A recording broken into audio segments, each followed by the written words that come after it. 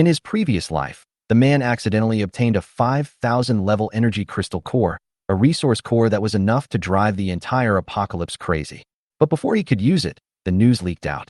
The man was betrayed by his brothers and surrounded by gangs. In the end, he was pushed alive into the zombie tide, without even a bone left. But in the excruciating pain of the corpse claws tearing his throat, he actually opened his eyes. He was reborn. And he was reborn to the 5th day before the doomsday. The next second, a system prompt sound suddenly rang in the man's mind. Ding. Farm space, binding successful.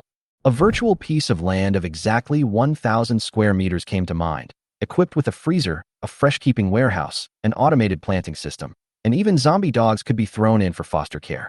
Moreover, this farm space can be used for farming, raising poultry, refining elixirs, and storing guns, all automatically.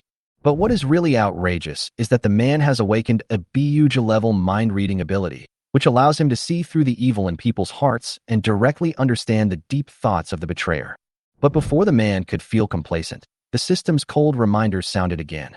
The rules for upgrading the farm are as follows. For each level you upgrade, you will expand 1 acre of land, provided that you bind a mercenary. The farm can be upgraded to level 9999. The more mercenaries you have, the larger the land will be. If a mercenary dies, the land will be automatically reclaimed by the system.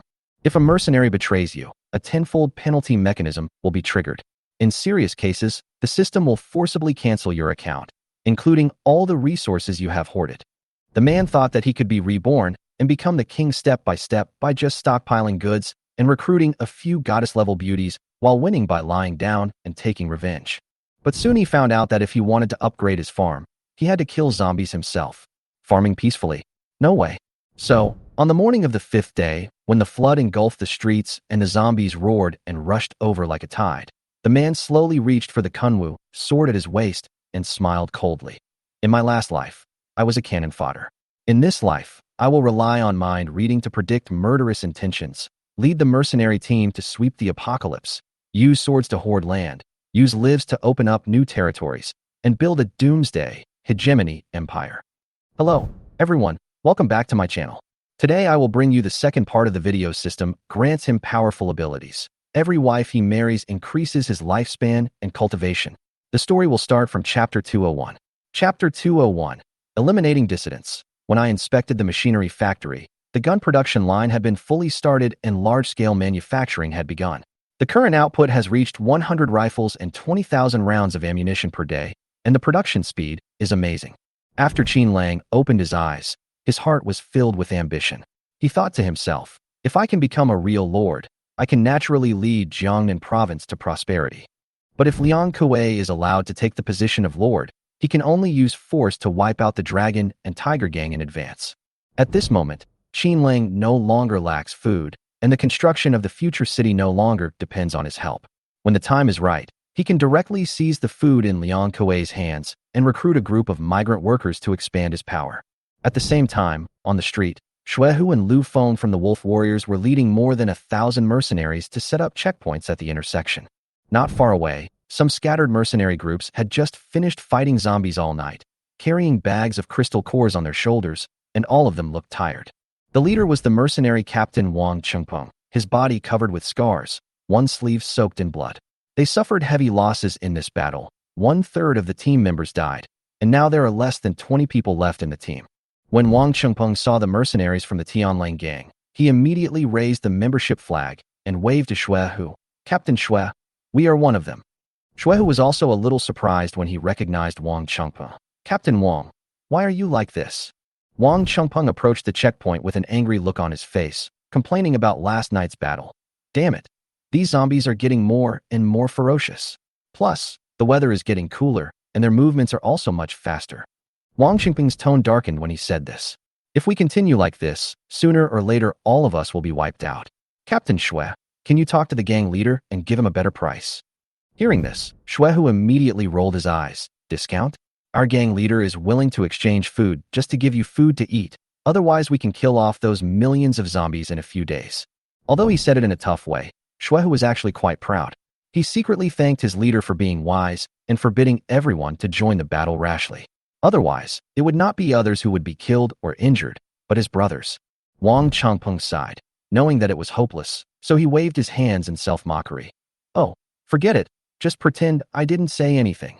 Wang Changpeng had also heard about how Qin Lang led 7,000 mercenaries to wipe out more than 50,000 zombies in one night. If the Tianlang gang really took action, those zombies would not be able to hold out for long. Now Wang Changpeng has harvested 100 crystal cores, 20 of which are given to the team members, and the remaining 80 are prepared to be exchanged for food. If you don't fill your stomach, you can't fight zombies at all. But Wang Changpeng was getting more and more confused. The Tianlang gang didn't fight zombies very often, but their crystal cores were making a fortune. Xuehu and Lu Feng were both level 800 now, far ahead of Wang Changpeng back then. How could these two compare to him back then? But now they eat more delicious food and live a more comfortable life than anyone else. If he had known this, Wang Changpeng should have joined the Tianlang gang. Unlike now, fighting alone is ultimately no match for the big gangs. Captain Wang, Tianlang Trading Company not only has food, but also disinfectant and gauze. I think you should go and exchange some medicine quickly, Xuehu said as he let their team pass. Coincidentally, Xuehu discovered that the second mercenary team was secretly taking a detour from the west, trying to avoid the checkpoint.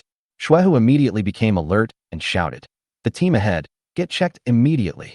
Seeing that the team was about to escape, Xuehu cursed, "Damn it, trying to escape?"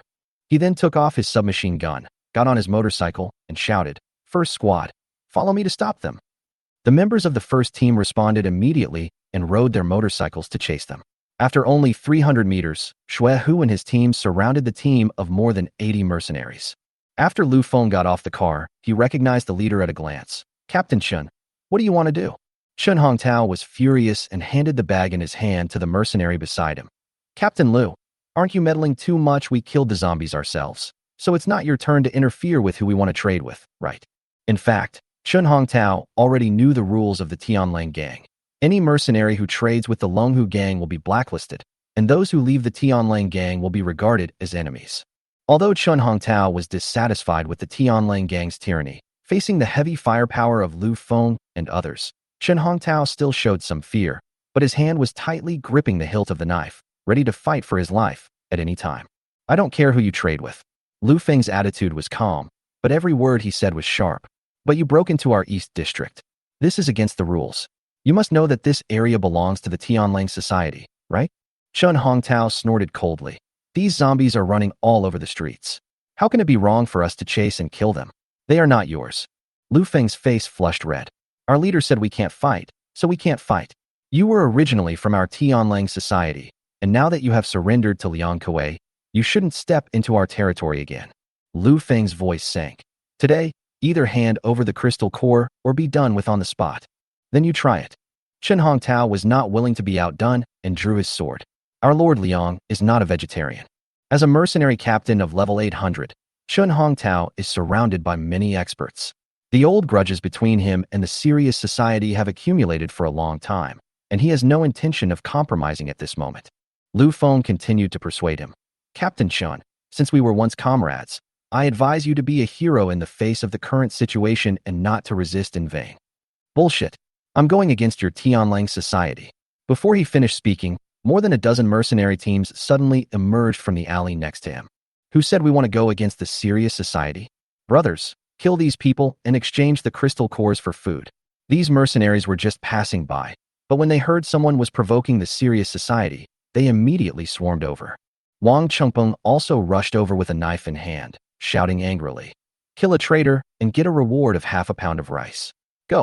The battle broke out instantly, and more than a dozen mercenary teams rushed directly into the melee with their eyes shining. Lu Feng simply stood aside and watched the fun and stopped intervening in the fight for the bounty. Half an hour later, Chen Hongtao's mercenary team was completely wiped out. Lu Feng stepped forward and took away a bag of crystal cores, and then ordered, "Brothers of the Serious Society, remember, if the mercenaries of the Dragon and Tiger Society dare to step into the 3 districts of the East, South, and North in the future, don't let any of them go. You want to live if you steal our jobs?" Wang Qingpeng was carrying 3 bloody heads as if he was carrying food back. "Captain Lu, don't worry. If anyone dares to steal food, I will be the first to chop him down. Let's go. We've made 1.5 pounds for free."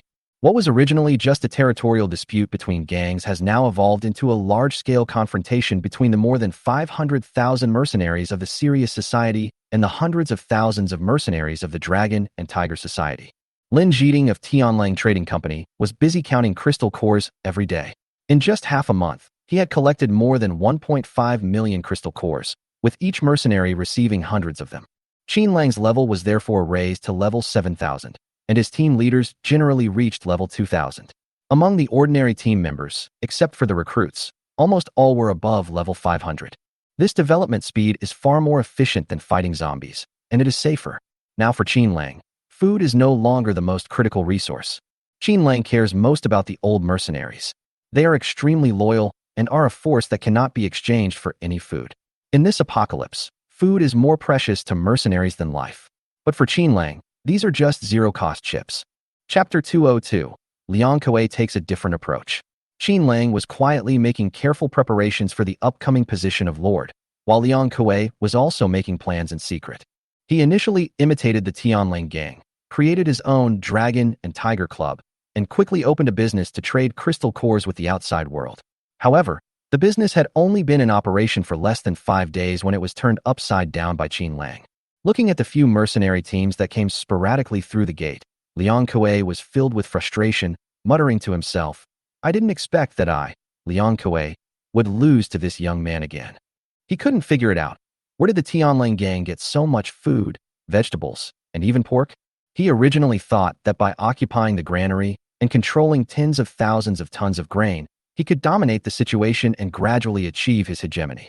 But he never expected that Qin Lang's promulgation of the membership system would cause countless mercenaries who had traded with the Dragon Tiger Club to turn around and run away, and they didn't even dare to set foot in Xiqing district. Except for a few mercenary groups that have a deep hatred for the Sirius, almost no one else trades with him. "Master Liang, don't be discouraged," Song Gongming urged hastily. He had bet all his fortune on Liang Kuei, hoping that this hero would eventually become a lord, so how could he allow him to be discouraged at this moment? "It's useless no matter how strong the Qin Lang society is," Song Gongming said firmly. "I have already smoothed over the relationship with the higher-ups, and the position of lord will be yours sooner or later. The most urgent task is to recruit more mercenaries immediately." He changed the subject, his eyes burning. "Expand the enrollment." Liang Kuei slammed the table, pointed at the few people at the door, and said in a stern tone, "Only these few thousand people? Even if we recruit all of them, it won't be enough. Then go to the cities below to recruit people." Song Gongming slapped his thigh anxiously. "Master Liang, you have plenty of food. How can you not recruit people? As the Lord, you have issued a call to recruit the commanders of all counties and cities. Which mercenary group is unwilling to respond?" These words were like a wake-up call to Liang Kuei, who instantly regained his spirits and stood up abruptly. "How could I have forgotten about this?" He immediately ordered, "Zhu Mingkai, call all the mercenary leaders to a meeting immediately. This time, we have to act before the Sirius Society does." Currently, the Dragon and Tiger Gang has a total of 10 mercenary leaders, each commanding 2,000 men. Their size should not be underestimated. Qin Lang's original confidants had long been purged, and the elite club that came from Linjiang City to seek refuge was also wiped out by the Qin Lang gang. Today, these group leaders are all people who once had deep grudges with the Sirius Society. The 10 mercenary groups of the Dragon and Tiger Gang were named after Dragon and Tiger, intending to overpower the Qin Lang gang in momentum. Zhu Mingkai was the leader of the Yellow Dragon group, and Lu Yunfeng was the leader of the Tiger group. Especially Lu Yunfeng, who was a backbone of the Tiger gang. During the first cleansing operation of the Sirius gang, his captain and companions died tragically.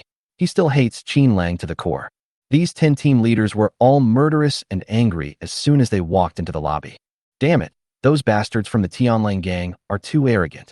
Now, not only will we kill the people from the Dragon Tiger gang, but we will also hunt down the mercenaries who joined the Dragon Tiger Society. If this continues, where will the Dragon Tiger gang put its face? Boss, when are we going to start? I wish I could skin those women alive."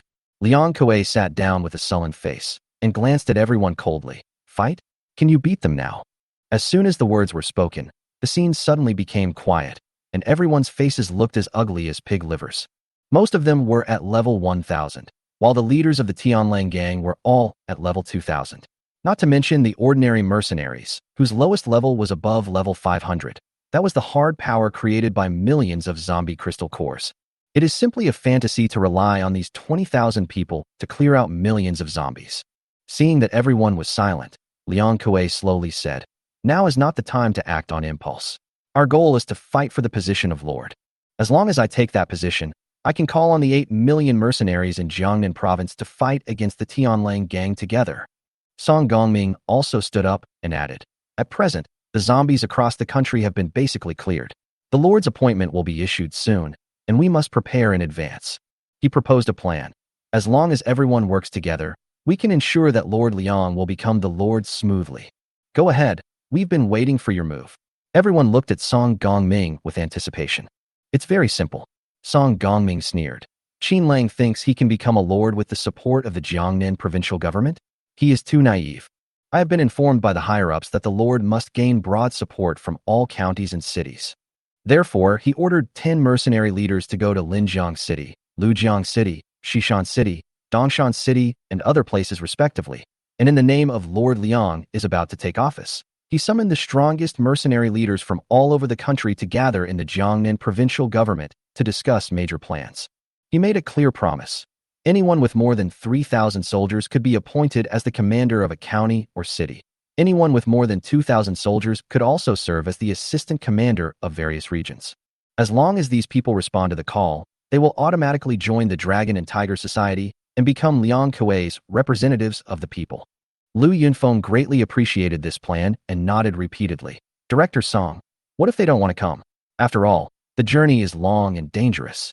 Song Gongming snorted coldly, his eyes revealing a sinister look. With food and women, why don't they come? Tell them that once they come, 3,000 people will be matched with 30 beauties, and 2,000 people will be matched with 20 beauties. In addition, each mercenary can receive 100 kilograms of food. Zhu Mingkai was a little slow to react. Where did the beauty come from? Lu Yunfeng understood what he meant. Once Qin Lang is killed, won't there be tens of thousands of beauties? This is just an advance payment. So that's it. Zhu Mingkai suddenly realized. If there really are tens of thousands of women, don't forget us brothers when the time comes. Everyone started to cheer. Of course not. Song Gongming sneered and replied.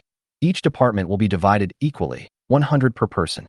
The 10 group leaders were immediately in high spirits, and as soon as the meeting ended, they led their teams to various places to implement the conscription plan. Lu Yunfeng led the Tiger Regiment to Linjiang City, using a loudspeaker to announce along the way. Lord Liang, the Lord of Jiangnan, has announced to the entire province that all mercenary groups from all over Jiangnan must rush to the provincial capital within 1 week to participate in the alliance. Master Liang's inauguration ceremony will be held in a week. All those who come can sign up to participate in the selection of commanders and assistant commanders at all levels. Lord Liang became the Lord. The streets and alleys suddenly exploded. There were quite a few mercenaries surrounding the truck, many of whom were Qin Lang's former acquaintances. Lu Qingkue and Lu Dapeng from the Axe Gang, Han Li from the hardware market, Li Jiangbo from the foreign trade building, Huang Bo from the School of Finance and Economics, Mu Jiqiang from the Bald Gang, and Du Guangqing, brother of Du Guangtao from the Tiana Gang, have all become powerful figures in Linjiang City and command thousands of soldiers. Mu Jiqiang had 2,000 mercenaries under his command. When he heard the news about the commander position, he immediately chased after Lu Yunfeng and asked, "Captain Lu, is what you said true?" Lu Yunfeng smiled and nodded. Of course it's true. This is an order from above, and it will be officially issued soon. I have good news for you. Each mercenary going to the alliance meeting will receive 100 kilograms of food. As long as you become the commander, you will get 30 Jiangnan beauties. The assistant commander can also get 20. He handed over a notice. The details are all above. You can take a closer look. Mu Jiqiang took a quick look and found that he could become the commander as long as he gathered 3,000 men. He exclaimed, "Damn, there is such a good thing. Let's set off quickly and recruit soldiers on the way." Chapter 203. Mercenaries from all walks of life gathered at the provincial capital under the name of Lord. The Dragon and Tiger Gang quickly spread to various cities in Jiangnan province and gathered hundreds of thousands of mercenaries in a short period of time. With food, beauties, and so-called official titles, the recruitment campaign was almost unanimously responded to and was very powerful. After receiving the call, mercenary groups from all over the country formed teams and rushed to the Jiangnan provincial government. The momentum was so huge that it seemed like a large rally. In comparison, the situation on the serious group side was much quieter. There were only a few female mercenaries left, and the recruitment site was almost deserted. Most of the people that the serious gang had recruited were now their own people, and it was almost impossible to poach people from other teams.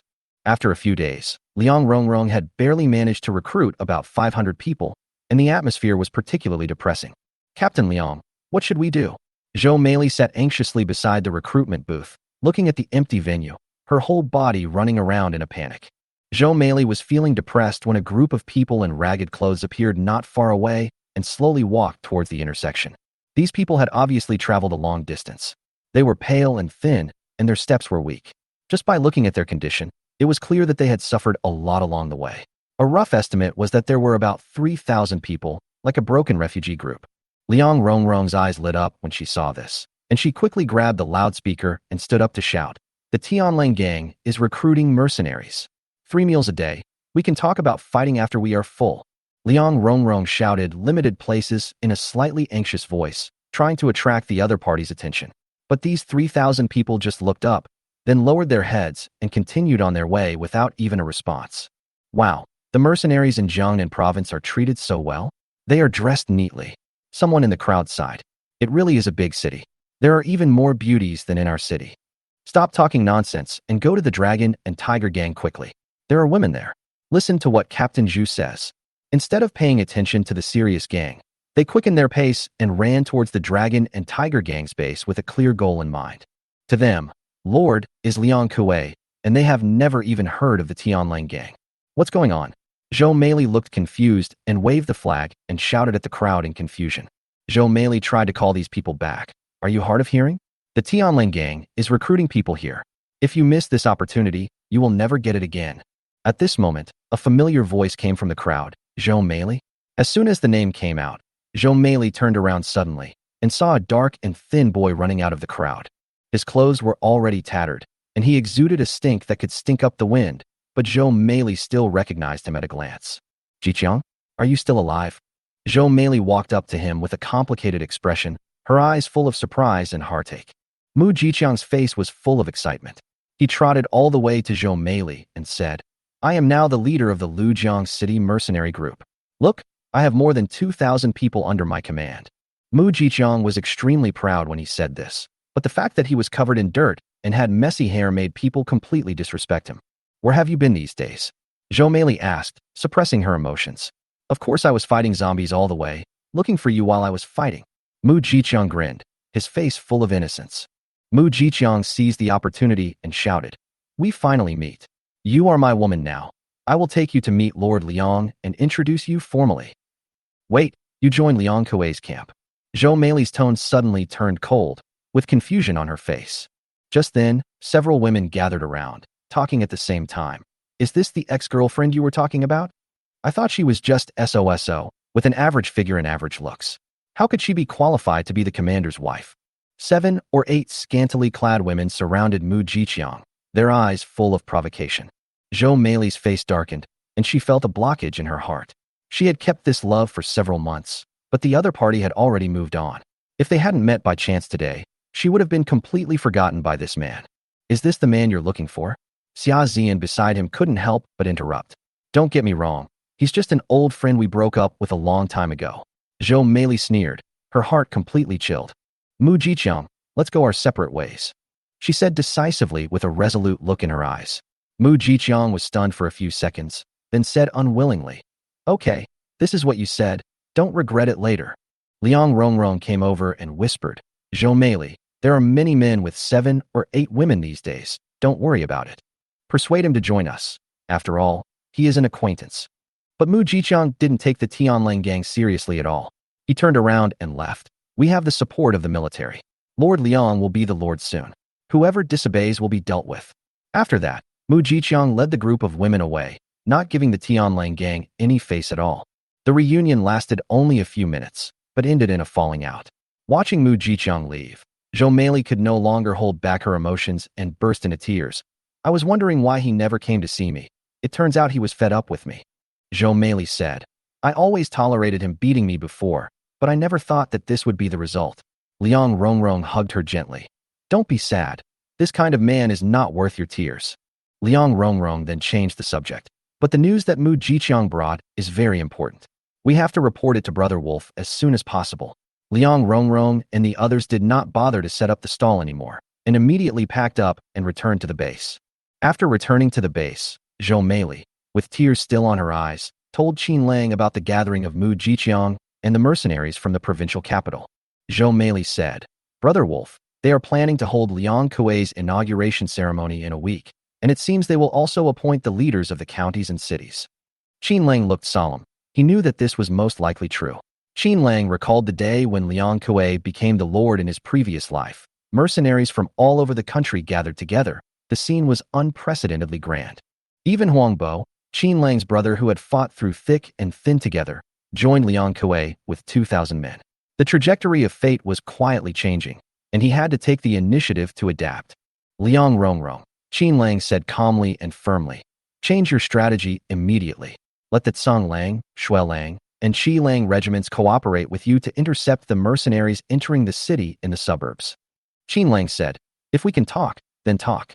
If not, then disarm and control them. We can detain them if necessary. Chen Weiwei, lead the team and act immediately." "Understood, Brother Wolf." Liang Rongrong nodded in agreement and immediately went to execute the order. Chapter 204. The Tianling gang ambushed Liang Rongrong. Seeing Liang Rongrong leaving in a hurry, Qin Lang gave another instruction. "Tell Chen Weiwei to pay attention to the changes in strategy. Any special situation must be reported immediately without delay." "I understand, Brother Wolf." Liang Rongrong nodded in response and disappeared at the end of the corridor in a blink of an eye. Zhou Meili was about to follow, but Qin Lang raised his hand to stop her. He looked at her, his tone calm but firm. "Zhou Meili, you should let go of Mu Jiqiang. Some people choose their enemies, so that brother has done his best in this life. I didn't think much about it. I just felt a little uncomfortable in my heart and always felt like I was at a disadvantage." Zhou Meili answered in a low voice, her eyes a little lonely. "What's the loss?" Qin Lang suddenly pulled her over and hugged her. Qin Lang's tone became much softer. "Isn't it just a commander's wife? From now on, I will let you be a real commander, the kind that is above board.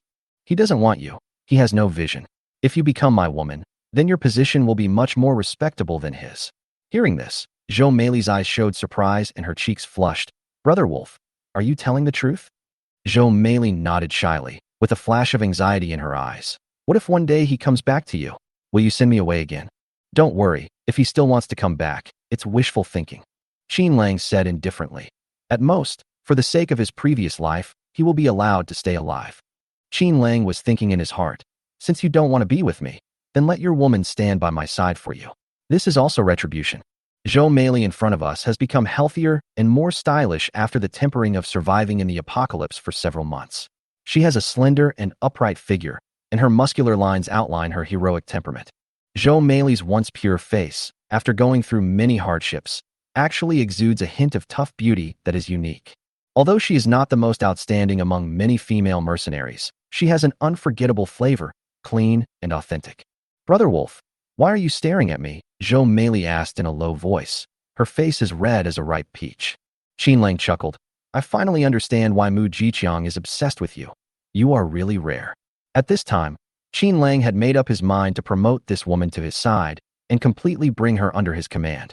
The next morning, four mercenary groups set out and marched southward. They had a clear goal, heading straight for the steep mountain range that stretched outside the provincial capital. It was the only passage for the 5 counties to enter the provincial capital. Chen Weiwei settled more than 5,000 people in place, stood on a high ground to observe the terrain, and at the same time recalled Qin Lang's instructions last night. Not to conflict unless necessary means that Brother Wolf doesn't want to break up. Qin Lang is paving the way for the future. When he becomes the Lord, these people will be his subordinates sooner or later, so he can't offend them all now. But Chen Weiwei also knew that if she didn't use some tough measures, this group of people would be difficult to deal with. The conditions offered by Liang Kuei were so tempting. He promised the positions of commander and assistant commander, as well as women and food. Who wouldn't be tempted? "It seems that I can only use some tricks." Chen Weiwei pondered for a while and made up her mind. "Lu Feng, come here." Chen Weiwei shouted to the side. Lu Feng was the local mercenary leader. He quickly ran over and stood in front of her with an expectant look on his face. "Chief Instructor Chen, what can I do for you?" "Well, I plan to stage a play, and I need you to go back to the base and bring all the workers over there," Chen Weiwei said, whispering the plan to Lu Feng one by one. "Remember, don't drive when the time comes. Everyone should run back on foot.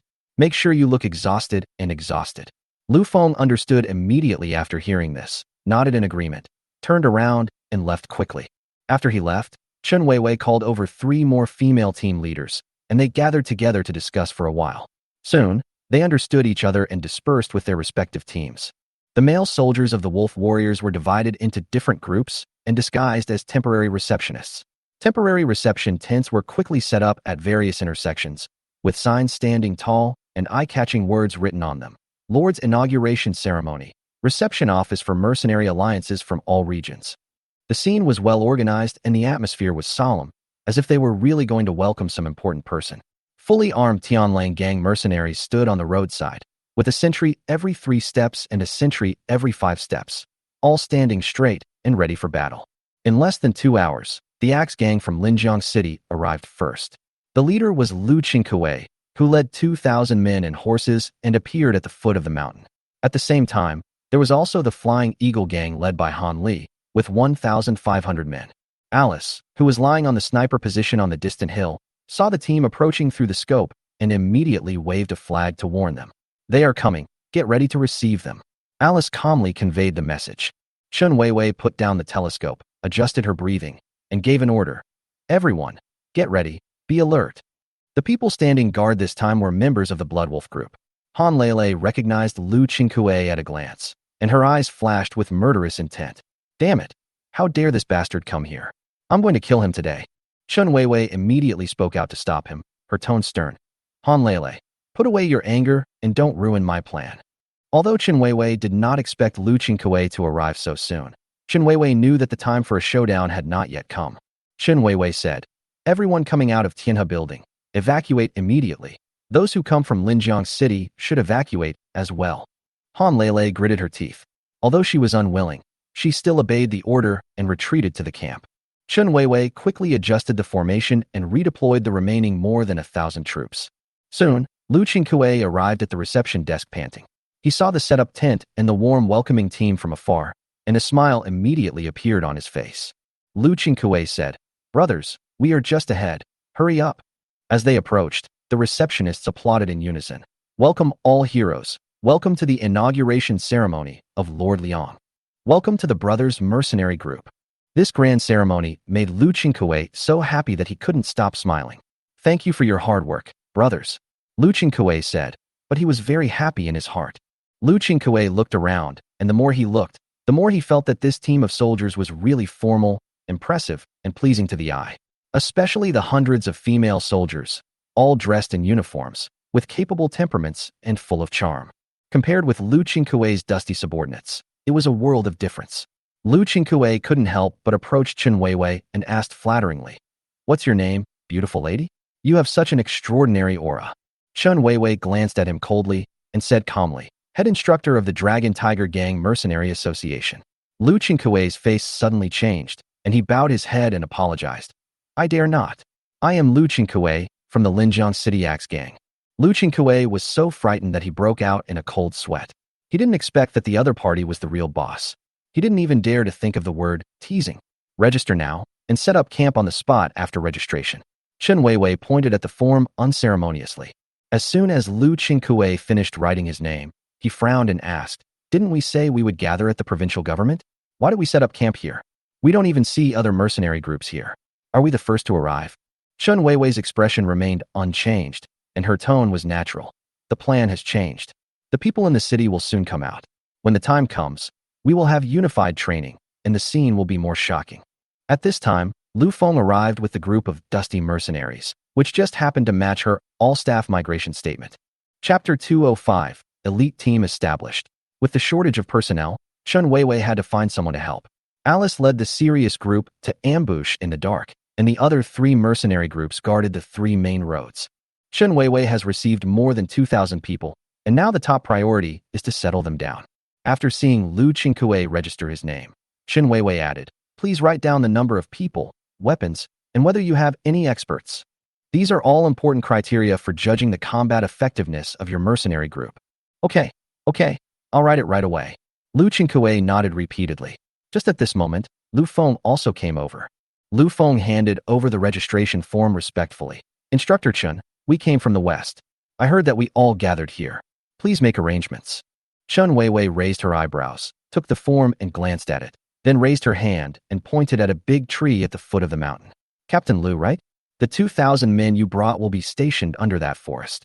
Chen Weiwei said, pay attention to the team's image these days, so that when the Lord comes, we won't be in tatters. Also, go to the supplies department to get 3 days of rations. Ah, there are still rations. Lu Feng was surprised and trotted to the supply point. After a while, he got a bag of mixed grains of rice. Lu Feng led the construction workers to the foot of the mountain and soon began to cut wood and set up camp, as if they were determined to take root here. After Lu Qingkue finished filling out the form, he happened to see Lu Feng holding a bag of grain, and his eyes immediately lit up. Lu Qingkue leaned over and grabbed a handful from his pocket and immediately opened his mouth in shock. Oh my God! Millet, corn, red beans, all high-quality grains. Lu Qingkue sniffed the fragrance of rice, his eyes widened, and he couldn't help but sigh. With food and women, this is the right place to come. At this point, Lu Qingkue completely believed in the reception desk. Who else could afford this except Liang Kue? Not long after, Xuehu also led a group of dusty workers up the mountain, covered in mud. Xuehu handed the registration form forward and said with a smile, Chief Instructor Chen, we came here from the north to congratulate Lord Liang. Please arrange accommodation for us. As usual, go and collect rations first. Chen Weiwei pointed to the supply department. After Lu Qingkue left, Chen Weiwei whispered to her men, keep a close eye on these people and report any movement in time. Understood, Chief Instructor. Xuehu took the food and went down the mountain to set up camp. This valley is surrounded by mountains on 3 sides, with a secluded terrain. The central flatland can accommodate more than 100,000 people. After the 3 mercenary groups moved in, they each chose a location, began to cut wood and build sheds, and settled down. Over the next 2 days, mercenary groups from various counties in Jiangnan arrived one after another. Under the arrangement of the Red Wolf Group, the Heavenly Wolf Group, and the Blood Wolf Group, they were persuaded to temporarily stay in the valley, saying that they would unify their image before the inauguration ceremony. After getting the food, these people had no doubts and settled down in the valley. Some washed clothes and cooked, while others bathed and changed clothes by the river, waiting for Liang Kue's summons. Their lives seemed leisurely and peaceful. Soon, the valley became bustling with activity, like a temporary town. However, the Dragon Tiger Gang's reception desk was deserted, with few visitors. Liang Kue sat on the armchair at the door and waited for a whole week, but only 5 scattered small mercenary groups came. Including Mu Jiqiang, there were only 10,000 people in total. Why haven't the people sent out come back yet? Liang Kue looked unhappy and anxious. The inspection team is about to arrive, but these people are losing contact one by one. Could something have happened? Song Gongming also felt something was wrong and suggested in a low voice. Lord Liang, how about we send someone to check it out? Let's go and take a look. Maybe they were delayed on the way. Liang Kue suppressed his anger and dispatched his mercenaries to patrol. However, the Dragon Tiger Gang had already dispatched all the soldiers they could, leaving no one available. On the other hand, Qin Lang received intelligence every day. After learning that Chen Weiwei had successfully stabilized hundreds of mercenary groups, Qin Lang decided to take the next step. Chen Xiangxiang asked someone to invite all the group leaders back and tell them that Liang Kue wants to meet with him alone. Lu Haifeng, well, the big iron cage. After giving these instructions, Qin Lang called Zhou Meili again. During this period, Zhou Meili basically did not leave the presidential suite. Now she has become Qin Lang's personal secretary and is almost inseparable from him. Qin Lang said, from today on, you will serve as the instructor of the Red Wolf Regiment. Originally, this position belonged to Chun Mengshan, but she has been transferred to be the butler of the presidential suite. Thank you, Brother Wolf. Zhou Meili, wearing a light gauze, agreed softly, looking very gentle. She jumped from an ordinary team leader to an instructor of thousands of people, all thanks to her performance in recent times. Qin Lang planned to continue training Zhou Meili and asked her to gather 7 instructors, including Lu Yanyan, Tang Xiaoya, and Alice from the Red Wolf Group, for a meeting. The Red Wolf Regiment is nominally led by Yang Wanwen, but the real power lies in the hands of Liang Xiaolin and Lu Chunyan. This mission required the assembly of all high-end combat forces. Soon, all 13 female instructors gathered and came to the conference room of the presidential suite. 13 sets of new equipment were neatly arranged on the table: python armor, sniper rifles, tang swords, pistols, and rifles, as well as specially customized helmets and goggles. These equipment were all made in space, with extremely exquisite craftsmanship and high performance. It is especially worth mentioning that each person in the suit is equipped with a personal communicator, with a stable satellite channel signal, which can maintain contact within tens of kilometers. This batch of equipment has produced hundreds of sets, and Xiamonli is distributing them to the captains for use. On the first day of November, Qin Lang announced the formation of the elite team. From now on, everyone put on your equipment. Elite team? What are they for? Someone asked. Although they were confused, they changed their clothes quickly, put on armor, carried sniper rifles, put pistols on their waists, daggers on their legs, and rifles in their hands. Their momentum suddenly increased. Once they were equipped, they looked heroic. Our mission is to deal with the more than 100 mercenary leaders and intercept the upcoming inspection team halfway. Qin Lang said in a deep voice, for the more than 10 million people in Jiangnan, I must do this. Qin Lang wanted to stop Liang Kuei from becoming the Lord, not because of selfishness or power struggle, but because of practical problems. If Liang Kuei were to take the position, the first step would be to wipe out the Tianlang gang, and the second step would be to turn Jiangnan into his private empire. Once such people come to power, they will only be out of control and act recklessly. Under Liang Kuei's rule, except for the mercenaries getting more money, ordinary people have no benefits at all. Qin Lang was different. He really wanted to make Jiangnan a better place, at least so that everyone could have enough food to eat. After saying that, he personally moved more than a dozen motorcycles from the space. Only these 13 people knew about this mission, and no one else knew. Chapter 206. All detained. There is only one expressway entrance from Kyoto to Jiangnan provincial government. Although the expressway has been damaged, all teams that want to enter Jiangnan provincial government still need to pass through the old road near this area. Qin Lang and his men arrived at the abandoned toll station. The road here was severely broken, making it difficult for vehicles to pass, so they had to take a detour. Qin Lang spread out the map, outlined several possible entry routes on the dilapidated toll booth, and quickly assigned tasks. Qin Lang said, Tang Xiaoya, you take 3 people to the first intersection. Chun Lucy takes people to the second one. Han Lele, you guard the third entrance. Lu Yinyin, Zhou Meili, you 2 follow me and continue to scout forward. As the arrangements were finalized, the 3 teams set out in their respective directions. Qin Lang personally led the 2 girls and continued to advance along the collapsed highway edge, preparing to set up an ambush to intercept the expedition team. Their motorcycles came to a stop beside a secluded abandoned villa, which had suffered flooding but was still structurally intact. Qin Lang looked at the environment and decided, let's set the interception location here. He told Zhou Meili and Lu Yanyan to clean up the room first, and Qin Lang picked up the communicator to inform the various teams of the location. The villa is located halfway up Longtu Mountain, 10 kilometers from the highway entrance in the direction of Kyoto. If there is any situation, everyone should gather here. Team 1 got it. Tang Xiaoya responded quickly. Team 2, we understand. Chun Lucy responded immediately. Team 3, Brother Wolf, we found a team of people sent by Liang Kuei, and they seem to be exploring the way. Hearing this, Qin Lang's tone became a little colder. Kill them. As the order was given, several low sniper rifle shots were heard in the distance. 3 people were killed and 1 was injured. Bring the living person back for interrogation. Qin Lang said, turned off the headset, turned around, and walked into the villa. Although the villa was a bit damp and the wall paint was seriously peeling, the overall structure was intact, and there were some furniture corroded by mold. The 2 girls were busy knocking off the moldy decorations and preparing to clean up the space again. Qin Lang walked to the courtyard, threw a recliner on the ground, and lay down. Then Qin Lang filled the dry pool with water, and then took out dozens of goldfish from the space and threw them in, making the whole yard more lively. Then, Qin Lang put out a tea table and a stove, and slowly chopped wood, made a fire, and made tea. Qin Xiangxiang, can you hear me? Got it, Brother Wolf, you tell me. Bring those people to me. Understood. The mercenary leaders on the other side of the valley had been waiting impatiently for a long time. Now that they knew that Lord Liang wanted to meet them alone, they all became excited and dressed up and prepared to set off.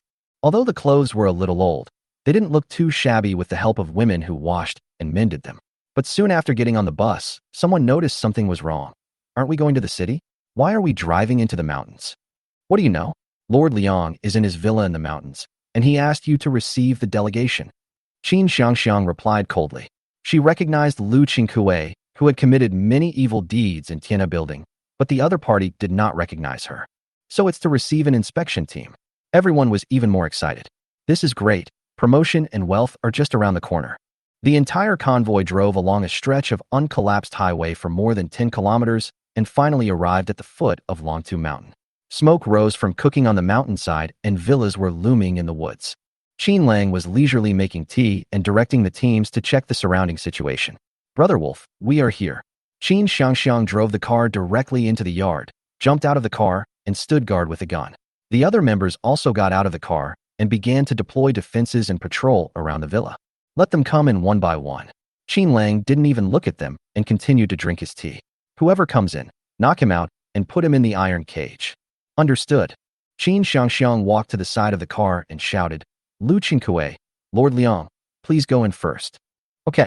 Lu Qingkue quickly pulled at his torn clothes, trotted into the door, and fell to his knees as soon as he came in. Lu Qingkue said, Hello, Lord Liang. I am Lu Qingkue. I am willing to serve you loyally for the rest of my life. I only ask for a position as commander. Qin Lang frowned when he heard the name, turned around and looked at him, sneering. Lu Qingkue, are you still alive? Lu Qingkue raised his head and turned pale. Qin Lang, why are you here? Where is Lord Liang? Oh, it's true that enemies often meet on a narrow road. Qin Lang narrowed his eyes. Knock him out, Qin Lang said in a cold tone. What did you say? Knock. Knock who? Before Lu Qingkue could finish his words, the tungsten steel axe had already smashed on his head. Lu Qingkue screamed, and blood splattered. Qin Xiangxiang struck him with another axe, knocking him unconscious. The two mercenaries then drew their swords and killed him cleanly. The next mercenary leaders were called into the villa one by one, and they were subdued as soon as they bowed and saluted, and all of them were thrown into iron cages. More than 100 mercenary leaders were packed up and dealt with in this way. Liang Kuei could never have imagined that all the brothers he sent people to pick up were intercepted by Qin Lang on the way. Qin Lang, you will die. Someone yelled in the cage. Someone else begged. Qin Lang, for the sake of our classmates, please spare my life. Qin Lang held the tea and said softly, If you want to live, you can vote for me and let me be the Lord, and I will still make you the commander. As Qin Lang was talking, he picked up the headset and contacted Chen Weiwei. Chief Instructor Chen, everyone has been received. There are more than 100,000 people over there in the valley. Pick some of them and recruit them into the Tianlang gang. Keep only the pretty women and the skilled men. Kill everyone who comes out of Tianhe building. Du Guangqing was furious after hearing this and shouted at the top of his lungs. Qin Lang, you will die a miserable death. Let me out and I will kill you. You can't get out. Qin Lang walked to the cage calmly and pulled Du Guangqing out.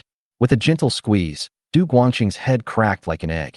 The scene was instantly silent, and everyone was so shocked by the violence and calmness that they were speechless. These mercenary leaders, who usually claimed to be masters, were now unable to make a sound. Chapter 207, A Bloodless Victory. This scene was too horrifying. The air was filled with blood and oppression. Han Li was so frightened that he trembled, and his whole body was stiff, and he dared not move. Huang Bo's face was pale, and even his eyes were out of focus. Qin Lang. No, Boss Qin, we are classmates. Please spare our lives. Huang Bo said as he knelt down, his forehead banging loudly. Not to mention Han Li, he had fought with Qin Lang in Hardware City, and even tried to plot against him. Qin Lang stabbed him in the stomach, almost sending him to hell, and now they were on a different level. Qin Lang just glanced at them calmly, without any emotional fluctuations in his heart. The grudges between these people and him were not big, but not small either. For example, Han Li, at most, had a minor conflict in the past, which did not rise to the level of deep hatred. As for Huang Bo, they had different ideals in their previous life and had almost no intersection in this life. It was not a hatred, but more of a dislike for each other. But when Qin Lang's eyes fell on Li Jianghua, his expression obviously turned colder and his tone was no longer gentle. Qin Lang said, Chen Weiwei, get rid of all the men in the foreign trade building. In the end times, whether a group of people can be saved depends on who their leader is, and that's absolutely correct. Li Jianghua fainted after hearing this before he could react. Although the other mercenary leaders who were watching did not know Qin Lang, no one dared to speak at this moment. Seeing Qin Lang destroy two forces with ease, everyone felt chilled. Boss Qin, we haven't had any grudges against each other before, right? Please be merciful and let us go. We are willing to support you to be the Lord. Yes, we have nothing to do with Liang Kuei, and we have never been involved in what happened between them. This group of people had a strong desire to survive and rushed to express their loyalty. But Qin Lang knew very well that 9 out of 10 of their words were just for show and they had no sincerity at all. If they were really released, they might turn back and bite him back someday. As for the moral bottom line of these mercenary leaders, Qin Lang didn't expect it at all. After all, how many mercenaries were clean? If we really talk about conscience, only the female soldiers in the Tianlang gang can barely be justified. So Qin Lang decided to change his strategy. Now that he had frightened them enough, it was time to give them a carrot. Qin Lang smiled, raised his hand, and said, "Don't panic, everyone. I'll tell you a few rules.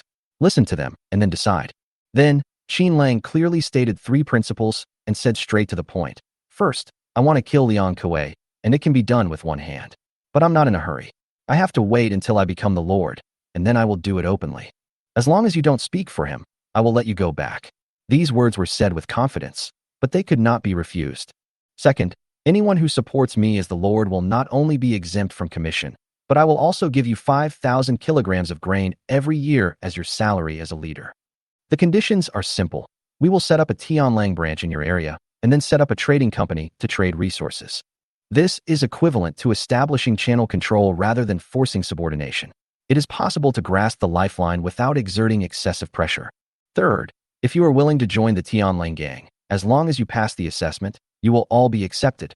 As for the treatment, it's not too much, not too little. There is meat for every meal 3 times a day, and crystal cores are distributed every day, and there is never any delay. As soon as these words came out, the mercenary leaders in the iron cage almost popped their eyes out. They saw with their own eyes that the female soldiers of the Qin Lang gang were all rosy-cheeked, equipped with advanced equipment, and full of momentum. Look at Qin Lang again, a 7,000-level supernatural being, who is unique in the entire Jiangnan province. Who wouldn't want to rely on such a big thigh? Not to mention, if you join you can get food, don't have to pay commissions, and have a regular position. Such a good thing is hard to find even with a lantern. Master Qin, I am willing to join you, the first person shouted. Yes, yes, yes, we support you to be the Lord. We have forgotten who Liang Kuei is. I know Liang Kuei. That guy is only level 3,000. He is not even worthy of carrying your shoes. You are the real candidate for the leader. The mercenary leader who said this rushed directly to the cage, his voice shaking the sky. Qin Lang listened to the flattery of this group of people, and his face did not change much, but Qin Lang could tell the truth from the false. The man in front of him really wanted to surrender, and the reason was not complicated. As long as he didn't pay money and had food to eat, who would not want to?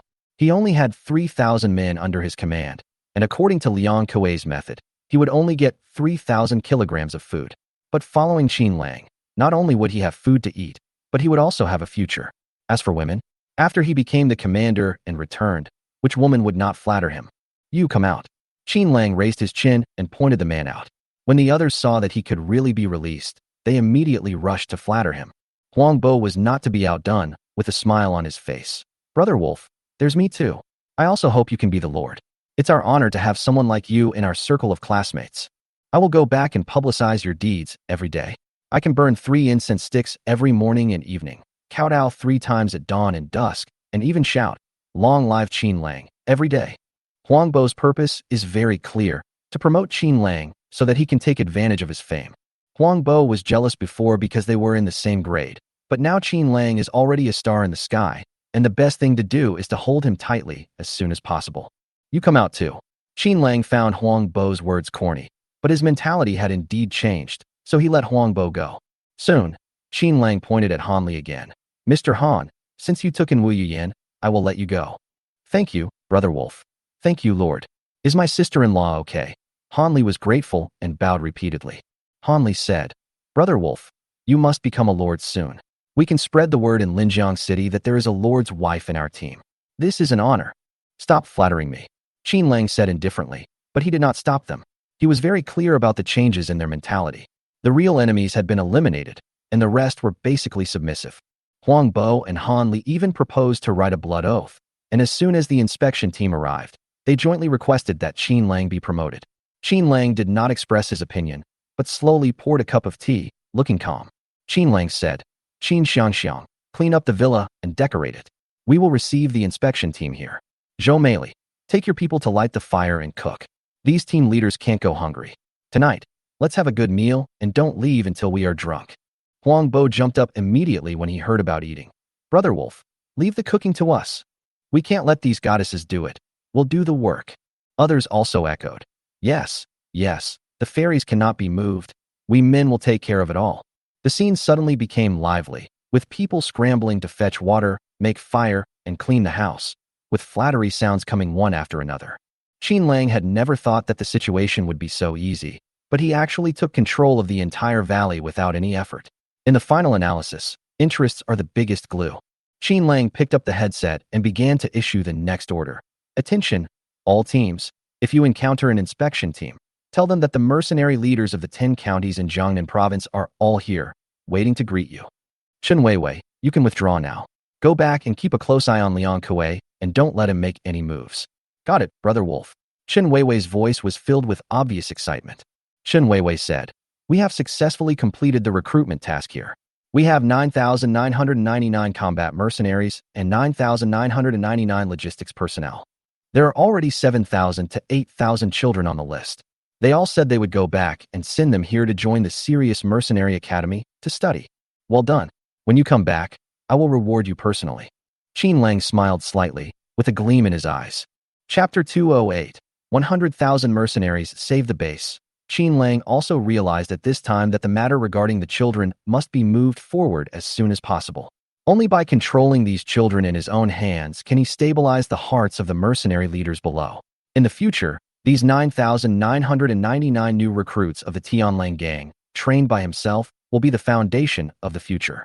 Qin Lang was drinking and chatting with more than 100 mercenary leaders while waiting for the arrival of the inspection team. At the same time, Liang Kuei on the other side finally discovered something strange. 10 mercenary leaders came back to report the good news, saying that they had recruited tens of thousands of people. But strangely, not a single soldier was seen. None of the spies sent out to investigate came back. It's over. Liang Kuei slapped his thigh suddenly. His face changed drastically. The people from the Tianlang gang have all gone to the suburbs these days, and they may have intercepted those people. Then what should we do? Zhu Mingkai was sweating profusely and looked terrified. Quick, go to the Tianlang gang. Song Gongming also reacted at this time and stood up hurriedly. Master Liang, we must take action now. Even if it means a fight to the death, we must first take down the Tianlang gang base. His men have been sent out, so we can seize the remaining women and supplies in his base. Otherwise, we will lose this round. But Lu Yunfeng hesitated. No one supports us now. There is no public support for rashly sending troops. Liang Kuei reacted immediately and sneered. Of course we are not after food and women. We want an excuse to attack him. And the reason is that he has detained more than 100 mercenary leaders. This is the evidence of his illegal pursuit of power. We must fight this battle, and we must fight it loudly, so that the inspection team can see his true face with their own eyes. This old fox is a political veteran after all, and he quickly adjusted his strategy. As the army was preparing to attack, 2 female soldiers quietly slipped out of the team under the pretext of going to the toilet. They ran all the way to a secret contact point in the suburbs. Sister Xinshan, it's bad. Something big has happened. The 2 pushed the door open, but found that Su Xinshan was not in the room, and their faces changed drastically. Sister Xinyue, what should we do now? Don't hesitate. Go find the brothers from the Tianlang Society. These 2 women were spies arranged by Su Xinshan to lurk around Liang Kuei. They just happened to see the big move. They ran out of the ruins quickly and happened to see the flag of the Serious Society on a nearby street. Brother, are you from the Tianlang Society? Lu Xinyue rushed forward and anxiously stopped Chen Gang. Brother, we need to get back to the Tianlang base urgently. The situation is very urgent. Chen Gang looked confused. Yes, I am. What happened to you? When Lu Xinyue heard this, she felt like she had found a life-saving straw and immediately told him everything. Liang Kuei is leading 20,000 men to attack the Serious base. We don't have enough time to notify the headquarters. Yang Zhaojiao on the side was alert, worried that they were sent by Liang Kuei to extract information. Fortunately, Chen Gang was not one of them. When he heard the news, he was shocked. What? 20,000 people? My son is still in the Serious Society. Quick, brothers, everyone, notify the others. Tell them, Liang Kuei is going to attack Tianlang College. Our children are in danger. What? How is in danger? Quick, gather the brothers and protect the child. Gunshots rang out, and bullets shot into the sky, serving as alarm signals for the 3 areas of southeast and north. The mercenaries of the Serious Society heard the noise and mobilized. Go, everyone, go to the base to save the child. Damn it, my son lives well and eats well there. If anyone dares to touch a hair on his head, I will fight him to the death. If anyone hurts my daughter, I will kill his whole family. This sudden counterattack instantly brought together hundreds of large and small mercenary groups. Hundreds of thousands of people gathered from all directions like a tide towards the Serious base. Just outside Kangwu town, Liang Kuei's army, which had just arrived near the hot spring villa, had no time to take action. Ahead, gunshots rang out and smoke filled the air. In the Tianling base, the Ghost Wolf group, led by Xian Manli, Qin Mengshan, and Qin Xiangxiang, were engaged in a fierce fight with the Dragon and Tiger Gang. Brother Wolf. Emergency contact. The Dragon and Tiger Gang is raiding the Sirius base. Qin Lang was drinking, and when he heard this, the glass in his hand paused for a moment, and his face instantly darkened. What's the situation? The enemy has a lot of people, at least 20,000 people. We can't hold on any longer. Request support. Chen Weiwei, where are you? Brother Wolf, I'll be at the base soon. I can hear gunshots. Xiamanli, hold on. Chen Weiwei has returned with 3 main groups. Brother Wolf, don't worry. Xiamanli replied excitedly. There are more than 100,000 people outside. All of them are brothers and sisters of our Tianling society. They are here to save the children. There was a burst of shouting in the communicator, and the voices of people were noisy. Qin Lang finally breathed a sigh of relief, but pretended to be angry and walked back to the house with a stern face. At this time, more than a dozen people from the inspection team were sitting at the dinner table. Seeing his grim expression, they all stopped what they were doing. Boss Qin, what happened? The team leader Chen Weixin asked first. Hey, didn't I take in 3,000 orphans? Qin Lang said in a low voice. The people from the Dragon and Tiger Gang didn't even let the children go. What? They even attacked children. Chen Weixin was so angry that he slammed the table and stood up. Then why are you still sitting there? Go back and save people. No need for that anymore. Qin Lang said calmly. If you do too much evil, you will eventually perish. The mercenaries in Jiangnan heard the news and have mobilized more than 800,000 people to besiege Liang Kuei. 800,000. Song Qinggong was so shocked that he dropped his chopsticks. Boss Qin, you are exaggerating, right? 800,000 people obey your orders. The head and deputy head of the delegation are 1 civil and 1 military. The head, Chen Weixin, is General Qin's nephew and leans towards Qin Lang. The deputy head, Song Qinggong, is Director Song's younger brother and supports Liang Kuei throughout the process.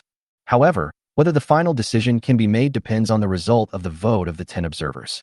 The inspection team was temporarily dispatched to observe the changes in the situation and prevent one party from becoming too powerful. When they arrived, they happened to see Qin Lang hosting a banquet, so they sat down together. Before they had even taken a few sips of wine, the situation suddenly changed. Qin Lang was of course aware of Song Qinggong's attitude, but he didn't want to break up with him. Qin Lang glanced at Song Qinggong's military rank, 2 stars, which was on the same level as the power behind him. There was no need to provoke him. 800,000 is probably an exaggeration. Qin Lang explained with a smile. My Tianling club already has more than 500,000 mercenaries. Add to that the family members, relatives, and supporters behind the child, so there are 700,000. Song Qinggong's eyes widened. More than 700,000. He didn't know how to refute. At this time, he saw a sneer on Chen Weixin's face. Liang Kuei dared to touch even a child. He is simply inhumane. Now it's good, let alone the Lord. I'm afraid his official hat will be in danger. General Chen, isn't it too early to say that? Song Qinggong refused to give in. We can't just listen to one side of the story for many things. We still need to investigate thoroughly. Chapter 209. The investigation team arrives. Then investigate it. You won't give up until you reach the Yellow River. Chen Weixin had heard about Captain Wu's report a long time ago and had no good feelings towards Liang Kuei. Song Qinggong also had no good feelings towards Qin Lang and looked at him with disdain. What do you mean I won't give up? Don't get dizzy just for a few sips of wine. The 2 men were talking in a sarcastic tone, while the mercenary leader next to them was only concerned with eating and drinking. I haven't had a full meal for a long time, so eating is the most important thing now. The most important thing is that Qin Lang told them not to say anything and just focus on eating. Today's meal is good, with wine, meat, and more importantly, vegetables and seafood. Did you invite these people? Song Qinggong looked at the dirty bunch of idiots with a frown on his face. You said these people are the leaders of the mercenaries in the counties and cities below? It wasn't me who invited him here. It was Lord Liang who invited him here. Lord Liang had said he would come, but he left us here and tried to kill us. Qin Lang did not waste any time and immediately arranged the convoy after dinner. Before leaving, he gave Han Lele a look and asked her to go to the front to make some arrangements. Tell them to give me enough tricks. Got it, Brother Wolf. I'll arrange it right away. Han Lele was not vague either. After returning to the base, she immediately arranged everything. At this moment, There were nearly 300 mercenaries from the Dragon and Tiger Gang who were hacked to death at the gate of the base. They were all dragged into the base and changed into the clothes of the Sirius Gang. These damn people are so cruel. What kind of world is this? Who will decide for us? As soon as the expedition team's convoy arrived at the gate of the Sirius base, they saw hundreds of women in the base crying bitterly while throwing themselves on corpses. More than a dozen people from the Qin Lang gang also died, but most of them were from the Lunghu gang. After all, the Sirius has more than 100,000 people who dare to come to reinforce. These hundreds of thousands of people have not left yet and are standing at the gate of the base with indignation. When they saw the inspection team's convoy, they all surrounded it. Several people even crowded in front of Song Qinggong, blocking his car door and crying, "Leader, you have to make the decision for us. It's so hard to find someone willing to take care of our child, but I didn't expect that Liang Kuei is such a beast and wants to destroy Tianlang Academy. You can't just ignore a beast like this. If you don't care, are you still human?" Song Qinggong didn't say anything, just had a gloomy face. Still unwilling to accept it. "You guys keep pretending. Here, of course you are hired by the Tianlang gang. Everyone, get out of the way. Don't block the leader's way." Qin Lang saw that Song Qinggong was not convinced and felt that there was no need to waste time here. He said politely to Chun Weixin and Song Qinggong who were sitting behind him, "Two leaders, why don't we go to the Dragon and Tiger gang to take a look? I'll take you there." "Okay, let's go to the Dragon and Tiger gang." Song Qinggong was eager to get away and didn't want to see the crowds of people here. "I thought that Qin Lang must be acting for me." At first, they hired a bunch of beggars to act as leaders of mercenaries from all over the place, and now they hire another bunch of people to cry and make a fuss here. I haven't seen the situation of the Dragon and Tiger gang yet. The convoy slowly left, and Lu Xinyue and Yang Jiaojiao and the team also hurried away. There are quite a few mercenaries along the way. After all, the Jiangnan provincial government has hundreds of thousands of mercenaries, and when they heard that an inspection team was coming today, they all came to join in the fun. The election of the Lord is a huge event. This means that the era of unmanaged chaos is beginning to end, and from now on they will be subject to constraints. More than 100 mercenary leaders who were let go by Qin Lang also rushed to the Dragon and Tiger gang with their mercenaries. This group of people are the highlight of today. According to the information Director Song received, in order to recommend a leader, there must be votes from mercenary representatives from various places and 10 observers from the inspection team. 50% each. Huangbo was the first to rush to the Dragon Tiger base. As soon as he entered, he complained to Liang Kuei, "Master Liang, it took us so much effort to find you." Captain Huang, Lu Yunfeng, who was standing next to him, immediately recognized Huangbo, Han Li, and several other mercenary leaders. "Didn't you come to Jiangnan a long time ago? Why are you here only now?" "Oh, it's hard to explain, Sir Liang. We are under house arrest by Qin Lang." Huangbo is now very good at acting, and he looks like he has survived a disaster. If the inspection team hadn't arrived, we would still be imprisoned. "That's right, Sir Liang. You have to make the decision for us." The other mercenary leaders were also filled with righteous indignation, but they glanced at the mercenaries in the base. The mercenaries here are far inferior to Qin Lang's Sirius group. Not only were there not many beauties, but each one of them didn't even have a uniform and their clothes were tattered. Most importantly, the base also looked shabby. Liang Kuei finally breathed a sigh of relief and excitedly bowed to everyone. "Everyone, don't be afraid. I will naturally make the decision for you. Since the inspection team is here, they will probably come to my place soon. I will make arrangements then. Everyone, hurry up and sit inside." More than 100,000 people came, and the base of the Dragon and Tiger gang suddenly became very lively. The leaders of the various mercenary groups all had endless things to say to the leader of the Dragon and Tiger gang. It was like they were meeting old lovers after not seeing each other for a few days. "Oh, that's good now that you're all here. Today's event is finally complete. Director Song, the delegation is here too.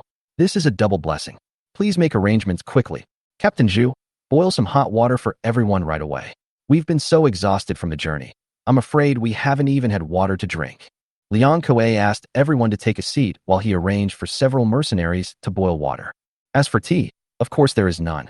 Alcohol is even more out of the question. When he thought of these people who hadn't eaten yet, he hurriedly called out, "Everyone hasn't eaten yet, right? Hurry up and light the fire and stir-fry 2 side dishes in the kitchen." Even though there are only a few green vegetables, they have to be taken out to entertain the inspection team and these representatives of public opinion. Everyone was busy when they saw Qin Lang's convoy arrived. Of course, his own mercenary group also came with them. The Tianlang gang, why are they here too? Liang Kuei's smiling face froze for a moment, but when he saw Song Qinggong coming out, he immediately laughed again. Oh, General Song, you're finally here. General Chun, what a rare guest. 2 leaders, please come in. When Song Qinggong arrived here, what he saw was not crying and wiping tears, but a scene of peace. A smile finally appeared on his face. Yes, although this place is not as luxurious as the Sirius base, I see a peaceful atmosphere here. This is what the end of the world should be like, with everyone being positive and working together. Even Chen Weixin was surprised. There are just as many people in this place as there are in the Sirius base. He soon saw the mercenary leader who had just been eating and drinking in Qin Lang's villa in the hall, and in the blink of an eye, he was sitting in Liang Kuei's hall. After Liang Kuei welcomed the 2 people in, he did not like Qin Lang. He turned around and left, pretending not to see him. Qin Lang did not go in either, but waited outside the villa of the Dragon and Tiger Gang. As for what they say in there, I don't care. Brother Wolf, why don't we go in and take a look? What if they are doing something behind the scenes? What should we do? Qin Lang said with disdain. If there is a reversal at this time, then I can only accept my fate. Chapter 2:10 Election Results Announced. It is impossible to accept your fate. If Liang Kuei were announced as the Lord now, he wouldn't mind immediately mobilizing the Sirius society to massacre the place. What's there to be afraid of if you have supplies? At worst, you can offer a reward. Liang Kuei was feeling proud in the room and asked the mercenary leader Zhu Mingkai and several others to introduce the representatives of public opinion from all over the country one by one.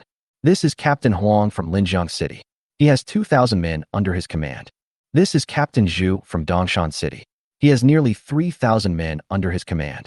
Captain Liu from Shijiang brought 4,000 mercenaries with him. They heard that the inspection team was coming, so they came to participate in the election of the Lord. Song Qinggong was very satisfied. He nodded from time to time with a hint of joy on his face. Chen Weixin is now cold as ice, thinking that you are also acting. Before we even got here, your Dragon and Tiger Gang had already gathered mercenary groups of all levels from hundreds of kilometers below, trying to use public opinion to sway us. General Chun, I see everyone has arrived, so let's hold the election early. This time we must be open, fair, and implement a recorded vote. Song Qinggong took out the documents he brought with him and couldn't wait to complete the task. It's not about completing the task, but about being afraid of variables. When he came in, he greeted Song Gongming and the other person. This matter must be implemented as soon as possible. Otherwise, with Qin Lang's methods, something unexpected might happen.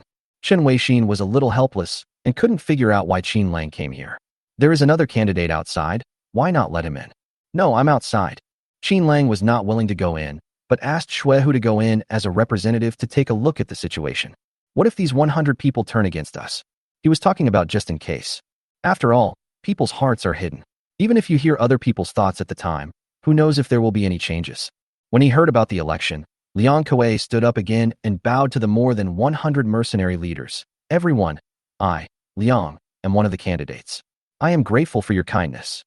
Huangbo looked at the half bowl of boiled water in the bowl, without even a leaf in it, and couldn't help but mutter in his heart, thank you for nothing. It's a good thing I met Qin Lang earlier. Otherwise, if you become the Lord, we won't have a hair left and will have to pay you taxes. The other mercenary leaders also looked unhappy. Okay, let the election begin. Song Qinggong wished Qin Lang would not come in. He handed a stack of papers to the examiners behind him and also gave a few to Chen Weixin. Everyone, General Chun and I will not participate in the voting. We are the 2 responsible for counting the votes. All you have to do is raise your hands. Now, I declare that the election for the leader of Jiangnan province has begun. The first candidate is Liang Kuei. Everyone please raise your hands if you agree that he should be the Lord. After saying this, he took the pen and prepared to count. The first row in front were all the mercenary leaders under Liang Kuei, as well as Mu Jiqiang and a few others. More than a dozen people raised their hands in unison. Our own people don't count. Chen Weixin was about to point out what was inappropriate, but strangely, none of the more than 100 people who had been chatting and laughing with Liang Kuei just now raised their hands. Some of these mercenary leaders were picking their ears, some were picking their noses, and some were looking at the ceiling, as if nothing had happened. Liang Kuei's face turned green immediately. Song Qinggong also seemed very surprised. Everyone, if you agree that Lord Liang Kueliang should be the Lord, please raise your hands. Everyone, raise your hands. Don't make small movements. We know to raise our hands, but we just won't vote for him. Huangbo was a little impatient and glared at Song Qinggong. Tell us who will be the next one, so we can compare. What if we voted for the wrong person? This is an unfair election method.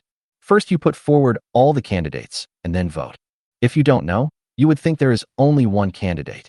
Everyone murmured for a while, and Song Qinggong had no choice but to bite the bullet and said, "The second candidate is Qin Lang from the Tianlang gang." "Okay, we'll choose Qin Lang." Before he could finish his words, the mercenary who was picking his nose in the crowd stood up and raised his hands. "Yes, I choose Qin Lang too." The man who was picking his ears also stood up. "We all choose Qin Lang." More than 100 people stood up in unison. Song Qinggong was stunned. What is going on? Didn't these people ask Song Gongming to notify Liang Kuei and ask him to find them from all over the place? Why did they all turn against us? Liang Kuei's face was extremely gloomy, and he suddenly stood up. "Tell me, is it the Tianling gang that is threatening you? If so, I, Liang Kuei, will definitely make the decision for you." "What a bullshit. I won't choose you just because you don't even put tea leaves in the water you drink," someone responded rudely. "Ha!" Another mercenary in the crowd laughed and said, "Liang Kuei, even if you promise to give us food and women, we will not choose you. Do you know what Qin Lang promised us? He promised to take our children to serious college and provide them with free food and lodging. He also promised us that he would never charge a commission." Chen Weixin finally smiled and motioned for everyone to sit down. "Everyone, please sit down. We still have to go through the process. Those who agree that Qin Lang should be the Lord, please raise your hands." The people below raised more than 100 hands in an instant. He counted slowly and finally wrote in the notebook, "Liang Kuei, 9 votes. Qin Lang, 127 votes. Now, please let the observers of the inspection team vote." There is no suspense about this result. According to the original standards, these 127 votes were almost full, except for Mu Jiqiang and a few others. Converted into a percentage, based on 50 votes, it's almost 49 votes. Liang Kuei only has 1 vote. Unless all the remaining people vote for Liang Kuei, the 10 observers, with 5 votes each, would total 50 votes. If there was anyone who did not submit to Liang Kuei, he would not be the Lord today. Everyone held their breath, just waiting for the crucial vote. "I'll vote for Qin Lang." Among the 10 observers, the first one was Chen Weixin's man, who broke the balance on the spot. The others knew very well that Qin Lang was sure to win this time. If they don't vote for him, there will be no one to receive them when they come to Jiangnan province in the future. To join Liang Kuei now is undoubtedly an impulsive act. "I vote for Qin Lang too." "I vote for Qin Lang." Qin Lang. The 10 observers were all experienced people. Even those who supported Song Qinggong followed the trend and cast all their votes for Qin Lang. The scene was silent. Liang Kuei looked as pale as death, and Song Gongming could not even lift his head. Song Qinggong's hands were almost shaking. He was silent for 3 minutes. His mind was turning rapidly. He slowly raised his hand. "I also agree to vote for Qin Lang. Today's results are out. We can report it now." "Well, Brother Wolf has become the Lord." Huang Bo stood up excitedly and rushed out of the house without caring about the other mercenaries present. The serious mercenaries who were waiting at the gate suddenly cheered. "Long live the Lord. Long live Brother Wolf. Brother Wolf has become the Lord." Everyone was so excited that they expressed their emotions freely and clapped their hands nonstop. Qin Lang did not seem very excited. Originally, this election was just a formality. If he could be elected, it would be legitimate. If he failed, he would declare himself king. In the end times, strength still has to matter. But he did not refuse to express his opinion. He bowed to everyone and said, "Tonight, there will be a barbecue in the square of Future City. If you are interested, you can come and try the beer I brewed." Chapter 2:11 Rewarding Subordinates. The crowd exploded again. There are hundreds of thousands of serious mercenaries present. When we heard there would be a barbecue in the evening, everyone's mouths were watering. Chen Weixin had not expected this result. Now that there was no suspense, he no longer wanted to stay here. He turned around and stood up without saying hello to Liang Kuei. "General Song, it seems that the people support us, so there is no need for us to come here. I am going to the Lord's house to attend the wedding banquet tonight. Are you going to stay here or go somewhere else?" "Of course I want to go too." Song Qinggong felt like he had no mood at all. He didn't expect the contrast to be so great. It was not very rational for him to stay here now. "General Chun, I advise you not to drink too much tonight. We still have several provinces to visit, and Longhua has more than one lord. Okay, let's rest for a night and set off tomorrow." In the first game between the two, Chen Weixin won a great victory. In addition to Jiangnan province, there are several other provinces nearby that need to elect their lords. These 10 people will go to 4 provinces this time. As for some sparsely populated areas where there will be little population after the flood, they have not been considered for the time being. The Longhua cabinet has also sent other inspection teams to visit more provinces. When he came out, Shun Weixin held up the wooden box in his hand in front of everyone. The end of the world is coming, and the population will be lost. According to the decision of the cabinet, the feudal lord system will be implemented. Any lord is in charge of a piece of land and exercises local power. Boss Qin, this is the seal of the lord of Jiangnan province. I hope you can lead the mercenaries of Jiangnan province to destroy the zombies as soon as possible and restore our homeland. Yes, sir. Qin Lang stepped forward and took the lord's seal very respectfully. Before the end of the world, the population of Jiangnan province exceeded 200 million. There are fewer than 20 million people alive today. Most of them are mercenaries whose main purpose is to hunt zombies. In the past, the feudal system was not implemented, and administrative institutions at all levels were very sound. Now the cabinet has simplified procedures and handed over the defense and government affairs of a province to one person. The main reason for this is that some civilian officials have disappeared, and the army has no time to take care of such a sparsely populated area. After the end of the world, many masters will appear, and we have to choose those with certain strength and prestige from among these masters. These people were born in humble circumstances and are locals. If officials were sent down from above, they would not be able to suppress these people who were killing each other among the zombies.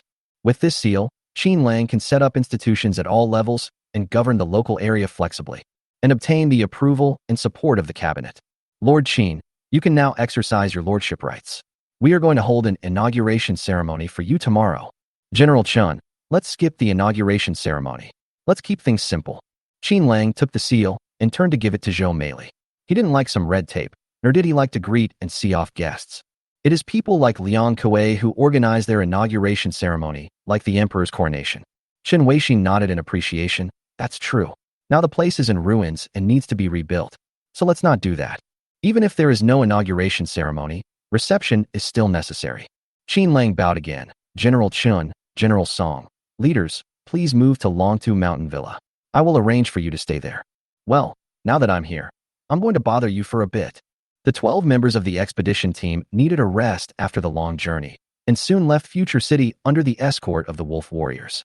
The reason why Qin Lang sent them to this place was because there were too many women in the Tianlang base, and there were many secrets that they could not let them know. After sending away the members of the inspection team, he led all the team leaders and deputy team leaders into the hall of the Future City. Liang Kuei had been sitting in the room and hadn't come back to his senses for a long time. When he raised his head with a look of disappointment and listened to the cheers outside, he found that the room was deserted and there were only 2 mercenary leaders left. Seeing that he had lost power, the other 8 mercenary leaders began to pack up with their mercenaries. Jiangnan province could no longer survive, and all the people moved to other neighboring provinces. Even Song Gongming didn't know where he had gone. Alas, the victor goes to the king and the loser goes to the bandit. I, a dragon, actually lost to a wolf. Liang Kuei stood up and saw Qin Lang striding in. The two looked at each other, and he very tactfully bowed to Qin Lang, his voice sounding even older. Congratulations, Boss Qin, on your promotion to Lord. The waist also lowered to 90 degrees. This guy is so aware of the current situation that Qin Lang really doesn't know how to deal with him. At least he can't kill him now. Boss Liang, please hand over your food. I can give you a place to live out your life. Duh. Liang Kuei was silent for a few seconds, then raised his head and said cheerfully, Okay, I'll give it to you. This is something outside of my body. I should give it to the country and return it to the people. By this time, he was quite sober. Qin Lang was not polite and sat on the armchair. Xiamanli, take gang leader Liang to clean up the supplies. When the time comes, look for my approval to distribute the food. Zhu Mingkai and Lu Yunfeng looked frustrated at the scene, and Mu Jiqiang and several mercenary leaders were all at a loss. Mu Jiqiang never imagined that the Tianlang gang, which he looked down upon, would now defeat the Longhu gang. I am so blind. He slapped himself and then thought of Zhou Meili. Maybe this is his last straw. Zhou Meili, please save me. Mu Jiqiang looked at the seal Zhou Meili was holding in his hand and stood up in frustration. For the sake of our love, please ask the Lord for mercy. Zhou Meili ignored him and followed Qin Lang to the armchair, looking at Mu Jiqiang indifferently. Qin Lang glanced at the group leaders and said, Qin Xiangxiang, lock these people up for now and wait for your punishment. Yes. Qin Xiangxiang held a submachine gun in her hand and looked coldly at Zhu Mingkai and the others. Everyone, this place no longer belongs to you. Please leave. Under the pressure of hundreds of thousands of mercenaries, several mercenary leaders dared not resist and were taken into the container by the Phantom Wolf group. Zhu Mingkai and Lu Yunfeng must be executed. These two people repeatedly opposed the Tianlang gang and attacked the Tianlang gang's Kangwu base. As for Mu Jiqiang, Qin Lang hasn't made up his mind yet. Now there are hundreds of thousands of mercenaries from all over Jiangnan, waiting for his rewards and arrangements. Lord Jiangnan officially started working. Zhou Meili walked to the door and shouted, "Lord Jiangnan, please come to the hall to discuss matters. Finally, the reward is coming. Everyone hurry in." That's good now. We are all officially employed. More than 100 mercenary leaders filed in, waiting for Qin Lang to fulfill his promise. Qin Lang was not in a hurry. He closed his eyes and rested for a while, then took out a bundle of printed letters of authorization from the space. He signed his name and stamped the Lord's seal. "Huangbo, I appoint you as the commander of Linjiang City, and Han Li, you as the deputy commander." "Thank you, Lord." Huangbo and Han Li stepped forward together and respectfully took the red book. "Also, this is the approval slip for 5,000 kilograms of grain. You can find my housekeeper Xiaman Li. Get the grain tomorrow and leave Jiangnan provincial government as soon as possible. From now on, you will all return to your local areas and govern local affairs according to my orders." "As you command, Lord." Huangbo was even more excited, holding the grain and grass approval slip and thanking him again. 5,000 kilograms. The Lord is really generous. "Thank you, Lord." The more than 100 mercenary leaders present were all glad that they had chosen the right person. Chapter 212. A knife on the commander's head. Qin Lang fulfilled his promise and appointed 10 commanders and 10 deputy commanders in the 10 counties and cities. The remaining mercenary group leaders were all appointed as assistant commanders. The assistant commander was in charge of a town, and they had jurisdiction over an area of dozens of miles. Although there are not many people, the mountains, rivers, and streams are all left to them for planting, breeding, and reproduction. As for food, each person will not be short of 5,000 kilograms. It was just seized from Liang Kuei. These people have not accomplished anything, and Qin Lang is not really trying to reward them. It's just that there are too many territories now and he can't manage them all. After things stabilize in the future, we will definitely gradually weaken the power of these commanders and reward them to our own mercenaries. After rewarding the commanders below, Qin Lang was going to reward the captain and deputy captain under his own command next. The Jiangnan provincial government also has a large territory. Shuehu, Lu Feng, the two of you will be the commander and deputy commander of the North District. Each of you will lead 1,500 people. Use Longtu Mountain as your base and guard the north of the provincial government for me." "Yes, my lord." Shuehu strode with his head held high and received the appointment letter with joy on his face. When the mercenary leaders below heard this, they realized that this territory was far smaller than their own. It seems that the Lord is not partial.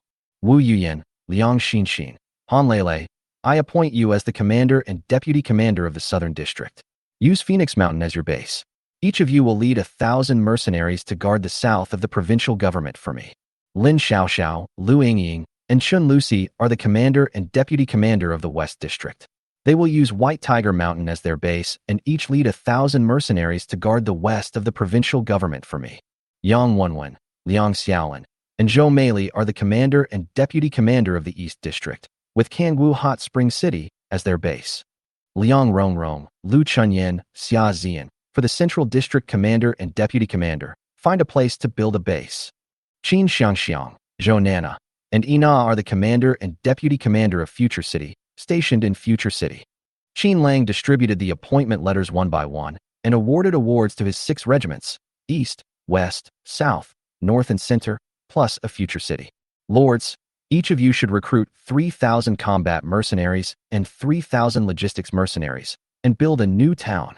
The girls of the beautiful mercenary group never dreamed that one day they would become the leader. As for the captains under his command, they were also appointed as assistant commanders. The mercenary leaders below finally witnessed the Lord's strength.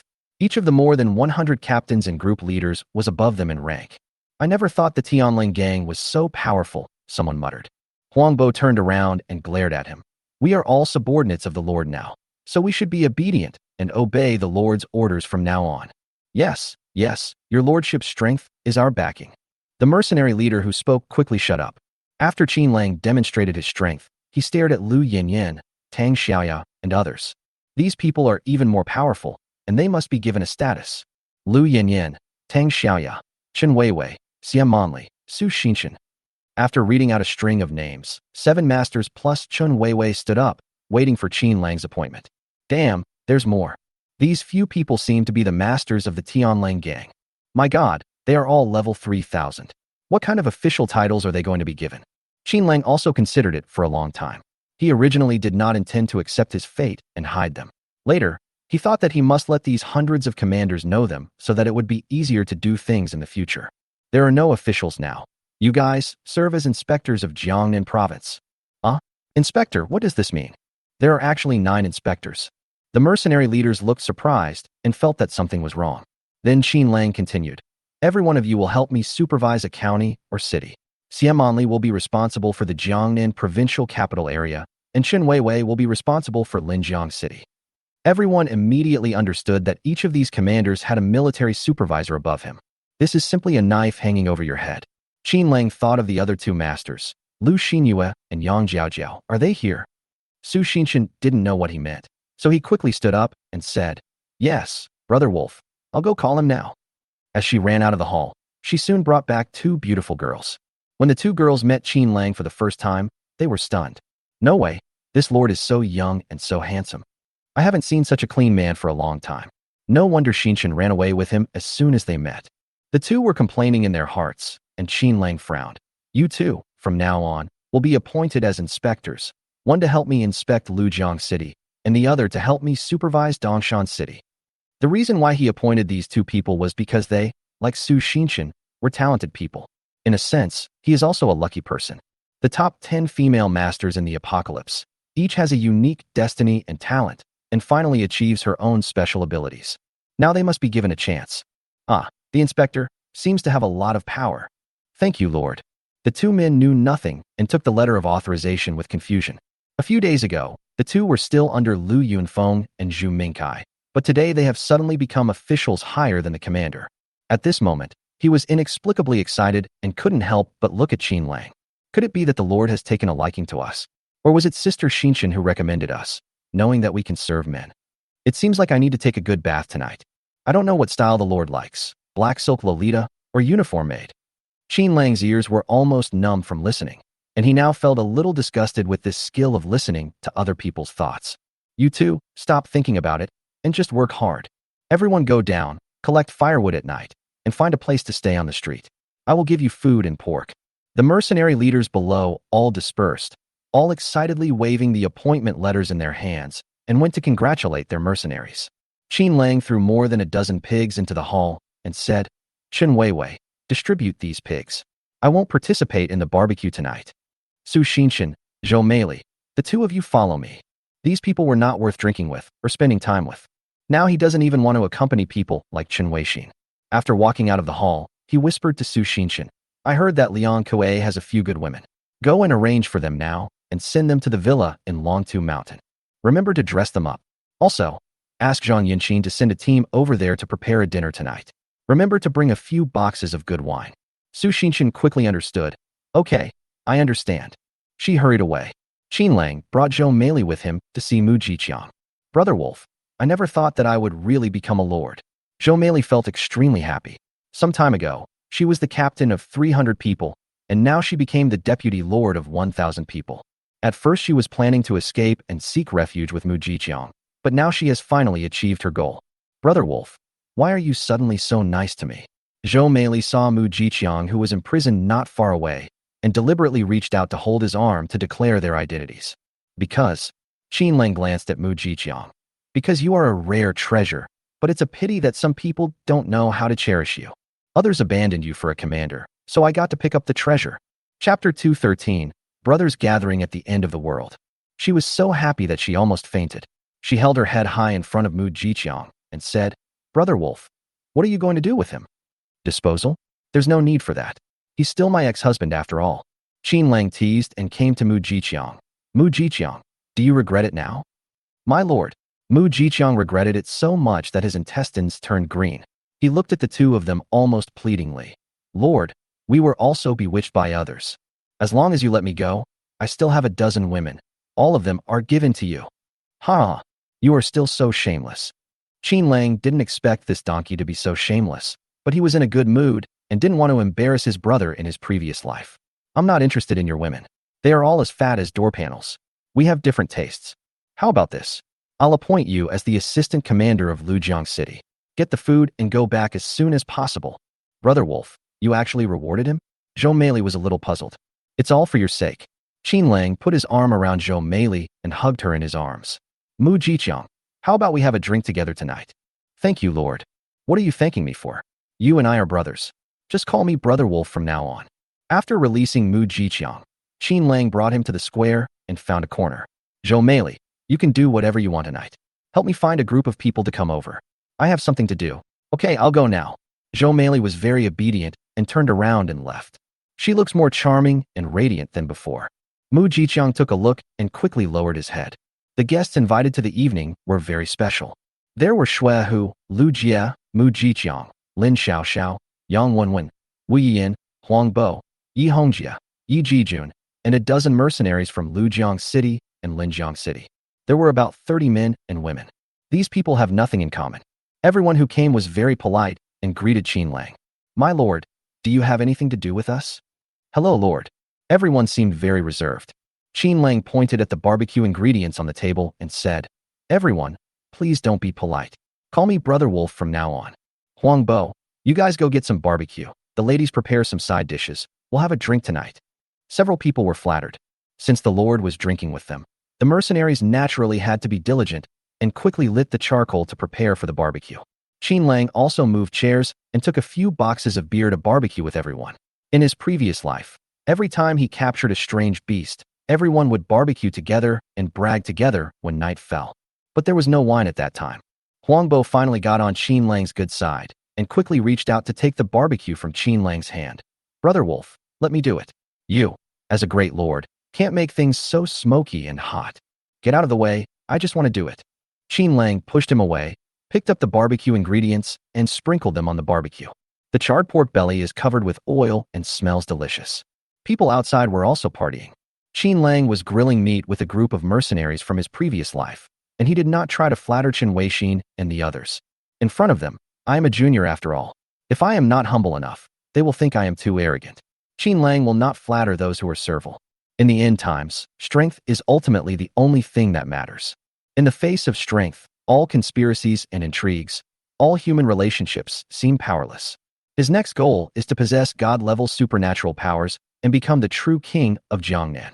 If possible, annex the surrounding forces at the same time. Only then can you truly follow your heart. The barbecue was served quickly, and the girls prepared the table and opened the wine and drinks. Nowadays, all the alcoholic beverages are brewed by the Space Food Processing Factory itself. Even the mineral water is bottled in the space reservoir. Brothers, the meal is about to begin. Everyone, be at your leisure.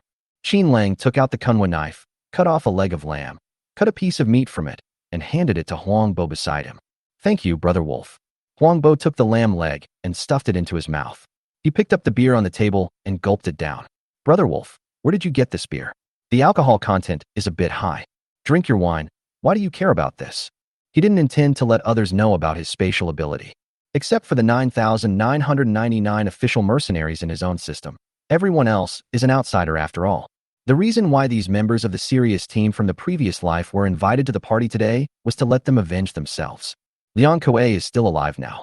After Qin Lang becomes the Lord, this person will always be a thorn in his side and must be dealt with as soon as possible. Of course, you can't do this kind of thing yourself. The members of the inspection team haven't left yet, so we should pay attention to the impact.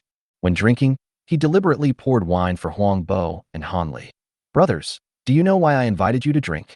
You don't know? We are flattered by your kindness, Lord. A group of drunken male mercenaries held their wine glasses cautiously. As long as Qin Lang raised his hand, they would kill him. Qin Lang drank a glass of wine with a heavy heart, and after putting down the glass, he started talking. I said we were brothers in our previous life. Do you believe it? This is so mysterious that no one would believe it if I said it out loud. Even Yang Wenwen and Lin Xiaoxiao thought he was just looking for an excuse to pick up girls, and no one took it seriously. Huang Bo was stunned for a moment, feeling that the opportunity to curry favor with someone was here again. Believe me, of course I believe it. We must have been brothers in our previous life. I believe it too. The Lord and I hit it off right away. I guess we were brothers in our previous life. Lu Jie was also drunk and quickly seized the opportunity to flatter him. In fact, everyone didn't believe it in their hearts, but since the Lord said so, they had to believe it. Let me tell you a story. Qin Lang had been holding back for half a year, and now he wanted to speak out all the unhappiness in his heart. This is a very long story, a story about a small mercenary group being wiped out. A long time ago, there was a mercenary group called the Sirius. Under the influence of alcohol, he told the original story of how in his previous life, the Sirius team was instructed by Liang Kuei to be wiped out by the elite society. At first, everyone listened attentively, thinking it was just fun, but as they listened, everyone felt something was wrong. The characters in it are everyone here. The stories in it are told perfectly, and even some details match each person. He included many people in the story. When talking about the tragic massacre of an entire family, many people sobered up and their originally excited faces became gloomy and terrifying. Lin Xiaoxiao ran away with tears in her eyes. The girls at the scene were all in tears. At that time, Mu Jiqiang liked to talk about Zhou Meili the most. We never tired of listening to your stories about the two of you. But in this life, you actually sided with our enemies. And you, Huangbo, you have always refused to accept me as the captain, so I don't plan to take you with me in this life. You are not a good guy either. You actually provided me with information on behalf of Liang Kuei when we were in Linjiang City. Check your conscience. Are you worthy of me taking revenge alone? Are you sorry for your dead brothers? Brother Wolf, stop talking. Huangbo was really angry this time. He suddenly raised his head and drank the wine in the bowl in one gulp. I didn't expect that bastard Liang Kuei and I are enemies for generations. I'm going to skin him alive. And me. Mu Jiqiang drew out his long sword. Brothers, let's avenge our past and present lives together. Chapter 214, Exposing Spatial Ability. Following Mu Jiqiang's call, the remaining mercenaries were filled with righteous indignation and stood up while still drunk. Even Lin Xiaoxiao followed with a knife in hand. Qin Lang did not stop them, but continued drinking. Yang Wenwen was silent for a long time. Brother, do people really have a chance to be reborn? Yes, and maybe not. Qin Lang seemed to be right and wrong. Anyway, the story I told is what I experienced personally. I just gave them a chance to take revenge personally. Thank you, Brother Wolf, for remembering me in this life. Yang Wenwen was very happy. She had met a good man in her previous life, and she would enjoy happiness in this life. In the past few months in the apocalypse, she had hardly suffered any hardship, apart from eating and drinking with a big belly every day. Seeing that he had almost finished drinking, he immediately stood up and called Qin Xiangxiang. Sister, help your brother go down to rest. Then he changed his mind and ordered, find 2 people to serve him and sober him up. Forget it, I'll go pick it myself. In her eyes, this man is her husband and her heaven. Other women can only be regarded as servants. This night is destined to be noisy and sleepless.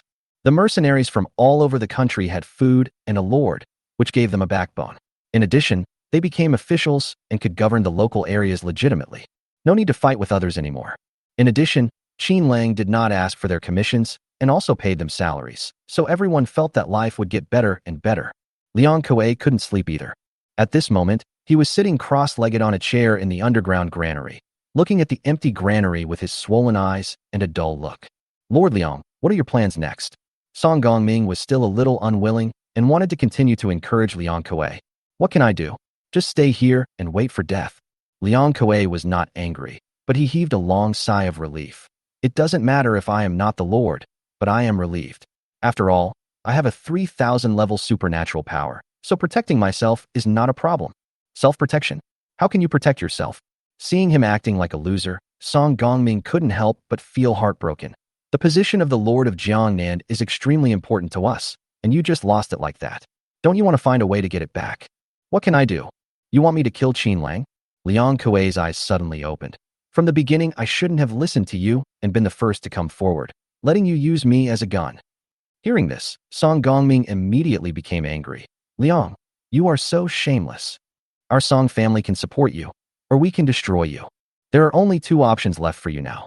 Either you continue to work for us, recruit troops to fight against the Tianlang gang, and take back the position of Lord. Or what? Liang Kuei is now like a dead pig that is not afraid of boiling water. What's more, Song Gongming only has a supernatural power of level 2000, so he doesn't mind killing him if he gets angry. Master Liang. Song Gongming didn't say anything harsh, and his tone softened again. You are a capable person. The reason you lost to Qin Lang is because he has supernatural powers. Superpowers? What did you say? He has superpowers. What kind of superpower? Liang Kuei was stunned. Yes, I just found out about this too.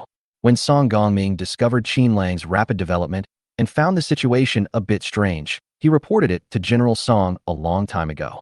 General Song sent agents to investigate secretly and found that Qin Lang could collect containers out of thin air, use containers to kill zombies, and even create food. These people have never shown up, so Qin Lang naturally doesn't know about them. But he has demonstrated his abilities quite often, and there are clues everywhere. Not to mention the distant future, building a base for 10,000 people using containers and steel in 1 month is something that no normal person can do. With 10,000 people brought to the Kangwu base, the more than 1,000 acres of newly reclaimed farms alone would not be enough for the Tianlang gang to eat and drink every day. Not to mention Song Qinggong's agents. Captain Wu also knew that many mercenary group leaders outside had also had doubts for a long time.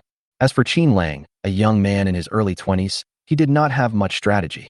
If it were not for the material foundation, he would not be a match for Liang Kuei. But this material is deadly. Liang Kuei frowned, and after a while he said, not only does he have inexhaustible supplies, his own supernatural power is also level 7,000. No problem. Seeing that Liang Kuei had regained some fighting spirit, Song Gongming revealed all his secrets. Our Song family not only has connections in the military, but also has a lot of businesses among the people. As long as you are willing to continue to be our ally, I can allocate another 20,000 tons of food to you from other places. We now have people in more than a dozen provinces around Nanjiang Province, Donghai Province, Yuezhong Province, and Jiangbei Province. As long as you stand firm, Jiangnan will be yours sooner or later. Liang Kuei was a little stunned when he heard this. What are you going to do? He also knew that the Song family had connections in high-level positions in Longhua. This man's name is Song Shiru. He holds a very important position in the military, even higher than the famous commander of the Jiangnan provincial military region, Chen Wenbin. Although Chen Wenbin was only the commander of a provincial military region, he was a well-known iron-fisted man who was upright and incorruptible. Rumor has it that the two are at loggerheads. He soon realized that Song Shiru was not just plotting against Jiangnan province, but the entire Dragon Kingdom. It was likely that the Dragon Kingdom's upper echelons had already discovered Song Shiru's intentions when Chen Wenbin was transferred from Jiangnan to protect the capital. He still didn't want to get involved in such things. You don't have to worry about that. Song Gongming did not notice his mood change and continued. We will support 10 lords in the 10 provinces with the largest populations, and the entire Dragon Kingdom will be under our control. Song Shiru's ambition is obvious.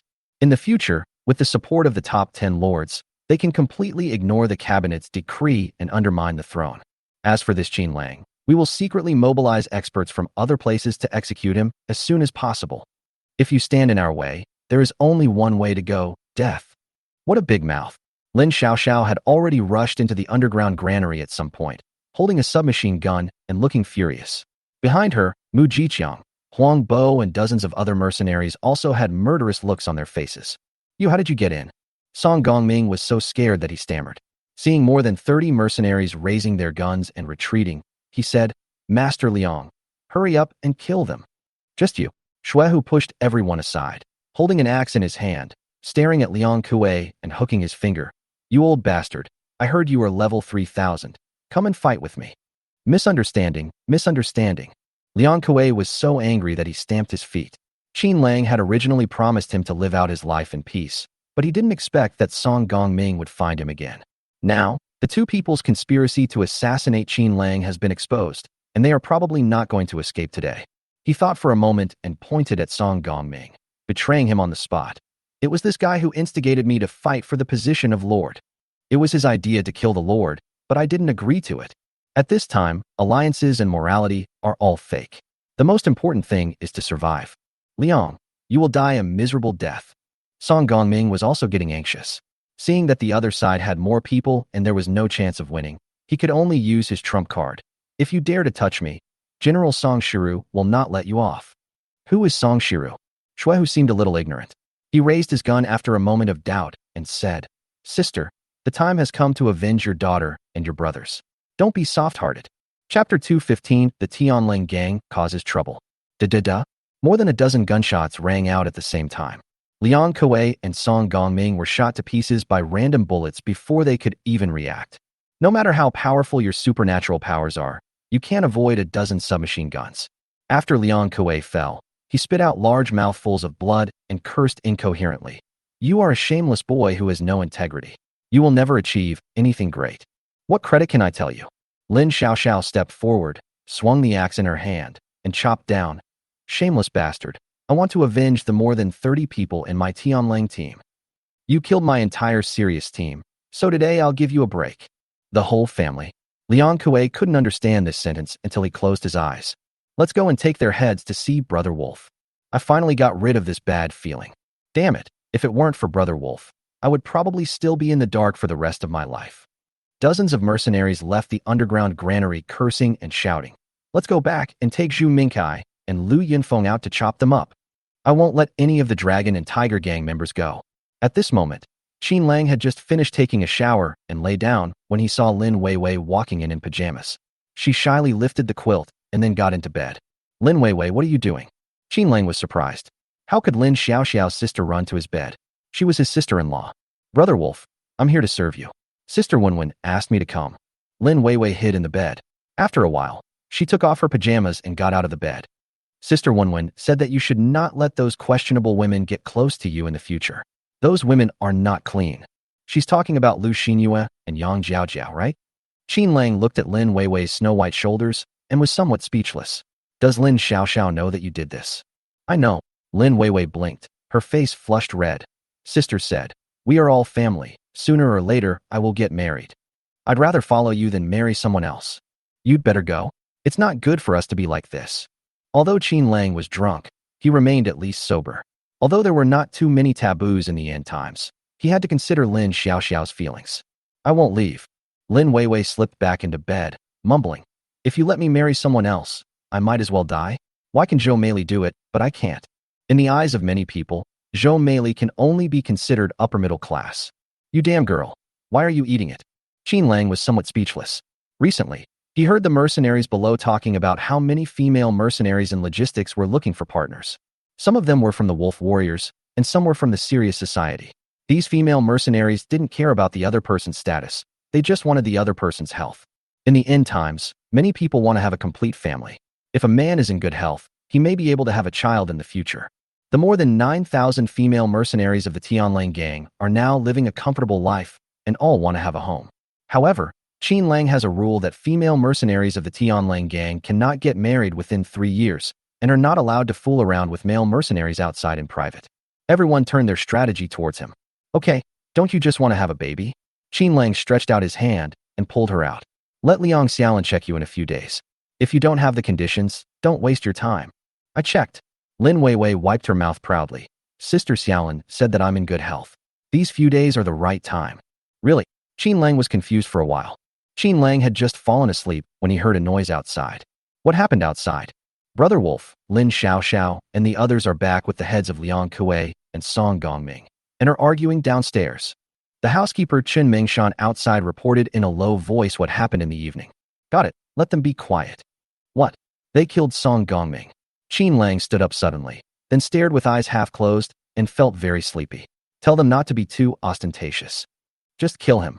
Early the next morning, Qin Lang opened his eyes very comfortably. Since the end of the world, I haven't slept until I wake up naturally for a long time. Now that I'm a lord, the entire Jiangnan provincial government is my people, so I have nothing to worry about. He pushed away the sleeping Lin Weiwei beside him, put on his pajamas, and went to the balcony. The sun is shining outside. Now that we have entered the cold season, there is a little fog outside, and it is a little cold. It's time to give the beautiful mercenaries more clothes. From now on, we can basically say goodbye to the era of long legs. During this cold spell, the temperature will continue to drop. Many of the surviving zombies will also slowly die. He is now tired of crystal cores and feels like vomiting when eating them. Next, we will head to the suburbs and mountains, and our main focus will be on hunting exotic beasts. There are many people in big cities, so exotic beasts are rarely active. Chen Weiwei ran over in a hurry and looked at Qin Lang wrapped in pajamas on the balcony. Brother Wolf, something terrible has happened. Song Chunggong has brought people here. I heard that our people killed Song Gongming last night, and he and Qin Weixin are here to question us. Where are the people? The person was right outside the gate, and we stopped him. Let them in. Qin Lang frowned and looked at the phantom wolf mercenaries standing neatly in the yard.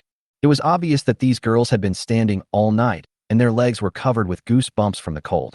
Now Qin Xiangxiang asks them to guard the future city 24 hours a day. It's not that I'm worried about Qin Lang's safety, it's mainly about the show. After all, they have nothing to do but do the detailed guard work. Where is Huangbo? Where did they go? Report, they are camping in the city. The female mercenary at the door reported. The party ended in the early morning, and Captain Qin drove them all out of Future City. Just at this moment, Song Qinggong, Chen Weixin, and 10 observers walked in angrily. Song Qinggong was walking in front, and when he saw Qin Lang opening his mouth, he asked, Qin Lang, are you from the Tianlang gang, the one who killed Liang Kuei and Song Gongming?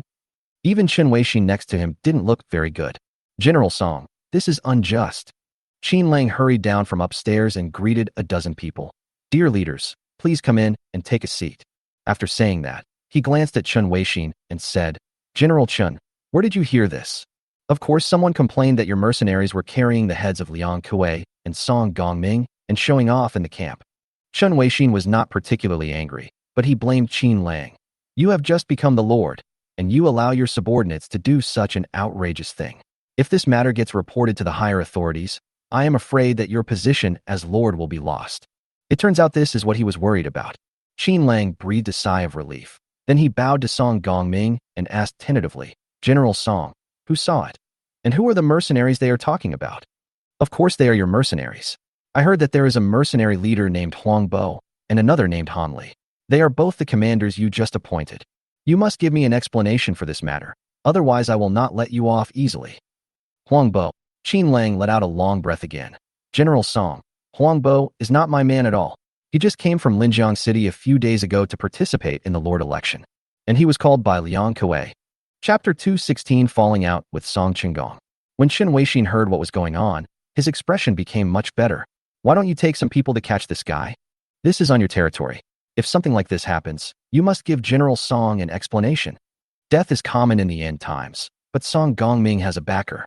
If an ordinary person dies, no one will care, just like the death of an ant. Song Gongming was furious and wanted to pull Qin Lang down from the position of Lord. Now that he had found a reason, he immediately started to make a big fuss. Mr. Qin, if you can't handle this matter well, you can't be the Lord of Jiangnan anymore. Go and bring that person to me right now.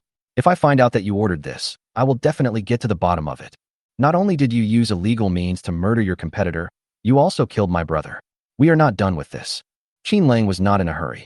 He turned around and looked at Qin Xiangxiang. You, go and bring Huang Bo and the others over. Yes. Qin Xiangxiang was a little hesitant. Those who participated in this incident last night included not only Huang Bo and his friends, but also Lin Xiaoxiao. If we investigate further, no one can escape responsibility. Go ahead, why are you hesitating? Tie them up and bring them back to me. Seeing Qin Lang's cautious attitude, Song Gongming's expression was still very ugly. Don't think that if you hand over a few minions, this matter will be over. I will also dig out the mastermind behind the scenes. Hey, General Song, why are you doing this? Chen Weixin stepped forward to persuade him. The Lord has hundreds of thousands of people under his command, and who knows who has a grudge against Liang Kuei and his men. What should we do about this matter? Why do you have to hold him captive? Yes, General Song. Why are you holding on to me? Qin Lang motioned Chen Weixin and his group to sit down, and he sat down as well.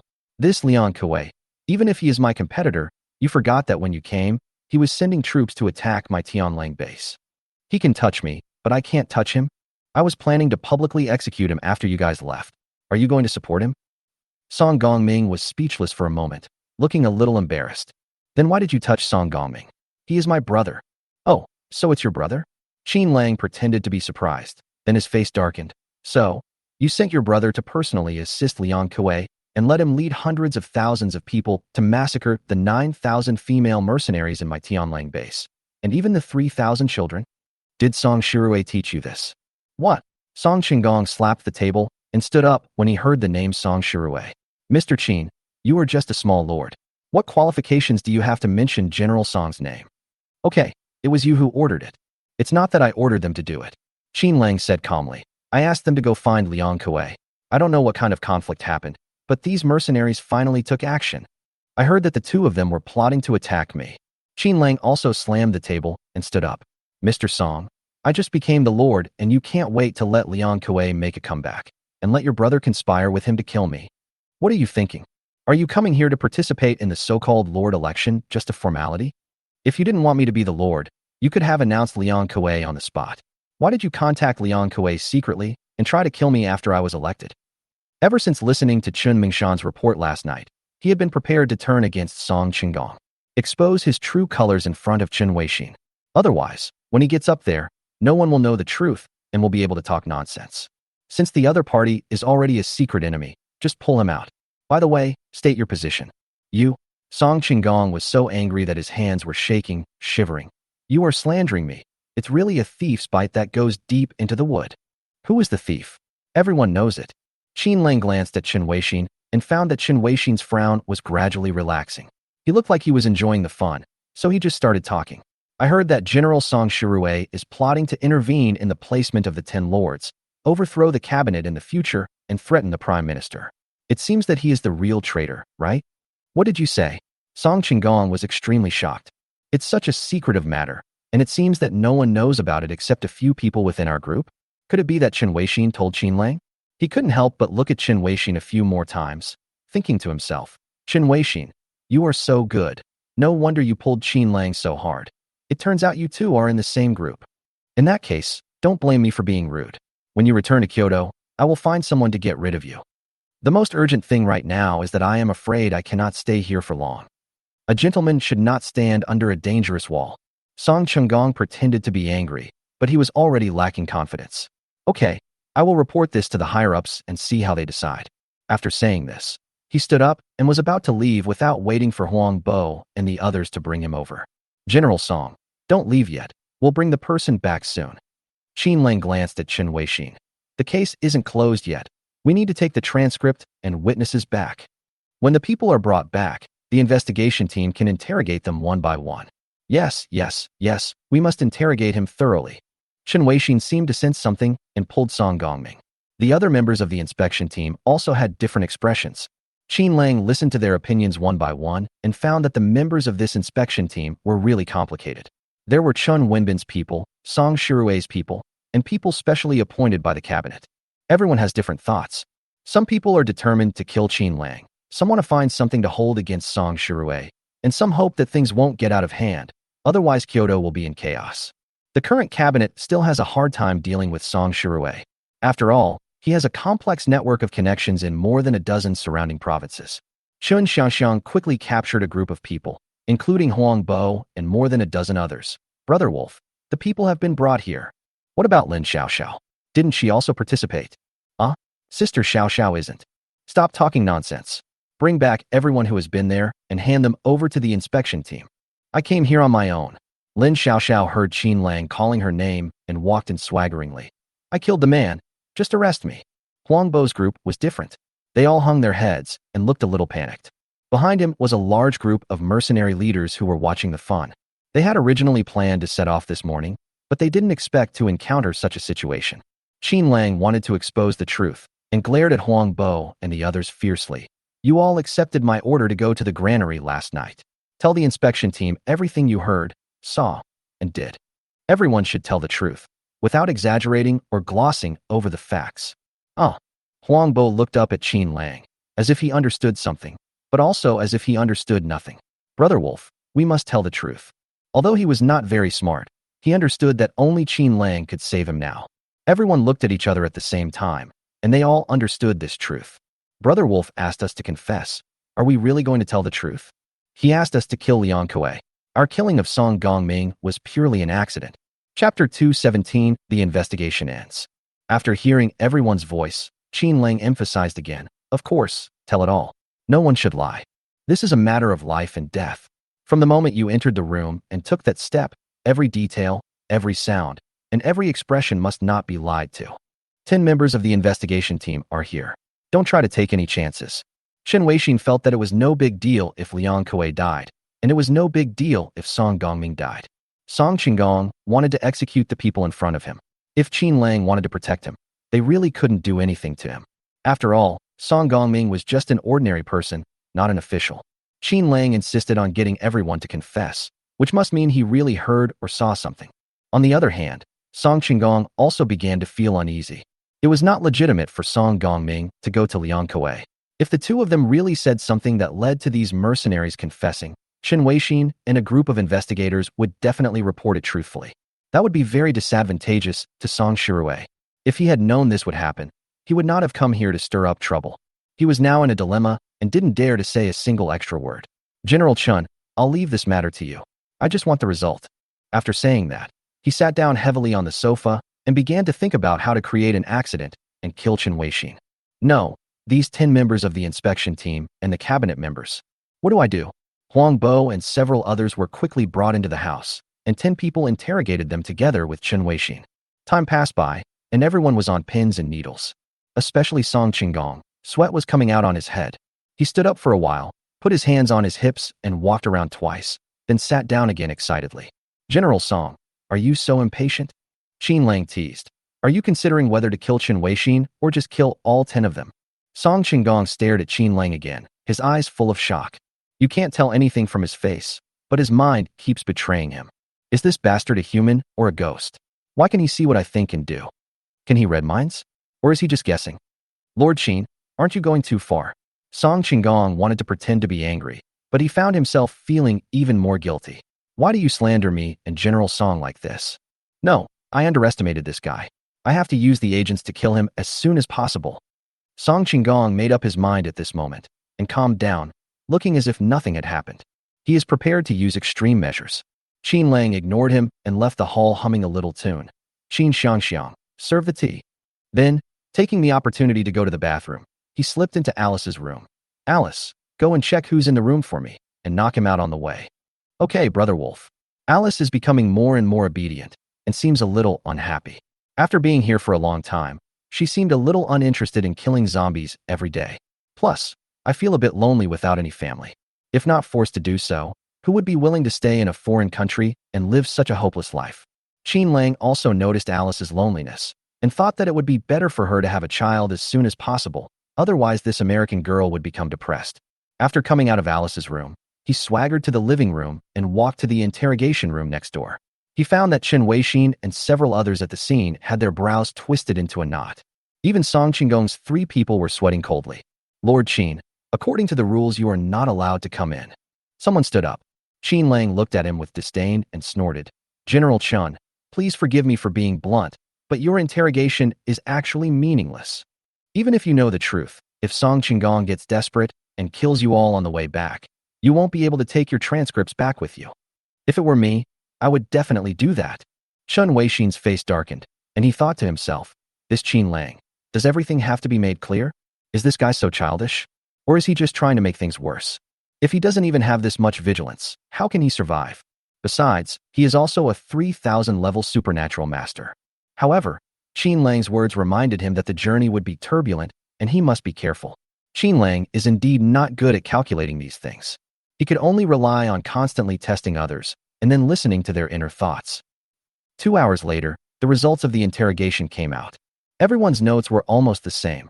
That is, Qin Lang ordered them to deal with Liang Kuei and accidentally met Song Gongming. They didn't know the identity behind Song Gongming and dealt with him together. Of course, I also heard part of the conversation between the 2 people. Not much to say, just 2 sentences. One is to control Longhua, and the other is to kill Qin Lang. When Chen Weixin came out, he threw the interrogation record on the table and said, General Song, let's go back. This interrogation is meaningless. What do you mean? Song Qinggong felt much more relaxed. Liang Kuei is plotting to execute Qin Lang, and these mercenaries are also plotting to kill them. Isn't that what's happening now? Are you going to treat them as murderers? As the saying goes, worry makes you confused. After Song Qinggong calmed down, he regretted it very much. First of all, he has no law enforcement power. Secondly, even if he has the power to enforce the law, he is a lord with hundreds of thousands of mercenaries and cannot act arbitrarily. Finally, the name is not right and the words are not justified. More than 1 billion people died in the apocalypse, so why couldn't Song Gongming die? What's more, he originally belonged to Liang Kuei's dragon and tiger gang and was a man of the underworld. Now, the confessions of these dozen mercenaries are extremely unfavorable to him. Okay then, I'll give feedback to my superiors. After saying the last sentence stubbornly, Song Qinggong stood up and pushed open the door to the hall. Dear leaders, please walk slowly. Qin Lang nodded and found that these 12 people were all masters of supernatural powers. Although his level is lower than mine, it is still level 3000. Compared with these mercenary leaders, he is no worse. This is probably the general level of today's top players, and it is a normal level of development. The investigation ended in nothing, and Huang Bo and several others were released, still looking confused. Brother Wolf, will we be okay? No, at least nothing will happen to me. Qin Lang patted Shui Hu and the others on the shoulders and said, everyone go back. If he dares to do anything, I will make sure he cannot leave Jiangnan province. Thank you, Brother Wolf. Thank you, Lord. A few people followed him out of the Lord's hall with lingering fear. The mercenaries outside finally breathed a sigh of relief when they saw that the men were all safe. Brothers, it's okay. The Lord has taken care of it. He just killed 2 people. Why should I be afraid of him? You know nothing. The mercenary leader next to him sneered. I heard that General Song's brother was also killed. If it weren't for the Lord's intervention, these ignorant guys would have died long ago. Qin Lang listened to everyone's discussion and began to wonder who had betrayed Huang Bo and his men. Song Qinggong knew the news so quickly, there must be someone who went to report it specifically. Otherwise, Long Tushan Villa is more than 10 miles away from here. Do they need to rush here so early in the morning? There was actually a traitor in his own Tianlang society, and he would never tolerate it. Qin Xiangxiang, contact Lu Feng and ask him to come over. Chapter 2:18 Internal Rectification. More than 100 mercenary leaders who were originally preparing to return home were all detained. It was not for any other reason, but because someone from the Tianlang society actually informed Song Gongming. It seems that someone is still thinking about Liang Kuei. He wanted to know who it was and why. After a while, Lu Feng received an order and rushed over from the Longtu Mountain Villa area more than 10 miles away. Seeing that Qin Lang was unhappy, he quickly put his hands on his chest and bowed to salute. Lord, what happened? Lu Feng, how did you guard the Longhu Mountain base last night? Did any strangers come to your villa? No. Lu Feng was confused. There are guards on the 3 inner and outer floors of Longtu Mountain. I haven't seen any strangers enter. He thought for a moment and scratched his head again. I heard from people down there that there are people from the Serious Society fighting zombies nearby. Tell your people to investigate. No one is allowed to leave until the investigation is completed. Qin Lang said ruthlessly. This matter must be magnified infinitely. You are eating my food, and yet you are thinking of betraying me. All the mercenary captains stranded in the Jiangnan provincial government, including some who had joined the Serious Society, were detained by Qin Xiangxiang. The interrogation method was very simple, which was to gather these people together, and Qin Xiangxiang would ask questions tirelessly while Qin Lang would hide aside and read their thoughts. Did any one of you go out alone last night? I didn't, I was drunk. I'm attending the Lord's barbecue. I'm sleeping with a woman at home. My brothers and I want to fight zombies near West City. It's getting cold recently, so we want to exchange some supplies. No one will admit it. Qin Xiangxiang was not in a hurry. She scanned the crowd and continued to ask, have you sent anyone to the vicinity of Longtu Mountain? What are you going to Longtu Mountain for? Our mercenaries are all at the base. I didn't send anyone out. There was little emotional fluctuation among the crowd. Most people looked confused, but a few people were nervous and began to get anxious.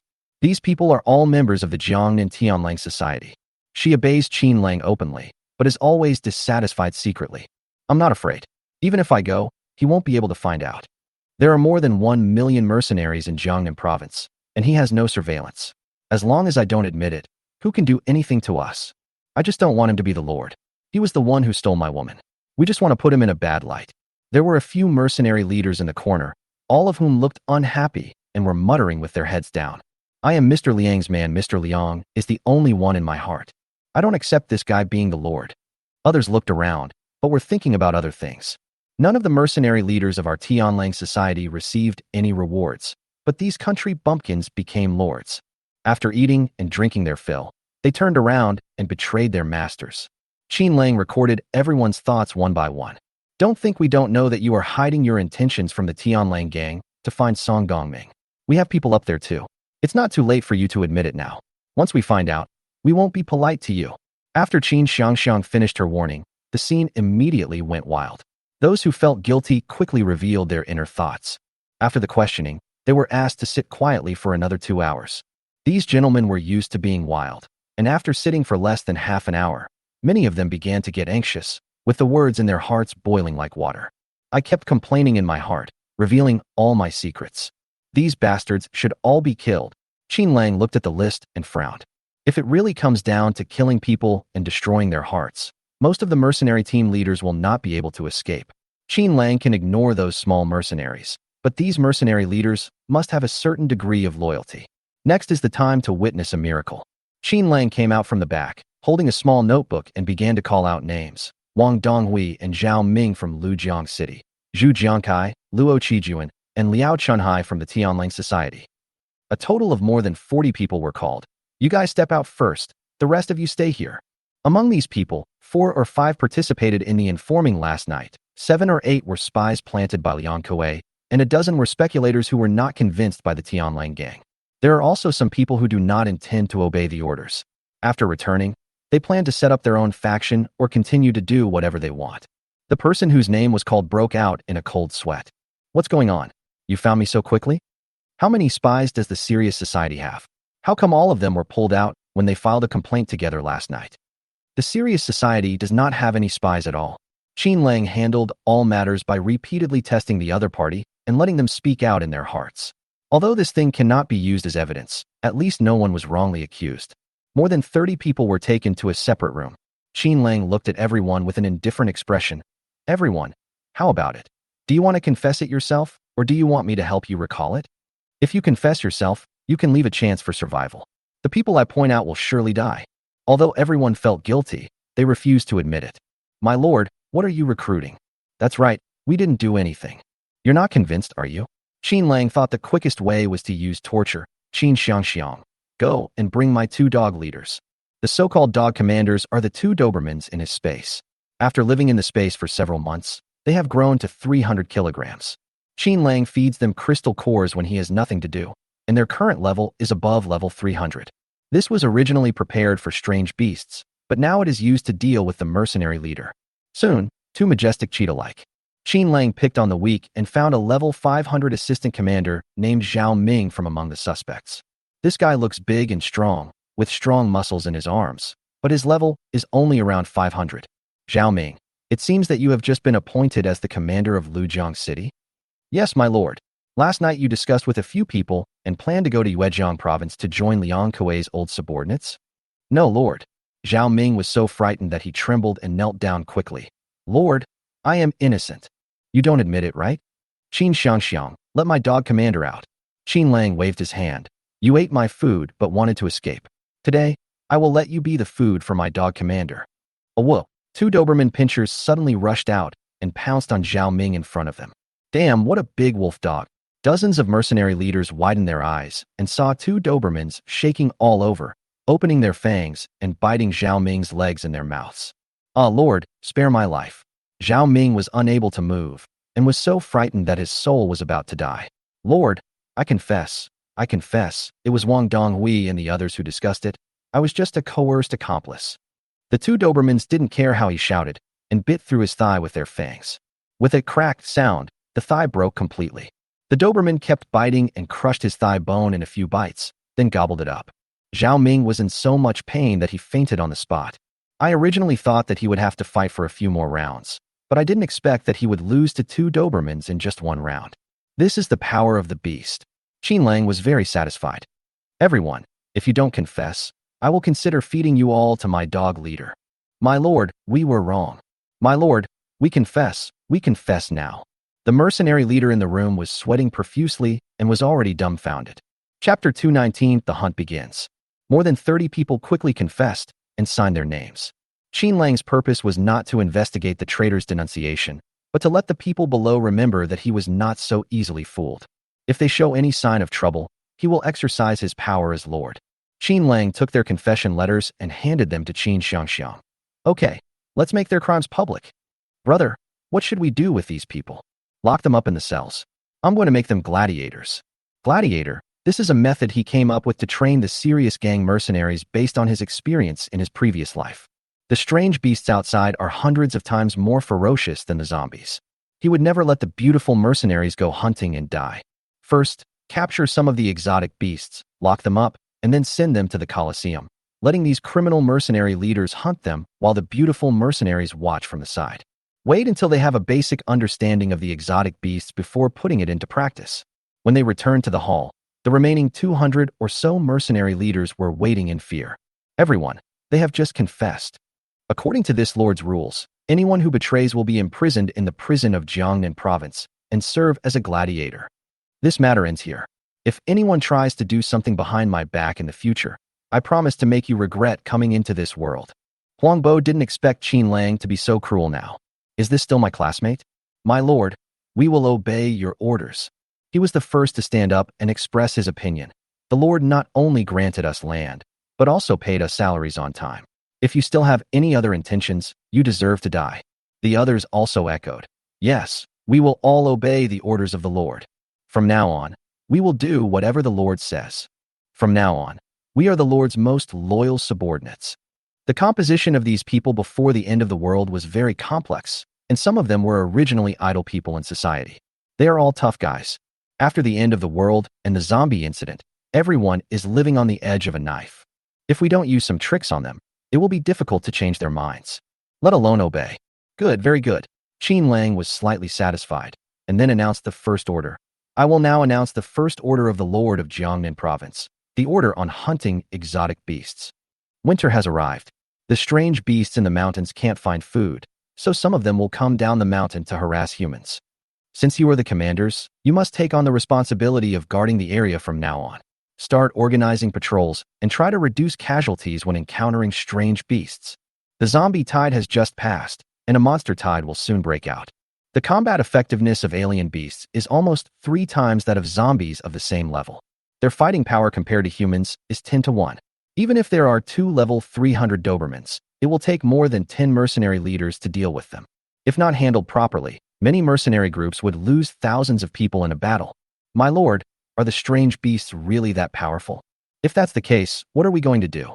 I didn't expect that the zombies just disappeared and a greater danger is yet to come." All the mercenary leaders present looked nervous. Many of them have never seen a real strange beast, simply because those who have seen it have long since died. After the end of the world, most animals ran to the mountains and returned to the primeval forest. Humans evolved in cities, and wild beasts evolved in mountains, and their reproduction was extremely fast, no less than the outbreak speed of zombies. Most wild animals will not come down the mountain to attack humans. It was only in the later stages when some low-level exotic beasts were chased by the ferocious beasts in the mountains that a large-scale beast tide would break out. This all happened a year later. But in this life, some things seem to have happened ahead of time. I will find a way to send you a batch of weapons for your own protection. Of course, weapons will be exchanged at equal value for the time being. You must exchange your exotic beasts at our trading companies in various parts of Jiangnan. If you encounter a strange beast that you can't deal with, try to notify the Qin Lang headquarters, and the Qin Lang gang will send people to support you." What Qin Lang was thinking about was the crystal core of a high-level exotic beast. These low-level exotic beasts will be left to the mercenary groups in the Jiangnan area to play with. With his current strength, it is impossible for him to chase chickens and dogs, let alone catch mice. That's great. With the support of the serious mercenaries, we feel more confident. The more than 10,000 mercenaries of the Qin Lang gang are all top-notch experts. Let's go back and prepare. The mercenary leaders quickly adjourned the meeting, and each received food and communication equipment from Xiamonli. The order in Jiangnan province quickly changed from gang fighting to mutual cooperation. They all have to deal with a common enemy, the alien beast. Before leaving, each mercenary leader also received some seeds. There are many idle people in the counties and cities of Jiangnan, and they can be organized to start growing crops. The land is now very fertile. The only thing lacking is seeds. As long as everyone works hard, given the geographical conditions of Jiangnan province, everyone will have basic living security by next spring. The mercenary leaders were very excited when they got the seeds. We're going to have a good life soon. If it weren't for these damn zombies, I would rather choose to farm at home. I've had enough of this damn apocalypse. Qin Lang sent these mercenary leaders away, took out all the crystal cores stored in the space, and distributed them to the 5 combat mercenary groups and Qin Xiangxiang's mercenary garrison group. The disappearance of the zombies did not make everyone relax, but made them even more nervous. Next, all the guns manufactured by the machinery factory in the space and Yang Ziyuan's Jiangnan machinery factory were distributed. Today's guns are different from the rifles of the past and are mainly submachine guns and sniper rifles. Even ordinary mercenaries are guaranteed to have a submachine gun in their hands. All staff changed their equipment. Everyone had a helmet and goggles in their hands. The team leader has armor and a breastplate in his hands, and individual communication equipment on his head. This is the most advanced equipment in the entire Dragon Country. Fully equipped 10,000 combat mercenaries with extra weapons. Qin Lang called Lin Jiding and began to plan his own trading company. "Mr. Lin, how is the business of Qin Lang Trading Company recently?" "Great." Lin Jiding seemed very excited. He took the account book and began to report. "According to your standard, 10 crystal cores can be exchanged for half a pound of grain. Our business has been open for less than a month, and we have traded hundreds of thousands of crystal cores. There are also various cash crops and fruit tree seedlings that we need. At present, our grain has increased by more than 10,000 tons. If it is exchanged for crystal cores, it will be hundreds of millions. Our business is growing bigger and bigger. Let's change the trading rules in the future. 5 zombie crystal cores for 1 kilogram of food. For the same beast crystal core, one will be exchanged for 10 kilograms of food. Oh, Lin Zhiding was a little reluctant. Lord, your salary has increased 4 or 5 times. Things are different now. I am the Lord now. In his eyes, all the Jiangnan mercenaries are now his people. If one were to be like Liang Kuei, only concerned with hoarding goods for personal gain, he would surely lose the support of the people in the future. He must make all the mercenaries in Jiangnan love and support him like the beautiful mercenaries of the Qin Lang gang. First of all, we must keep everyone alive. Chapter 220, Renewal of Winter Equipment. Manager Lin, send 10 caravans to establish new trading locations in various places. Qin Lang took out a written business plan and handed it to Lin Zhiding. Now all the counties and cities in Jiangnan are under my jurisdiction. I must ensure that all mercenaries can make a living with their skills. Okay, I'll get ready now. If I continue to develop at this scale, I will soon become the richest man in the apocalypse. Lin Zhiding has fallen in love with the feeling of being a big boss. Before the end of the world, he was just a small businessman, but now he can expand his business to the whole Jiangnan area. And it's an exclusive business. This kind of business is very exciting. It's getting cold. Qin Lang looked at the 2 beautiful mercenaries shivering at the door again and found that their thighs were frozen black. That's right, my lord. I'm getting goosebumps all over my body. It's already November, and it's about to snow. How can we survive this winter? 2 beauties were carrying guns and complaining. Weren't you not afraid of the cold before? Qin Lang remembered that before the end of the world, many people still wore leather miniskirts in the middle of winter. The temperature now is not too low, only about 18 or 19 degrees. He has not had time to design uniform winter clothes, and the clothing factories in the space are still producing cloth in large quantities. That was in the past. The girl's face was frozen stiff, and she was not afraid of Qin Lang. Now we are so beautiful and freezing, but no one is looking at us. Am I not watching? What's the point of just looking at it? You don't need it. My long legs have become a decoration, standing guard. The girl added. Then her pretty face turned red and she laughed. I laughed so embarrassedly. It's still winter now, and it's still early for spring. Qin Lang smiled awkwardly. Now he didn't dare to flirt with anyone. Otherwise, if he just flicked his finger, someone would collapse his bed. Qin Xiangxiang, drive the car out. Let's go back to Kangwu base. It's more comfortable to stay in a place with hot springs. Brother, are you missing your sister-in-law? Qin Xiangxiang drove out the Ferrari as a joke. The 2 men got in the car and looked at the devastated city of Jiangnan's richest man along the way. Now that the zombies have disappeared, the streets are filled with ragtag mercenary groups and a few survivors who appeared out of nowhere. There are not only elderly people, but also some women and children. Without the harassment of zombies, they began to look for various foods on the streets. Of course, there was no food, so they were all scraping tree bark and digging grass roots with knives.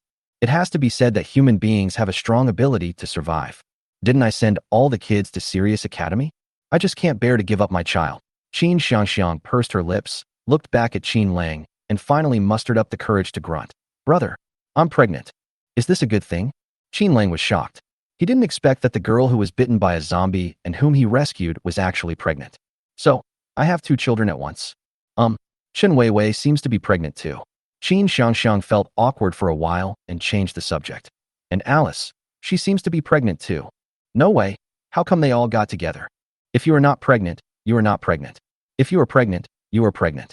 It seems that as living conditions have improved, everyone's physical condition is changing. When we returned to the Kangwu base, several women surrounded us. Alice looked more energetic than ever and walked in front of the women. Brother Wolf, I have good news for you. Oh, you have good news? Qin Lang pretended to know nothing. Tell me, what is the good news? Guess what? Alice deliberately puffed out her belly and turned around in circles. I think you will be very happy when you know it. Everyone knows that Qin Lang likes children very much. Because of the Lord election these days, they haven't had time to tell Qin Lang. If it weren't for the monthly physical examination, they wouldn't know it themselves. Seeing Qin Lang coming back today, everyone couldn't wait to tell him the good news. But when the words came to their lips, the women became shy. Let me think about it. Qin Lang glanced at the shy Chen Weiwei, then looked at the excited and flamboyant Alice. Are you pregnant? Hey, Brother Wolf. How did you guess it so quickly? Alice was a little unhappy. Chun Weiwei came forward with a blushing face. Brother Wolf, I'm afraid I can't go out with you in the future. It's okay, just take care of yourself. It's quite cold today. Let's go inside. We'll all get new clothes soon. Qin Lang saw several women wearing only long skirts and thought it was time to make winter clothes for them. When the girls heard that they were going to get new clothes, they were naturally happy. The entire Tianlang gang was cheering. The original combat uniform and short skirt have been worn for more than half a year. Returning to the presidential suite of the villa, Qin Lang lay on the bed and entered the space. According to your own settings, start placing orders with textile factories. All the old clothes collected in the past few months have been refurbished into new fabrics. The winter clothing of ordinary mercenaries is basically a combat uniform with a layer of cotton inside. Non-combat mercenaries use workwear cotton-padded clothes. Each person should also wear a set of thermal underwear. Let's customize 20,000 sets first. Of course, my woman cannot use this kind of fabric. Fortunately, the lambs raised in the space have collected a lot of wool. Soon, Yang Wenwen, Chun Lucy, and other female mercenary team leaders all crowded into the presidential suite and started talking. I don't know what kind of clothes Brother Wolf will give out this time. The weather is getting colder and colder. I just want a cotton jacket. Here he comes, Brother Wolf is out. When everyone saw Qin Lang coming out, they were looking forward to it. In front of everyone, Qin Lang took out a set of lambskin down jacket from the space. Yang Wenwen, try this clothes first to see if it fits. This is an off-white long down jacket. The style is simple, mainly for warmth, and a wool collar is added on the outside. Yang Wenwen felt warm when she looked at the clothes, so she quickly took off her windbreaker and put on her cashmere down jacket. After being frozen for half a month, I finally felt warm. She praised repeatedly. Well, this dress fits me well and is very warm to wear. Brother Wolf, where did this clothing come from? Of course it's made in my space, and the style is designed by me. Qin Lang took out dozens of cashmere down jackets in one go, some in off-white, some in khaki, some in navy blue, and some in coffee. Everyone can choose the color they like. There is one for everyone. I didn't expect Brother Wolf could design clothes. This dress is really warm and fashionable. The girls are used to such surprises and are not surprised. With Qin Lang now able to have enough food and warm clothes, everyone's face was filled with smiles. We are leaving, Qin Lang said suddenly, and threw out dozens of boxes of various thermal underwear, cotton socks, and cotton shoes. It may take a long time to go out this time, so I'll leave the house to Xia Monli and Chun Weiwei. Will it take a long time? Yang Wenwen suddenly looked disappointed. Yes, this time we are going to Kangwu Mountain. Qin Lang did not intend to wait for the strange beast in the city, and prepared to go to the mountains on his own initiative. Most of the strange beasts that come into the city are low-level species. The real beast kings are hiding in the mountains. He wanted to acquire god-level supernatural powers as soon as possible, retire before the spring comes, and live a pastoral life with everyone from then on. Chapter 221. Marching into Kangwu Mountain. No one wants to engage in endless fighting in the apocalypse. Qin Lang has experienced 3 years of apocalyptic life. This time, in addition to revenge and becoming a lord, his last wish is to obtain god-level supernatural powers.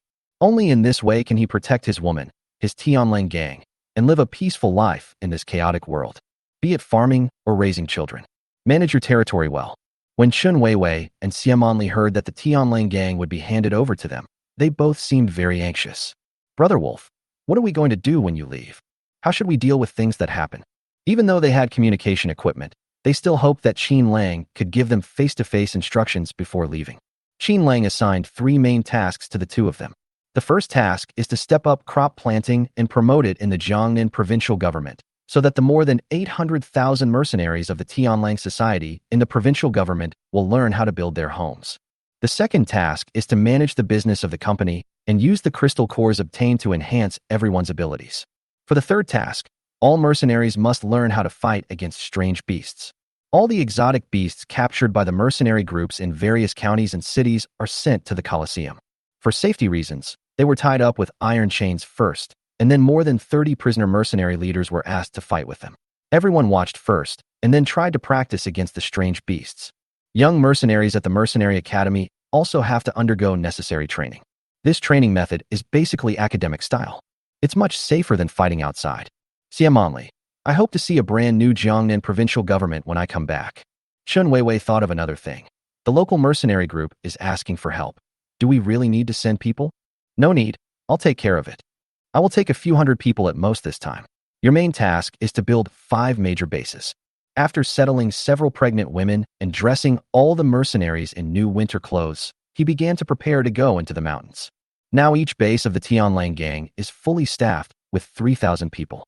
There are 15,000 people in the 5 bases, plus Qin Xiangxiang's 3,000 remaining mercenaries, a total of 18,000 people. There are more than 20,000 non-combat mercenaries, plus the 5,000 people from the Sirius Academy. Currently, the Sirius gang has nearly 50,000 members. This time he only planned to bring 300 people. Dealing with monsters and zombies is different. More people won't work. There are currently 6 mercenary groups in the Qin Lang gang. The leader of the Sirius group is Liang Rongrong. The deputy leader is Lu Chunyan, and the chief instructor is Xia Xian. The leader of the Blood Wolf group is Wu Yuyan. The deputy leader is Liang Xinxin, and the chief instructor is Han Lele. The leader of the Canglang group is Lin Xiaoxiao. The deputy leader is Lu Yingying, and the chief instructor is Chen Lucy. The leader of the Red Wolf regiment is Yang Wenwen. The deputy leader is Liang Xiaolin, and the chief instructor is Zhou Meili. The leader of the Phantom Wolf group is Qin Xiangxiang. The deputy leader is Zhou Nana, and the chief instructor is Ina. The Wolf Warriors, whose leader is Shui Hu, and whose deputy leader is Lu Feng. The chief commander is Tang Xiaoya. The chief instructor is Chun Weiwei. The chief logistics manager is Xie Manli. And of course there is also a dedicated manager, Chen Mengshan. He is the captain of the elite team. The team members include Tang Xiaoya, Su Xinchen, Lu Yinyan, Yang Xiaoxiu, Lu Qingyu, Han Weiwei, Su Lili, Lu Xinyue, and Yang Jiaojiao, 9 masters with extremely high talents in the end times, as well as Xia Xian, Han Lele, Chen Lucy, Zhou Meili, Ina, several masters trained by himself, plus Shui Hu, a total of 16 people. Alice and Chen Weiwei were also originally on the elite team and are currently recuperating at home. This time, the elite team of 10 people will lead the way. The instructors of the 6 mercenary groups each selected 50 elites of level 2000 to follow closely behind. You also need to prepare equipment for going into the mountains. In addition to warm cotton clothes, each mercenary was given a special steel helmet. This helmet not only has goggles, but also a mask. Everyone also has special leather gloves made of sheepskin, and the rest are cowhide boots. No one knew what these equipments were used for, and after they were distributed, they felt very novel in their hands. On the first day of winter, the hunting team officially set out. Early in the morning, various groups from the Qin Lang gang and the Qin Lang Society gathered near the Kangwu base to see the Lord off. Hundreds of thousands of people lined up in neat rows along the way, looking forward to it. The logistics team specially prepared a sumptuous breakfast and dry food for the journey. The young mercenaries from the Sirius Mercenary Academy also prepared flowers. In the eyes of these children, Qin Lang is their patron saint. He not only provides them with free food and lodging, but also trains them to become qualified mercenaries. Qin Lang originally planned to take the team away quietly, but in the end he had to accept the offer. The farewell party was grand and warm.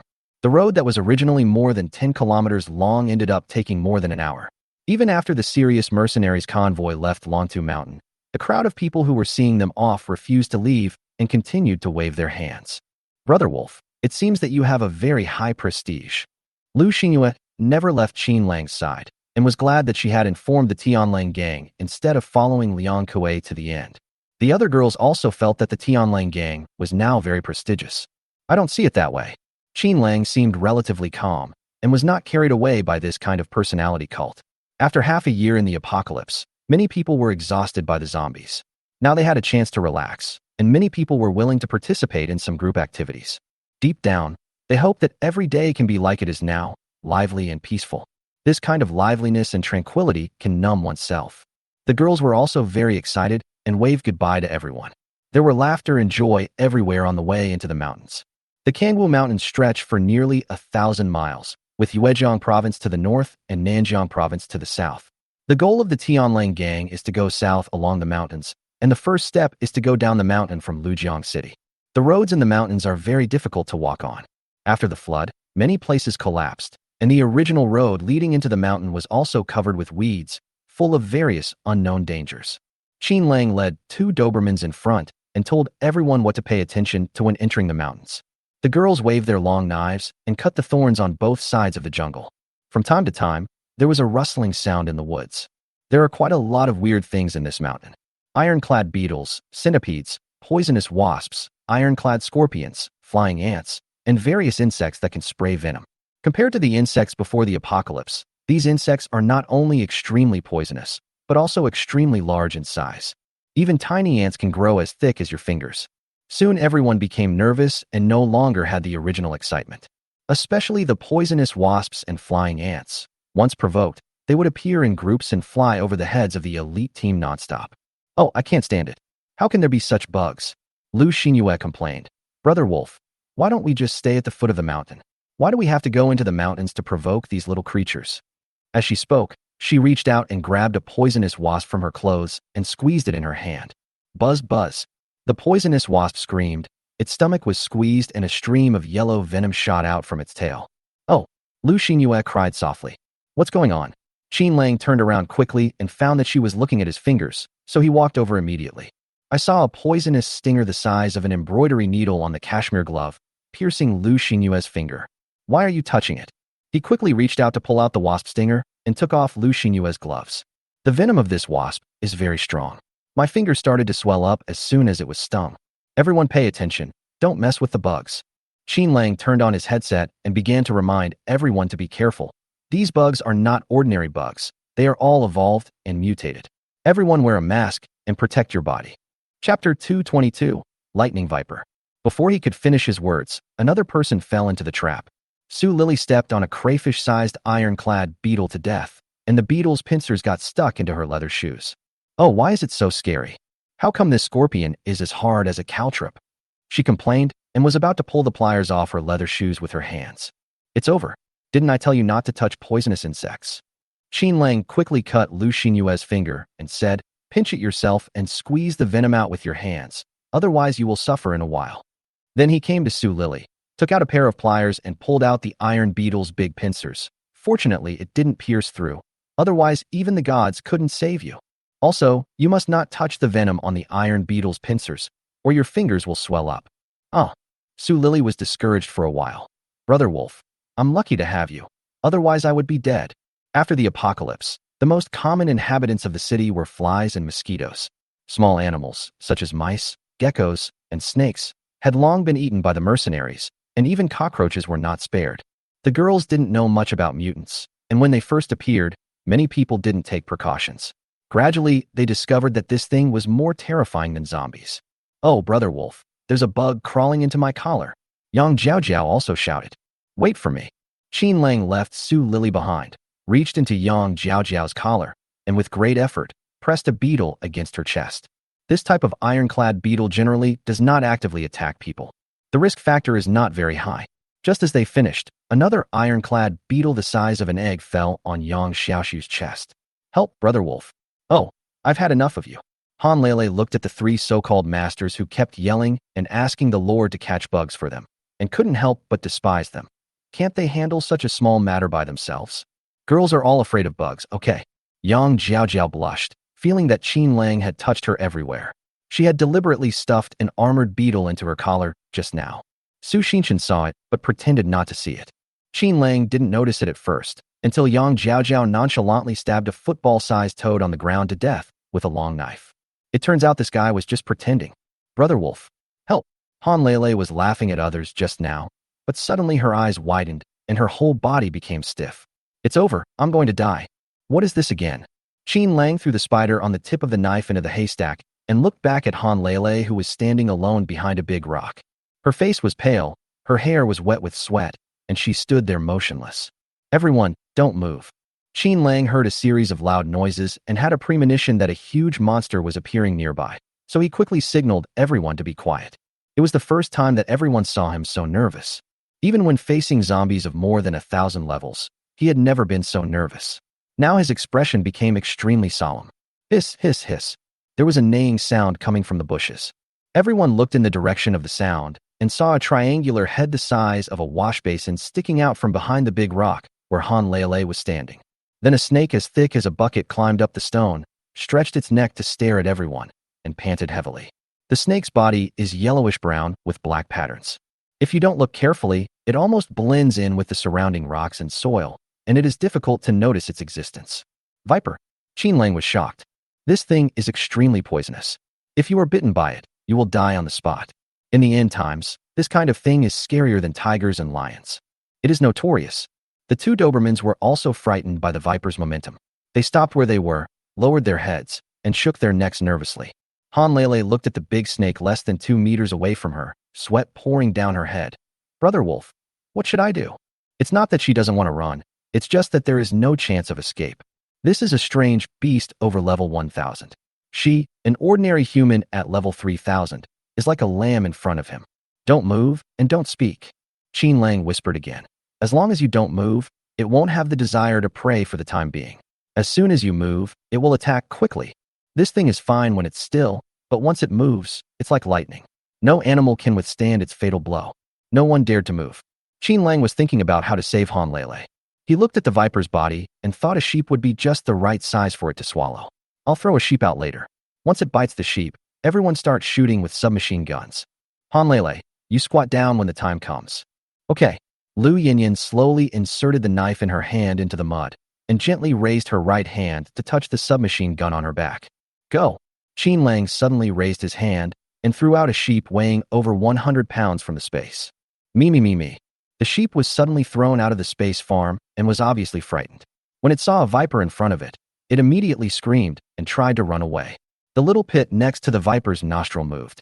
Sensing the presence of a warm-blooded animal, its neck suddenly retracted, the entire front end curled up into a ball, and suddenly rushed towards the sheep. The movements were extremely fast and fierce, and once bitten, it would not let go. Qin Lang quickly took off his submachine gun and yelled, Han Lele, get out of the way. Han Lele jumped away with a teleportation and appeared 3 meters away. Then she nimbly somersaulted onto the tree and climbed to a height of 3 meters. This girl was very determined in escaping for her life. As she dodged, 10 submachine guns fired bullets at the viper almost simultaneously. Or maybe it was because of fear. The girl's hands were shaking and they used up all 30 bullets in the first moment, and then they replaced the second magazine. Qin Lang did not change the magazine, but just stared at the viper. Soon he discovered that there were flashes of lightning coming out of the body of this mutated venomous snake.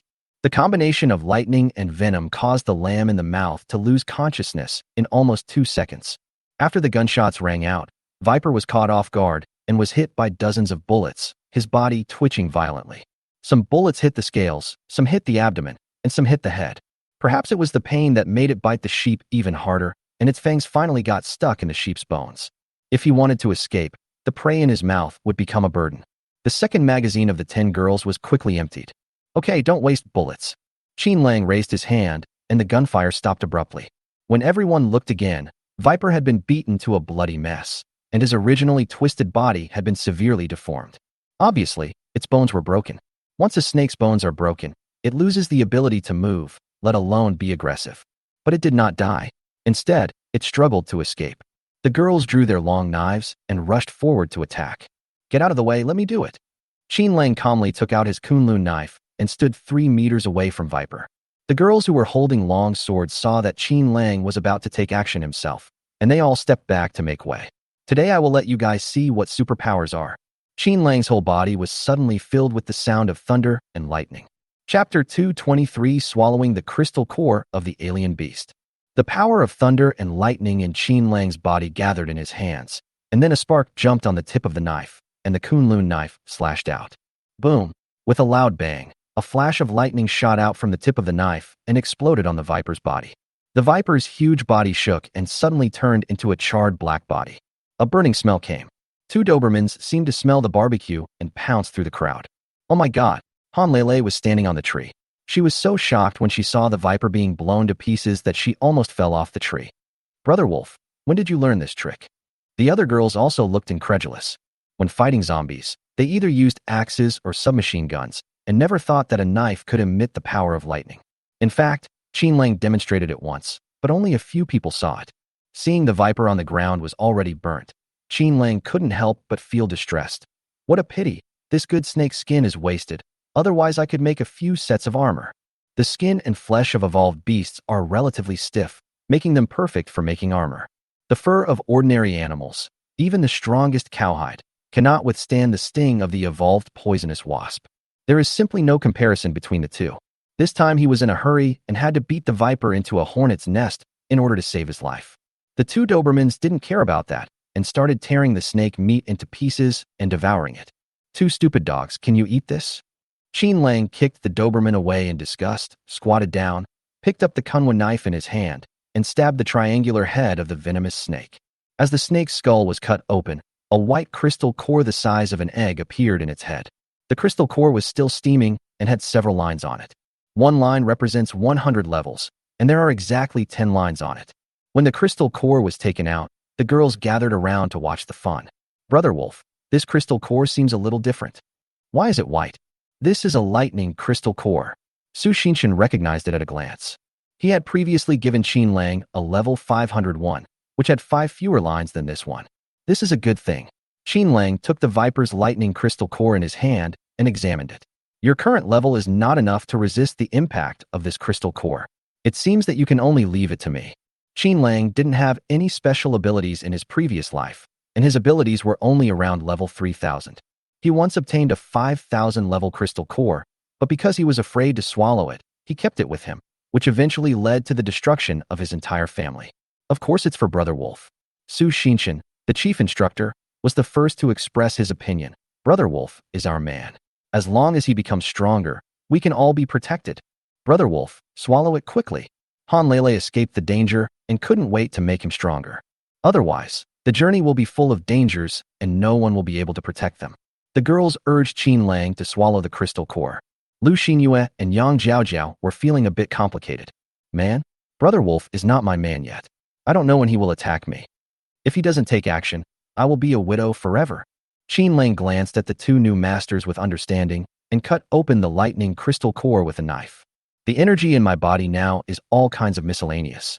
There are fire elements, gold elements, and earth elements in the male zombie crystal cores, wood elements and water elements in the female zombie crystal cores, as well as water elements and lightning elements obtained from poisonous snakes. Other elements are not pure enough and can only increase strength and speed. Only the elemental power of this strange beast is particularly pure. He decided to specialize in lightning elements in the future. Then I won't be polite. Qin Lang tilted his neck back and swallowed all the energy liquid in the crystal core. This was the first time he swallowed such a high-level exotic beast crystal core. When the last drop of energy liquid entered my throat, I suddenly felt something was wrong. This smell, why does it taste a bit weird? Qin Lang felt his tongue beginning to go numb. When the energy liquid entered the abdomen, the whole body began to shake as if it was electrocuted. In just a few breaths, his internal organs felt as if they were on fire and beads of sweat immediately appeared on his forehead. Brother Wolf, what's wrong with you? Yang Jiaojiao sensed that something was wrong with him and quickly reached out to help him. Nothing. Qin Lang blushed and felt his whole body getting hot. Even his breath was hot. This is really embarrassing. In front of the girls, he pretended to be calm, but in fact he was upset. The 1000-level crystal core of this viper was so violent that the energy surged back and forth in his body, as if it was about to explode. In addition, this energy is of the lightning type, and every inch of skin in the body feels like it is being electrocuted. Qin Lang said nothing, walked to the stone, and sat down. When he sat cross-legged, he felt a little unwell. Look around. Don't let anyone disturb me. I may need to practice. Brother Wolf, what happened? Yang Jiaojiao looked at Qin Lang, who was resting with his eyes closed, in surprise. I think he got damaged by eating the crystal core. Chen Lucy recalled that when she first ate the crystal core, Qin Lang said that if you eat the wrong crystal core, there will be certain side effects. If your physical fitness is not up to standard, it is easy for your blood vessels to burst and die. It's over. She turned her head and looked at Qin Lang, worried. Brother Wolf is only level 7000. I think he can't suppress this level 1000 beast crystal core. If he can't control the energy of the crystal core, I think his blood vessels will burst. What should we do then? Yang Jiaojiao was stunned. Even Tang Xiaoya started to worry. That's true. When we ate zombie cores before, we couldn't handle them if the level was too high. But Brother Wolf should have a way. After saying that, she looked at Yang Jiaojiao with ill intent. Why don't you stay here and we go to this side? Why? Yang Jiaojiao was still in a daze, as if she knew nothing. The other women immediately understood and consciously took a step back. Only two newly joined masters were left in front of him. Qin Lang began to regret what the girls said. He had emphasized at the beginning that he wanted everyone to pay attention to this. But how come he had forgotten about this? Suddenly, the abdominal pain became more severe. A huge energy aura flowed through his blood, and in just a few seconds he felt as if his internal organs were about to burst. Beads of sweat the size of beans fell from his head. Ah! The impact of energy made every inch of his skin and every pore expand. The muscles in his body began to swell and expand. It felt like it was about to explode. No, this is not a solution. Qin Lang suddenly opened his eyes and glared at the two female mercenaries in front of him. Yang Jiaojiao stay. The others continued to explore the way ahead. Only then did Yang Jiaojiao notice that there was something wrong with Qin Lang's eyes. This is clearly a rhythm of cannibalism. Wolf, brother wolf, what do you mean? Ah. Before she could react, Qin Lang grabbed her and she fell into his arms unexpectedly. Since this woman is thinking about how to be his woman every day, he should fulfill her wish as soon as possible. Otherwise, she would be very uncertain. The other female mercenaries acted as if they didn't hear anything and continued walking forward. Chapter 2, 24 Conflict. 2 hours later, Qin Lang, Yang Jiaojiao, and Lu Xinyue caught up with the 9 people in front. The team gathered again on a ridge. Yang Jiaojiao was carried on his back and couldn't help complaining. No wonder you call me wolf brother. Your wolf is the wolf of a pervert, right? I am the Lord. You are not allowed to make such jokes. Qin Lang threw her down, and seeing that it was getting late, he threw out a few houses made of welded containers. Everyone, prepare dinner. We'll wait for the follow-up troops to catch up. The container was specially customized by Lu Haifeng. With just a simple assembly, a temporary steel base appears in front of everyone. The surrounding area is a fence made of containers, the length and width of which can be set according to his needs by adding or reducing containers appropriately. These containers are filled with steel, each weighing dozens of tons, and are both strong and stable. It is 7 meters high and can resist ordinary monsters. 2 rows of container bedrooms are assembled inside the wall, with more than 20 containers placed back to back, and they do not take up much space. Throw out another mobile kitchen. The girls immediately set about arranging the meals. The ingredients are all fresh, including various vegetables in the space, as well as some processed meat products, pork, beef rolls, mutton rolls, and various meatballs. Han Lele brought the large coal stove from the kitchen outside, put a few coal balls on it, poured a pot of diesel, and lit it. Chen Lucy, take out the pot. Here it comes. Chen Lucy carried a large iron pot big enough to stew a whole pig and placed it on a coal stove welded with steel plates. This is the real big pot meal. Qin Lang kept throwing out the food and turned on the communicator to talk. Shuehu, are you guys following us? Brother Wolf, we are almost there. Shuehu's voice came. We encountered some trouble on the way, which delayed us a little. Trouble? What trouble? Qin Lang couldn't imagine what trouble they would get into. Along the way, their 12 elite teams led the way and left the marks of the serious gang on the road. The 300 mercenaries behind just need to catch up according to the marks, and all the dangers along the way will be solved by them. Let's talk about it when we get there. Shuehu didn't want to say much. After turning off the intercom, he urged everyone to get on the road as quickly as possible. Damn it, this is really too much. Lu Jia was walking in the team, still angry about what happened just now. We are the personal soldiers of the Lord of Jiangnan Province, and we were actually bullied by a bunch of wild bastards. If this gets out, where will the Lord save his face? Can't you just say less? Shuehu interrupted him in a muffled voice. If we can't meet up with Brother Wolf before dark, that will be real trouble. Also, don't mention the Lord all the time in the future. We will handle the problems ourselves. No. Although Lu Jia considers himself a brother of Qin Lang, he also knows that Shuehu's relationship with Qin Lang is closer than his own. Among these 300 mercenaries, there are only 50 male mercenaries. Many of the remaining 200 female mercenaries were Qin Lang's favorites, so he did not dare to delay. Brothers, follow closely and take good care of our female compatriots.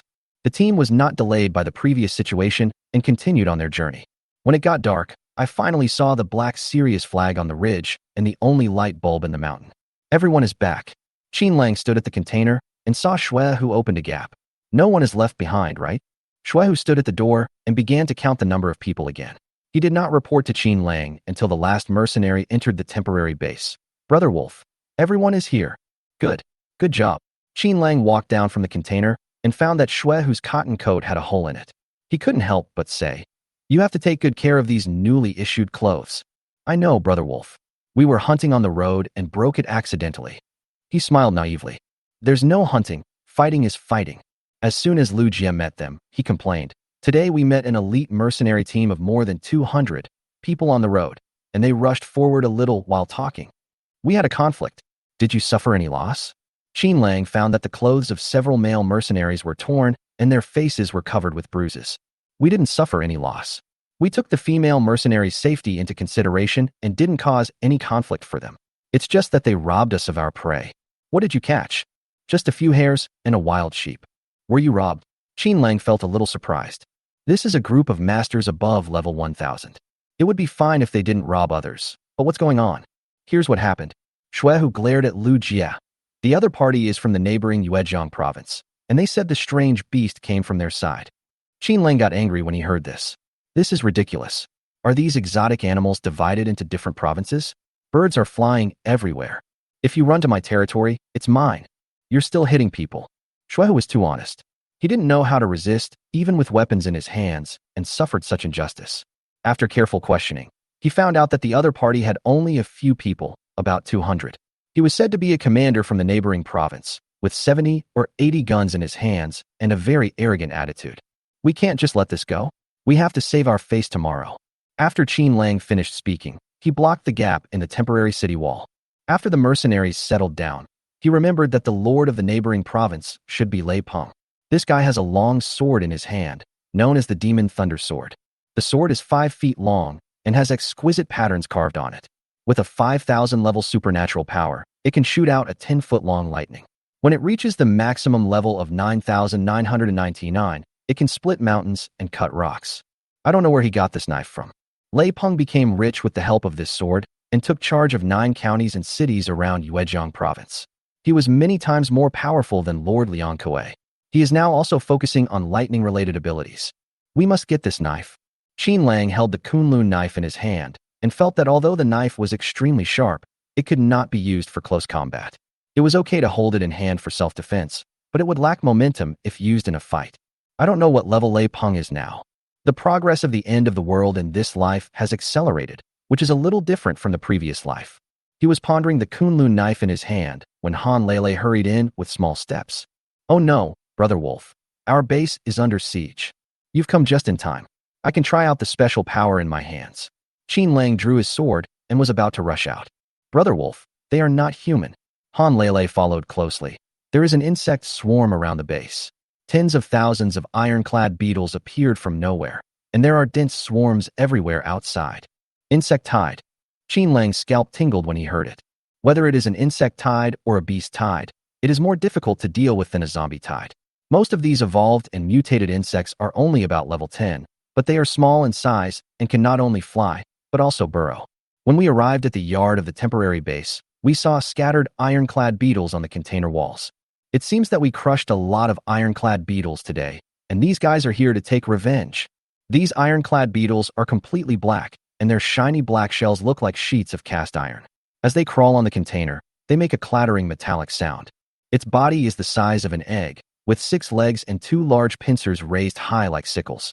The girls stood on the container, using long knives and axes in their hands to beat the ironclad beetles that crawled in, just like hitting a cockroach. The effect is minimal. Chapter 225 Iron Beetle King. It's useless to fight like this. Qin Lang frowned and signaled the girls to step back. The reason why these things are called ironclad beetles is because their bodies are as hard as iron and they are very durable. If there are only a few of them, it is easy to deal with them, but if there are too many, you can't beat them with a hammer. In addition, their sharp pincers can cause bleeding at best and tearing of flesh at worst. It was very dangerous for them to be standing on a high place. If anyone fell into the swarm of insects, they would be eaten until only bones were left in a few minutes. Brother Wolf, what should we do now? Tang Xiaoya jumped off the container with 2 iron beetles hanging on her body. The best way is to use fire attack, but it's too late now. Qin Lang remembered that the way to deal with ironclad beetles in his previous life was to dig a trench around the base. Once attacked by ironclad beetles, he would throw firewood into the trench and ignite it to block the ironclad beetles. Although this thing is covered in iron armor, it will quickly burn all over red once it encounters fire, just like a cooked crab. The cooked ironclad beetle tastes good and is rich in protein. There are crystal nuclei as big as mung beans in their brains. Nature is so magical that when it poses danger to humans, it still leaves a way for survival. Girls, please step back. This is something that only men can handle. Shuehu, take your men and prepare the firewood. I'll hold on for a while. Qin Lang didn't intend to waste this God-given good thing. He jumped onto the container and prepared to use his lightning ability to deal with the insect swarm. As the 1500 level lightning power gathered in his body, lightning soon flashed on the Kunwu sword. These lightning elemental forces, with the blessing of 8,000 level supernatural powers, are like electromagnetic storm guns. When the girls saw the lightning crackling, they quickly jumped off the container. Sizzle, sizzle. Seeing the electromagnetic storm on the tip of the knife exploding continuously, Qin Lang held the knife with both hands and swung it fiercely at the iron beetles rushing towards him. Amidst the insect swarm, a 2-meter-long lightning storm suddenly exploded. The crawling insects turned over on the spot, with all 4 legs facing the sky, lying stiffly on the ground. The effect is really good, but it's a pity that the power of lightning is only as wide as a palm. The Kunwu sword swept out again, shooting out another storm of thunder and lightning. This time, the lightning storm was like a rotating electric knife, shooting out among the insect swarm, flashing a 3-meter-wide light. A flash of light passed by, and a large number of insects on the ground fell down again. This is a supernatural power. It's indeed incomparable to ordinary combat skills. Lu Yinyin couldn't help but feel envious when she saw Qin Lang slashing the Kunwu sword in his hand and killing hundreds of iron beetles with just a casual wave of the sword. This is also why Qin Lang does not pay attention to the use of hot weapons. Guns are fine for use against people, but they are basically useless against monsters and insect swarms. The iron beetle also seemed to feel the power of lightning. Seeing its companions around it constantly kicking their legs up to the sky, it seemed a little manic. The originally orderly team began to fall into chaos. Hiss, hiss, hiss. The iron-clad beetle in front of him made a strange chirping sound. Soon, tens of thousands of years-old iron-clad beetles chirped together and raised their 2 large pincers at the same time, as if in protest. This is the prelude to an attack. At first, they simply treated humans as prey, but now that they were attacked, they immediately developed a fighting mode. When Qin Lang saw this situation, he instantly understood that there must be an insect king inside. Alice is not here now. Han Lele, use your sniper rifle to look around and see if there are any giant iron beetles in there. Okay, Brother Wolf. Han Lele immediately jumped onto the container with a sniper rifle in hand, found a higher place to lie down, and opened the scope in her hand. Soon she found 3 giant monsters a few hundred meters away. In the darkness, the 3 ironclad beetles at the back were dozens of times larger than the small ironclad beetle. It was about the size of a motorcycle, waving its pliers. 6 pairs of scarlet eyes stared at the container base. It kept chirping and spurting saliva. Brother Wolf, I saw the insect king. She pulled the bolt and aimed again at the largest one in the middle. Kill it for me. Qin Lang waved the Kunwu sword in his hand and jumped back and forth, trying his best to prevent any iron beetles from climbing up. On the other side, Shuehu kept stepping on the iron-clad beetles that crawled up to death and prepared bundles of wood to throw out of the container. Originally, gasoline could be used, but iron-clad beetles cannot eat food burned by gasoline. Bang! Suddenly, there was a burst of gunfire. After Han Lele pulled the trigger, she quickly looked through the sight. The iron beetle king not far away was shot and shook violently. I thought it was dead, but unexpectedly it got up from the ground again. When I looked again, I found that the shot did not kill it. The bullet hit his hard shell, but only made a dent where the bullet was stuck. Is this thing so powerful? Han Lele couldn't help but be a little surprised. She aimed at the iron-clad beetle in the middle again. I don't believe that a 7.62 bullet can't penetrate your insect shell. There's more you don't believe. Its shell is not any stronger than a steel plate. That's the insect king, equivalent to a master with the gold elemental power level 1000. And he's almost invulnerable. What should we do then? Han Lele's fingers loosened. Unless you are a very good marksman and shoot the second time at the same spot, or aim at its eyeballs. Great. Han Lele found the iron beetle again. Under the 8x scope, she could vaguely see 2 scarlet eyeballs. Although she couldn't guarantee to continue hitting the original position, she was still very sure if she could hit the 2 eye-catching eyeballs. Bang! Her shoulders shook, and she pulled the bolt again. Bang! Another shot was fired. Brother Wolf, I hit it. I really hit it this time. The Iron Beetle King in the camera was hit in the eye, and his whole body began to shake violently, uttering wails. The wailing sound was heard by everyone in the base. It was originally thought that the Iron Beetle King would run away after being injured, but unexpectedly, it became angry instead. It suddenly stretched out 6 long legs over 1 meter long and pounced towards Qin Lang. It thought Qin Lang was its opponent, so it stepped on the insect in front of it with its 6 legs and rushed over. It was so fast, almost as fast as a motorcycle, and it arrived in front of the container in just a few moments. Hiss, hiss, hiss. The hissing sound of the Iron Beetle King was like a whistle. 6 of its legs climbed up the container, and suddenly a stream of red liquid spurted out of its mouth. Qin Lang was startled and quickly jumped off the container. He saw that the place where he had just stood had been corroded by the red liquid, and bursts of green smoke were coming out of the iron plate of the container. This insect king is going to fight to the death. Soon it climbed up from the container, kicked off with its 6 legs, and jumped into the base. The other 2 large red beetles also rushed over following the insect king.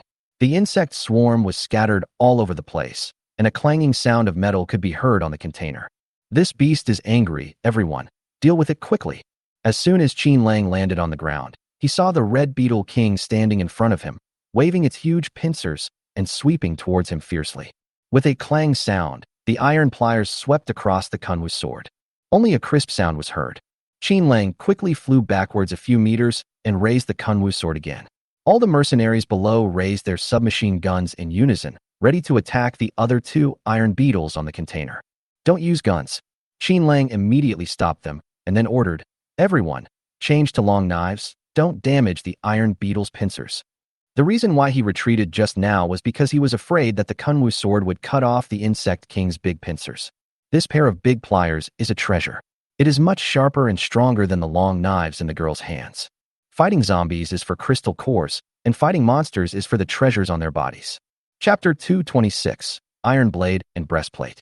When the girls heard that they were not allowed to use submachine guns, they immediately switched to long knives and drew them out in unison, surrounding the 2 subordinates of the insect king. Everyone is at level 3000.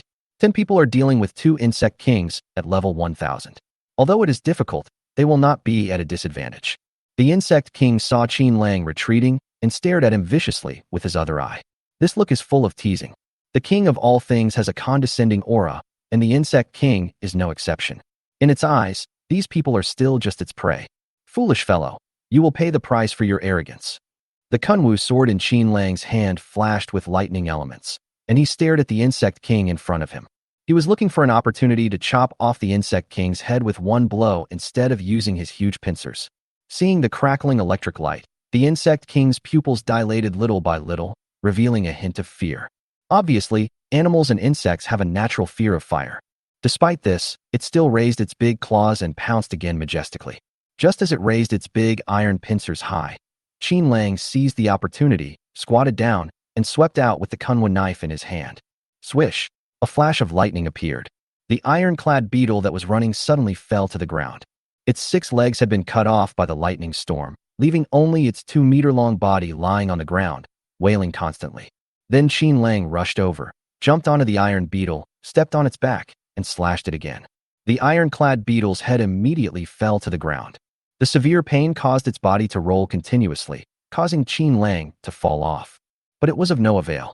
Soon the ironclad beetle's body began to shake violently and gradually became unresponsive. When the 2 secondary insect kings nearby saw that the insect king was dead, they all waved their pincers and squeaked wildly, trying to escape from the crowd. At this moment, they have realized the fear of death. Seeing that the Iron Beetle King was about to escape, Lu Yanyan seized her opportunity, pounced forward, and nimbly pinned the Iron Beetle to the ground. Hiss, hiss, hiss. The secondary Iron Beetle King waved its pincers desperately, trying to knock Lu Yanyan down. Lu Yanyan's petite body nimbly grasped its 2 whip-thick tentacles and clung to it like a bullfighter. This girl is really crazy. No wonder she is number 1 on the master list. Qin Lang quickly inserted the Kunwu sword into the scabbard and threw it into the air. Lu Yanyan, catch it. Lu Yanyan raised her hand, held the Kunwu sword in her hand, clamped her legs around the back of the secondary Iron Beetle King, and pulled out the sword in a flash. The Kunwu sword made a swish sound and pierced into the Iron Beetle's head. Hiss, hiss, hiss. The ironclad beetle's entire body was shaking violently. No matter how it struggled, Lu Yanyan's legs refused to loosen. Her whole body shook back and forth, and finally she pressed the Iron Beetle to the ground. The Kunwu sword stabbed back and forth, chopping the Iron Beetle King's head into pieces. The other secondary Insect King was not much better off. Its head was blown up by Tang Xiaoya's axe, and the battle was quickly resolved.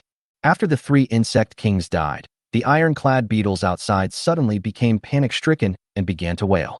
Set the fire and burn as many as you can. The remaining ironclad beetles no longer have any deterrent power. Without the leadership of the Insect King, they will not actively attack humans, but will only look for their own food according to the laws of the food chain. Shuehu immediately lit a torch and threw it at the swarm of insects. It was a dry time now, and the surrounding dry grass quickly caught fire in the firewood. The forest was filled with crackling sounds. After Qin Lang cut off the 6 large claws and 18 legs of the iron beetles, he took a pair of iron pliers and used a long knife to test the hardness. This long knife, made of tungsten steel, only left a cut on the pliers. Then he used the armor and the long sword to chop each other, and with one strike, the tungsten steel long sword actually had a crack. Is it that hard? Lu Yinyan came over with sweat on her forehead, holding the iron pliers and looking very surprised. This is the magic of nature. The iron claws of the insect king contain the power of gold elements, which are not comparable to ordinary steel. This is condensed from the source of power. Qin Lang raised his hand and handed the armored pliers to Xuehu. I'll give this to you. You don't need the long sword anymore. Xuehu and several other male mercenary captains suddenly had golden light in their eyes. With this thing, it is lighter and harder than a tungsten steel knife. My lord, are you too partial? Lu Yinyan originally thought that one of the iron beetle knives would be kept for herself, but in the end, all were given to other people. 12 elite team girls, not one. This is not partiality. Qin Lang took back his kunwa sword. Men who practice the power of the gold element can have an indestructible body in the future. You girls don't want to be covered in muscles, right? Women need to be gentle to be beautiful. When I have the right skills in the future, I will naturally give them to you. I see. Lu Yinyan no longer missed the iron beetle knife. It was already very late at night. The mountains seemed a bit deserted, so the girls did not waste the ironclad beetle at all and took off its armor. You know what? This iron-armored figure is quite suitable for girls. The front piece and the back piece together form an armor as hard as steel. This armor was naturally awarded to Han Lele, Tang Xiaoya, and Lu Yinyan. The 3 of them performed the best today. All right, it's all right. Everyone hurry up and collect the crystal cores inside the iron beetles.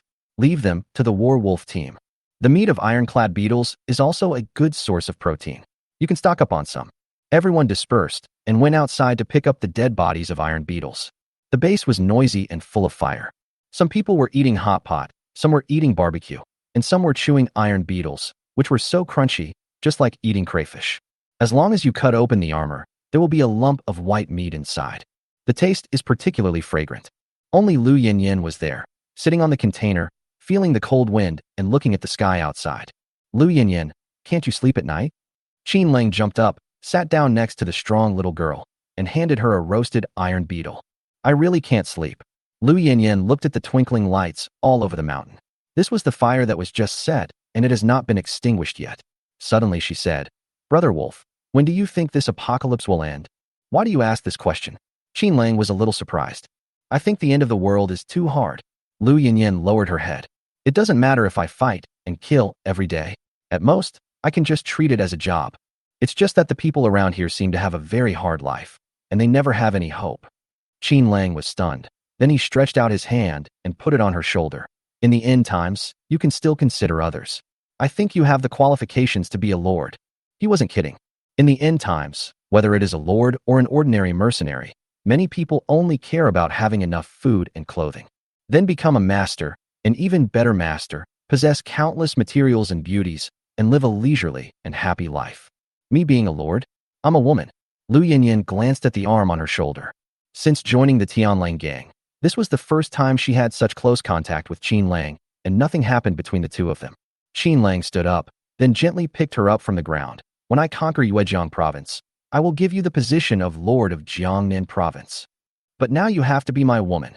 Chapter 227 Conflict breaks out. Lu Yinyan's strength should not be underestimated. In her previous life, she was the #1 female master in Jiangnan province. The Qin Lang gang was established, with thousands of mercenaries. My life has been wasted by Qin Lang. I have no chance to show my abilities and am still just a member of an elite team. From the fight just now, it can be seen that she is a very wild girl. But she also has a feminine side. When Qin Lang threw him on the bed and undressed him, he looked very gentle with his disheveled hair. Like a sexy little wild cat, she hugged Qin Lang's neck. Brother Wolf, why did you want to conquer Yuejiang province? You'll understand later. But don't change the subject now. We are busy with the important things in our lives. That's annoying. I'm still a little girl. You're not young anymore. You're already 19 years old. You have to give me a child. Soon there were bursts of banging sounds in the room. The next day, as soon as the sun rose, the hunting mercenaries began to gather. The girls were busy making breakfast and packing their luggage, while the male mercenaries consciously took on the role of pioneers and went outside to explore the way. Everyone had no purpose, they just headed towards the densest place in the mountains. Their main task was to find all kinds of exotic beasts and improve their own cultivation at the same time. Since the zombies arrived, everyone has lost the opportunity to grow and can only rely on hunting exotic beasts to obtain new crystal cores. Xuehu and his male mercenaries had a great harvest last night. Each of them swallowed several iron beetle crystal cores. The superpowers have increased by more than 200 levels. A lot of the muscles in my body disappeared. More than 50 male mercenaries were chopping trees with iron beetle knives on a mountain road when they saw a group of people coming up from the foot of the mountain, not far away. Captain Xue, it looks like the same group of people from yesterday. Lu Jie recognized the people on the opposite side. It is said that this group of people are the commanders under the lord of Yuejiang province, and they were just appointed. They came to the mountains under the order of the commander Lei Peng, who asked them to go out hunting. The leading commander was called Lin Yong, a master of level 3000. Seeing the burnt trees everywhere on the mountain road, he seemed a little surprised. Zhou Ming, what do you think this is? The iron beetle seems to have been burned to death. Everyone then noticed that there were a number of burned ironclad beetles struggling in the surrounding grass. Is there an insect swarm here? Zhou Ming picked up an ironclad beetle and threw it into his mouth, chewing it. Then he looked up at the charred trees on the hillside. It seems that the group of people yesterday haven't left yet. Let's go meet them again and see if Lord Jiangnan is really here. Lin Yong nodded immediately. Okay, let's say this is Lord Lei's territory. Don't alert the enemy. Seeing Lin Yong leading more than 300 people up the mountain, Xuehu immediately led his men to meet them. Qin Lang said yesterday that he would seek justice from this group of people, so naturally he had to stop them and not let them get away. Boy, we meet again. Xuehu waved the iron beetle knife in his hand as soon as he saw Lin Yong. We let you take our prey away yesterday. Shouldn't you give it back to us today? Hey, it's you guys again, you ignorant fellows. Lin Yong also recognized Xuehu and drew out a long knife. I'm telling you, this is our Lord Lei's territory. If you don't leave, I'll kill you. Why do you say this is Lei's territory? Xuehu was not good at arguing, but he also knew that this was Jiangnan province. The current lord of Jiangnan is Qin Lang. Lin Yong was very domineering. Master Lei said that whether it is Jiangnan province or Yuejiang province, the entire Kangwu mountain belongs to us. If you want to go hunting in the mountains, you must register at Lord Lei's house and pay taxes on time. Otherwise, it's poaching. This is outrageous. Lu Jie squeezed forward again. Our Lord Jiangnan. He originally wanted to say that Qin Lang was here, but Xuehu told him not to say it yesterday. If something goes wrong, you have to solve it yourself and not always bring Qin Lang up. It would be bad if a lord and a commander came into conflict and the news got out. Since you are unreasonable, let's fight. Lu Jie raised his hand and picked up the submachine gun in his hand. I will count to 3. Get out of Jiangnan immediately, otherwise I will not be polite. The two sides immediately became hostile and picked up their weapons to glare at each other. Fighting is commonplace for mercenaries. There was a lot of noise below, and Han Lele could see it clearly from the top of the mountain. She quickly picked up the sniper rifle, jumped down from the container in 3 or 2 steps, and rushed to the door of Qin Lang's container dormitory. Brother Wolf, it's bad. The people down there are about to start a fight. What happened again? Qin Lang was still sleeping in and yawned when he heard Han Lele knocking on the door. The air in the mountains is good and the temperature is cool, so I slept very comfortably last night. I heard that it was the group of people from yesterday who said that Kangwu Mountain is Lei Peng's territory. We must obtain Lord Lei's consent to hunt, and we must also pay taxes. Bullshit. Qin Lang got angry immediately when he heard this. When I was a mercenary, I had to get the Lord's permission to enter the mountains. Now that I am the Lord, I have to get other Lords' permission to enter the mountains. This is outrageous. What's more, this mountain is located in Jiangnan province. Lu Yinyan was sleeping soundly in the room, hugging his neck and smacking her lips. Brother Wolf, aren't you the Lord? There's something wrong. Qin Lang suddenly realized that these mercenaries were not like ordinary mercenaries. He clearly remembered that in his previous life, the 3 major lords of the Kangwu Mountains had long since tacitly agreed that the mountains within their respective areas were under their jurisdiction. No one can occupy Kangwu Mountain alone. Lei Peng had never been so overbearing as to send people to seize Liang Kuei's territory. How come when it was his turn to become the lord, these people blatantly ran to Jiangnan province and said that the Kangwu Mountains belonged to Lei Peng? The more he thought about it, the more suspicious it seemed. Han Lele, take some people to wipe out this gang and capture the leader. You are so arrogant on my territory. Okay, Brother Wolf. Han Lele quickly blew the battle whistle. The female mercenary who was packing her luggage immediately put down what she was holding and picked up the submachine gun by the wall. Han Lele, what happened? Tang Xiaoya rushed out. A group of mercenaries from Yuezhang province have come down the mountain. Brother Wolf wants us to eliminate them. Catch a few alive. Okay, everyone check your weapons and restock your ammunition immediately. Tang Xiaoya received the order and took on the role of chief commander again, calling on all instructors to go back and lead their teams. After a while, more than 200 beautiful mercenaries gathered together and rushed down the mountain. Shuehu saw the female mercenary team coming out, but he didn't care at first. He just threatened Lin Yong with a gun. Commander of the opposite side, I advise you to leave immediately, otherwise we. Before he finished speaking, the sniper rifle in Han Lele's hand fired. The sound of a gunshot broke the morning tranquility in the mountains. Da-da-da, sisters, kill them. As Tang Xiaoya opened fire with her submachine gun, the scene suddenly erupted in gunfire. The Yuezhang mercenary group, which had no time to react, immediately fell into chaos. Brothers, fire. As soon as the two sides met, a bloody battle broke out. Shuehu reacted and fired at Lin Yong in front of him with the gun in his hand. Lin Yong didn't even have time to fire his gun and was shot dead on the spot. Zhou Ming, who was standing next to him, reacted quickly and jumped into the surrounding jungle. Seeing that the other side was outnumbered and powerful, he was no match for them at all, so he just shot a burst of bullets and prepared to escape. Chapter 2:28 being followed. The 300 submachine guns of the Qin Lang gang's mercenaries completely suppressed the other side's 70 or 80 guns. The opponent had no effective counterattack and couldn't even find a chance to escape. Damn it! Why do these people start fighting over a disagreement? Where did they get so many submachine guns? This time we've met a tough opponent. Soon Zhou Ming couldn't hold on any longer and had to stop shooting. Brothers on the opposite side, why are you killing people for no reason? Nonsense. You came to my Jiangnan province to act wildly, and even rewarded our brothers and stole our prey. Who else should I kill if not you? Tang Xiaoyan knew what happened yesterday and was also very angry. Qin Lang had already explained yesterday that he would look for trouble with these people today. Now that they have come to his door, he will not let it go. Zhou Ming couldn't help but complain when he heard the murderous intent of the other party. My lady, we are also following orders. If there is anything inappropriate, you can ask Lord Jiangnan to consult with our Lord Lei. You rashly massacred our Yuezhang province mercenaries. Aren't you afraid that Lord Lei will cause trouble? Haha, bullshit, Lord Lei.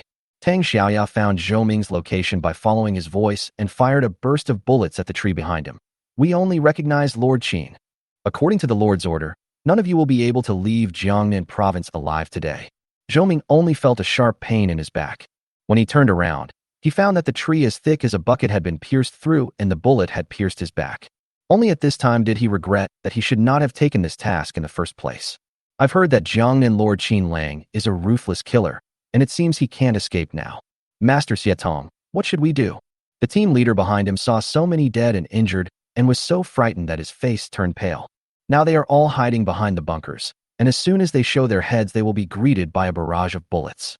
Zhou Ming thought for a long time, but couldn't come up with any solution. The other party did not catch up, but just suppressed it with firepower. None of the serious mercenaries were injured, but nearly 100 of their 300 men had died. There was a sniper rifle aimed at him not far away, so he didn't dare to move. Finally, he said, let's surrender. Brothers on the other side, we surrender, can you please spare us? Surrender? Tang Xiaoya didn't expect the other party to surrender so quickly. According to Qin Lang's habit of fighting, he would never allow a mercenary to die unless it was necessary. When Tang Xiaoya was commanding the battle, she would not let the beauties go to fight. It was impossible to kill all the enemies now. Since the enemy said they wanted to surrender, she agreed immediately. You can surrender, throw away your guns first, and then walk out with your head in your arms. If anyone dares to act rashly, don't blame us for being rude. I dare not, I dare not. Zhou Ming grinned, threw the gun in his hand away, then stood out from behind the big tree with his hands raised. Brother Wolf, the other party has surrendered.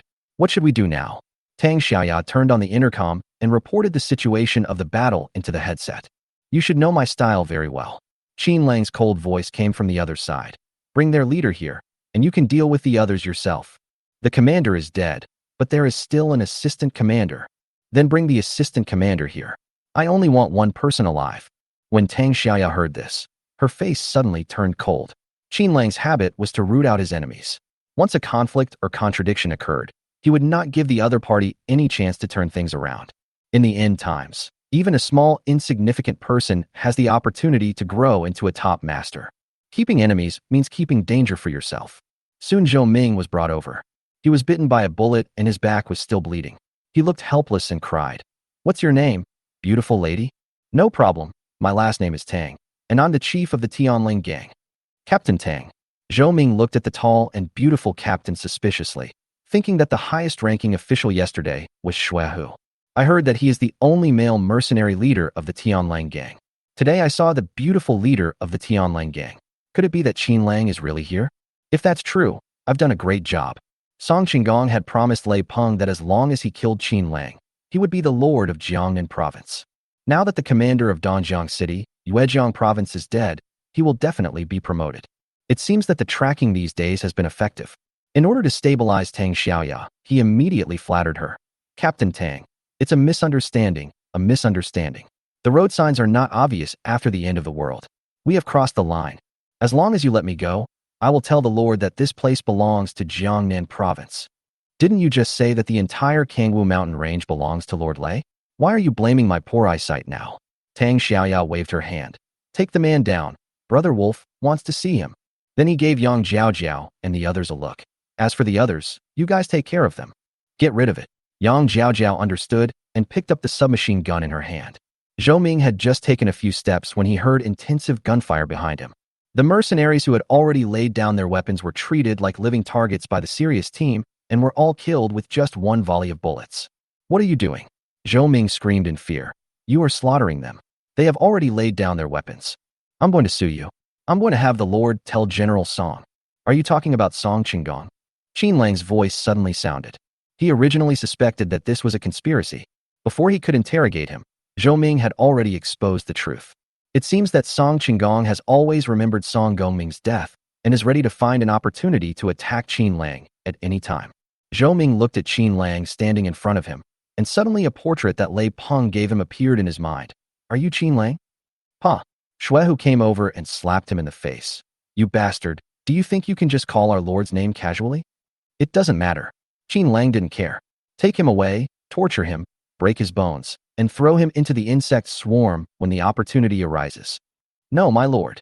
Zhou Ming was so frightened when he heard this that he knelt down on the spot. He had never expected that Qin Lang would throw him into the insect swarm without even questioning him. In order to save his life, he immediately told everything. "My lord, it was Song Qinggong who wanted to kill you. I was only following the orders of Lord Lei to follow you." "No, I didn't follow you. It was Commander Lin who followed you. I was just a follower. Please spare my life. I am willing to redeem myself from my crime."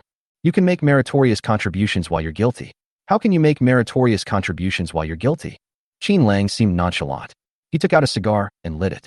"Can you twist Song Qinggong's head off for me?" Zhou Ming was stunned again. Why didn't this lord play according to the rules at all? Every sentence sets a dead end for yourself. In order to survive, he had to confess again. "Song Qinggong is in Kyoto. There is nothing I can do about it, but I do know where the agent he sent is. This is all I can do. I hope the Lord will spare my life." "No, I am willing to follow you, my lord, and be your mercenary. I will never go back to Lei Peng." After saying this, he looked at Qin Lang devoutly and began to kowtow like crazy. Chapter 229, Newly Joined Mercenary Team. "Then I'll spare your life." There was no need for Qin Lang to interrogate anyone, as he had the skill to eavesdrop on people's thoughts, and no one had any secrets in front of him. He also knew where the people sent by Song Qinggong were. Aren't they just a few 5,000 level special forces killers? The elite team can handle it. Since Song Qinggong wants to do something shady, then keep Zhou Ming so that he can give an explanation to General Chun in the future. If necessary, he would kill Lien Song Qinggong. Zhou Ming's life was finally saved, but he was not happy at all. He thought that after finding Qin Lang, he could find a chance to escape and tip off. But all the way, he was chained and escorted like a prisoner.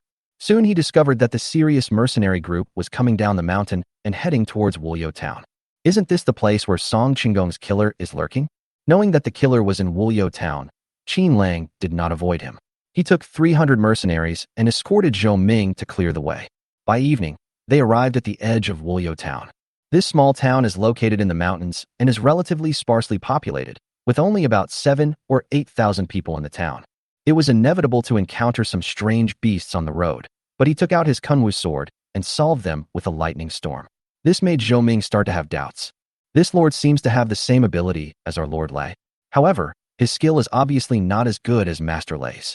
Master Lei's Thunder Demon Sword can blast out a 5-zhong lightning storm, and this guy is only 3 zhong long. If the two of them fight, Master Lei will naturally have the upper hand. Qin Lang listened to his thoughts and felt that this prisoner still had some use. This is simply an intelligence system. The serious mercenaries did not enter the town, but just stopped at a ruin. There are more than a dozen mercenaries living in this ruin. When he saw the serious mercenaries appear, he felt very nervous. The leading mercenary captain was a short man who wore a vest in the middle of winter, revealing his hard and strong muscles. When he saw Qin Lang come in, he didn't say anything, but just moved towards the wall. "Brother, is this Wulio town?" Qin Lang did not bully the weak. Seeing that the dozen or so mercenaries were dressed in rags and were all honest farmers, he seemed to be polite and proactive. "This is Wulio town." The short captain nodded as a greeting. "Sir, where are you from? What brings you to Wulio town?" According to current custom, no matter whether it is the lord, commander, or assistant commander, everyone calls him sir. Qin Lang brought 300 experts with him, and it seemed that he was at least an assistant commander. Just passing by, Qin Lang didn't plan to say much. He found a clean place to sit down, then took out a handful of iron beetles and began to replenish his strength. Leaving his own territory and arriving in a strange place, he did not dare to use his spatial ability easily. The sudden appearance of a container base out of nowhere will inevitably arouse people's suspicion. Several mercenaries watched him chewing the iron beetle and couldn't help swallowing. "Are you hungry?" Qin Lang signaled Shui Hu to share some of the iron beetles with them. These people were indeed starving. They hadn't eaten for several days. When they saw Shui Hu generously giving them half a bag of iron beetles, they were overjoyed. The mercenary captain's name is Xiao Hui, and he is about 25 years old. Although his ability level seems to be only around 500, he is a man of iron. It was just because the serious team were all wearing clean combat uniforms, had the serious mark on their bodies, and looked exhausted after the journey. Seeing that Qin Lang and his companions did not look like locals, he asked, "Hey guys, are you from somewhere else?" "What do you mean?" It turns out that he is from another place. Xiao Hui kindly reminded him, "Sir, you don't know that you need a permit to enter Kangwu Mountain. If you don't have a permit and Lord Lei's men find out, you're doomed." Xiao Hui ate the iron beetle, but he didn't look full. He picked up his canteen and took a few sips of water. "There are Lord Lei's men in our town. I think you should leave early." Seeing that he was busy drinking water, Qin Lang gave him another iron beetle and said, "Brother, can you tell us where Lord Lei's men are? Why did you see them?" "Of course, it's to apply for a permit to enter the mountain." Hearing that they needed to apply for a license, Xiao Hui shook his head helplessly and sighed. What good will it do to these vampires even if they get a license? They still get a 70 commission every month. You can't even get a leg for a rabbit you've shot. And the crystal core must be handed over. Xiao Hui was angry and very dissatisfied with Lei Ping's tax of skinning and removing tendons. He told Qin Lang that his mercenary team consisted of only 18 people, all of whom were local farmers. "I have been living in this mountain since the end of the world, and life has been very difficult. Some time ago, when there were zombies, we could go to the Lord to exchange some food. Now there are no zombies. We can only ask him for a permit to enter the mountains. Unexpectedly, the first time we went into the mountains, we didn't get anything, and more than a dozen of our companions died. Now that they have caught no prey, the Lord still comes to collect taxes every day. They have no choice but to hide in the ruins in the countryside and dare not enter the town. Brother, I'm so sorry, I can't lead you. I want to return this iron beetle to you." He held it in his hand, but was reluctant to eat it, so he took it out from his arms. Qin Lang looked at them and saw that all the dozen people were injured. They must have encountered some ferocious beasts. He had just arrived in Yuezhong province and lacked a guide, so he pushed Xiao Hui's hand away and said, "It's just a few iron beetles. I'll give them to you. How about we form a team from now on?" Really? Xiao Hui was overjoyed when he saw that the hundreds of people in the Tianlang gang were all armed with submachine guns. "Brother, if you are willing to recruit me, all the prey in the future will be left to you to deal with. We brothers just want to have something to eat every day." A dozen other people also gathered around. "Brother, take us with you. Although we are few in number, we still have experience in hunting. Yes, we are familiar with the wild animals in the mountains around here. It will definitely come in handy if you bring us along." In the end times, forming groups is a common thing. Qin Lang did not refuse and agreed very readily. "Well, from now on, you are my forward captain, and your main task is to lead the way." "Yes, sir, what is your name?" "Call me Brother Wolf. Everyone, go to bed early. We will set off on time tomorrow morning." Xiao Hui didn't know that Qin Lang was the lord of Jiangnan province, so he thought he was the commander of a county or city. After joining Qin Lang, he immediately arranged for his men to find firewood so that the brothers of the Tianlang gang would not be cold at night. Then he went to the nearby ruins to collect some hay and spread a thick layer on him. Brother Wolf, there is a lot of dew in the mountains. Don't sit directly on the ground. Brothers, hurry up and boil some hot water for Brother Wolf so he can take a hot bath tonight. More than a dozen people were busy for a while, and Qin Lang did not stop them. After all, their strength is too weak, and they would feel uneasy if they were not allowed to do something. Under the care of these 18 locals, the mercenaries of the Sirius gang quickly lit more than a dozen large fires in the ruins and fetched well water for everyone to boil water for washing their feet. This ruin was originally a village, with plenty of firewood and pots, pans, and utensils. Qin Lang saw that these dozen people were dressed in rags, so he threw out 18 sets of old clothes that he had used before behind Xiao Hui's back, and also prepared more than a dozen long swords for them. Chapter 2, 30 Wulyo Town. The next day at dawn, Xiao Hui got up early again. I still used well water to boil water for everyone to wash their faces. He seemed very diligent and in high spirits, and rushed to Qin Lang with hot water. Brother, come here. I've boiled water for you to wash your face. These 18 people were very simple and honest, and were very polite to Xue Hu and the others. Qin Lang was very satisfied with this group of people. He pointed to a pile of clothes beside him and said, Xiao Hui, since you are mine now, share these clothes with the brothers. Brother, how can this be so embarrassing? Xiao Hui was only wearing single clothes and was indeed very cold. After some polite words, he distributed his clothes to his brothers. During the rebellion, Qin Lang did not inform Xue Hu and the others to cook, and they continued to eat iron beetles to fill their stomachs. Firstly, time is tight, and secondly, we are on someone else's territory. There are only 300 people in the serious hunting group. If the food is leaked, it will easily attract the covetousness of others. He had no intention of entering Wulyo Town in Yuezhang province, but now he ventured into Lei Peng's territory just to kill the assassin sent by Song Qinggong.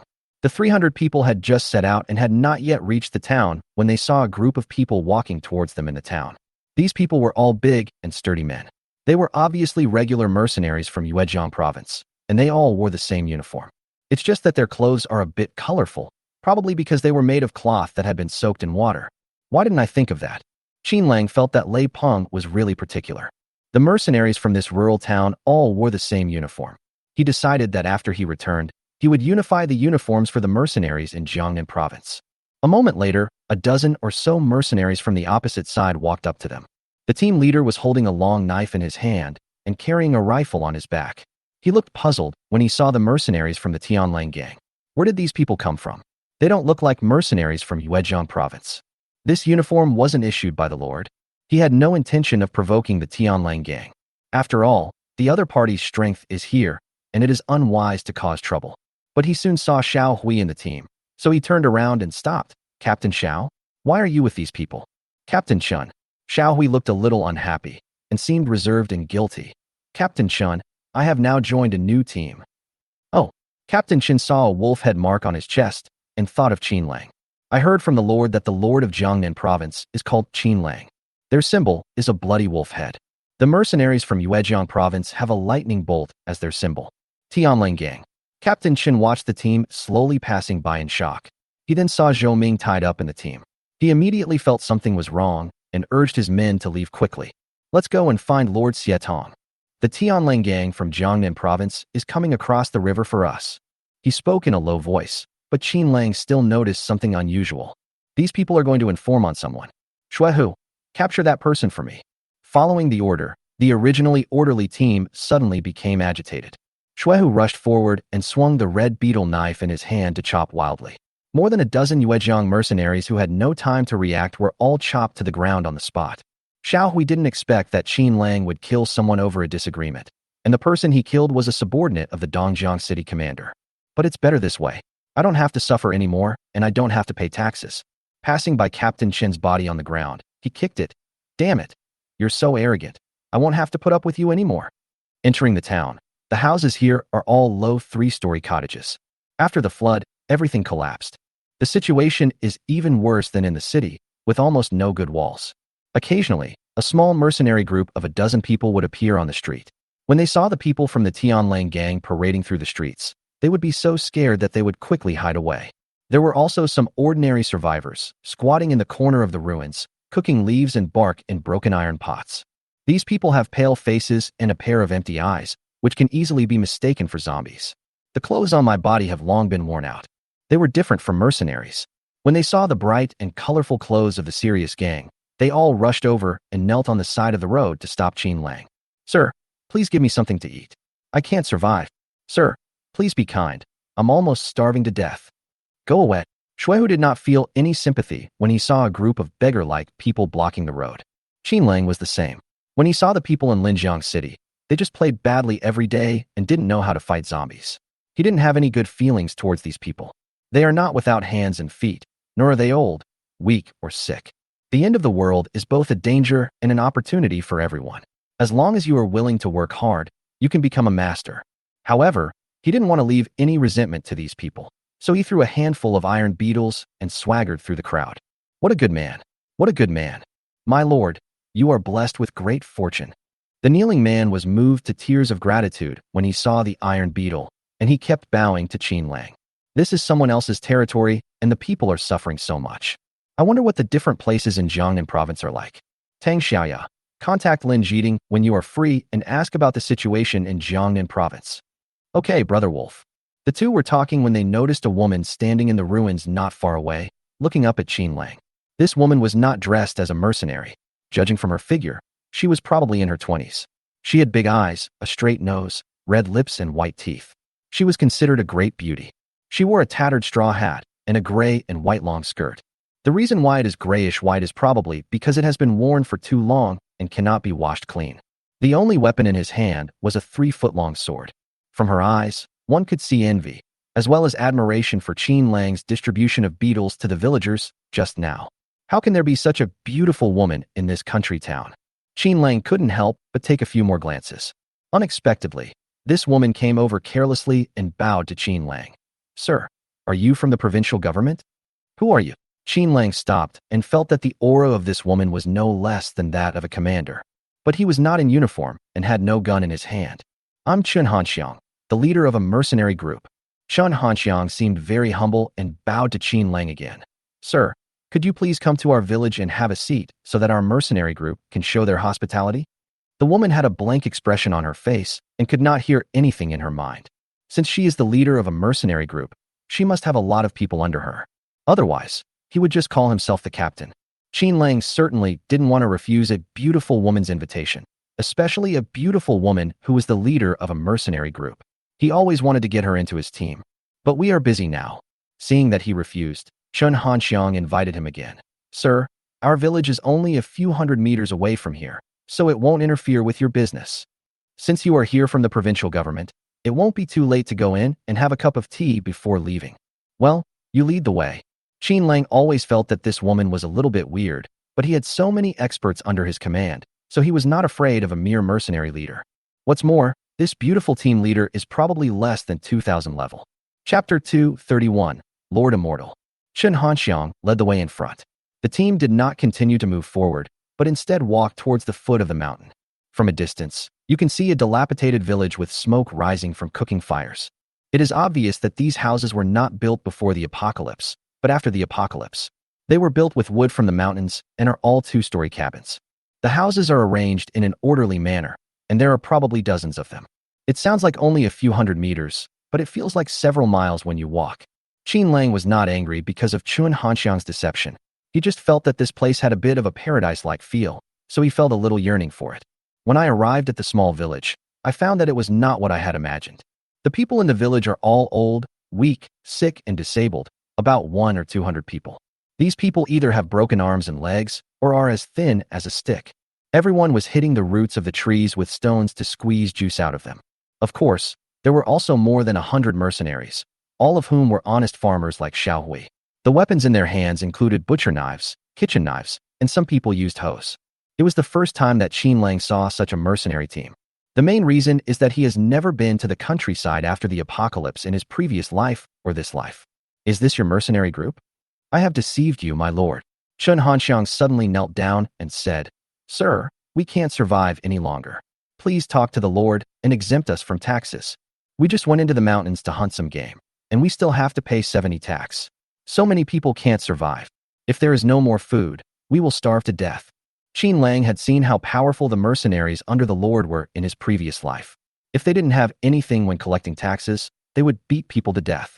After becoming Lord in this life, the first thing he did was to exempt everyone from taxes. Not only that, but food and seeds were distributed to all mercenary leaders, allowing them to grow crops with their subordinates. If they work hard, they will have food to eat next year. But this place is someone else's territory. It's fine to give them some food and teach them how to farm, but you don't have the final say on tax exemption. Now I am in a difficult situation. However, as a lord, he could still take care of this matter. He stretched out his hand and helped Chun Hanxiang up. Miss Chun, I will take care of this matter for you. You don't have to pay taxes in the future. Really? Chun Hanxiang was overjoyed and stood up on the spot, shouting to everyone. Brothers, fellow villagers, this gentleman said that we will not be allowed to pay taxes in the future. Long live the Lord, long live His Excellency. When the farmers behind heard this, they knelt down on the spot. Hundreds of people kowtowed to Qin Lang together. Qin Lang was not in a good mood, and hurriedly called out to everyone. Fellow villagers, please stand up, I can't bear it. You are worthy of this, sir. You are a living Buddha. An old man stood up in front of him. As long as we don't pay taxes, we don't have to take risks in the mountains. We can survive on these grass roots and tree barks. The mercenaries of the Qin Lang gang all frowned. When they were in the city, they saw adults. There are many people and zombies in the city. More than 99 of the elderly and children died in the first round. The people who were still alive were all young people. They fought for territory, formed mercenary teams, and were not very friendly with each other. It's different in the countryside. The population is sparse, there are fewer zombies, and many people are from the same village, and some are relatives. After the zombie outbreak, many people stick together, and many elderly people and children survived. If there is a second apocalypse in the city, there is basically no man-made disaster in the countryside. Brother Wolf, can you make the decision? Xiao Hui didn't know Qin Lang's identity either. He only knew that he was a mercenary leader from another province. Tang Xiaoya and a few others also felt that Qin Lang had no say in this matter. After all, he is the lord of Jiangnan province. Qin Lang knew what they were thinking, so he said, from now on, wherever the Kangwu Mountains pass through is my territory. My territory doesn't have to pay taxes, so I'll kill anyone who tries to collect taxes. The Kangwu Mountains seemed to pass through 4 surrounding provinces. When Tang Xiaoya heard this, she knew Qin Lang's ambition. He was not content to be just a ruler of Jiangnan, but wanted to rule the entire 4 provinces of Jiangnan. Now that you have your own system, you should make it bigger and stronger. Qin Lang decided to start with this place and attack Lei Peng first. Since they exploit the people, we should lead the people to fight against them. When I was in the Jiangnan provincial government, didn't I take the lead in exchanging food for the mercenaries, and finally force Liang Kuei to protect me? Everyone get up. I'll give you food later. Food? Where does the food come from? Of course I'll send it to you. Qin Lang raised his hand and waved towards the open ground, and a pile of golden corn kernels immediately appeared in front of everyone. Everyone present was stunned. What kind of special ability is this? How can food appear out of thin air? Is this a deity? God. The elderly, the weak, women and children present were about to kneel down again. Even Tang Xiaoya and the others were stunned. This wolf brother usually kept his abilities secret, so why did he show off his abilities in this place? All right, stop kneeling. Qin Lang hated seeing old people kneeling in front of him, so he announced a rule on the spot. From now on, if you want to show respect to me, you can follow the etiquette of the mercenary team. Put your hands on your chest and bend slightly. Don't kneel down at every turn. When he turned around, he found Xiao Hui and the team with a look of horror on his face. That expression was even more shocked than seeing a strange beast. Chun Hanxiang was the same. Her mouth was wide open for a long time. Oh my goodness, is this really food? We don't have to eat grass roots and tree bark anymore. Okay, let's divide the food. Chun Hanxiang, come with me for a moment. I have something to tell you. He asked Shui Hu and a few others to go down and distribute the food, while he and Chun Hanxiang found a stone to sit down. My lord, this place is too dirty. The old lady in the village ran over quickly, wiped the stone with her sleeve, stepped back again, and bowed respectfully. My lord, please sit down. Sir, how did you conjure up food just now? Chun Hanxiang reacted and wiped the mud off the stone with her hand. Excuse me, sir, are you really a god? These country folk have no knowledge of supernatural powers. In their view, only gods can create food out of thin air. I have a name. My name is Brother Wolf. Qin Lang didn't intend to explain the principles of space to her. He waved his hand again and threw out a bag of cabbage seeds, and then threw out some other vegetable seeds and wheat. Chun Hanxiang, from now on, you will lead everyone to plant these radishes and cabbages. You can plant this wheat now. If nothing goes wrong, you will have food to eat next spring. Yes, yes, yes. Chun Hanxiang nodded like a chicken pecking at rice, holding the vegetable seeds in her hand and thanking repeatedly. The seeds given by the gods are naturally very good. She had completely lost the calmness she had when she first saw Qin Lang. Now she was like a little fangirl, watching Qin Lang produce various things from his hands. Tang Xiaoya, Han Lele, and other girls finally reacted. Brother Wolf's move is truly amazing. If the people of the 4 provinces of Jiangnan knew about this immortal, it would be hard for me not to become the king of Jiangnan in the future. Country people are so easy to fool. Chapter 232, Encirclement and Suppression of Assassins. Qin Lang heard the 2 people whispering and immediately gave them a vicious look. The villagers are relatively simple and believe in ghosts and gods and respect the power of gods. If you tell them about spatial abilities, many people may not understand. Instead, this simple method is the most popular. After Qin Lang finished his instructions, he was about to leave. Chun Hanxiang was a little anxious and quickly reached out to stop him. Brother Xinxian, since you are here, please stay for at least one night. We haven't had time to entertain you yet. I'm sorry, I'm just too busy. Xiao Hui, hurry up and lead the way. Without any hesitation, he turned around and walked out of the yard, striding towards the road. If I keep hesitating, I probably won't be able to leave for a while. Chen Hanxiang recognized Xiao Hui and walked over to him in 2 or 3 steps. Brother Xiao Hui, what is the name of this gentleman? Where are you going? I only know that everyone calls him Brother Wolf. Now I have to go find the person sent by the provincial government.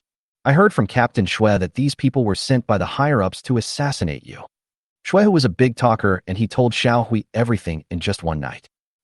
Assassinate the Lord? Chun Hanxiang became even more anxious and turned around and ran away. Qin Lang walked in a hurry and didn't know what happened next. He returned to the town in a short while. After walking another 2 miles, we soon arrived at a dense forest. Sir, we are almost there. Xiao Hui ran over and pointed at the hillside not far away. These people don't live in the town. They are in the temple on the hillside. I will go up and challenge them. This place is indeed a good place. There are bluestone steps on all 4 sides, about dozens of steps all the way up, and there is an ancient temple at the top. It is definitely much more complete than the houses in the town. Seeing that they had arrived, Qin Lang called out to Tang Xiaoya and Lu Yinyin. You 2 each take a team of men and divide into 2 groups to encircle them. I want to see what kind of person dares to assassinate me. The 2 men immediately led 300 people and rushed up with submachine guns in their hands.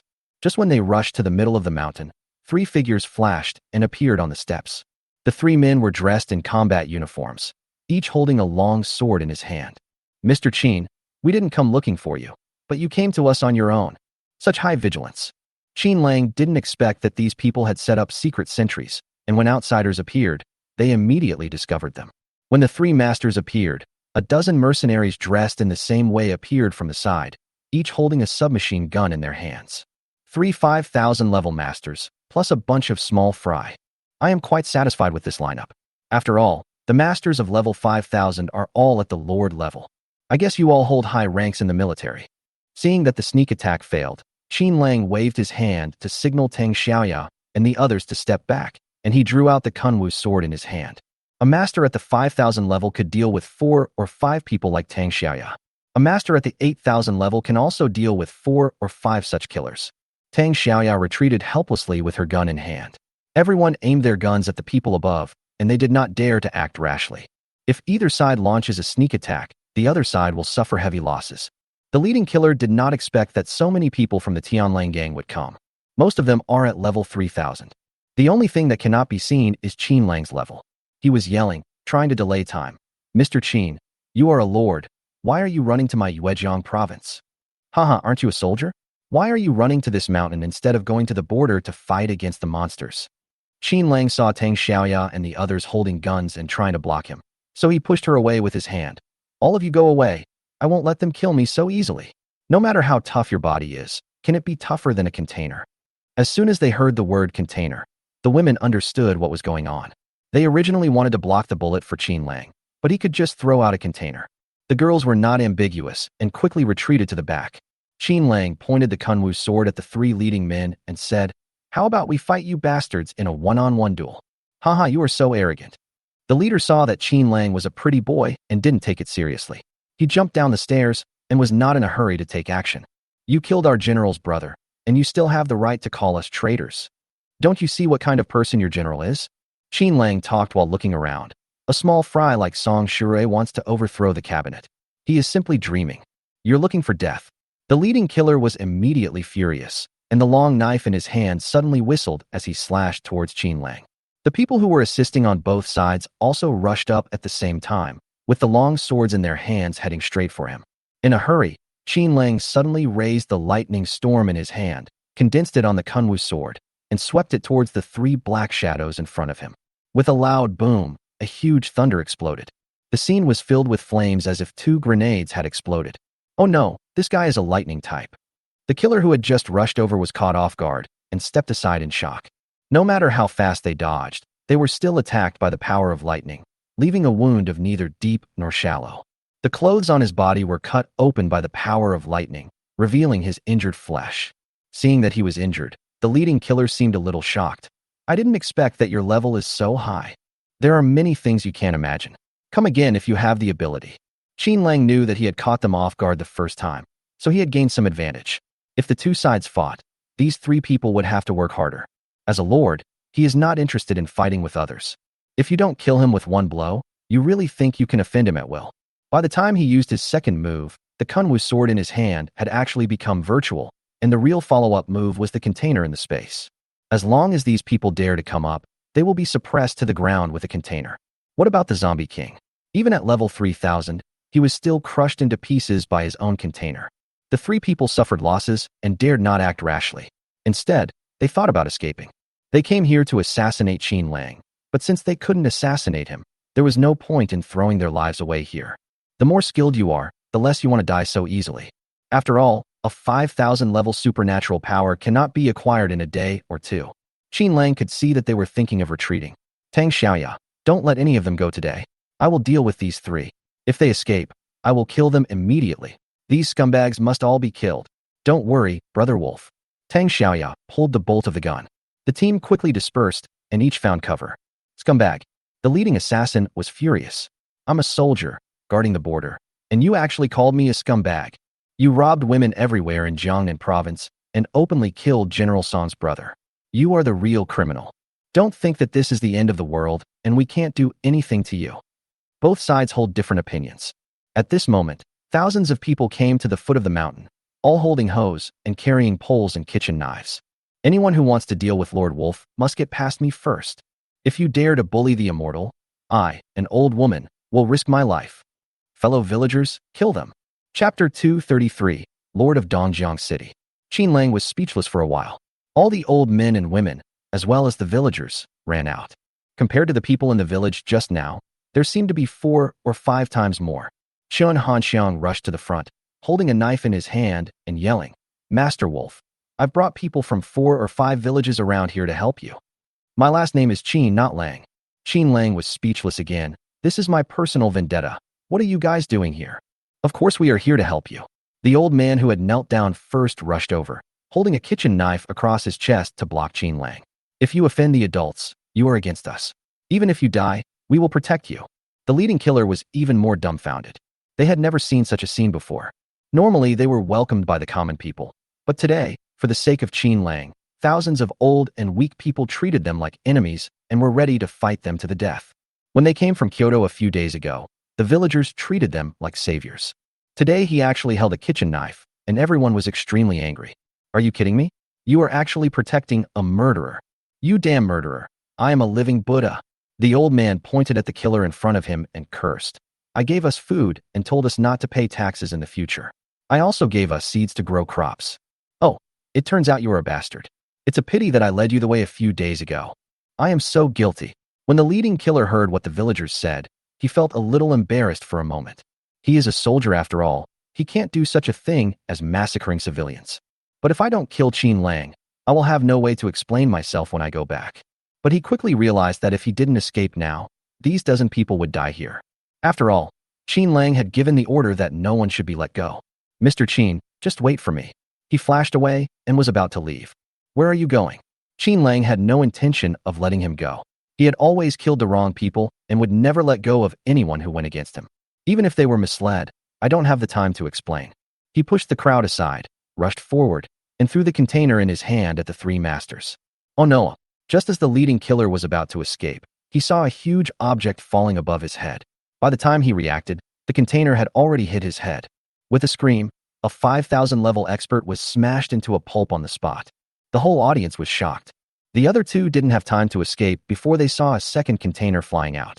Immediately afterwards, there was a burst of gunfire at the scene, and 300 mercenaries rushed forward, firing wildly with their submachine guns. The battle took only a few minutes, and all the members of the team sent to assassinate Qin Lang were killed. Tang Xiaoya checked the body and quickly ran over. Brother Wolf, it looks like he really is a soldier. What's wrong with being a soldier? Why don't you just guard the border and come here to be a killer?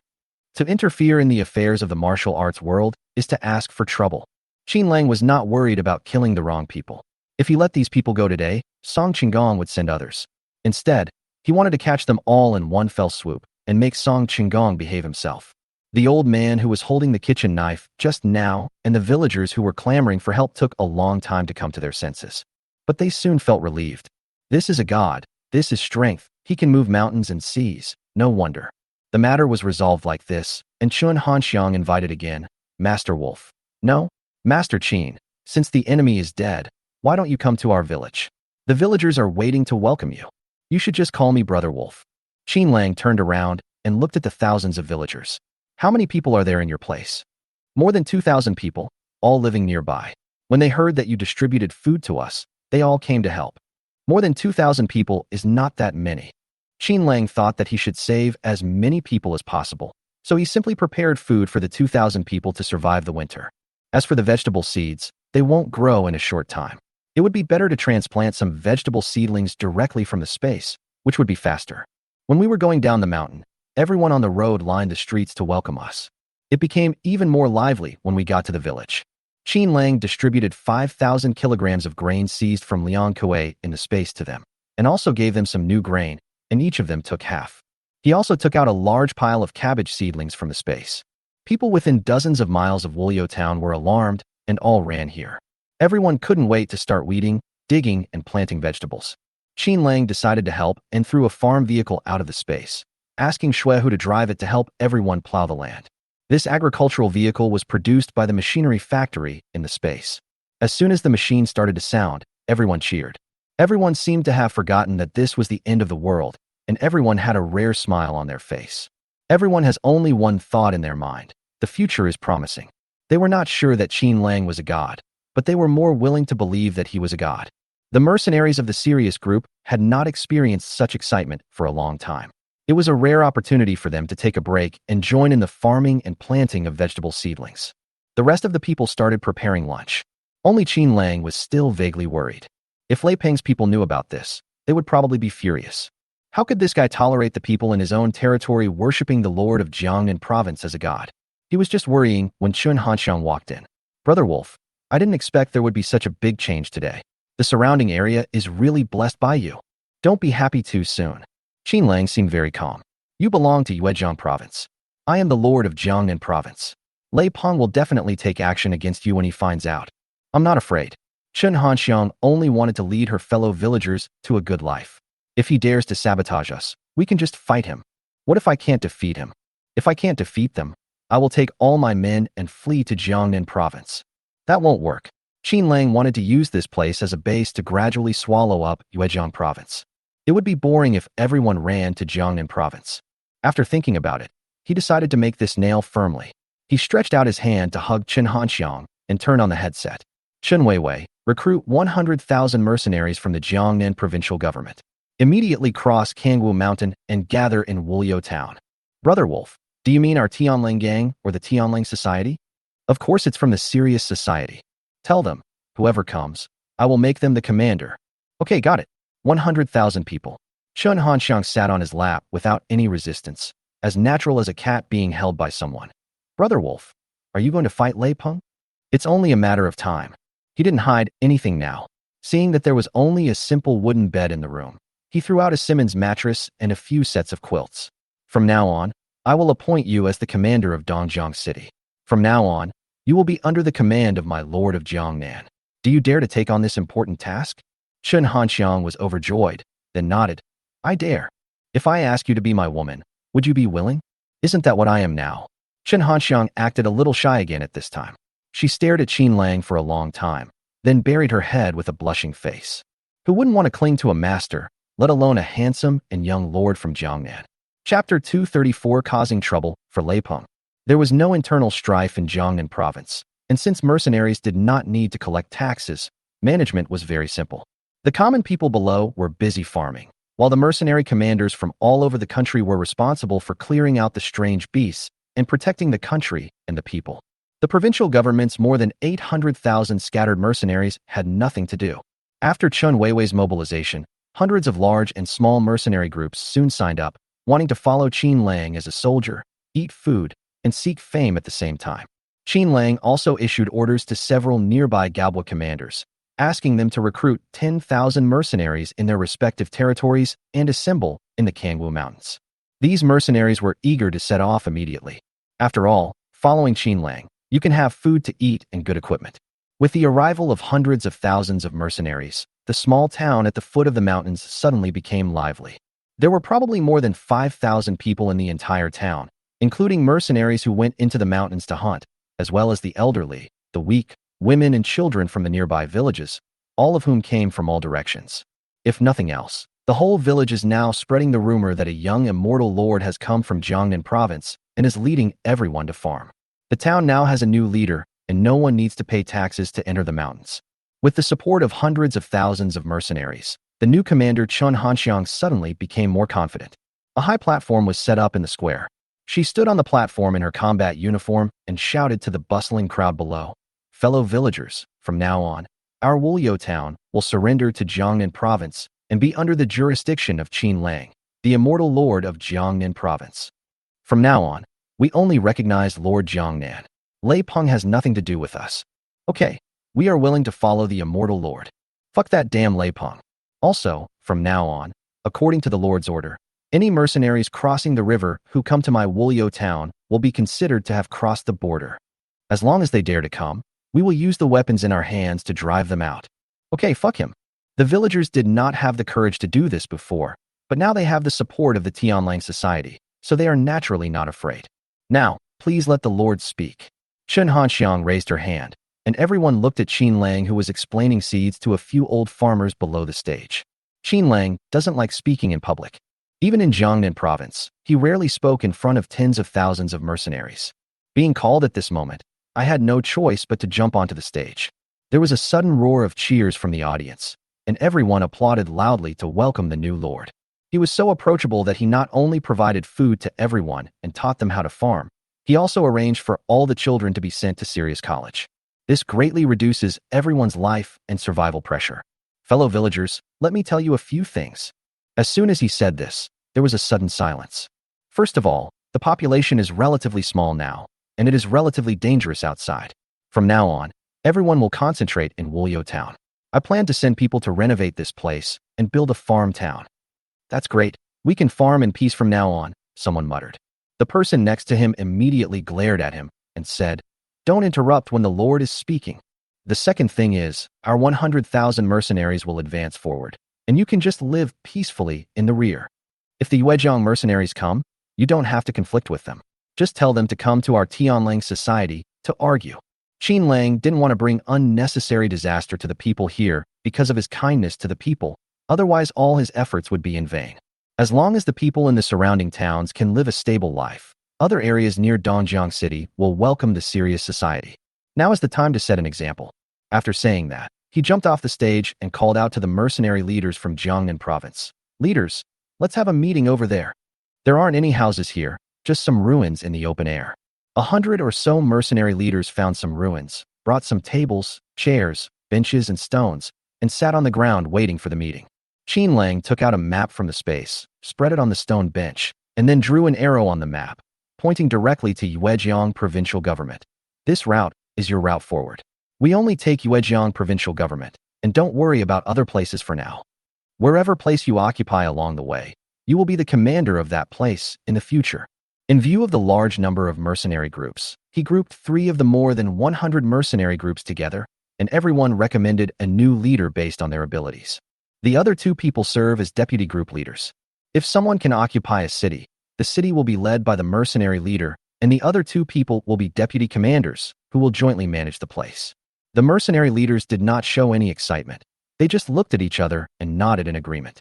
Under the current circumstances, between being a commander and getting food, they would rather be thick-skinned. After all, Qin Lang stipulated that his territory should not collect taxes from some scattered mercenary teams. There is not much benefit in being a lord. Qin Lang naturally understood their thoughts. As long as you control a place, I will rush there as soon as possible and distribute 25 tons of food as the basis for your future development. At the same time, I will send a caravan. In the future, we will exchange the exotic beasts you obtain with equal value. 25 tons? That's 50,000 pounds. Master Qin, are you serious about what you said? Is 25 tons a lot? Qin Lang was disdainful. He had 10,000 acres of fertile land in his own space, and he basically harvested it every 3 days. The yield of wheat and rice per mu in the space has reached 1,000 kilograms. If crops such as sweet potatoes are planted, the yield per mu can reach more than 5,000 kilograms. 50,000 kilograms was just the output of his space farm in less than half an hour. Even supporting millions of mercenaries would be an easy task for him, but the food must be used meaningfully. It is better to offer rewards like this than to distribute food for free in the apocalypse. Qin Lang's reward was to occupy a county or city and distribute 50,000 kilograms of grain. But for mercenaries who had not seen any food for 8 or 9 months, this was simply an astronomical figure. Everyone was excited and did not want to head directly to the Yuejiang provincial government. The team quickly assembled and all put on the flag of the Serious Society. They went down the mountain and headed north according to the markings on the map. No one was willing to give way, and everyone wanted to rush to Shuqing, which was closest to Dongjiang City, and they moved very fast. His affairs had been arranged properly. It didn't matter to him whether the hundreds of thousands of serious mercenaries were dead or alive. Others sacrificed their lives. He provided food, and each took what he needed. That's the role of mercenaries. Tang Xiaoya and Lu Yinyan's 12 elite female mercenaries were very puzzled by Qin Lang's sudden change. Brother Wolf, why do you suddenly want to break up with Lei Peng? Is it because of Chun Hanxiang or because of those assassins? In their opinion, maybe the assassins from Kyoto teamed up with Lei Peng to anger Qin Lang. Or maybe Chun Hanxiang became his woman, and Qin Lang wanted to protect her and let her live a peaceful life. Not really. What I need most now is to improve my own strength. Qin Lang expressed his thoughts. It is difficult to find high-level exotic beasts in this vast Kangwu mountain.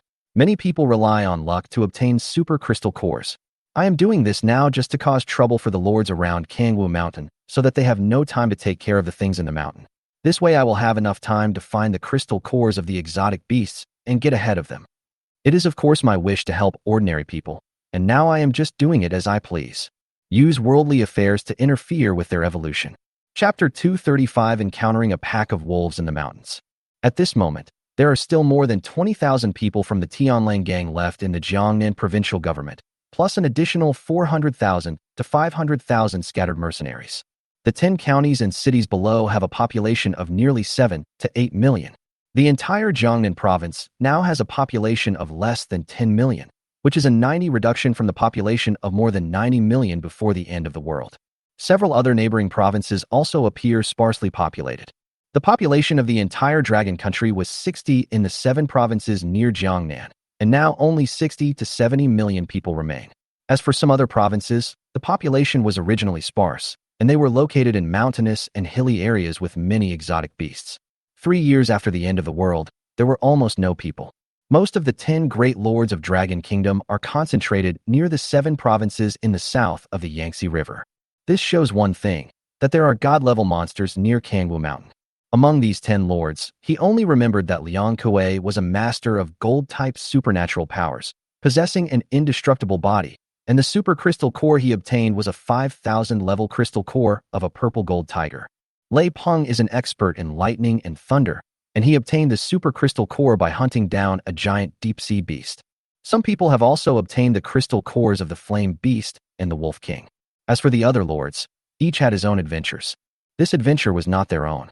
It was discovered by their subordinates in primeval forests, Tianqing abysses, and offshore islands, and then reported to them. They then sent people to hunt. Only the crystal cores of these super beasts can achieve superpowers.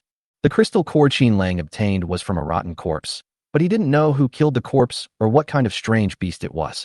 After seeing off the mercenary group, Qin Lang also prepared to continue heading into the mountains. When Chen Hanxiang saw the team was about to leave, she immediately ran to Qin Lang and asked, "Brother Wolf, are you going to the mountains?" "Yes, I may not come back for a while. Can I go with you? I often walk in these mountains, and I am familiar with those places where wild animals are."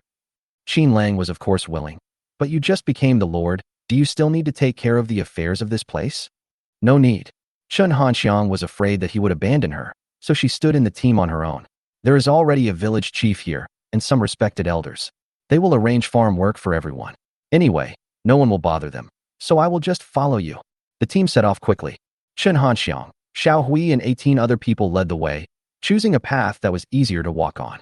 Kangwu Mountain used to have a winding mountain road and various stone steps. They also brought 2 Dobermans with them, tracking the scent of various wild animals along the way. At the beginning, you will encounter some small animals on the road, such as pheasants, hares, and occasionally various insect holes. Qin Lang instructed that since there was no shortage of food, they should try not to hunt small animals, and especially not to provoke the various poisonous insects in the mountains, and try to avoid them if they encountered any. The further you go into the mountains, the dimmer the light becomes. "Brother Wolf, I feel something is wrong." Chen Hanxiang suddenly stopped and looked into the depths of the dense forest. Logically, there should be some small animals nearby, but now there is not even a mouse. "Are there any ferocious beasts nearby?" Qin Lang also felt it was too quiet. There was a smell of decay and blood in the air. As we walked further ahead, 2 Doberman pinchers suddenly became panicked and started sniffing around in the bushes anxiously. The 2 dogs are now over level 1000. The fact that they are making them uneasy proves that there are at least some ferocious beasts as ferocious as vipers nearby. "Everyone, pay attention, don't go forward. We will set up camp immediately." As Qin Lang spoke, he threw out several containers from the space. This time he had experience, so instead of using containers to form a temporary base, he piled dozens of containers together to form a bunker shape. The bunker is 3 stories high, with 3 floors inside and outside, and the doors in the middle connect to each other. As the top container was covered, everyone immediately took shelter in the bunker. More than 300 people opened the windows on all sides, stretched out their submachine guns from inside, and waited quietly for movement outside. Just as everyone was on alert, a puff-puff sound was immediately heard in the dense forest. It's actually a pack of wolves. Ouch, ouch, ouch. A wolf howl pierced the entire forest, and soon dense puff sounds were heard from the woods in all directions. Dozens of wild wolves appeared in front of everyone with green eyes staring. When did so many wolves appear? Tang Xiaoya seemed a little uneasy and immediately gave orders. "Team 1, go to the left. Team 2, go to the right. Team 3, go straight ahead. Team 4, go to the back." Everyone closed the windows on the first floor, go to the second floor, and set up your guns. Be ready to fire at any time. It was also the first time that Qin Lang saw so many wolves. After the apocalypse, wolves reproduced at an extraordinary rate. This beast has a short gestation period of only 2 months and can give birth to 5 or 6 children at a time. As long as a group of wolves escape into the mountains, they will quickly reproduce into a large group. These wolves are also different from the wolves in zoos outside. They seem to have evolved a lot, and their bodies are more than twice as large as before. When the wolves saw the container fortress that suddenly appeared, they did not attack immediately, but surrounded it and kept howling. Dozens of wolves were roaring together, and more wolves kept coming out of the bushes. Soon the woods were densely packed with wolf heads, hundreds of them at a glance. "Brother Wolf, when are we going to take action?" Seeing that the wolves were not moving, Tang Xiaoya thought it was a good opportunity to hunt. The levels of these wild wolves are not too high. Most of them are only around level 500. Although it is difficult to kill them with submachine gun bullets, as long as they are injured, there is still a chance of success if everyone rushes out with knives and kills them. No hurry, the Wolf King hasn't appeared yet. With so many wolves appearing, there must be a Wolf King. It is easy to fall into a passive position if you act rashly before figuring out the other party's background. Wolves are animals with a strong sense of territory and are very vindictive. He thought to himself that if it was a super exotic Wolf King, it would be best not to provoke it. At most, he could use containers to connect into a passage and leave the wolf's territory as soon as possible. If it is an ordinary Wolf King, then the entire wolf pack will be hunted down, and each mercenary can also get a level 500 crystal core. Time passed minute by minute. Strangely, after everyone waited for a long time, the wolves did not attack. The Wolf King did not show up either. Qin Lang came to the third floor and looked deep into the woods. He finally saw the number of wolves in the pack clearly, about 300 of them. On the hillside not far away, there stood a black wolf as big as a calf. The wolf had translucent black hair all over its body, and its nimble limbs made it look very strong. It was standing on a rock on the hillside, whimpering with a ferocious look on its face. It seems that there is nothing unusual about this wolf. It is just an ordinary strange beast. The level should not be high, no more than 2,000 at most. No need to wait, just shoot. Qin Lang took out his sniper rifle and began aiming at the Wolf King. Da-da-da. A burst of gunfire suddenly broke out in the forest. Hundreds of submachine guns fired at the same time, and bursts of flames immediately splashed between the rocks. The originally peaceful wolf pack was suddenly disturbed and began to dodge and jump in all directions. Some wolves that did not have time to flee were hit by bullets from the submachine gun and began to howl. Ouch! The wolves became crazy after being attacked and rushed towards the container with bared teeth. These wolves were extremely agile and had great impact force. Soon, loud bang-bang noises were heard on the container. Wild wolves kept jumping onto the trees and onto the containers. Chapter 236, Killing the Wolf King. The windows of the containers are made of steel bars, one for ventilation and the other for convenient shooting. It soon became clear that these wolves were not afraid of bullets. The submachine gun bullets hit them, but did not cause much damage except for a few scratches and blood marks. Instead, they threw their bodies in front of the windows, knocking the thumb-thick steel bars on the windows askew. The sound of the collision was like that of a sledgehammer, and every impact made everyone terrified. This is the ability of the strange beast. Not only can he withstand bullets, his strength is also equivalent to that of a level 3000 meat tank zombie king. If it weren't for this container, the 300 people would soon be overwhelmed. Brother Wolf, what should we do? It has no killing power at all. Tang Xiaoya simply dropped the submachine gun in her hand, picked up the long knife, and pointed it at the window. When a wolf pounced on her, she activated her supernatural power and slashed the wolf in the chest. The knife stabbed out, cutting the belly of the wolf on the window, and it immediately fell down while howling. Submachine gun bullets don't do much damage. We have to think of other ways. With the current superpowers, let alone wild wolf, even Qin Lang, a master of superpowers, would not suffer much damage if he was shot a few times. Fortunately, the machinery factory in his space has now begun to manufacture high-end weapons. Qin Lang quickly threw out dozens of sniper rifles and got dozens of boxes of grenades. There's no need to waste bullets. People upstairs use sniper rifles, and people downstairs wait for the wolves to get close and throw grenades at them. He picked up a few grenades and started tying them up with wire. 3 grenades were strung together, and then the safety pins were removed and thrown out of the container. Everyone remembered to throw it far away, so as not to blow up the container.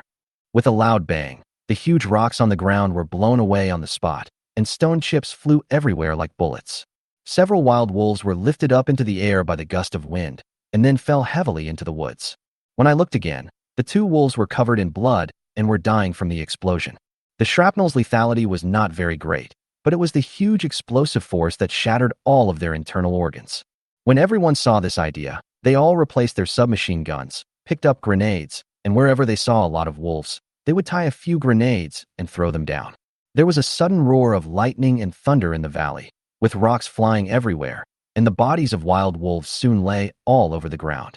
The sniper rifle in Qin Lang's hand was only aimed at the Wolf King, and he did not shoot. Instead, the elite team kept pulling the triggers of their sniper rifles, knocking down the wild wolves in the distance one by one. This kind of precision shooting was very effective. Each bullet was aimed specifically at the wolf's eyes. Coupled with the power of the sniper bullet, almost one shot penetrated the wolf's head. The Wolf King seemed unusually calm when he saw wild wolves being blown to death one after another. He held his head high and held calmly towards the sky. With a howl, the wolves that were originally attacking suddenly calmed down and all retreated to the back. Brother Wolf, do you want to chase? Tang Xiaoya felt that it was about right. After all, there were less than 100 wolves left out of the 300 outside after the previous round of explosions and sniping. Most of them fell in a pool of blood, losing their ability to move. Go after them. If we don't kill them all, they will follow us endlessly and harass us wherever we go. Qin Lang was familiar with the nature of wolves, and he admired their perseverance. Seeing that the Wolf King remained calm, he pulled the trigger of the AWM in his hand. The bullet whizzed out and flew towards the Wolf King not far away. Seeing that the bullet was about to hit him, the Wolf King suddenly widened his eyes and shot a fierce look at Qin Lang. When their eyes met, Qin Lang knew that the Wolf King sensed the danger and also saw him. This thing didn't have much knowledge about bullets, and before it could escape, the sniper bullet grazed its neck, and the scarlet blood immediately flowed down its hair. Roar! The Wolf King was suddenly furious. Anger surged in his eyes, and all the hair on his body stood up. Then he roared at Qin Lang and jumped off the rock. The majesty of the Wolf King cannot be offended. This time they have made an enemy. The wolves that were originally preparing to escape suddenly became furious and rushed over again with all their might. Just in time, Qin Lang dropped the sniper rifle in his hand and did not open the window and rush down. Instead, he picked up the kunwu knife provocatively and greeted the wild wolf. The action was so frivolous that the Wolf King became furious and pounced in front of the container. With a leap, a huge figure immediately appeared in front of the third-floor window. 7 meters tall, this Wolf King has extraordinary jumping ability. The Wolf King struck the steel window, which was originally as thick as a thumb, and immediately made a crisp sound. All the steel bars of the window, which were more than 1 meter square, were all knocked away. A wolf's head appeared on the window, baring its fangs at Qin Lang. Unfortunately, it was too big and couldn't get in at the moment, so it just squeezed forward with all its might.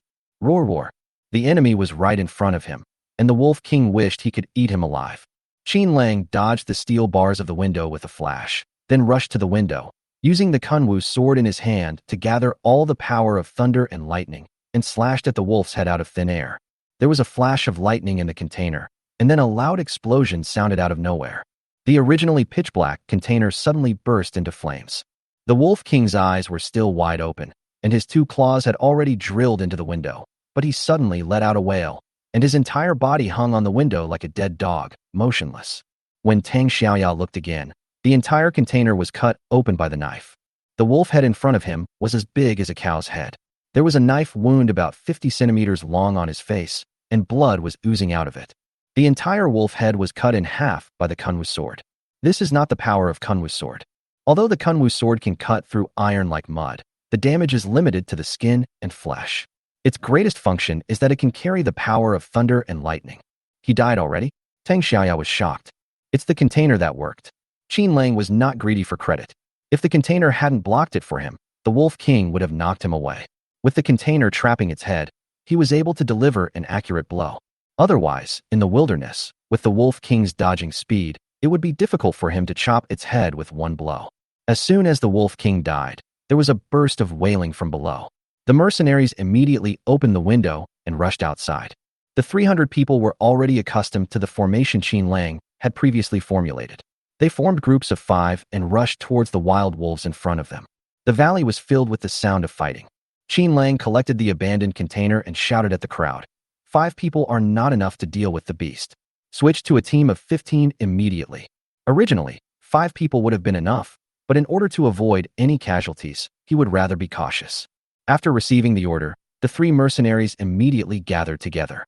The wolves in front of him did not run away. To be precise, the Wolf King died, and they had gone mad. They were determined to live and die with the Wolf King, and they kept attacking the mercenaries. But all this is in vain. After all, Xue Hu and his men are all level 3000. Even if the combat power is 1 to 10, 15 people hunting a wild wolf is almost the same as 10 people beating a dog with sticks. All the wild wolves will be wiped out in no time. Wrong. Qin Lang quickly realized that something was wrong and immediately picked up the whistle. Everyone, retreat immediately and bring the wolf back to me. Chapter 237. 10,000 wolves galloping.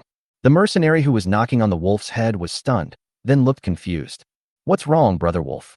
Xue Hu hurriedly picked up a 500-pound wolf on the ground and walked quickly to the container. Drop it, drop it. Qin Lang was so anxious that he was sweating profusely. He originally planned to let them carry the wild wolf's body over, but now he suddenly sensed extreme danger and ordered everyone to drop the wolf. Hurry, the real Wolf King is about to appear. Everyone returned to the container immediately. As he spoke, he threw a container with aluminum ingots and steel from the space and began to reinforce the surrounding area of the container. Fortunately, these mercenaries had seen Qin Lang's command ability, and without any hesitation, they dropped the corpses in their hands and came back in a flash, then locked the iron door with a few clicks. Several members of the elite team all ran upstairs. Qin Lang said nothing and kept going back and forth to reinforce the castle, and by the way, he collected the wolf corpses on the ground into the space. As long as the sight reaches, the nearby wolf corpses will enter the space. Brother Wolf, what happened? Chen Hanxiang also ran up, his face looking a little serious. It must be an extraordinary danger to make the immortal lord so nervous. These beasts have evolved to level 500, so they must have a certain level of intelligence. Qin Lang quickly threw out dozens of containers and analyzed them for everyone. With the wisdom of wolves, they can't be so reckless. If they can't win, they will definitely retreat and think of a way. The Wolf King is dead. The reason they dare to rush forward regardless of everything must be that there must be a more advanced Wolf King commanding them. The order has already arrived before the Wolf King has even been deployed. This shows that its deterrent power is very strong. The orders of the strange beasts are transmitted through brain waves. At that time, they merely stepped on some beetles, which attracted the Insect King to come with his army. Now that 300 wild wolves have died, the real Wolf King must be gathering the wild wolves within a radius of dozens of miles and is heading here to kill them. He remembered that a zombie lord could summon zombies from several miles away, let alone the Wolf King. There are almost no zombie lords in this life. After all, they were quickly slaughtered by Qin Lang before they had time to grow up. However, the Wolf King, Tiger King, and other high-level creatures in the forest are still there. After listening to his analysis, everyone looked very solemn. How many levels does a true Wolf King have? It's at least around level 5,000. If I'm guessing correctly, it should be a super beast. 5,000 level?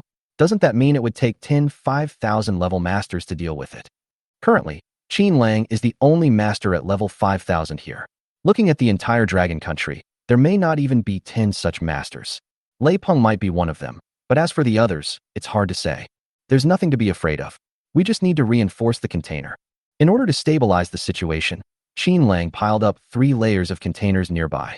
These containers weigh dozens of tons, and it is very difficult to break them open. In addition, he has the ability of space, and there is enough food stored inside, so it doesn't matter if everyone is trapped here for a few years. Of course, this is just an assumption. When the container castle was reinforced, noises outside were heard. Qin Lang followed the container to the 3rd floor and reinforced the top with a few more layers. It was too late to make a maze now, so he could only rely on this pile of iron lumps to confront the wolves. Damn it, how could this happen? As soon as he went upstairs, Xuehu saw a horrifying scene. The entire mountain range and deep in the dense forests are filled with dense packs of wolves. This time, there were not 300 heads, nor 3,000 heads, but almost 5,000 heads. There are not only low-level wild wolves of level 2 or 300, but also several wolf leaders of level 2,000. The scene was truly spectacular. This is the beast tide. Once it breaks out, it will be enough to destroy hundreds of thousands of mercenary teams. Qin Lang believed that with his special ability, he could only deal with 2 or 3 such beasts at the same time. If it were Xuehu, he could only barely fight against a level 500 beast. It seemed that this would be a protracted battle, so he quickly threw out the wolf's corpse in the space. Everyone, hurry up and eat the crystal core. The quantity is limited. The elite team will eat first. Everyone must evolve to level 5,000. The male mercenaries will eat next. Everyone must eat at least one. If there is any extra, give it to. He was a little confused about who to give it to. After all, it is too dangerous at this time. Whoever eats the crystal core will have to bear greater responsibilities and be willing to sacrifice. These female mercenaries are the apple of his eye, and he would not bear to see any of them die alone. Give it to us. Xia Zian, the chief instructor of the Sirius group, stood up and said, "We are the first team founded by Brother Wolf. We should go first at this time. We should give it to us." Blood Wolf Group instructor Han Lele also stood up. "I am Brother Wolf's woman. I should fight with him to the end." "There's no need to fight."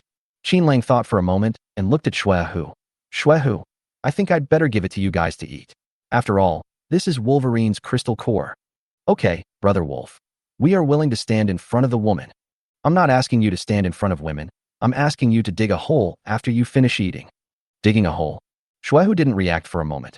"Are we going to escape?" "Instead of running away, we're going to dig a few tunnels on all sides and plant grenades and explosives inside." Qin Lang knew that a long-term confrontation would do no good at all. These wolves are very insidious. If they cannot attack from the ground, they will start digging holes underground. Instead of letting them attack first, it is better to build the wall yourself. The second thing to do is to prepare gasoline so that we can burn down the entire camp. It is impossible to defeat so many strange beasts by fighting alone. Unless there are planes and tanks, even if all the people are exhausted to death, it is impossible to kill these 5,000 wild wolves. After hearing what Qin Lang said, No one argued, and they all took out their axes and started hitting the wolf's head. There was limited space inside the container, so Qin Lang cut open a wolf's head and took out the crystal core inside. He then immediately collected the corpse and handed it over to the clothing factory in the space to be processed into leather. No matter how loud the wolves howled outside, no one paid any attention to them. By the time we finished the work, it was already dark. When Qin Lang appeared on the third floor again, the dense swarm of wolf eyes outside were like stars in the sky, dotting the entire forest with green. I searched back and forth in the dense forest with a telescope, and finally saw a strange scene at a distance of 500 meters. In the green light, a wolf king with white hair all over his body and the same body shape as a yak was taking a nap on the hillside with his eyes half closed. White-haired Wolverine. Qin Lang vaguely remembered that the crystal core he picked up in his previous life was a white-haired beast. At that time he thought it was a tiger. This Wolverine lived for more than 2 years. After being injured, he fell on the edge of a remote cliff. After a period of time, he was eaten by various strange beasts and insects until only a pile of bones was left. Now it seems that he was killed by Lei Peng. After all, he is now in the territory of Yuejiang province, and at that time Lei Peng was already a god-level master. Qin Lang had never been into the mountain in his previous life. He just wandered around the foot of the mountain. I didn't expect that I would get it back after all. You delivered it to my door. Qin Lang, who calls himself Brother Wolf, has a special affinity with the Wolf King. When he saw the white-haired Wolverine appear, he began to prepare. The forest seemed very peaceful at night, and the Wolf King was not ready to attack now. Qin Lang arranged for people to dig a hole 3 meters below the container, and at the same time found a few water pipes and connected them to the sink. Then he started pouring diesel into the tank. Chapter 238, 5000 Level Wolf King. In winter, the weather in the mountains is dry, and the container fortress is located halfway up the mountain. The members of the elite team took water pipes, each found a window, and began to pour diesel down the hillside. Gasoline is volatile, so he chose to use diesel. As the diesel flowed out, other female mercenaries began to use plastic buckets to help Shui, whose mercenary team transports soil, while preparing dinner. Today's dinner is very sumptuous. In order to ensure that everyone has good food and rest, we have prepared all kinds of delicacies from land and sea. All kinds of meat were prepared in the space, including hairy crabs, Australian lobsters, brook grouper, prawns, pork, beef, mutton, chicken, duck and rabbit, plus more than a dozen kinds of vegetables. The girls who cooked said they had no pressure at all. Xiao Hui and other foreign team members were quite surprised by these ingredients. Several mercenaries who were originally farmers were killing fish while wondering, this lord is really a god. Where did he get all these fresh ingredients from? I heard that Captain Xian is now the lord's wife. Is that true? Xiao Hui immediately interrupted everyone's discussion. From now on, no one is allowed to talk about the lord. We can only look at him like a god, and we must not show any disrespect to him. Okay, Captain Xiao, we were wrong. They had nothing to do. They were not as good as Shui Hu at digging holes, nor as good as other female mercenaries at fighting. They could only do some chores.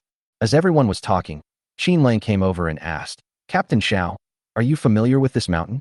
It's familiar, Lord. Xiao Hui stood up immediately, and the other people who were working also stood up quickly. Then do you know where there are cliffs nearby, especially near Jiangnan province? Are there any high cliffs? Yes, Lord. On the south side of this mountain, there is a cliff that is about 500 meters high. I wonder why the Lord is asking this. Then have you ever heard that there are wolves in this mountain?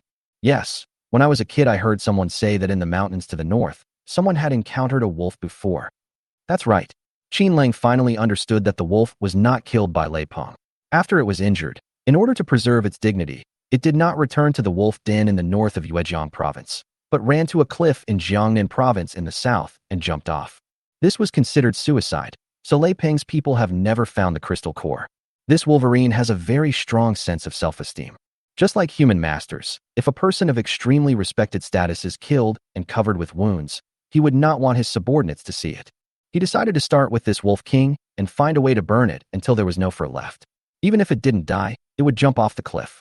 I definitely can't win by myself, so I can only resort to this despicable method. You guys continue to be busy. Qin Lang said, and went to the third floor alone, looking at the Wolf King through the telescope again. It is located halfway up the mountain, commanding the audience. There is a huge bluestone here, like a throne. Below the bluestone is a cliff several meters high. If we want to deal with the Wolf King, we have to start from this cliff. If we place 100 boxes of grenades in this place, we will definitely be able to blow down the entire mountain. Shui Hu, report your location. Brother Wolf, we are heading north. We are currently digging about 5 meters in front of us. The soil here is too hard. Come up and take my knife. Move 10 meters to the east, and make sure you dig 500 meters. Okay. Shuehu threw the shovel in his hand away breathlessly, quickly climbed out of the hole, and came to the third floor covered in mud. Look over there. Qin Lang handed him the telescope and took out the kunwa knife. I ask you to dig the hole under the cliff. In order not to disturb the Wolf King, make sure to dig 10 meters below the ground. At the last moment, try to make as little noise as possible. Okay, I understand. Shuehu saw through his intention at a glance and took the kunwa knife from his hand.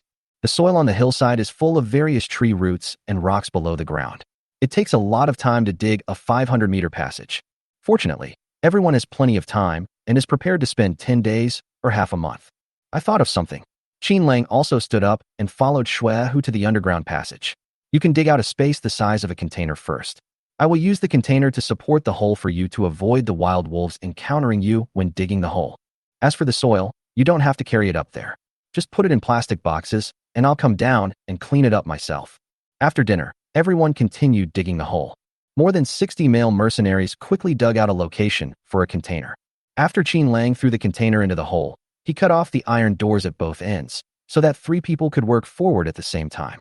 It took everyone an entire night just to find this container-sized space. The speed seems a bit slow. At dawn the next day, the wolves began to attack. However, they soon discovered that this bunker was like a mountain, which could neither be hit nor bitten. The Wolf King even came down from the mountain and hit the container himself, knocking open the outer iron plate. But he soon discovered that the inside was filled with all kinds of steel rails. As Qin Lang expected, the Wolf King circled the container and soon dug twice on the ground. Roar. With a roar, thousands of wolves immediately started digging. These wolves are very strong and fast, and they can dig a big hole in the ground in just a few strokes. No, we are too slow. Qin Lang put down the telescope and thought he should use tools. Otherwise, the entire container fortress would be dug down by the wolves before their own passage was opened. He immediately went back to the first floor and got into the container. Everyone stopped for a moment. We must use the excavator, otherwise it will be too late. After the people behind him retreated, he immediately threw out a small excavator and said, "From now on, everyone must dig nonstop for 24 hours. Not a minute can be wasted. With this thing, it saves a lot of trouble." Shuehu immediately jumped onto the excavator. Although this excavator is small and the space in the container is limited, it has replaced manual labor. It can immediately dig out half a cubic meter of earth with one shovel. At this speed, it shouldn't be difficult to open a 500-meter passage in 2 days. In order to relieve everyone's pressure, Qin Lang went up to the third floor again and said, "Everyone in the elite team, from now on, you must shoot a few wild wolves whenever you can to anger the Wolf King." Tang Xiaoya immediately came to the window with a sniper rifle. The roof of the third floor is now pressed down by heavy containers, and there are also containers blocking the outside, leaving only a narrow gap outside the window. The shooting field of view is very limited. One of the gaps happened to be facing the location of the Wolf King. "Brother Wolf, how about we harass the Wolf King?" She aimed the gun in her hand at the Wolf King. "No." Qin Lang stopped her immediately and pulled Tang Xiaoya over. "No one is allowed to shoot in this direction. Otherwise, the Wolf King will get annoyed and leave this place. Also, when you're shooting, don't let the wolves realize that a certain place is unsafe. Shoot in a different place after each shot. Don't let them find a pattern." "No wonder you call me Brother Wolf." Tang Xiaoya laughed. "You seem to know a lot about wolves." Chapter 239. The big explosion begins. Qin Lang was calculating every step he took. He didn't want the Wolf King to leave his current position, but he also didn't want it to be too comfortable. Sure enough, the gunshot immediately angered the Wolf King. At the command of the Wolf King, hundreds of wild wolves immediately rushed in from the window where the gunshot was fired. They thought they could attack from this place, but they found that the gap was only wide enough for a dog to get through. After growling, they could only leave behind several corpses and leave in embarrassment. When the wolves began to dig the soil, gunshots were heard from another window, and several wolves fell to the ground. Everyone was running back and forth like they were walking a dog. The next day, there was a sudden creaking sound outside. Qin Lang walked to the window and saw that the container that was originally placed on the outside began to tilt immediately because the soil underneath had been hollowed out. Damn, it's going to collapse so soon. With a loud bang, the third layer of container outside collapsed. A woo. As the container fell down, it immediately crushed a large group of wild wolves. Roar, roar. The Wolf King seemed very excited, feeling that he had finally dug up the container and that the human bunkers were being destroyed step by step. He suddenly howled to the sky, staring at Qin Lang by the window, feeling a sense of being crushed by his intelligence. A look full of contempt. Damn it, I told you to be proud. Qin Lang didn't expect that he would be despised by a wolf, but he was not in a hurry. After all, there were still 2 layers. He just let thousands of wolves dig slowly until all the outer containers collapsed. Sure enough, that night the surrounding second-layer containers also tilted and rolled down the hillside. There is still one last layer, which will collapse in half a day at most. When the members of the elite team saw the container collapse, they all looked uneasy. Brother Wolf, what should we do if the last floor collapses? With thousands of wild wolves charging at the same time, an ordinary container can't even withstand a single round of them. This is indeed a problem. Qin Lang also looked very serious and turned on the headset again. Xuehu, where did you dig? Xuehu's voice came from the headset. About 400 meters, it will probably take half a day. It's been a while. I'm afraid the progress of both sides is about the same. Qin Lang put away the headset and did not urge Xuehu. Seeing that the last layer of the container had cracked, he immediately threw out several bundles of aluminum ingots from the space. Female mercenaries, come over and throw the aluminum ingots into the gap. You must fill the gap for me as soon as possible. Brother Wolf, this won't work. Tang Xiaoya came over to stop him immediately. If you drop the aluminum ingot, won't it speed up the collapse of the container? What are you afraid of? When it collapses, these aluminum ingots will fall into the pit and fill it up immediately. Qin Lang had already made a plan. When the hole is filled, I will collect the collapsed containers and throw out new ones. After hearing what he said, everyone immediately picked up the aluminum ingots on the ground and threw them all into the gaps in the container. As the gap in the container grew larger and larger, it finally tilted to 45 degrees and was about to collapse. The Wolf King couldn't help but roar excitedly.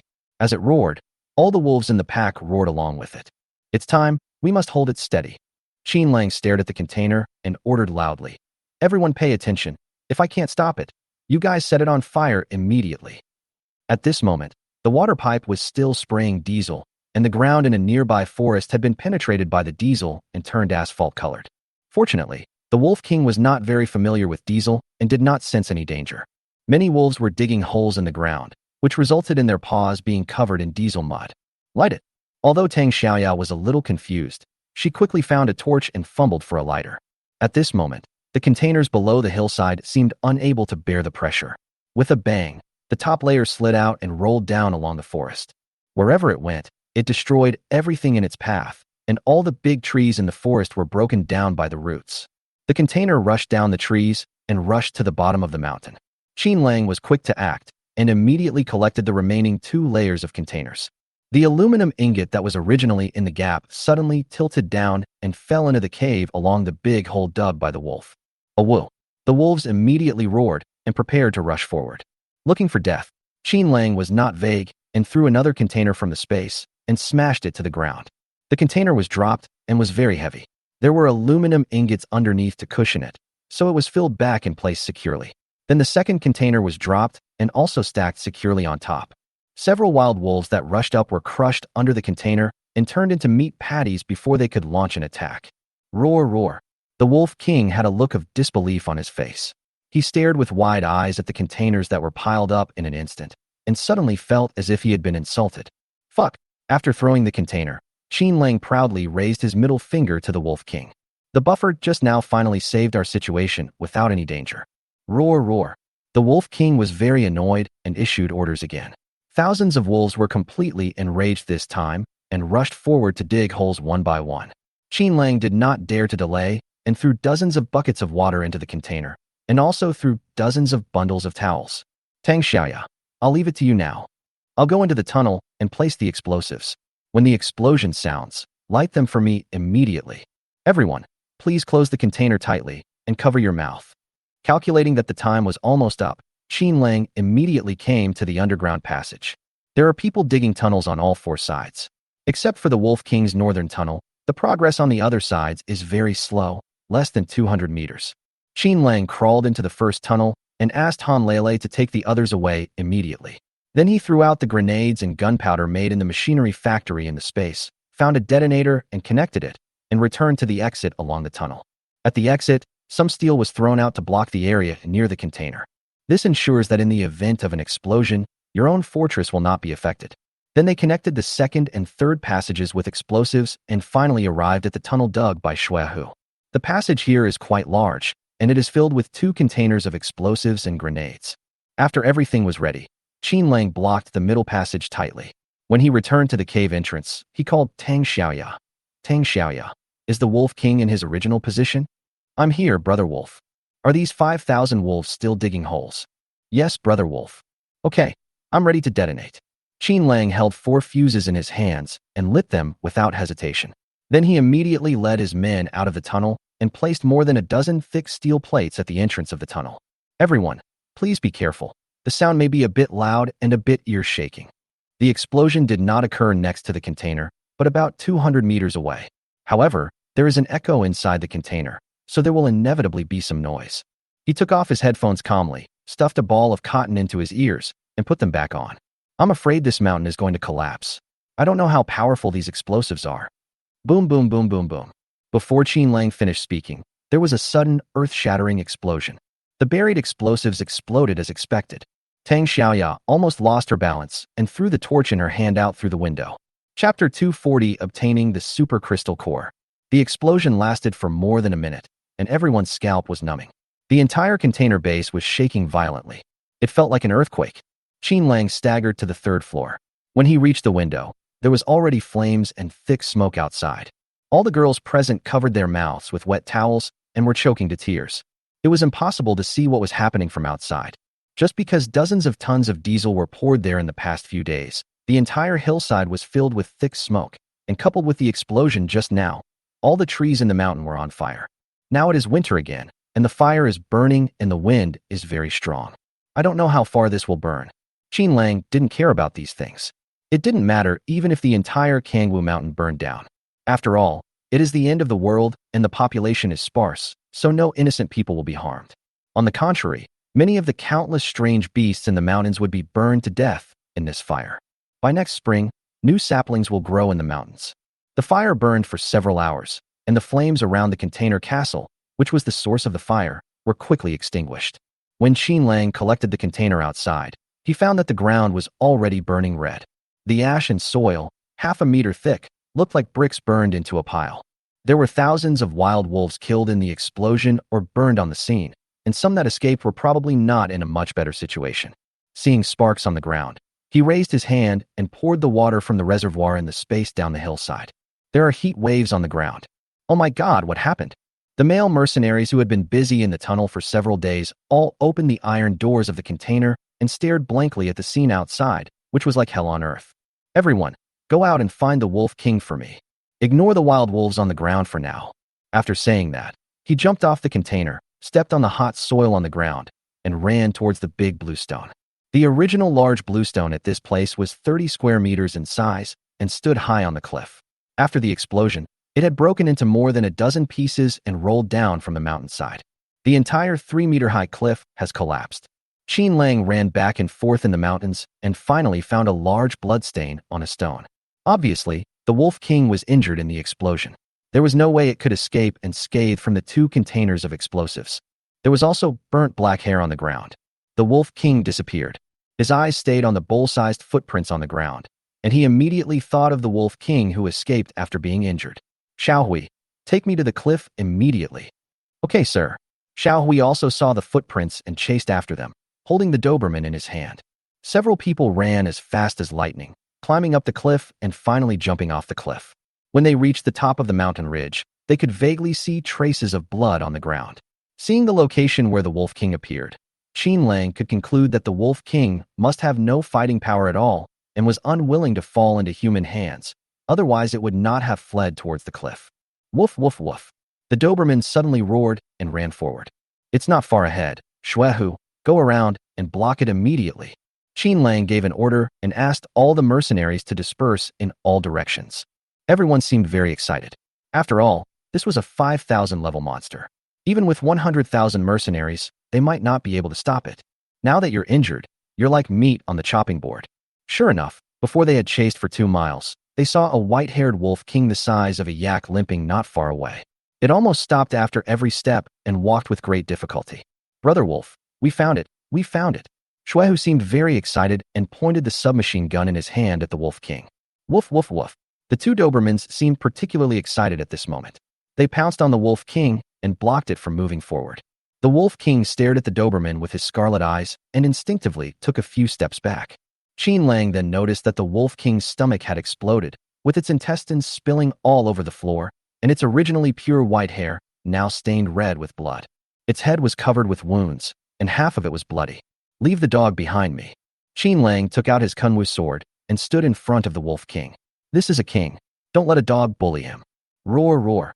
The Wolf King growled in a low voice, as if he understood Qin Lang's words. He looked at him with resentful eyes, which seemed very complicated. There is anger, gratitude, and a sense of tragedy. I know you're unwilling, but you shouldn't have touched me. Qin Lang's Kunwu sword flashed with lightning sparks, and he slowly approached the Wolf King. You and I will both be kings. You may not be willing to die in the hands of others, but you won't lose if you die in my hands. King, this is a king's death. I'll give you a fighting chance. Roar, roar. The Wolf King's eyes were filled with fighting spirit again. He suddenly straightened his legs and rushed towards Qin Lang. However, it has no speed and no combat power, and even when running, it seems to be struggling. Maybe I used too much force, so the blood in my stomach gushed out like a fountain. Seeing its body swaying, Qin Lang raised the Kunwu sword in his hand. Roar, roar. The Wolf King held his head high, like a king, and pounced towards the lightning on his Kunwu sword. Come on. Qin Lang could see that it wanted to die with dignity. If he didn't take action at this moment, it would fall down soon. Instead of letting it die in a miserable way, it would be better to give it a quick death, which would allow the wolf to die with dignity. He swung the Kunwu sword in his hand down. The Wolf King's eyes suddenly lit up. Lightning exploded above its head, slicing its skull open instantly. The Wolf King is dead. A beast is a beast. It can never defeat a human. Some people in the crowd started talking. Qin Lang didn't think so. After putting away his knife, he glared at the mercenaries fiercely and said, Everything in the world has a spirit. This Wolf King is a spiritual animal. If he encounters the opportunity, he will also open his spiritual wisdom and become a godlike existence. The people below suddenly fell silent. I just want its crystal core. Let's dig a hole and build a tombstone for it. Qin Lang threw out an excavator, then came to the Wolf King, stretched out the Kunwu knife, and cut its head. He reached into the Wolf King's brain and took out a crystal core the size of an egg. The moment the crystal core was taken out, a white light rose from the crystal core, and the entire crystal core was shining brightly, emitting bursts of light like a night pearl. Could this be a super crystal core? Qin Lang was surprised to find that this crystal core was a little different from the crystal core he saw in his previous life. Although the appearance was exactly the same, the crystal core he picked up in his previous life seemed much dimmer. Perhaps he was exposed in the wild for too long and lost his spiritual power. Why is it so bright? It was also the first time that Tang Xiaoya saw this kind of crystal core. Lu Yinyin and a few others also gathered around, and everyone came to see this super crystal core. It glows because there is spiritual energy on it. This kind of spiritual power is not possessed by ordinary crystal cores. Other crystal cores only have energy, and only super crystal cores have spiritual power. This kind of spiritual power will cause the host to die and gradually disappear over time. No, I have to refine it now. Qin Lang did not dare to delay and stood up decisively. Everyone, pay attention, be alert all around. I want to practice. Chapter 241 God-Level Power. The women naturally understood and immediately stood up with their submachine guns in hand. All mercenaries, disperse. No one is allowed to approach within 100 meters. They are Qin Lang's most loyal mercenaries and women, and there is no conflict of interest. Seeing that Qin Lang was about to devour the crystal core, they immediately began to clear the area. Shuehu was confused. Should I dig a hole now and bury the Wolf King? Let's wait until Brother Wolf comes out. No one should make any noise now. Tang Xiaoya drove the mercenaries away and ordered everyone to be on guard in all directions and to kill any strangers who approached. Qin Lang looked around, and finally, to make sure everything was safe, he threw a container over the ridge. After entering the container, in order to be safe, he swallowed 3 level 500 wild wolf crystal cores and increased his ability to level 9,500. This is my first time swallowing a super crystal core. Is there any danger? He held the super crystal core in his hand and looked at it, thinking that Liang Kuei and the others had also swallowed the super crystal core when they were several thousand levels, so it should not be a big problem. Seeing that the spiritual energy on the crystal core was dissipating, He no longer hesitated and used the Kunwa knife to cut the surface of the crystal core. The energy liquid inside is white, which is different from the crystal core of zombies. As soon as Qin Lang swallowed it, he felt a violent force filling his whole body. The muscles on his body swelled rapidly, almost immediately. What followed was severe pain. This pain was completely different from the first time he swallowed the zombie king's crystal core. It was not caused by the expansion of blood vessels due to the energy impact, but the outbreak of the gold element power in the Wolf King's crystal core. This gold element energy enters the blood vessels and is as sharp as a blade, making it extremely sharp. Wherever it went, the blood vessels in the body felt as if they were cut by a knife, and faint sounds of metal could be heard. Qin Lang couldn't help but be horrified, and quickly gathered all his supernatural power to try to resist the damage of the gold element. But he soon discovered that the harder he resisted, the more violent the gold elemental power in his veins became. The severe pain became more and more severe. In just a few breaths, he was sweating profusely and couldn't help screaming. I didn't expect it to be so powerful, just like gold and iron. It hurts so much. Hey, you're just courting death. He wanted to give up resistance, but found that as soon as he relaxed, he felt as if his blood vessels were cut off. There is no other choice but to use the strength in my body to resist. Fortunately, the power of the gold element did not cause his body to explode and die, nor did it break his tendons and veins. After half an hour of fighting between his original supernatural power and the power of the gold element, he finally managed to integrate all the power of the gold element into his blood without any danger. When he opened his eyes again, sweat was pouring down his face like a waterfall. As soon as Qin Lang walked out of the container, Tang Xiaoyan noticed something was wrong. Brother Wolf, what's wrong with you? Are you possessed? It was the first time that everyone saw him swallowing a crystal core and spitting blood from his mouth. This thing is too violent. Qin Lang wiped the corner of his mouth and felt that all his strength was almost exhausted.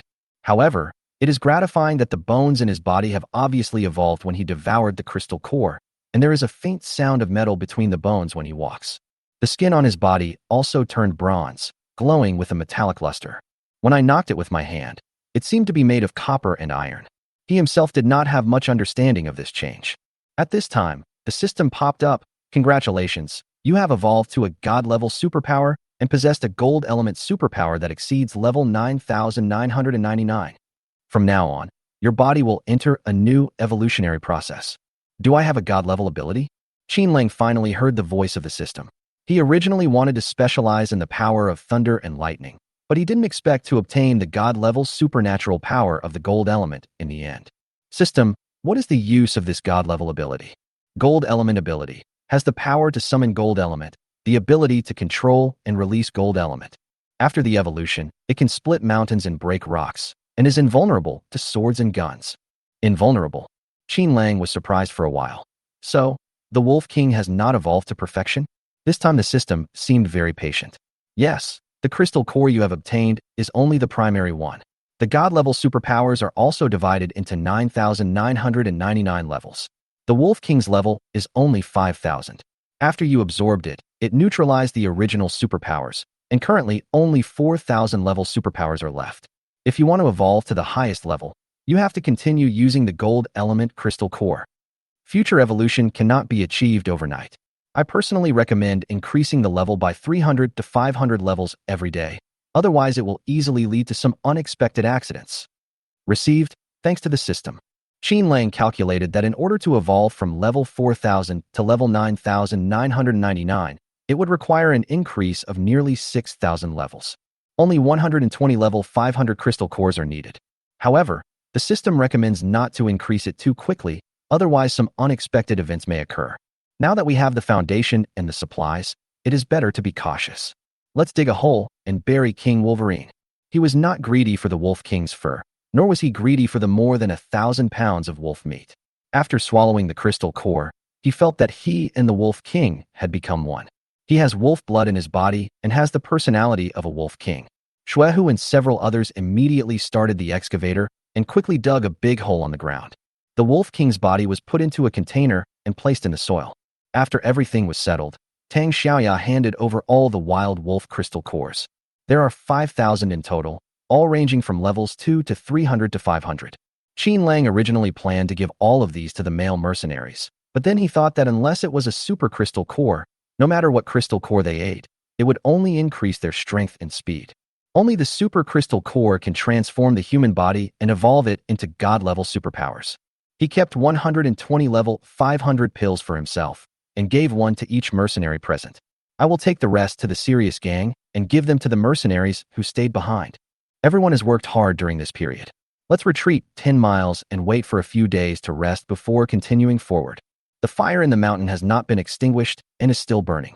Occasionally, small animals would run out of the mountains. More than 300 people retreated more than 10 miles and finally stopped at a ridge. Qin Lang threw out containers to assemble the camp while busy preparing a mobile kitchen. The days of rest seemed very pleasant. Apart from picking up a few dead exotic beasts in the nearby mountains, the mercenaries spent most of their time eating and drinking.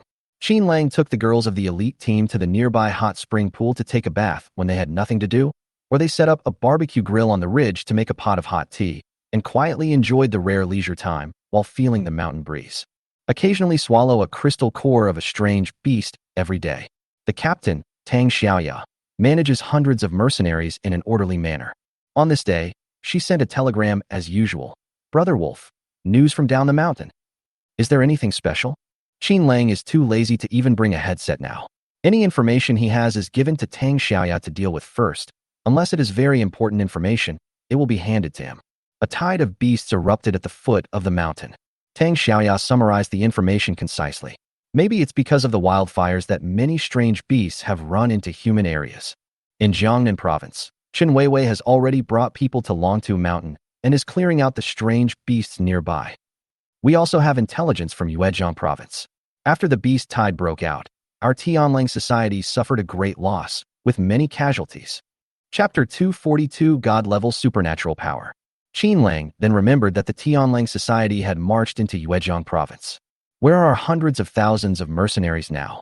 We just passed Dongjiang City and entered Shuqing, where they encountered Lei Peng's mercenary group. Shuqing is more than 300 kilometers away from the Kangwu Mountains. They traveled more than 300 kilometers in 10 days, which was fast enough for the serious mercenaries who had no means of transportation. They were facing resistance from the Yuezhong mercenary group in front and attacks from a tide of beasts behind, and the situation looked a bit bad. Qin Lang's goal had been achieved, so he picked up a pen and issued a new order on the telegram. Let them stay where they are. Just defend Kangwu Mountain. What I want is for them to hunt down the alien beasts and evolve their abilities as soon as possible. As for Yuezhong province, we are not in a hurry to control it now. Sooner or later, it will be our territory. The most important thing right now is southern Xinjiang province. Ask Chen Weiwei to mobilize another 100,000 mercenaries and have them join me immediately. Okay, I'll go notify them now. Tang Xiaoya turned around and left. Only Chen Hanxiang was serving him, while the other women were busy with their own things. The outbreak of the beast tide was a disaster for some provinces ambushed by the Kangwu Mountains. For Qin Lang, this is a great opportunity. He must hurry up and clear out most of the strange beasts in the mountains during the winter, especially the super strange beasts in the deep mountains, which must not fall into the hands of others. Having god-level superpowers doesn't stop him from giving up. After all, there are still 9 people alive who had god-level superpowers in their previous life. After sending the message, Qin Lang immediately stood up and said, Shuehu, I have to go to southern Xinjiang now. You take the rest of the people and continue to guard here. When you receive the mercenaries sent by Instructor Chun, contact me immediately. Brother Wolf, are you leaving? Shuehu seemed a little panicked.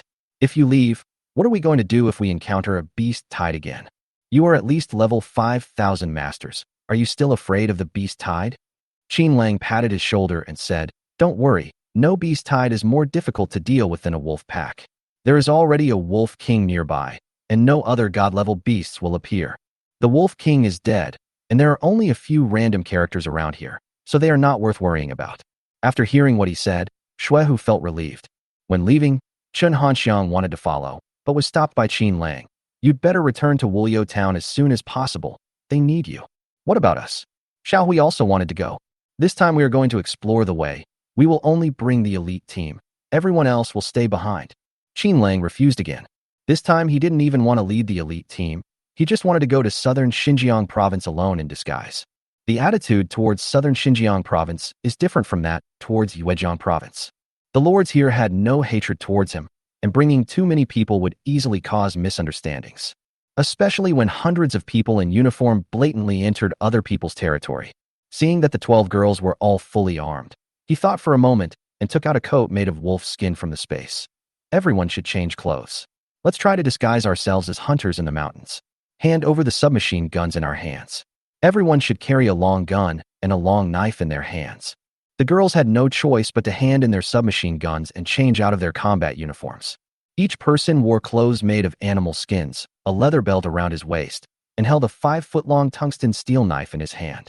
Apart from the headsets on each person, they looked like any other ordinary mercenary group in the mountains. The 13 people were soon on their way. Xuehu and his companions accompanied them across several mountain ridges along the way before they waved goodbye reluctantly. Brother Wolf, you have to come back to see me soon. Qin Hanxiang seemed very disappointed. She only recently found out that Qin Lang had more than a dozen women, each of whom was as beautiful as a flower and had great martial arts skills. I don't know if he will get involved with other women after he leaves, and whether he will ever return to Wulyo Town. Qin Lang heard her thoughts and turned around to make arrangements. Although you are the commander in name only in Wulyo Town, you should hand over the actual work to Xiao Hui in the future. If you are willing, wait for the follow-up mercenary group to arrive and set off with Xuehu. Okay, Brother Wolf. Qin Hanxiang felt relieved and waved goodbye.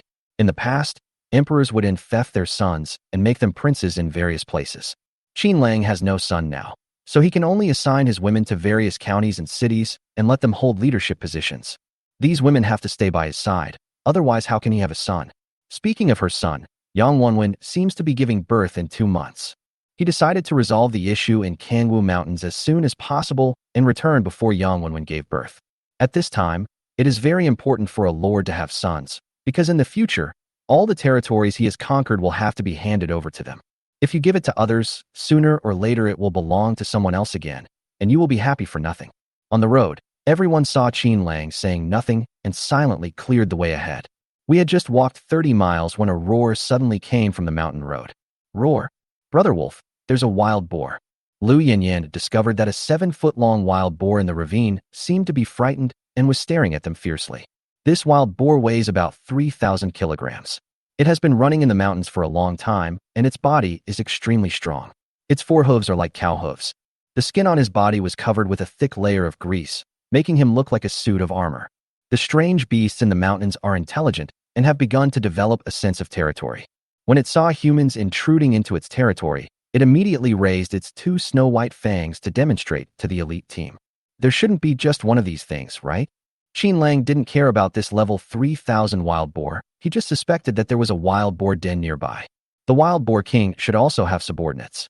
Roar. Just at this moment, a roar came from the bottom of the mountain. Immediately afterwards, thousands of strange beasts roared together. Ouch! Roar, roar, roar. When the wild boar king heard the roar, he also roared, then left Qin Lang and the other 12 men behind and rushed down the valley in a hurry. There was a sudden commotion in the forest. No matter whether it was flying in the sky or running on the ground, all of them rushed in one direction. Get ready for battle.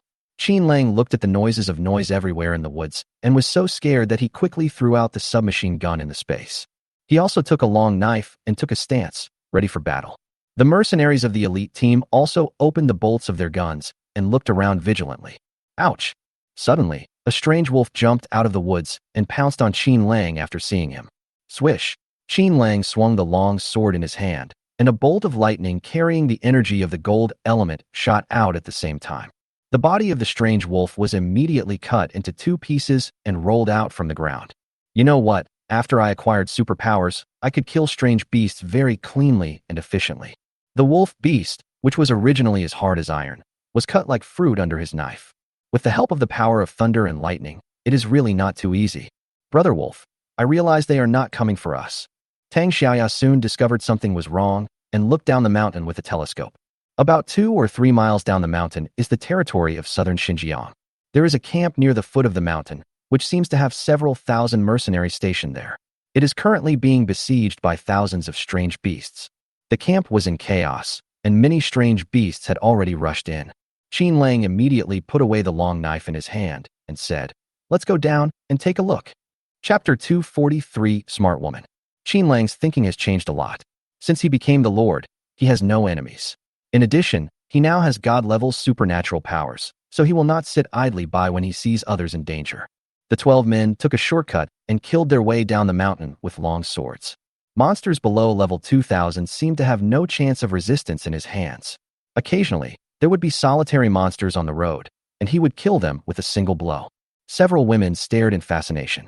Brother Wolf, isn't it said that the fighting power between monsters and humans is 10 to 1?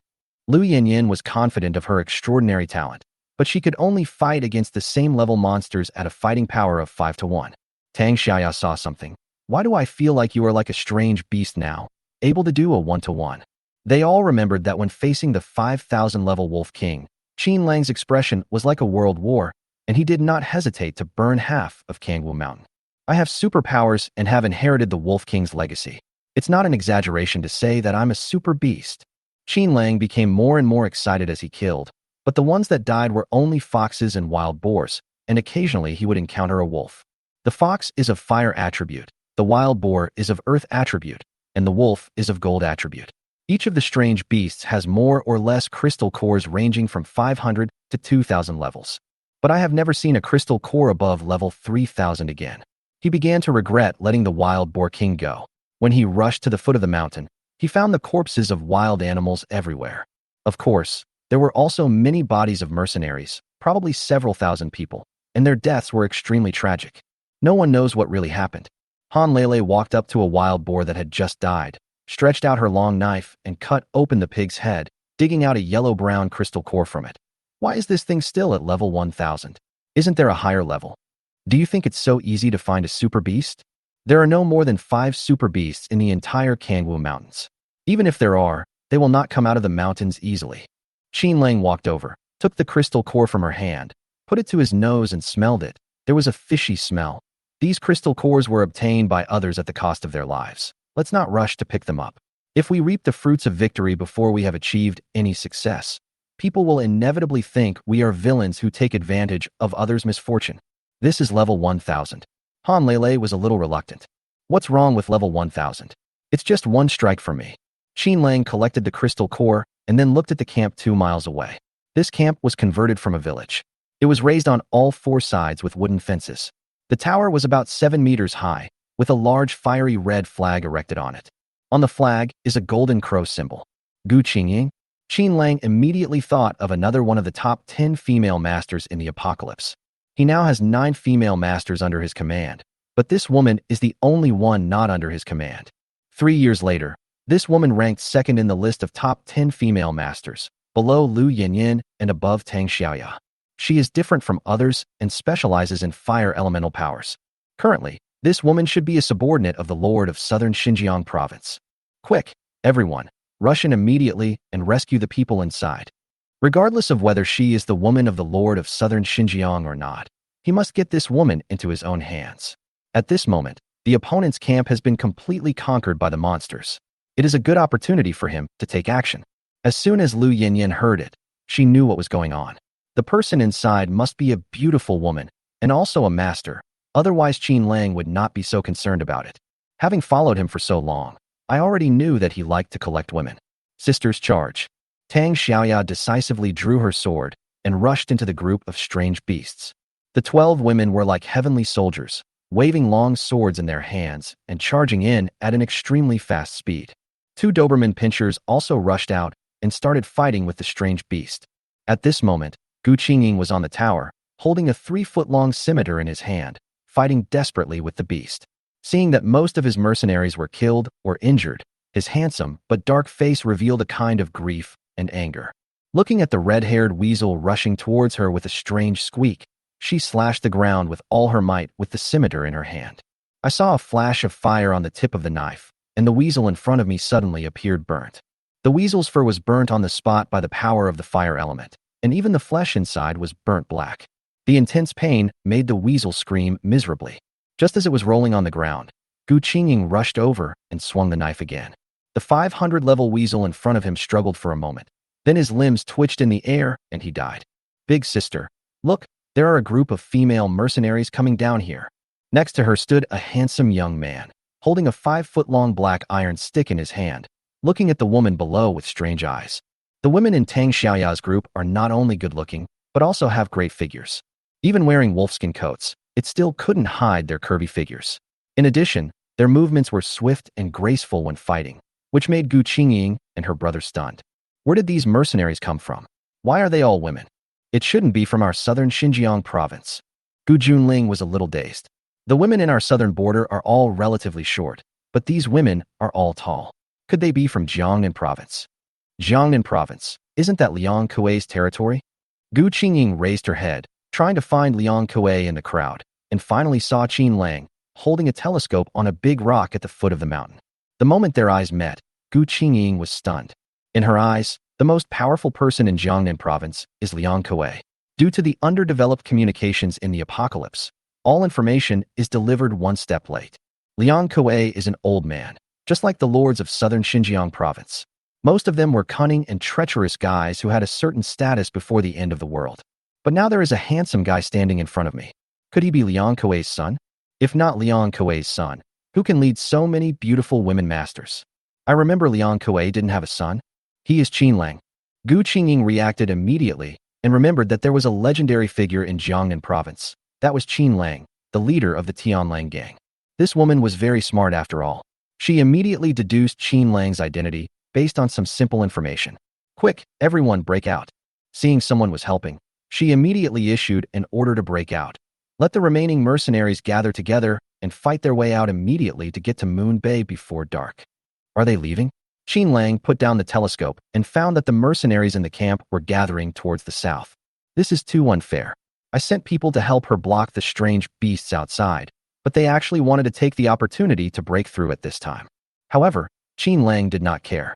He jumped off the stone, threw a motorcycle out of the space, rode it, stepped on the accelerator, bypassed the battlefield in the north, and rushed towards the exit of the camp in the south. When he arrived at the south gate, the mercenaries in the camp were fighting and retreating. Gu Qingying rushed out of the city wall in a very embarrassed manner under the protection of more than 100 experts. Where are you going? Qin Lang stood at the entrance of the camp with his hands holding a long sword, looking coldly at the hundreds of mercenaries in front of him. I sent people to fight for you, and this is how you repay me? Qin Lang. Gu Qingying was a little slow to react. How did he manage to appear in the south in just 10 minutes, considering the distance? Chapter 244 The Lord Arrives. Gu Qingying was a worldly wise person after all, and she could tell at a glance that Qin Lang was a master. His strength is far superior to mine. Usually, masters can see the strength of people who are lower than themselves, but on the contrary, they cannot see the strength of people who are higher than themselves. Just by looking at his eyes and aura, you can tell that you are no match for him. I'm afraid that all the mercenaries present combined are no match for him. After all, she was only level 6,000, and these mercenaries were all level 2,000 or 3,000. When she was on the tower just now, she had seen clearly that all the girls outside were above level 5,000. The person in front of him looked to be around level 8,000. This level is almost on par with the southern Xinjiang Lord Dong Qingqiang. It seems even stronger. She was very polite and stepped forward and bowed. Big brother, I really had no choice but to abandon the camp and escape. What's the compelling reason? Qin Lang had no intention of moving aside. With his intelligence, he quickly guessed what had happened. The beast tide would not attack the mercenary base for no reason, not to mention that this time all kinds of birds and beasts attacked together. This must be because they have some kind of super beast or something similar to a super beast. For example, if you kill the Wolf King, the pack of wolves will chase you relentlessly. So many strange beasts attack them. It must be because they had just hunted down a beast king from the nearby mountains. Being able to command other beasts and make the wild boar king of level 3,000 join in the fun, he must not be an ordinary beast king, but either a tiger or a primate. These are all gained through Qin Lang's 3 years of experience. Gu Qingying didn't know Qin Lang had such insight, so she lied to him. Brother, I brought out 5,000 mercenaries, and now only 100 are left. If I don't bring these 100 back, the Lord will definitely blame me. I have to leave some fire for the Lord. We can't all die here. 5,000 people. No wonder there are corpses all over the mountains. It seems that they did make great sacrifices this time. Qin Lang ignored Gu Qingying's seemingly perfect explanation and took 2 steps forward instead. He wants to keep this woman. It is even more impossible to let go of the things on her. If reason doesn't make it work, then use the simplest method in the end times, which is to use force. Thinking of this, he raised the power of the gold element in his body and said in a voice as loud as a bell, "My people are fighting a bloody battle right now. If you leave now, have you ever thought that I only have 12 women fighting?" This. Gu Qingying thought to herself, "You clearly knew that there were only 12 women fighting outside. Why didn't you go to help?" but instead came to stop us? But she didn't say it. She just bowed again. Thank you for saving my life, big brother. We will definitely thank you very much when we go back. Why are you so stubborn? Qin Lang simply made it clear. I'm stopping you here. Of course I won't let you leave. Let alone you. Even if Dong Qingqiang came and you were tied together, I said no, you wouldn't be able to leave. When these words were spoken, the whole audience was shocked. Dong Qingqiang, who was at the 8,000 level, plus these 100 others, couldn't escape. What level is the person in front of me? Is he level 9,000? Gu Qingying felt more and more dangerous and could not help but take a step back. Who are you? The leader of the Tianlang gang, Qin Lang. Qin Lang conjured up a heavenly wolf flag from his hand like a magic trick. Haven't you heard of Qin Lang, the lord of Jiangnan province? What? You are the lord of Jiangnan. Gu Qingying was a little uneasy now. I heard from Dong Qingqiang that the lord of Jiangnan province was Liang Kuei. After all, they were all Song Qinggong's people and had communicated with each other. These are all old news from 2 months ago. At that time, Song Qinggong was the chosen one and was determined to promote Liang Kuei to the position. However, something unexpected happened during the election and the southern Xinjiang province was not notified. Gu Junling was not scheming, but he became upset when he heard this. Isn't the lord of Jiangnan province Liang Kuei? Liang Kuei. Qin Lang reached out and took out the lord's seal from his body, holding it up for everyone to see. I killed that old dog with one blow, and his body has long been fed to the zombies. I am the real lord. According to the rules, what should you do when you see the lord? Hello, lord. When Gu Qingying heard this, she calmed down and saluted him according to mercenary etiquette. The other mercenaries followed suit and saluted. This is a popular rule in the market. The lord enjoys rights in his own territory, and he must also observe minimum courtesy when he goes to someone else's territory. Let's go back and get rid of the monster first. Qin Lang simply nodded slightly in return and ordered them to go back to fight without any hesitation. You are the lord of Jiangnan. What right do you have to come to Nanjiang to order us around? Gu Junling wanted to argue, but Gu Qingying immediately stopped him. Lord, we will go back now and finish the battle with your people, and then leave. In this way, more than 100 mercenaries had to pick up their weapons and return to the camp covered in wounds again. Gu Qingying looked back every 3 steps, still a little confused about what level Qin Lang was. But what she was sure of was that without level 8,000, one could not become a lord. Nowadays, many mercenary leaders on the market have reached the level of 5 or 6,000, not to mention the lords who govern a province. Even if they sit at home, they will have more crystal cores than they can eat every day. If it weren't for the time it takes for their bodies to evolve, these lords could easily reach level 9,000 by knocking crystal cores. Gu Qingying, wait a minute, I have something to tell you. Qin Lang saw Gu Qingying returning with the mercenaries and stopped her. My lord, how do you know my name? Gu Qingying was obviously stunned and stayed where she was. What's so strange about this? I also know that you have the power of fire element. Qin Lang walked over and walked side by side with Gu Qingying. Your lord Dong Qingqiang should have the ability of earth element, but he should not have cultivated it into a god-level ability now, right? This. Gu Qingying looked at Qin Lang as if he were a monster. Even the people around him may not know clearly about such a secret matter. In the later stages of the apocalypse, masters will deliberately select some crystal cores according to their own opportunities and focus on cultivating their own supernatural powers. For example, Qin Lang himself, he accidentally got a lightning crystal core from Tang Xiaoya, and then he got a lightning viper crystal core, so he planned to specialize in lightning. As a result, he accidentally killed a wolf king and gained the superpower of gold element. If I guess correctly, he wants to hunt down an earth-type monkey king to achieve his own supernatural powers. But this is useless. The earth elemental ability is not very powerful in attack except for its ability to dig holes and provide strong defense. The wood element can kill him, and the gold element can kill him too. Qin Lang simply stretched out his hand, pulled Gu Qingying into his arms, and put his arm around her waist. Tell me, if I kill him now, will you be sad? My lord, I am Dong Qingqiang's woman. Gu Qingying shuddered with fear and quickly dodged his shoulder. My lord, please respect yourself. Do I need to respect myself? Qin Lang pulled her back again. There are only 2 choices before you now. Either you follow me and give me the things you have, or I will kill Dong Qingqiang, and then let you follow me and give me the super crystal core you have.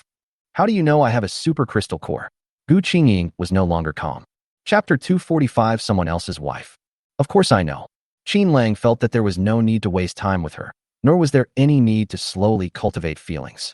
He slowly raised his hand and raised the power of the gold element in his hand. I saw a ray of metallic light condensing on his palm, and then slowly taking shape into a sharp blade. This is the elementary level of the gold element's god-level supernatural power.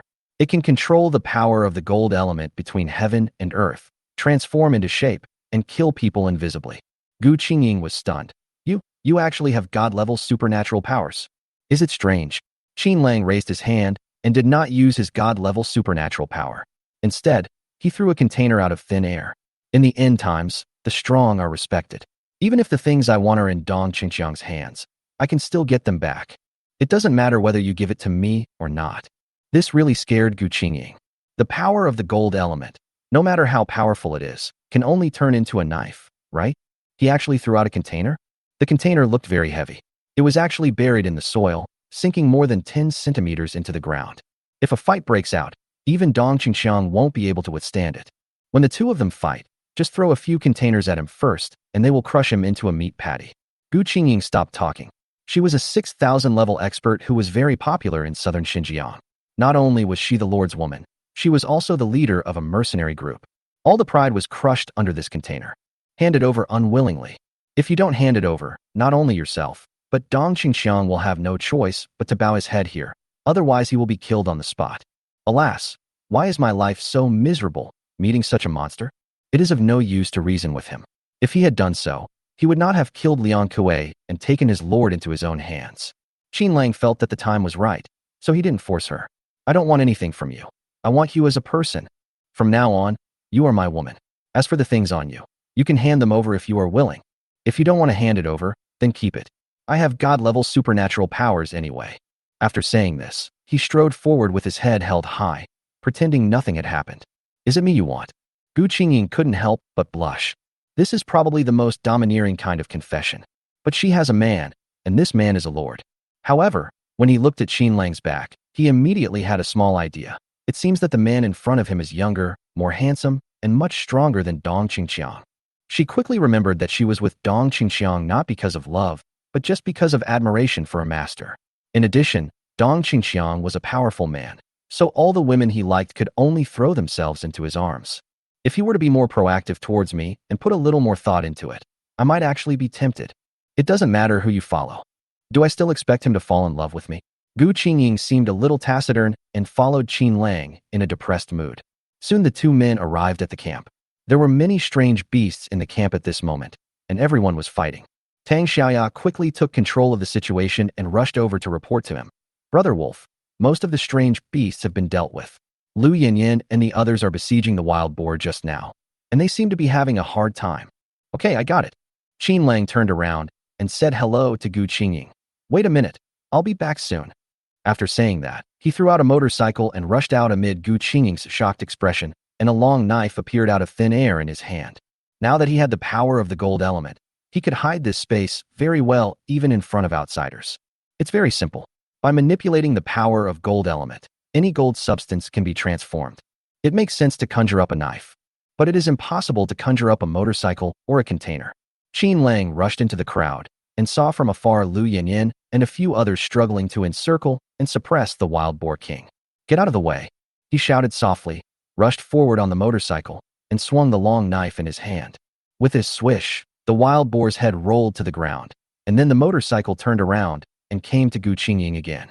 In less than half a minute, the wild boar blood was still dripping from the long knife. Qin Lang stuck the long knife into the ground, reached out, and took out a box of chocolates, a doll, and a coat made of wild wolf skin. In front of Tang Xiaoya, he said, "This is the chief of the million-strong mercenary group of our Tianlang club. You will be the deputy chief from now on." This? Gu Qingying was a little overwhelmed to react. What she encountered today was really beyond her expectations. In just half an hour, she had received so many surprises. She changed her husband and her camp, and now she is the deputy chief of a million-man mercenary group. None of this is anything. The man in front of me actually has so many magical powers. She was completely conquered, but she retained a little bit of reserve. She looked at the doll and chocolate and said, "I would rather you gave me a rose." Sure, Qin Lang was not vague. It was just roses. He had planted several acres of them in his space, but he had never used them as he had been feeding the cows. He waved his hand in the air, and immediately 99 roses appeared in his hand. How is it? Are you satisfied? Ah. Gu Qingying's eyes suddenly lit up, and she could no longer be reserved. Brother Wolf, how did you transform? So romantic. The 6,000 level woman felt like she had suddenly turned into a little girl. She dropped the knife in her hand and threw herself into Qin Lang's arms. Brother Wolf, I didn't expect you to have this ability.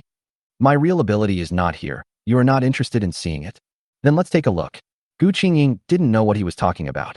She looked up at Qin Lang's handsome face and felt that the past year had been lived in vain. If she had known there was such a handsome guy, why would she follow Dong Qingxiang? Qin Lang gave Tang Xiaoyao a look and said, "Tell the brothers below that from now on they belong to the Tianlang gang. Gather everyone and collect the crystal core first." Okay, Brother Wolf. Tang Xiaoya didn't make a fuss. She knew that Qin Lang had already set his sights on Yuejiang province and was now beginning to make plans in southern Xinjiang. This place looks like it needs some rebuilding. Qin Lang reached out and hugged Gu Qingying, picked her up, and walked straight towards the container. When the two entered the room, they found that it was actually a bedroom with a large bed covered with bedding. You are so bad. You actually prepared for this in advance. Gu Qingying felt that this man was really bad. He did such a thing the first time they met. Am I bad? Qin Lang also exposed her thoughts. When I was talking just now, you had actually guessed most of it, and you were still pretending to be stupid. Oh, why did you have to point it out? Gu Qingying was thrown on the bed and immediately crawled into the quilt in shame. Qin Lang seemed very proud. The most fun thing in his life was to rob someone else's wife. After getting into bed, he reached out to undress Gu Qingying. First her coat, then her autumn clothes. All the movements were done very skillfully and in one go. After taking off her autumn clothes, the buckles on her back were unfastened, and soon Tang Xiaoya was naked. Is this okay in broad daylight? Gu Qingying was still a little shy and reached out to help Qin Lang. When he saw Qin Lang's face staring at him, he felt it was so unreal and couldn't help laughing. Oh, really? How could I be like this? Chapter 246, Dual Powers. Although the two had just met, they were not shy or pretentious, and after being a little nervous, they became very calm. They are all people who have experienced many ups and downs. Beauties love heroes, and heroes also like beauties. Plus, both of them are masters, so they can create a little bit of noise. The mercenaries outside also felt a wave of anxiety. Unexpectedly, in the blink of an eye, the flag on the city wall changed, and from now on they were members of the serious society. So, I have a brother-in-law. After Qin Lang finished, he rested his hand on Gu Qingying and said, "What do you think I should give him? Mercenary leader or lord? It's up to you. He's just a child. There's no need to give him such a high position. Speaking of children, I think I should give him the title of Lord's assistant." Qin Lang did not hide his ambition. When your child is born, our child will be the Lord of southern Xinjiang in the future. How did you know we would have a child? Gu Qingying still felt a little excited, and she rolled over and climbed up. Tell me, if Dong Haiqiang knew about this, would he send someone to call us? It's just in time to call me. Qin Lang's hand groped her head. Do you want your man to kill your previous man? What if I want to? What if I don't want to? Gu Qingying couldn't help laughing. If you kill him, will people think I'm Pan Jinlian? As the two were talking, Tang Xiaoya knocked on the door again. Brother Wolf, it's getting dark. Shouldn't you set up the camp? No. Qin Lang immediately stood up and went to find some clothes. Wait a minute, I'll go set up the camp. Otherwise, if another strange beast comes out at night, all of us will have to die. Wait a minute. Gu Qingying found the clothes on the bedside, reached in and fumbled around, and finally took out a crystal core as big as an egg. Brother Wolf, I'll give you this super crystal core. Anyway, I'm not worthy of it, and I can't give it to Dong Qingxiang. It's naturally unsafe to put this thing in my hands, so you might as well hold it. Thank you. Qin Lang reached out and took it, placing it in his palm. Only then did he discover that this super crystal core was translucent, golden in color, and flickering with a faint glow. This is the earth element super crystal core. Naturally, he didn't intend to give such a precious thing to others. It's okay for some of my women, such as Yang Wanwen, but the earth element is useless for women. No woman would be willing to use this power to dig a hole or build a wall when she has nothing to do. As for other male mercenaries, that's even more impossible. If he had god-level supernatural powers, what if he got happy and rebelled with a group of mercenaries? This thing can't be kept for too long, lest it cause trouble. The lesson from the previous life is still there. It must be cleaned up immediately. You can't use this thing. I'll give it to you when I have other crystal cores. In front of Gu Qingying, he took out the kunwa knife, cut it open, tilted his head back and swallowed it, then returned the crystal core shell to her. Keep this thing with you. It can save your life at a critical moment. You've thought it through very carefully. Gu Qingying smiled sweetly. It's so easy to talk to smart people. After Qin Lang swallowed the second super crystal core, he stood there and waited for a moment, expecting some violent reaction, but strangely, there was no reaction at all. On the contrary, the muscles and skin on his body seemed smoother, and there was a faint glow. Congratulations, you have obtained your second God-level supernatural power. The system popped up the message, the power of the earth element can control the earth element, turn the earth into a wall, pile up the earth into a mountain, and make a pit with the earth. The power of the earth element and the gold element are mutually beneficial and will enhance and help your first superpower. So that's how it is. No wonder there was no reaction at all. Qin Lang felt that it was fortunate that he had swallowed the earth element super crystal core this time. If he had swallowed the fire element crystal core, it might have damaged the first superpower. Now that I have two superpowers, I finally feel much more at ease. During the past year since the end of the world, he has always wanted to become a strong man. Now he can walk around with peace of mind. Whether it's attacking or escaping, both abilities are first-rate. You can defeat the one using gold elemental power, but you can't defeat the one using earth escaping ability. Of course, escape was impossible. Looking at the entire dragon country, I have never heard of anyone having dual superpowers in my previous life, not to mention that he also has a spatial superpower to assist him. Seeing Qin Lang's happy expression, Gu Qingying was also very happy. Brother Wolf, you now have two superpowers. Does that mean you are invincible? Of course. It seems that my investment is worth it. Gu Qingying picked up the new clothes and put them on. From now on, even if I give up, no one will dare to mess with me because of your supernatural powers. I don't want to be a master. It's good to be a woman. Okay, wait, we'll stay up all night. Qin Lang threw a handful of red crystal cores from the space and threw them on the bed. These crystal cores were obtained from fire elemental beasts such as foxes, which are really suitable for Gu Qingying. All in all, there are almost 3,000 levels, which can help Gu Qingying reach the 9,000 level in a short period of time. When we walked out of the container, the mercenaries outside were cleaning up the corpses and strange beasts on the ground. The bodies of all the ordinary mercenaries were gathered together, and the bodies of the strange beasts were placed aside. The heads of each were smashed, and the crystal cores were dug out from them one by one. Others were busy peeling the skins in preparation for a barbecue in the evening. This is the mercenaries' favorite moment, but also everyone's saddest moment. After all, many people died today. Let's dig a hole and bury them all. Qin Lang raised his hand and used his earth elemental power to make a big hole in the ground.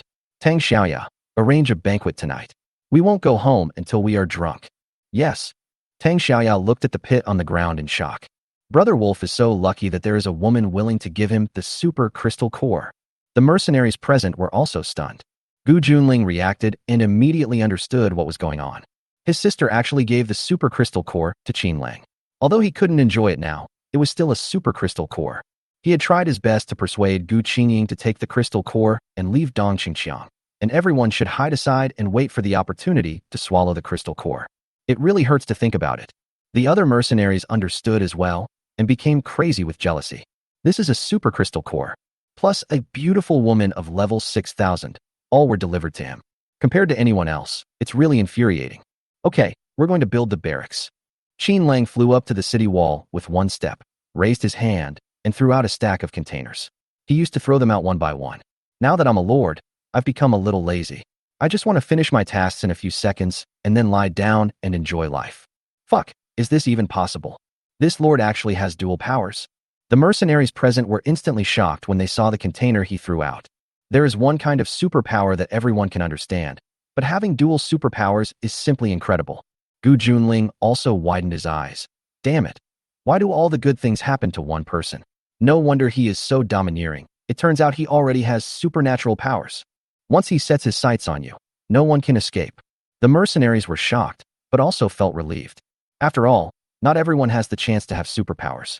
There is only one chance among tens of millions of people, and everyone can't envy it. The only benefit is that now I follow a lord with dual superpowers, and I can walk sideways in the future. At least, you won't be beaten passively. Chapter 247, Building Wolf King City. After Qin Lang threw out the container, it felt a little crooked. After all, even if you are building a wall, you have to put one brick on top of another to ensure stability. How could I have forgotten my gold elemental power?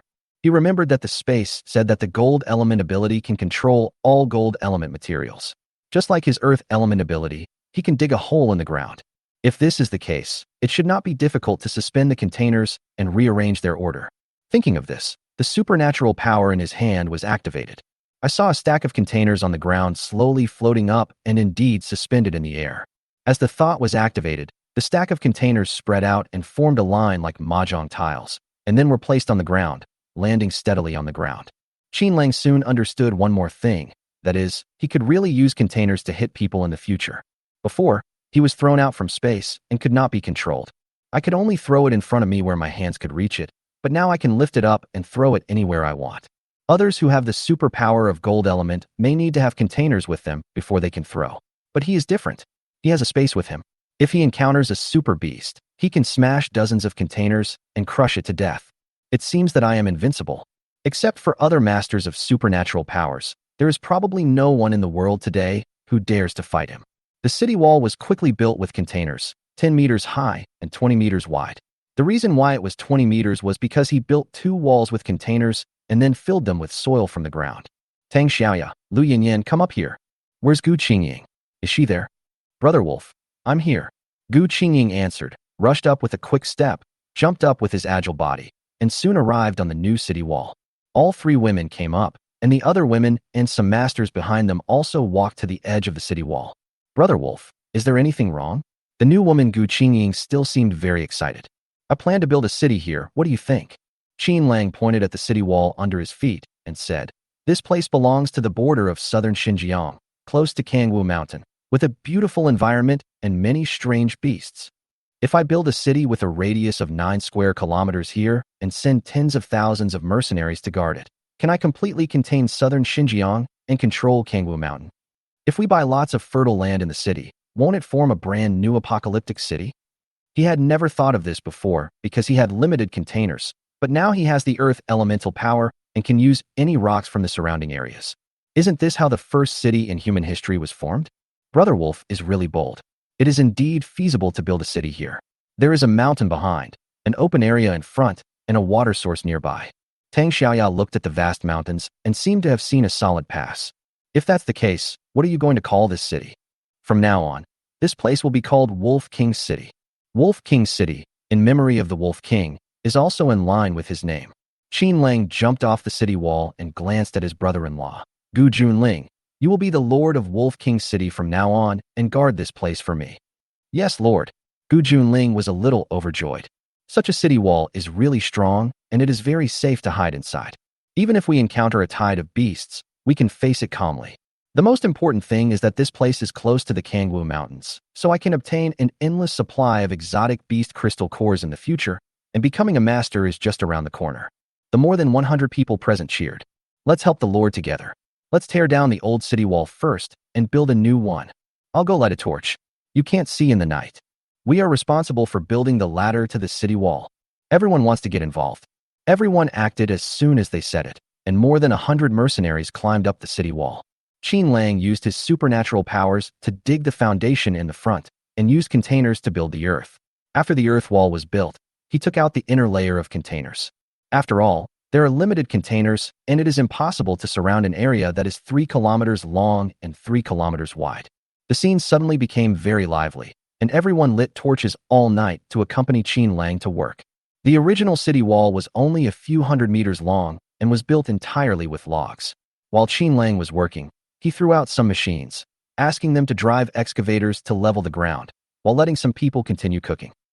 3 days later, a small town with a radius of 9 kilometers appeared before everyone. The plaque of Wolf King City was also hung up. The speed is amazing.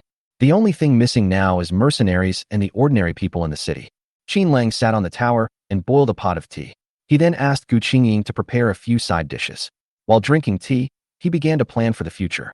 We can let the people nearby move into the city, give them land and seeds, and let everyone build houses and farm with peace of mind. In the future, this city can develop. Lord Gu, can you send someone out to post a notice? Okay, brother-in-law. Gu Junling was carrying wood downstairs. Brother-in-law, shouldn't you send me some mercenaries?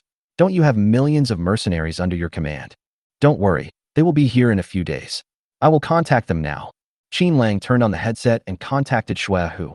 Shuehu, have the mercenaries from the Serious Society arrived? We're here, Brother Wolf. We're getting ready to go. Okay, you bring 20,000 people here, and the rest stay where they are. After hanging up the headset, Qin Lang decided to leave 20,000 mercenaries in southern Xinjiang province and let Shui be the commander here.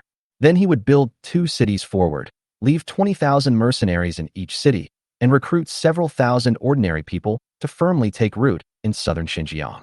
As for other places in southern Xinjiang, let Dong Qingxiang take charge of them first and move forward when I have time. This experience can also be promoted in Vietjong province. All the mercenaries of the serious society were sent out. 1 million mercenaries could occupy 50 important checkpoints. These small towns, like nails, have taken root step by step in various places in the 7 provinces of Jiangnan. Mercenaries. What we urgently need now are mercenaries. I now have more than a dozen lords under me, and they will all become city lords in the future. After all, the area outside is vast and sparsely populated, so people must be gathered together. Qin Lang put down the teacup and stood up. Gu Qingying, take some time to say goodbye to your brother today. From now on, you will join the elite team. We will leave here tomorrow morning and head to the next location. Okay, Brother Wolf. Gu Qingying flashed down from the city wall. After devouring several crystal cores of exotic beasts in the past few days, her supernatural powers have been upgraded to level 7,000. Qin Lang took out the thousands of beast crystal cores in his hand and poured them on the big table on the wall. Gu Qingying is the fire element, and the rest are gold, wood, water, thunder, ice, and a very small number of wind and light elements. He pointed at the colorful patterns and colors of the crystal cores on the table and said to Tang Xiaoya, Lu Yanyan, and other women, you guys, decide which direction you want to develop in and choose the crystal cores for yourselves. Look at Gu Qingying. She has been focusing on the element of fire since the beginning, and her evolution speed is much faster than yours. I'll pick the gold element. Han Lele came over with a long knife in hand. In this life, I still like the knife the most. I want to be like Brother Wolf and chop down mountains and break rocks with one knife. Chapter 248 Return to Wulyo Town. To cultivate superpowers, one must have a super crystal core. This kind of exotic beast that gathers the spiritual energy of heaven and earth is very difficult to find, so the girls can only settle for the second best and be lucky enough if they can cultivate it to the maximum level. I choose gold element too. Seeing that there were many gold element crystal cores, Chen Lucy grabbed a handful as well. She was now level 6,000 and only needed a dozen wild wolf crystal cores to reach the maximum level. I choose the element of fire. Tang Xiaoya picked up a few red crystal cores and said, we are all people who have to fight. Apart from gold, fire, and lightning, the others are of little significance to us. After hearing what she said, all 12 experts on the scene chose gold and fire elements. There were too few crystal cores of lightning elements, and wind and light elements were even rarer, so everyone just wanted to achieve success quickly. Brother Wolf, our mercenaries are here. Just as everyone had divided the crystal cores, they saw Shui coming down the mountain with tens of thousands of mercenaries. From a distance, everyone could see a huge square wall surrounding an empty city at the foot of the mountain. Brother Wolf is so fast, Shui couldn't help but sigh. It only took a few days to build such a big wall. Tens of thousands of mercenaries also stopped in shock. Such a huge project would take several months to complete, even in the pre-apocalyptic technological era. We are ready to go too. Qin Lang saw the mercenaries arrive, dropped more than a dozen containers of food and ammunition, and quickly came to Shui. Shui, I'm leaving this Wolf King city to you. Gather the people around and build a home as soon as possible. Yes, Brother Wolf. Shui suddenly felt a great sense of responsibility. There is one more thing. Your city must also blockade Shui Haiqiang in the southern border. Their people are not allowed to enter the Kangwu Mountains. Okay. Shui looked at Gu Qingying, who appeared beside him with a little surprise. Brother Wolf, is this your new woman? Brother Wolf is really amazing. This is a master. Shui was quite close to him, and they would occasionally chat in private. Qin Lang didn't mind and hugged Gu Qingying. What's wrong with being a master? If you don't agree, just fight. It's the same for men and women. If Dong Haiqiang comes looking for trouble, call him. I'll take care of him sooner or later after I finish my work outside. Okay, Brother Wolf. Shui smiled shyly. The two sides quickly completed the handover. The city lord here was temporarily replaced by Gu Qingying. She would follow Qin Lang out to evolve, and Gu Junling stayed to take care of it.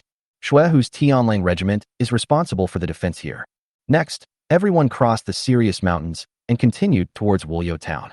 This place was close to Yuezhang province, and a border city was also to be built there. Gu Qingying seemed to be reborn, and she pestered him all the way. Brother Wolf, when do you think the end of the world will end? It should be soon. In my opinion, the flood has receded, the earthquake is over, and more importantly, there are no more zombies. When the strange beasts disappear, the apocalypse in nature will be over. The next step is to resume construction. When next spring comes, Jiangnan will surely be full of vitality. The grass is green and the crops are everywhere. Everyone starts to work from sunrise to sunset and rests at sunset. This time is basically not the end of the world. But Qin Lang thought so. As for the local lords, if they allow the people to rest and recuperate, they will naturally not harass them. When that time comes, shall we go around and have a look around? Okay, I'll take you to travel all the mountains and rivers. The 13 people headed north, occasionally fighting strange beasts on the way. At night, they threw out the container, roasted some meat around the campfire, and did evening lessons after drinking. The days are leisurely and comfortable. Qin Lang now has superpowers and can basically take care of the needs of every woman. Sometimes he even organizes team-building activities. At sunrise on the 5th day, we finally arrived at Wulyo town. Brother Wolf, why did you come just now? Chen Hanxiang felt like a long time had passed since they last met. She had been waiting for him for half a month and couldn't help but feel excited when they met. What's the matter, you missed me? No, he misses you. Chen Hanxiang touched her belly shyly. Brother Wolf, I'm already pregnant. You are pregnant?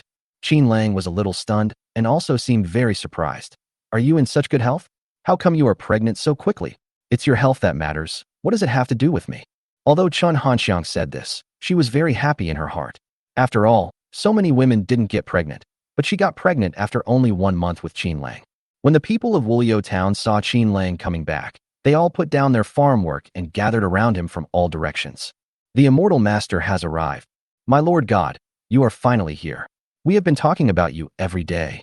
The seeds you gave us have been planted, and many vegetables have sprouted. In a few months, we will be able to eat fresh vegetables. The 2 old farmers pointed at the vegetable field and couldn't wait to pull him to see it. After all, this is their hope. Hello, fellow villagers. Qin Lang greeted everyone warmly and walked into the fields. He found that half-inch-long seedlings had indeed grown in the rows of vegetable fields. This was not much of a surprise to him, but the folks here seemed quite happy. Chen Hanxiang, how many people do you have here? Qin Lang discovered that there were farmers working everywhere within a few thousand meters around him. Some were clearing land halfway up the mountain, while others were digging the ground at the foot of the mountain. There are probably about 100,000 people, and people are coming from all directions. Chen Hanxiang said proudly. People from the surrounding villages, even from the neighboring counties and provinces, heard that we have a fairy lord here, and they all came to me. I have no choice but to arrange for them to open up the wasteland. Yes, yes. The old farmer next to him also chimed in. The immortal not only has magical powers, but is also kind to us all, and the seeds he gave us are also extraordinary. The villagers naturally want to come and get some of the fairy spirit. What's the difference between seeds? The old farmer was excited. The seeds of the immortal master germinate quickly and have a high survival rate. In such a cold weather, they are growing very well. Really, Qin Lang had never grown crops before, so he naturally didn't know the farming season. Hearing what they said, he felt that it was a bit extraordinary. Could it be that the vegetables on the space farm have evolved into new species? It's always a good thing to have someone. Someone can have a mercenary group. Never mind. I'm here to build a city nearby. He saw that Chen Hanxiang was pregnant and had difficulty moving. Where's Xiao Hui? Where did he go? Captain Xiao has gone after the mercenaries from Yuezhong province. Chen Hanxiang then reported, Brother Wolf, Lei Peng has recently sent many experts to hang around us. Notify Xiao Hui to ignore them first. Qin Lang just wanted to gain a firm foothold first, and the best way now was to build a city wall. Only in this way can we ensure that farmland will not be disturbed. The first city, Tianlang City, has been completed. Next, this city will be headed by Chen Hanxiang as the city lord and Xiao Hui as the commander. The excess troops were transferred to the next city. While drawing the blueprint, he began to think that the next city should be Shuqing, across the river. The next city lord decided to start with the serious group. That is, Lu Chunyan, Wu Yuyan, Liang Xinxin. All the deputy group leaders were withdrawn from Jiangnan province, and each of them occupied a city. Their own troops were also mobilized, and a group of farmers were recruited from the local area. Mercenaries are selected from among the peasants, who will certainly be willing to defend their homes. Thinking of this, he immediately sent a telegram to Chen Weiwei, asking her to send a part of the serious regiment to move towards Shuqing. Chapter 249, Two Lords Attack. The construction of Wulyo City still follows the standards of Serious City. It is 3 miles long and 3 miles wide. The city wall is 10 meters high and 3 meters wide. It is first surrounded by containers and then filled with bricks and stones. After being compacted, it becomes a city wall. This time, The people of Wulio City truly witnessed the power of superpowers. The entire frame of the city wall was completed in just one day, and on the second day soil was taken from the nearby mountains and filled into the middle of the city wall. Qin Lang has Earth-related abilities, and with the help of the space system, he can put the entire mountain into the space with just a wave of his hand. My God, the immortal is so powerful. Yes, moving mountains and filling the sea. Isn't this what being a god is like? This time we believe it completely. The hundreds of thousands of people watching were shocked and prostrated themselves. Especially for newcomers, it is the first time to see such a grand scene. The mercenaries seemed much calmer. In their eyes, the Lord was omnipotent. Not only could he move a mountain, he could even drain the entire ocean. Not only was Qin Lang building the city wall, but there were also dozens of excavators leveling the ground. By dusk on the third day, the 12-mile city wall was completed. The original Wulio town was completely surrounded by city walls. Everyone in the town, whether male, female, young, or old, or even some mercenaries, became the first residents of Wulio town. The only drawback is that there is no house. An old farmer stepped out from the crowd, cupped his hands and begged, "God, can you please conjure up some houses for us?" Xiao Hui immediately walked to the front and stopped the old farmer. "What are you talking about? The Lord doesn't have time to build a house for you. He has to go to the next place to repair the city wall." He knew clearly that Qin Lang was using Earth-related abilities. It is not a magic technique. Earth-related abilities can move and compact soil to form solid city walls. It's not impossible to turn it into a house, but it takes a lot of thought. He immediately stepped forward to help. "Fellow villagers, we have to solve the house problem ourselves. We can't waste the power of the immortal." Qin Lang smiled awkwardly and bowed to everyone. "You can build your own house according to your own preferences. Take your time. These people are really pushing their luck." Tang Xiaya was a little dissatisfied. "Brother Wolf, if you build a house for them, they will probably want to add some furniture. Shouldn't we decorate it for them so that they can lie comfortably in it?" "What time is it now?" Yuezhiang Province and Nanjiang Province are already ready to make a move.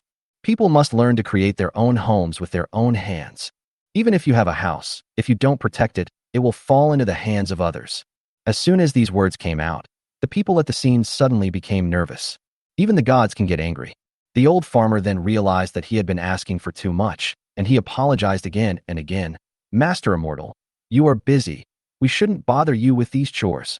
What's wrong with southern Xinjiang province?" Qin Lang heard something wrong. Tang Xiaoya immediately handed him the message. "Recently, the two lords have learned of our intentions and are preparing to unite to encircle and suppress the Kangwu Mountains.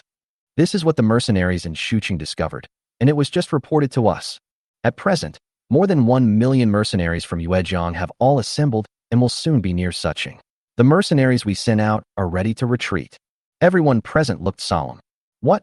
The leader of Yuezhiang is coming to attack us. What should I do?" Everyone had finally waited for a good day, but the city wall had just been built and the houses had not yet been built. "There are so many things to do that I can't keep up. Actually come to make trouble." And it was a coalition of two great lords. Even Qin Lang frowned. If it was just Lei Peng, it would be easy to deal with, but now there's another Dong Haiqiang. Our mercenaries are too scattered. I'm afraid we can only save one. Now it's a choice between dealing with Lei Peng or dealing with Dong Haiqiang. Even if Lei Peng has more than 1 million people, they are not easy to deal with. "Brother Wolf, let's talk aside." Tang Xiaoya pulled his clothes and motioned for the two of them to go aside. There is no need to discuss such important military matters in front of the people. "My Lord God, please don't abandon us." The people behind him saw Qin Lang leaving quickly and felt a little anxious. They didn't dare to stop Qin Lang and turned to Xiao Hui. "Master Xiao, there are so many people here. What should we do?" "What to do? Fight him, of course." Xiao Hui, a leader who was born as a hunter, had seen all kinds of wild beasts, so he was naturally courageous. "Fellow villagers, our city walls are high and thick. Even if there are 1 million people, they can't climb up. With more than 100,000 of us, we can beat them to pieces even if we just throw stones." All mercenaries gather immediately. "We will divide the work now and lead the villagers to defend the city." These mercenaries have all gone through hardships and have dealt with zombies and strange beasts, so naturally they are not afraid of mercenaries. The 60,000 mercenaries brought by Qin Lang have been on standby on the mountain. "Brother Wolf, there aren't 1 million people." After Tang Xiaoya left the crowd, she reported the truth. "There were only over 300,000 people here." "Then why did you say 1 million people? Aren't you going to build a lot of cities nearby?" Tang Xiaoya whispered. "If you can't let them learn to defend their homes, then in the future, whenever a city encounters an enemy, they will have to rely on you to come to the rescue. Can you handle it by then? My suggestion is that we retreat back to the mountain and leave this place to Xiaohui. After they have blocked a round of attacks, we will act accordingly. That's a good idea. Qin Lang also knew that these people were different from mercenaries. They habitually relied on others. In this case, let them go through a round of war. Otherwise, you will never grow. Thinking of this, he found a dozen containers, threw out 30,000 guns produced by the machinery factory in the space, and left a container of bullets and some grenades. Go call Xiaohui over. Xiaohui is assembling his troops. He now has 3,000 mercenaries under his command, each mercenary leading 300 people, and he has begun to reorganize the team. When he heard Qin Lang calling him, he immediately ran over and said, "Lord, we have begun to prepare to defend the city." Very good. Qin Yu was quite satisfied with this commander and pointed to several containers and said, "We support you with these ammunitions. You know, I want to command the overall situation, not just a city. Lei Peng's move this time is definitely not just for Wulyo Town." "Understood, my lord. This is my duty." When Xiaohui heard that there was ammunition, he walked forward and opened the container. He was immediately stunned by the scene in front of him. "My God, Lord, how come you have so many weapons? 30,000 guns should be enough for you." Qin Lang analyzed that even if all of Lei Peng's mercenaries were added together, they would have no more than 100,000 guns. There weren't many guns after the apocalypse. The bullets become less and less each time they are used. 30,000. Xiaohui immediately perked up, bowed his head, and gave Qin Lang a mercenary salute. "Don't worry, Lord. With these weapons, I guarantee that even if 1,000,000 people come, they won't be able to take advantage of us." Qin Lang patted his shoulder and said, "I'll give you another 20,000 tons of food, and Wulyo Town will be handed over to you. Also, I want to take Qin Hanxiang away.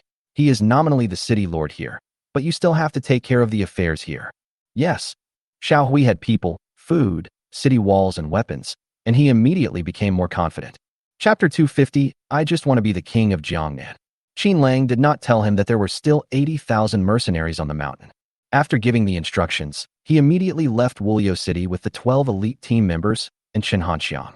Although the people of Wulyo City saw him off again and again, he still did not look back. When we returned to the mountain, 60,000 mercenaries had been waiting there for several days. "Brother Wolf, you are finally back." Galbo stepped out from the crowd and saluted him respectfully. "I am Galbo, the commander of Linjiang City. I am here to meet you, Lord."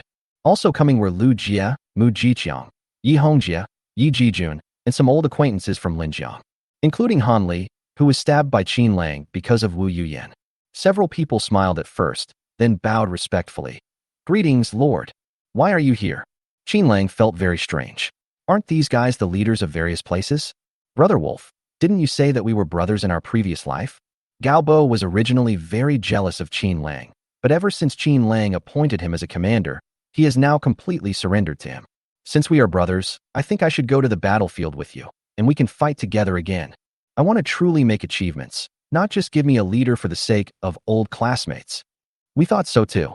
Mu Jiqiang also stood up. "Brother Wolf, from now on, wherever you fight, we will fight too." Qin Lang smiled knowingly. These are a group of smart people who know that positions obtained through charity cannot be kept. The Lord has dozens of women under his command, and one day in the future, he will have to take back these commanding positions. Relying on their close relationship with Qin Lang, they approached him proactively in the hope of gaining fame. Qin Lang now takes his dozen women with him wherever he goes, and he has also handed over the entire Jiangnan province to Chun Weiwei and Yang Wanwen. Anyone with a discerning eye can see it. The other so-called commanders are just free range. The new city lord who comes out now is here to replace these people. Since my brothers are willing to fight with me, let's do it in a big way. Everyone take a rest for 2 days. I will have other plans by then. After saying that, he went back to the temporary base on his own. 12 women follow him like a shadow. After closing the door, Qin Lang held a small meeting with them. "Tang Xiaoya, I have a bold idea. What do you think?" "What do you mean, Brother Wolf?" Qin Lang glanced at everyone and said, "I'm telling you the truth. It would be easy for me to destroy Lei Peng and Dong Qingxiang. The reason is very simple. Even if there are thousands of troops and a hail of bullets, they can't hurt me at all with my gold elemental power. Plus, I have spatial abilities and earth elemental abilities. Even if hundreds of thousands of people come, I can just find a suitable ambush location, flood them, bury them, and set them on fire. These people won't be enough to fill my teeth." My current thought is to ignore all the enemies and continue to build the city. First, build 50 future cities, send 20,000 mercenaries to each city, appoint a city lord and a commander. Give them guns, ammunition, and food. Then let the city lord recruit refugees to restore the size of the city. The city walls are high and thick, the weapons are sophisticated, and there is food. As long as these city lords are not fools, it will not be a problem for them to defend the city for a year or two. Qin Lang was not in a hurry to destroy the enemy, nor did he plan to chase them in the wilderness. Let these city lords contain and consume their strength, while I will continue to search for the crystal core with the elite team. Wait until you have cultivated to the maximum level, then come back and slowly clean up the ashes of doom. Let these towns develop on their own. Tang Xiaoya agreed on the spot. This is a good idea. We should still focus on cultivating our supernatural powers. After all, the strong are respected in the end times. Yes, we can't get entangled in these trivial matters. Lu Yinyin also wanted to become a master and also expressed her agreement. We just need to plant the flag of the Tianlang gang on the city wall to mark our territory. If anyone touches our territory in the future, we will come back and deal with them. Well, I'll give the first order. Appoint Yang Wenwen as the lord of Jiangnan province, Tang Xiaoya as the lord of Yuejiang province, and Gu Qingying as the lord of Nanjiang province. You can make decisions on the affairs of these three provinces from now on, and you don't need to report to me. In the future, Chen Weiwei will be the lord of Jiangbei province, and Lin Xiaoxiao will be the lord of Donghai province.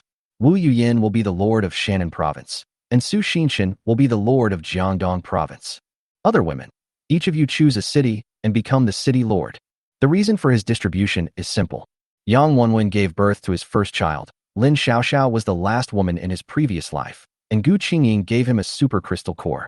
The rest are a chief instructor, a captain, a woman from the previous life, and Su Xinshan, who made great contributions under Liang Kuei and brought him 3 masters.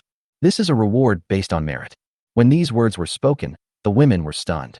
Especially Su Xinshan, who didn't expect that he was also a lord. Brother Wolf, what are you going to do? I have no official post, and I am free all my life. I am just a hands-off manager. No, I mean, what are you doing this for? Are you planning to take over all 7 provinces in Jiangnan? At present, I am only planning to take over the 7 provinces in the south of the Yangtze River. Qin Lang didn't think there was anything wrong with it. After thinking for a while, he said, other places are too far away. I'm afraid it's inconvenient to visit you. I don't plan to manage it for now. He has little ambition and only wants to be the king of Jiangnan. Now whoever has the stronger fist can bully others and seize territory. In the previous life, the 7 lords fought each other, but none of them could destroy their opponents. As for the top leaders of the Dragon Kingdom, everyone treated them like the Emperor of Zhou. They were respectful when accepting rewards and appointments, but ignored them after sending them away. Okay, everything has been arranged. Don't bother me anymore. We'll go back tomorrow. It is winter now and snowflakes are starting to fall from the sky. Although there is no heavy snow in the Jiangnan area, it also means that the cold winter has arrived. He planned to build cities along the way and rush to the Jiangnan provincial capital. All in all, Yang Wenwen is about to give birth to a baby. The female masters saw that he looked relaxed and didn't know what to say for a moment. None of them were interested in being lords. They just want to be with him. Lu Yinyin, come with me. Qin Lang hooked his finger. Others are free to move. Lu Yinyin was confused and followed him out of the base. The 2 of them left the mercenary station and walked towards the top of the mountain.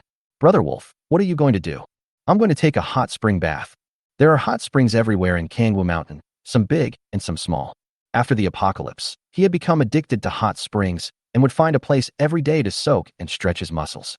When she heard that it was a hot spring bath, Lu Yinyin immediately became interested. Brother Wolf, why did you only take me with you to the hot spring bath? I'm not going to soak in the hot springs. I'm going to soak you for a while. Qin Lang rolled his eyes at her and threw a motorcycle at her. Among so many women, you are the one I love the most. You said you haven't gotten pregnant yet. What's the reason? This. Lu Yinyin suddenly felt ashamed, but she was very stubborn. You can't blame me. Maybe it's because of the wrong posture. Oh my God, you really know how to find excuses. Let's study a posture later. Lu Yinyin also felt that she was too shy, so she had to use laughter to cover up her embarrassment. These women have been with Qin Lang for a long time, and none of them is not shy. The 2 of them were joking as they walked, and before they knew it, they had walked 2 or 3 miles. That's not right. I remember there is a hot spring pool nearby. Qin Lang looked at the scorched Kangwu Mountains in confusion and found himself a little lost. Lu Yinyin had been immersed in joy just now, But now she realized something was wrong. Chapter 251, The Girl by the Pond. Before they knew it, the two had traveled more than 10 miles away from the base. Fortunately, it was still early, so I continued to move forward despite feeling unwilling to give up. The Kangwu Mountains are interconnected, with valleys and gullies everywhere. It used to be a famous tourist area. After the end of the world, after floods and earthquakes, most places are still accessible. Before they knew it, the two of them had arrived at a mountain valley. This is such a great place. Qin Lang put away his motorcycle and started walking on the stone path. The valley is covered with lush grass, and although it is winter, you can still see green trees. Lu Yinyan also agreed. It's really a good place. I haven't seen such a view for a long time since the end of the world. Other places are either filled with garbage or the rotting corpses of various zombies. The place was a little cleaner, and there wasn't as much of a rotten smell in the air. The two men soon came to a deep pool. The water in the pond is so deep that you can't see the bottom, and it's all green. There was still steam coming out of it. Brother Wolf, you're not planning on taking a bath in here, are you? Lu Yinyan looked at the unfathomable pool of water and had no intention of going in. Why not? I'm a pretty good swimmer. Qin Lang just wanted to have a good swim, so he took off his python armor and wolfskin coat and hung them on the tree. Can't you swim? Seeing that Lu Yinyan didn't move, he flexed his wrists and prepared to jump in. Who said I can't? I majored in water-related abilities. Lu Yinyan just felt that the surroundings here were desolate, and it would be bad if a monster emerged from the water. After all, even in the rivers in the city, there are poisonous snakes and various piranhas. Then you stay on the shore. Who told me that I have gold-related abilities? Who's up there? A woman's voice suddenly came from under the boulder. The pond is surrounded by various huge rocks, some as big as several houses and some as small as dining tables. A girl was taking a bath under the boulder. When she heard someone talking above, she put on her clothes in a hurry and ran out from under the rock. When he saw Qin Lang standing naked on the stone, he suddenly felt a nameless anger. You rascal, you actually peeped at us taking a bath. Qi Linger, come out quickly. The woman in the white gauze dress looked angry. Sister, my clothes are wet. There was a girl next to them, who looked to be in her 20s. Two men ran out from under the boulder in panic, holding a long knife in their hands and running up the stone steps with wet hair. Qin Lang was also startled and quickly put his clothes back on. Lu Yinyan, you have to prove for me that we came here to swim. I didn't peek. Don't worry, Brother Wolf. Lu Yinyan said with a smile. In her opinion, it was a bit funny that a dignified lord was framed. While the two were talking, the two girls had already rushed onto the boulder. You are such a pervert, hiding up there and watching people taking a bath. The woman in the white gauze dress was furious, holding a long knife in her hand. Tell me, where are you from and what are you doing here? Sorry, I just came to take a shower. Qin Lang quickly cupped his hands and pointed at Lu Yinyan. My friend can prove that we didn't even know there was anyone down there. There's actually a woman? The woman in the white gauze skirt saw that Lu Yinyan was wearing a fur coat and holding a long knife in her hand. I looked at the two people suspiciously, feeling like I was making a fuss out of nothing and blaming the wrong people. But she didn't apologize. She was still upset about the shock she had just received. Who are you all? Why did you come to Black Dragon Pond? This place is called Black Dragon Pond. Qin Lang realized that he had entered the territory of Yuejiang province. The mountain road was winding, and I didn't pay much attention to it. It seems you don't know this place. The woman in the white gauze skirt put away the knife in her hand, and then pulled the other woman in the red skirt next to her. Linger, let's go back first. What a bummer. She muttered to herself and turned to leave. Girls, wait. Qin Lang could feel that these two girls were at least 7,000 level masters. But why would two girls appear in this deep mountain? Did they come out alone? Is there anything I can do for you, young man? The woman in the white gauze dress had eyes like watery apricots and a slim figure. When she heard Qin Lang calling her, she turned around proudly. He rolled his eyes, his expression somewhat dissatisfied. The girl next to her was pretty and cute, with an oval face, long eyelashes and big eyes. She stared at Qin Lang with a hint of joy in her eyes. You actually called me little brother? Qin Lang muttered. You can call me big brother or little brother. I don't know this girl's name or why you are here. It's none of your business. The girl in the white gauze skirt raised her eyebrows and said, You'd better leave here as soon as possible, otherwise you will suffer the consequences.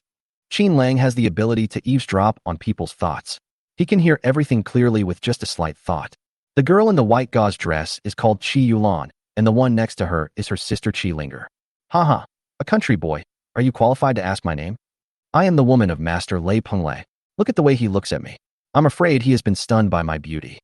With my beauty, although I can't say that I am the most beautiful woman in the country, I am still one of the best in Yuejiang province, right? Qi Linger next to her had different thoughts. This handsome guy is so handsome. None of those stinky men in Lord Lei's elite mercenary group can compare to him. Sister, you are really something. You already have a boyfriend, but you don't even think about me. I finally met a handsome guy. Give me a chance. It turned out to be Lei Peng's woman. Qin Lang stared at the long sword in her hand and found that it was not Lei Peng's thunder demon sword. He glanced at Lu Yinyin and said, Sister, I'm afraid we are lost. We can only follow these two angel-like girls to get out of the mountain. So you guys are lost. Qi Linger immediately interjected. The road in this mountain is not easy to walk on. I can take you out. When we reach our camp at the foot of the mountain, you will be able to see the main road. Linger, don't talk too much. Qi Yulan became somewhat dissatisfied when she saw that her sister had exposed their whereabouts. This girl is really beautiful and kind-hearted. She is a rare good girl. Qin Lang lost no time in walking over and bowed to Qi Linger. Miss, my brother and I were looking for prey in the mountains and accidentally got lost. Please lead us for a while. Is this your sister? Qi Linger seemed even more excited when she heard this. Sister, they are all lost. You must be kidding. Qi Yulan could tell at a glance that the two people did not seem to be lost. Just now he was talking about swimming, and now he says he is lost. But when she heard that they were brother and sister, she looked at them carefully and said, You know what? They really look a bit alike. Lu Yinyan's skin is naturally a little darker, almost like wheat skin.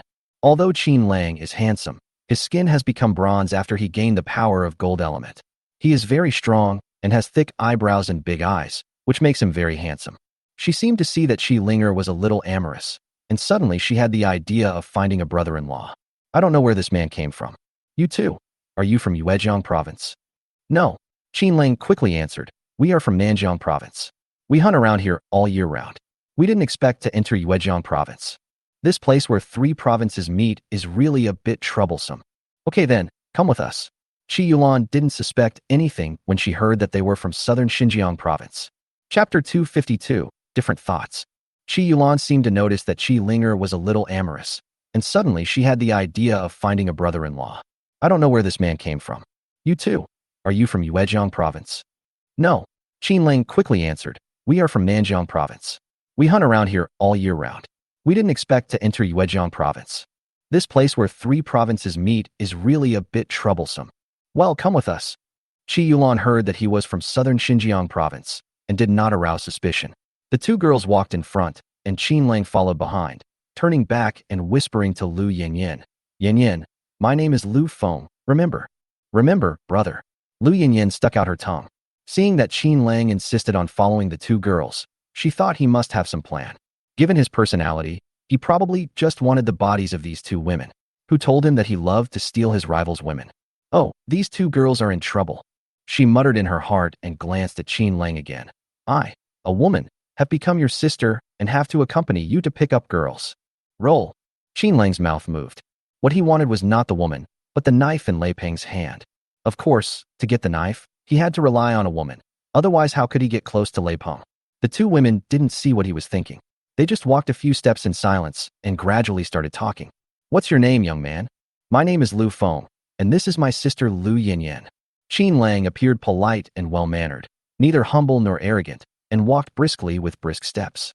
Why didn't you two brothers join the mercenary group? We don't like mercenaries. Qin Lang answered straightforwardly. Mercenaries have too many bad habits. We two brothers and sisters just like to travel around and have some freedom.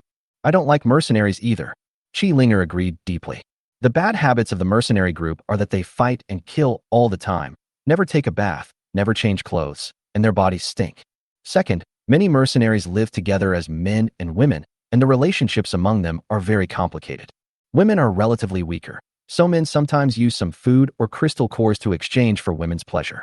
Most female mercenaries have to serve many male mercenaries at the same time. Male mercenaries would also openly maintain this kind of relationship with many female mercenaries. Only the leader of a mercenary group would have his own woman. Qi Linger definitely didn't like or have any interest in such a man. However, she was quite attracted by the handsome man in front of her who was free-spirited, clean, and tidy.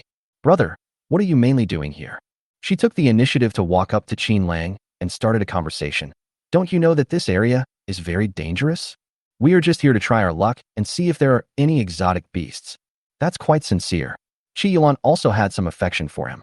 Besides, beautiful girls all like handsome guys and heroes. Lei Peng, this burly guy, is not very handsome and has a very rough appearance, but he is indeed a master.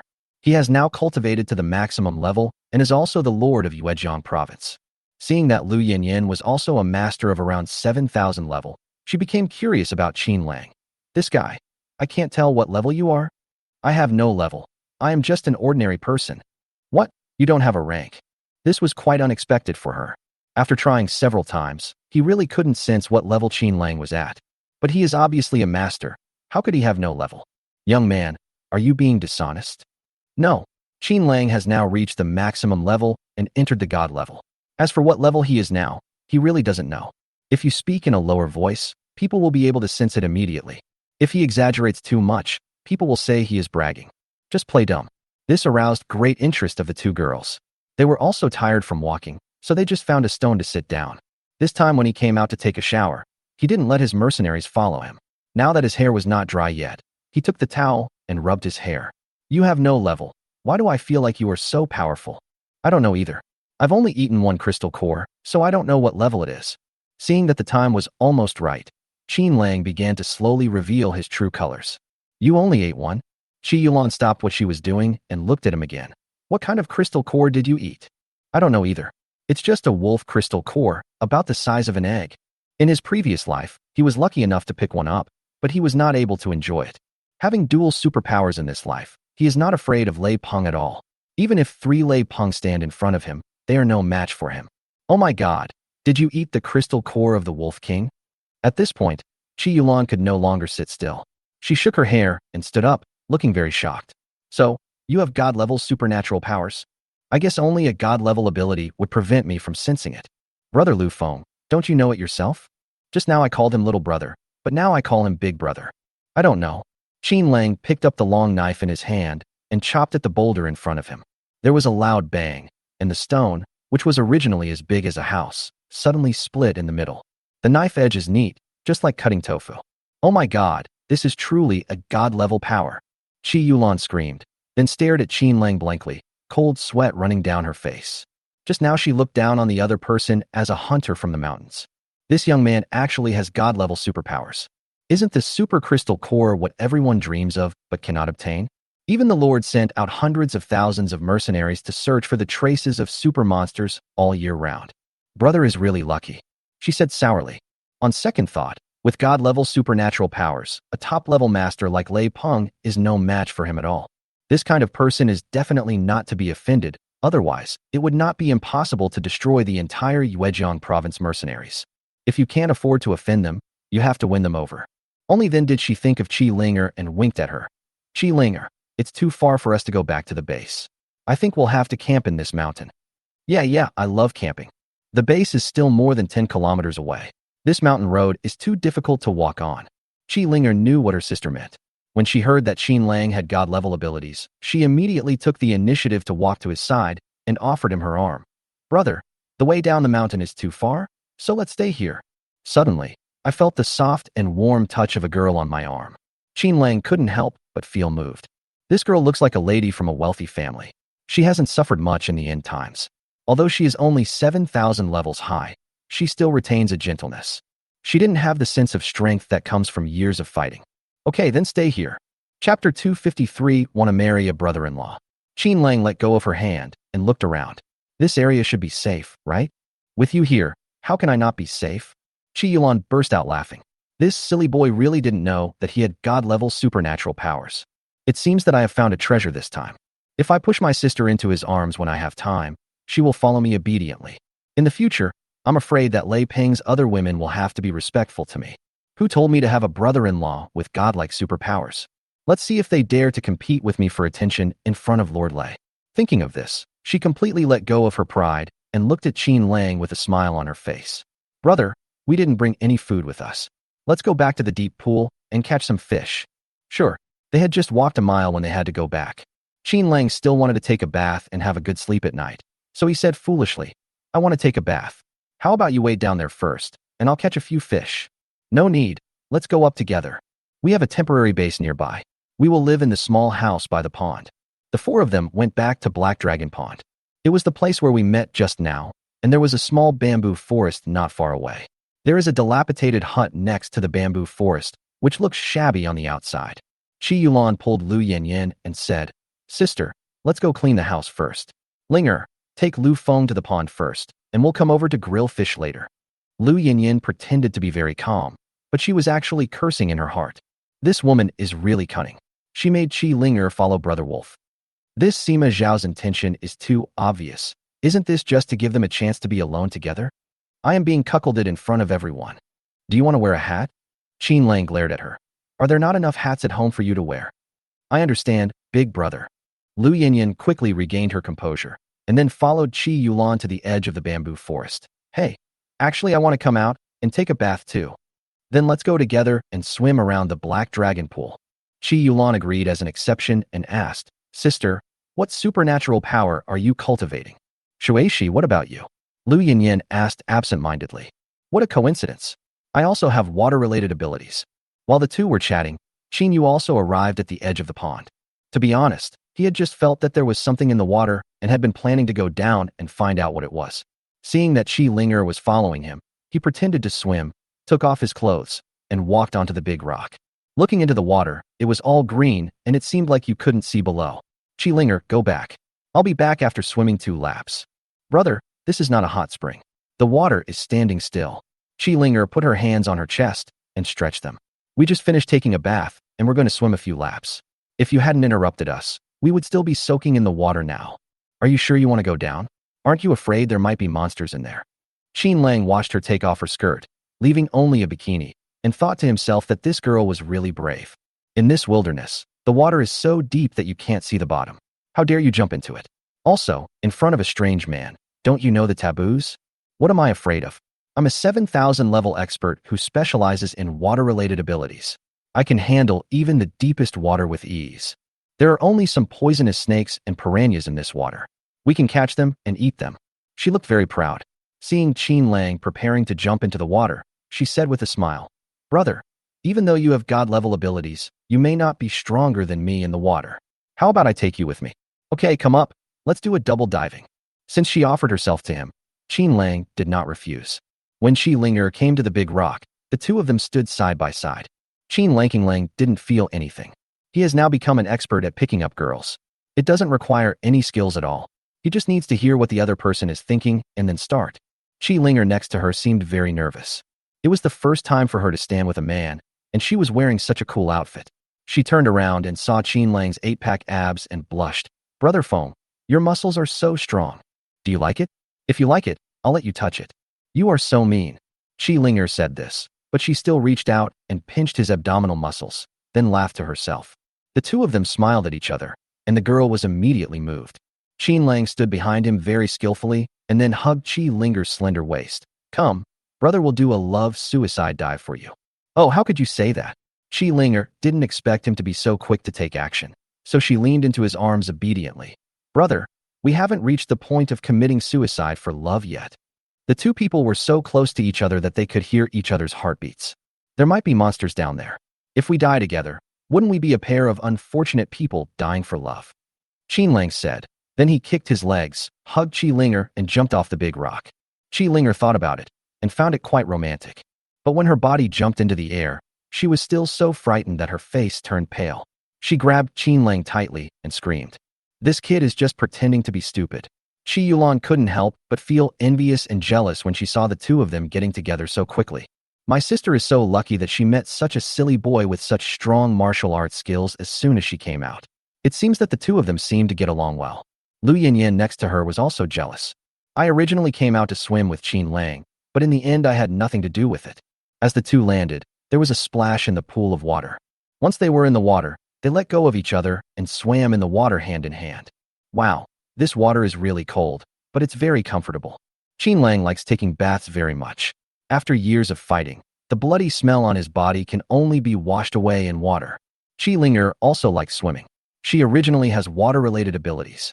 Once she enters the water, she becomes very happy, jumping around Qin Lang like a little fish. Brother, do you have a girlfriend? She only remembered to ask this question now.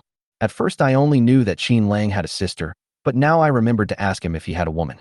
Yes, I have plenty of women. Ah, you have a woman. Qi Linger felt lost for a moment. Oh no, I wanted to ask if you have a wife. Is there any difference? Of course there is a difference. A woman is temporary, but a wife is permanent. You should have several wives. Qin Lang teased her deliberately. Qi Linger was a little unhappy. How can you be so fickle? You have several wives, but you still look for other women everywhere. She also knew that any capable man would have a few women around him. Thinking of this, she wondered if she should take the initiative to fight for it. So he swam to Qin Lang and kept talking to him. Brother, if you have several wives, can I be your wife? And you can take me in too. Sure, I don't mind having one more. The matter was happily decided. Chapter 254 The Monster of Black Dragon Pond. Qin Lang didn't care whether she was joking or not, and pulled Qi Linger to dive under the water. According to his thinking, such a large pool of water couldn't possibly be free of any monsters. Two people are swimming. Lu Yanyan and Qi Yulan also cleaned up the house and came to the pond. Seeing the two people swimming happily in it, they also changed their clothes and jumped into the water. Lu Yanyan was still a little worried. Sister Yulan, didn't you encounter any monsters in this water? I have encountered it before.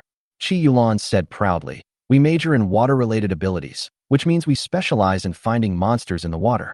I have hunted down 3 water pythons so far. I don't want to chase those beasts in the mountains. They're smelly. I prefer to be in the water. If there are monsters in the water, my water ability can sense it immediately. Before she finished her words, a huge bubble suddenly appeared on the water's surface. The bubble was as big as a wash basin. It slowly rose from the bottom of the water and then spread on the surface. Then the whole sleep was like boiling water, with a lot of bubbles constantly coming out. The originally green water surface was flooded with dirty water. Various fish and shrimps in the pond also jumped out of the water. Not good. Qi Yulan saw this scene in the pond and immediately screamed. Qi Linger, there is a monster in the pond. Come up quickly. How could that be? It was fine just now. Qi Linger was a little unwilling. It's just a few pythons. It's not like we haven't encountered them before. At worst, we can just kill them. I'm afraid this is no ordinary monster. Qin Lang saw that the entire lake was rippling with the water and immediately came over from a distance to take a look. The water surface was sparkling and ripples spread out in all directions. It seemed as if something was really rising from under the water. Judging from the movement of the water, this giant is not small. He was so scared that he rushed forward and grabbed Qi Ling. Qi Linger, hurry up and get ashore. This huge monster is not an ordinary python. The 4 of them became nervous and swam towards the shore. At this moment, there was a loud noise on the water surface, and a black head as big as a car emerged from under the water. Damn, it's actually a titanoboa. Qi Yulan recognized it. This python was several times larger than all other pythons. It was only 5 meters away from her, staring at her with its big eyes. In front of him was another level 5,000 monster. It is very difficult for this kind of thing to mutate. It seems that all the creatures in the pond were eaten by it, so it grew such a huge body. At level 5,000, even 4 people combined are no match for him. Qin Lang couldn't help but be horrified. Qi Yulan, run. I don't dare. Qi Yulan looked at the snake head and didn't dare to move at all. This thing likes to attack moving things the most. Once you move, it will pounce on you immediately. Lu Yanyan didn't dare to run and just stared at the python motionlessly. Listen to me, run. Qin Lang took out a submachine gun from the space and fired a few shots into the sky. Do you think he won't eat you if you don't run? By the time he gets out, it will be too late. This guy must have not eaten for a long time. When Qi Yulan heard this, she turned around and ran away. The serpent's head is like a rock in the water. When it saw Qi Yulan swimming on the water, its huge mouth suddenly opened, revealing a mouth full of fangs. Its body floated more than 10 feet above the water, and it bit her with its tongue spitting out. Only at this time could everyone see the true form of the python. This black python was as thick as a millstone and almost 10 feet long. Its scales were like iron armor, shining darkly in the water. Qin Lang couldn't help but gasp. Oh my god, this can't be a super beast. Sister, run. When Qi Linger saw this scene, she was even more nervous than Qi Yulan. The black python was very fast, swinging its thick tail continuously and making a sharp hissing sound. It was behind Qi Yulan in just a few seconds. Da-da-da. There was no choice, but Qin Lang pulled the trigger. As the gunshot rang out, bullets hit the python's head like raindrops. The bullet didn't hurt it at all. It just left white marks on the snake's scales. Roar. The python suddenly became furious. It did not dodge, but turned around and pounced towards Qin Lang. At the same time, the tail swung on the water surface and lashed towards Qi Yulan fiercely. Before Qi Yulan had time to dodge, the snake's tail swept her out of the water with mud and sand, and she rolled in the air, and fell into a pile of rocks. When Qin Lang saw the python coming towards him, he dropped the submachine gun in his hand and took out a long knife from the space. He wanted to try and see if this 5,000-level super beast could last a few rounds under his superpower. Brother, run. Qi Linger was stunned when she saw that he was advancing instead of retreating. Qi Linger, get out of the way quickly, or I'll hurt you. Qin Lang held the long knife in both hands. When he saw the python rushing towards him, he jumped out of the water with his legs and slashed at the python's head. The black python's head and the long knife collided fiercely with each other, and there was a loud bang sound, and waves splashed on the water. Qin Lang flew backwards with a long sword in his hand, but the black python did not move at all. This collision showed how strong the python's body was. Hiss, hiss, hiss. The black python raised its head again and pounced towards Qin Lang, who was flying backwards, as if it was very dissatisfied with the knife he had just stabbed it with. Qin Lang was not able to move in the water and did not intend to confront it head-on. Seeing that Qi Linger had not left yet, he could not help but get angry. Qi Linger, I told you to go away and stop getting in my way. Brother, let me help you. Qi Linger did not intend to escape, but instead raised the power of water element in her hand. As the power of the elements condensed, the water on the surface condensed into droplets, all lingering around her. The water droplets are suspended in the air, like hundreds or thousands of glass beads. Rain sword kill. With her roar, thousands of water droplets turned into rain swords and flew towards the python. Fuck, this is the water element technique. Qin Lang didn't expect that this little girl's water element skills were so perfect. However, he was then greatly disappointed. Hundreds of rain swords flew towards the python, but the python simply twisted its body and swung its tail in the water to block all the rain swords. It was as if there was a rainstorm on the lake, with raindrops crackling everywhere. Seeing this scene, Lu Yinyan, who was standing next to her, also raised the power of the water element in her hand. The water in front of her immediately began to surge with huge waves, like a wall made of water. Brother Wolf, run. Tidal spell, kill them. She pushed forward with both hands, and huge waves rolled in. Forget it. None of you have any killing power. Qin Lang raised his hand and grabbed Qi Linger's arm, lifted her out of the water, and threw her towards the shore. This python is originally a master of water. With your limited skills, the most you can do is give it a bath. As expected, Lu Yinyan's tidal spell did not do any harm to the python. When the tide receded, the black python still held its head high and rushed towards him. Lu Yinyan, I'm going to use my spatial ability. Get out of my way immediately. Chapter 255, Capturing the Super Monster in Space. Qin Lang had no intention of fighting him, so he put away the long sword in his hand and ran towards the python. The python's mouth was already open, like a huge funnel, biting towards Qin Lang. At this moment, Qin Lang raised his hand. A large truck appeared out of thin air and was stuffed into the python's mouth. There was a loud crack. The big truck was actually bitten by the python and deformed on the spot. However, the python also suffered a great loss. Its teeth penetrated the steel plate of the truck, and it was stuck inside and could no longer move. Hiss, hiss, roar. The black python suddenly became furious and kept swinging its tail and roaring on the lake.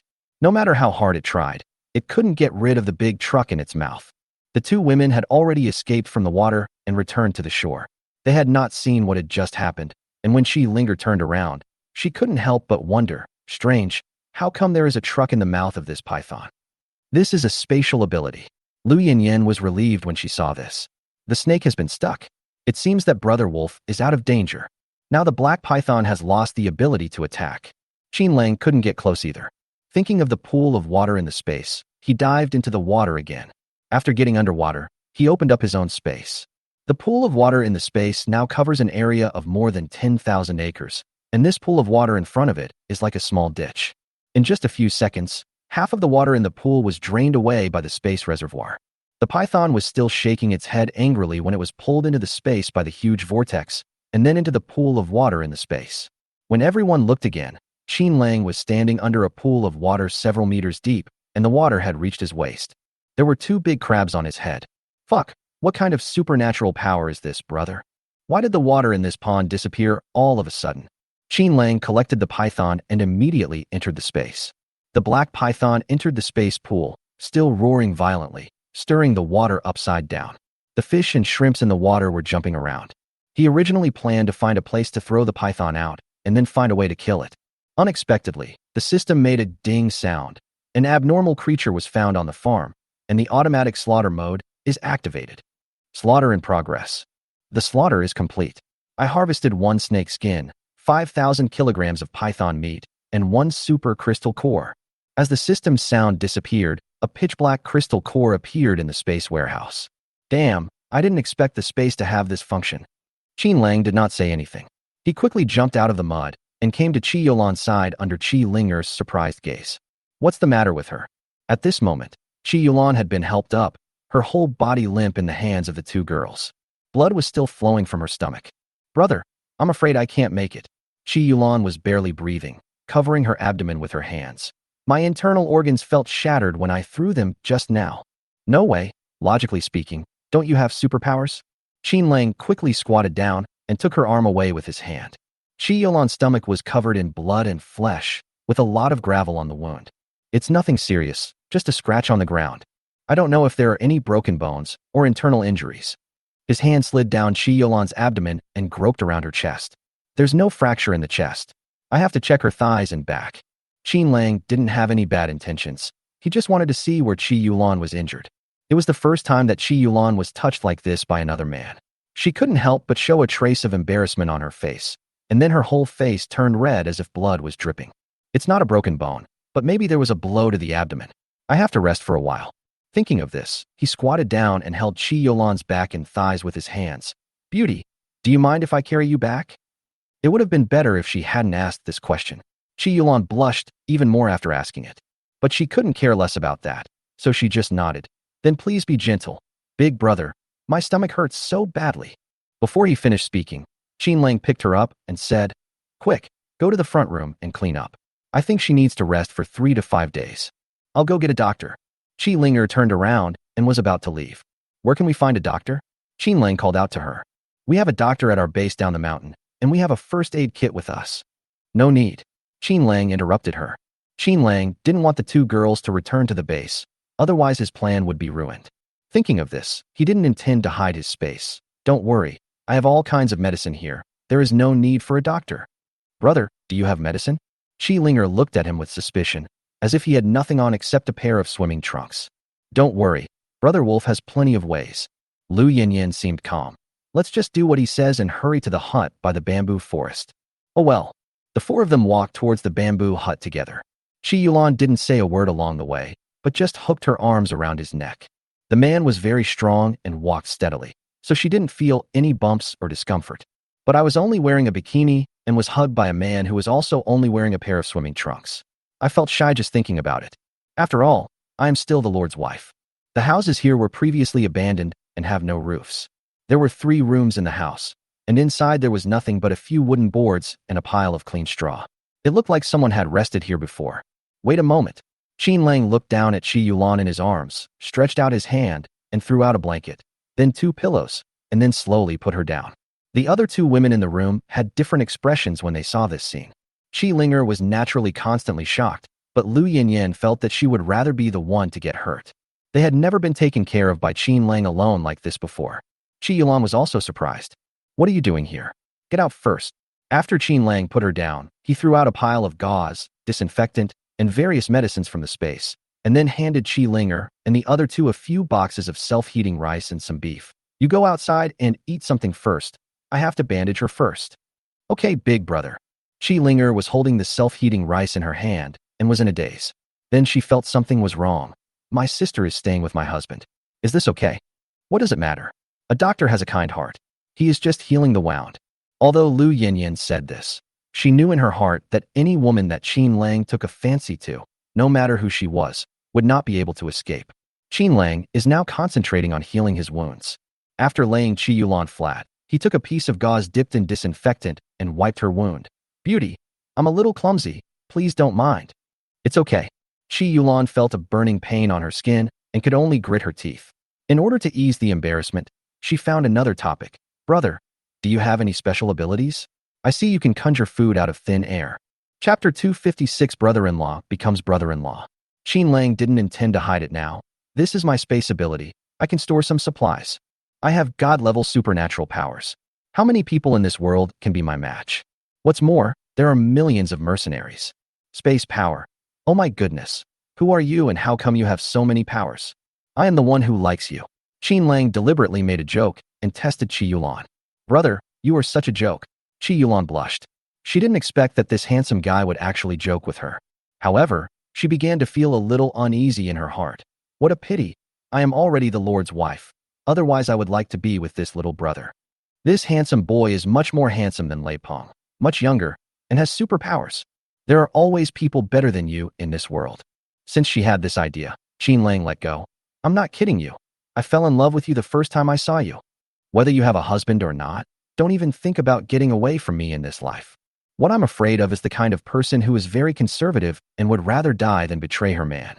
But there are very few such people in the end times. If Qin Lang was just an ordinary mercenary leader, he wouldn't be able to keep the women around him. Romance alone is not enough without strength. Qi Yulan suddenly fell silent. She didn't say anything, just watched Qin Lang clean the wound, then found some anti-inflammatory medicine to apply to her, and then wrapped gauze around her waist. Every time I wrapped it around her, I had to lift her waist up. Brother, since you have the ability of space and gold element, why don't you become a lord? Qi Yulan thought to herself, if he is the lord, I will run away with him and never return to Yuezhang province. I don't want to be a lord. Qin Lang then said something that shocked Qi Yulan. Being a lord is too easy for me. From now on, the whole of Jiangnan will be mine. I will let my women become lords of various provinces. Let a woman be the lord. Is it not possible? Qin Lang reached out his hand and scratched her nose. Take a rest first. I'll stew a chicken for you. Brother. Qi Yulan suddenly reached out her hand, hugged his neck, and kissed his face lightly with her little mouth. Then she shyly let go of her hand and covered him with the cup. Thank you. Haha. I'll thank you slowly later.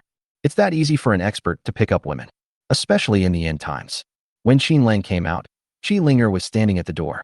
She had heard what was said just now, and her face looked quite disappointed. She didn't even eat the self-heating rice in her hand. Brother, didn't you say that I am your woman?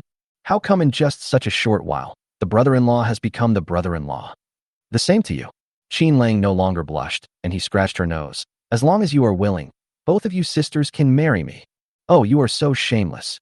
Qi Linger raised her hand and slapped him. Sister Yin Yin, look at your brother. He is so shameless. I'm used to it. Lu Yin Yin rolled her eyes at Qin Lang. Then she took the old hen from his hand and said, Brother Wolf, there is something I forgot to ask you. Where is the python today? I killed him. Qin Lang seemed very excited. He put his hands behind his back, held his head high, and walked towards the bamboo forest. When they reached a remote place, he reached out and took out the super crystal core from the space. When it comes to superpowers, you can never have too many of them. When he was fighting with the python today, he clearly felt that he was no match for the python. Compared with super beasts and superpowers, humans do not have either the physical fitness of the beasts or the advantages that the beasts themselves possess. Thinking of this, he looked at Lu Yin Yin, who was killing a chicken, and Qi Linger, who was dancing with excitement on the side, and swallowed the crystal core into his stomach with his mouth open. Ding! Congratulations, you have obtained a new God-level superpower, water-related superpower. Earth produces gold, gold produces water. These three abilities are not mutually exclusive. Your skills will be taken to a higher level. Qin Lang smacked his lips and found that after the water crystal core entered his stomach, he did not feel the same overwhelming feeling as when he first swallowed the gold element. It seems that I have gained a lot of strength. Especially some functions have shown obvious response.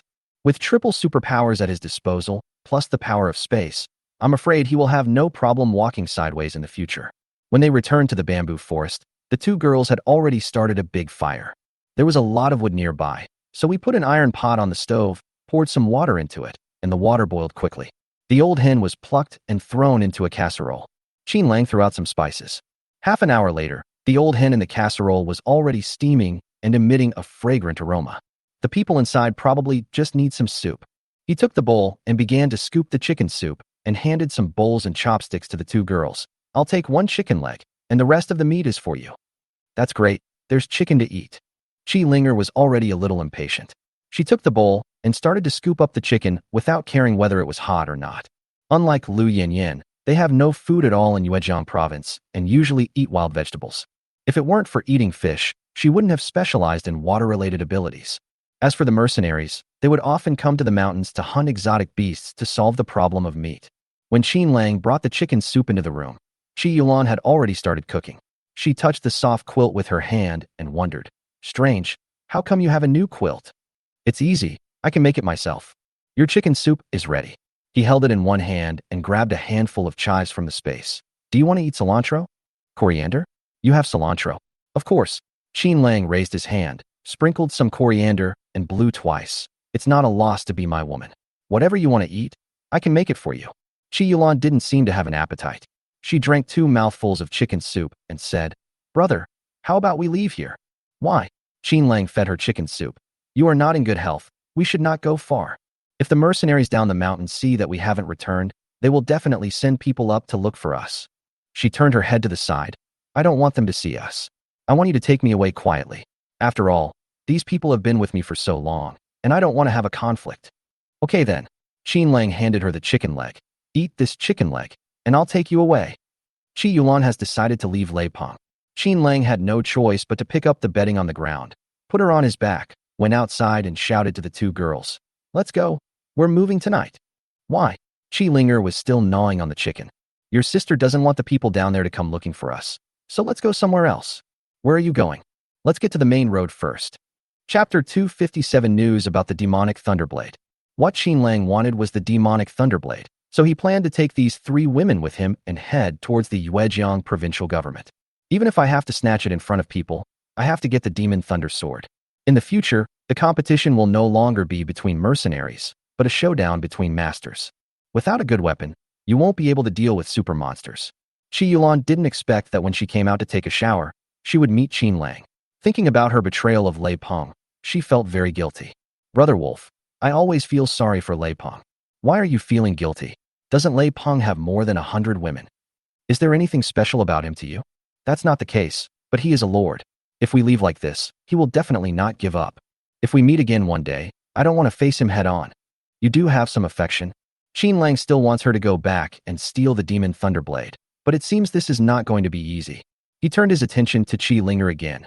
Qi Linger, what weapon is Lei Peng using? It looks like a knife. Brother, why are you asking this? Nothing. The 2 women were still unstable, and thinking of this, he did not voice his intentions. The 4 of them quickly got onto the road. It's called a main road, but it's actually a bumpy cement road. Qin Lang threw out an off-road vehicle, dropped Qi Yulan off, and then picked up the intercom. Tang Xiaoya, you will set off towards Shuqing tomorrow morning. We will meet at the highway intersection at the foot of the mountain.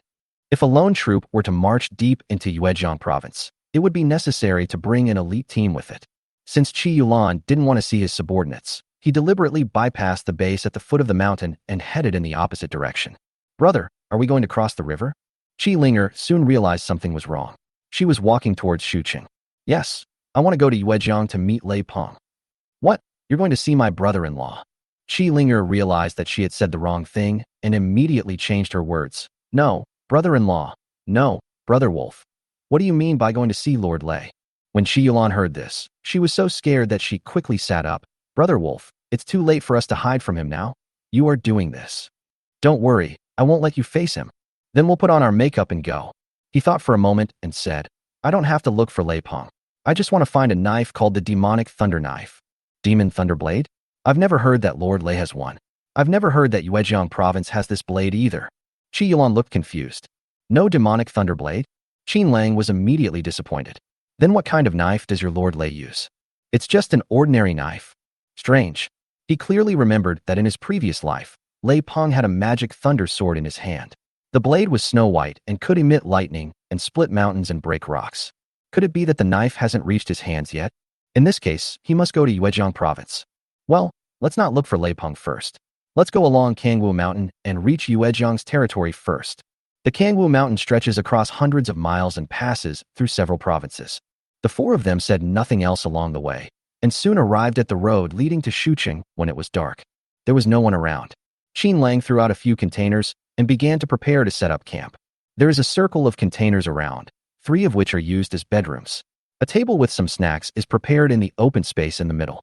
The 2 little girls were eating snacks outside, and he was the only one busy. It gets dark quickly in the winter nights, and the weather was a bit cold, so after making the beds, the 2 little girls took some snacks and went into the container. Qin Lang had originally planned to build a bonfire and have everyone roast some meat by the fire in the evening. Now, he is the only one left. No choice, let's go to bed early. Looking back at the 3 containers, the 3 girls each lived in one. He himself was not prepared at all. Where should I go? Qi Yulan is already injured, so let's go to Qi Linger's room. Thinking of this, he walked straight to the first container and then pushed open Qi Linger's room. In the room, Qi Linger had just finished her snack and was making the bed. She was startled when she saw him swaggering in. "Brother Wolf, what are you doing here? What are you going to do on your wedding night?" "But there has to be a first-come, first-served rule. My sister hasn't got one yet." Qi Linger was stunned for a moment, then looked shy. "This is too sudden. I'm not mentally prepared at all." Qin Lang was also a little puzzled as to why this girl had not married yet. "You know, it's been a year since the end of the world. What kind of woman can keep herself chaste until now? Qi Linger, why didn't you follow Lei Peng?"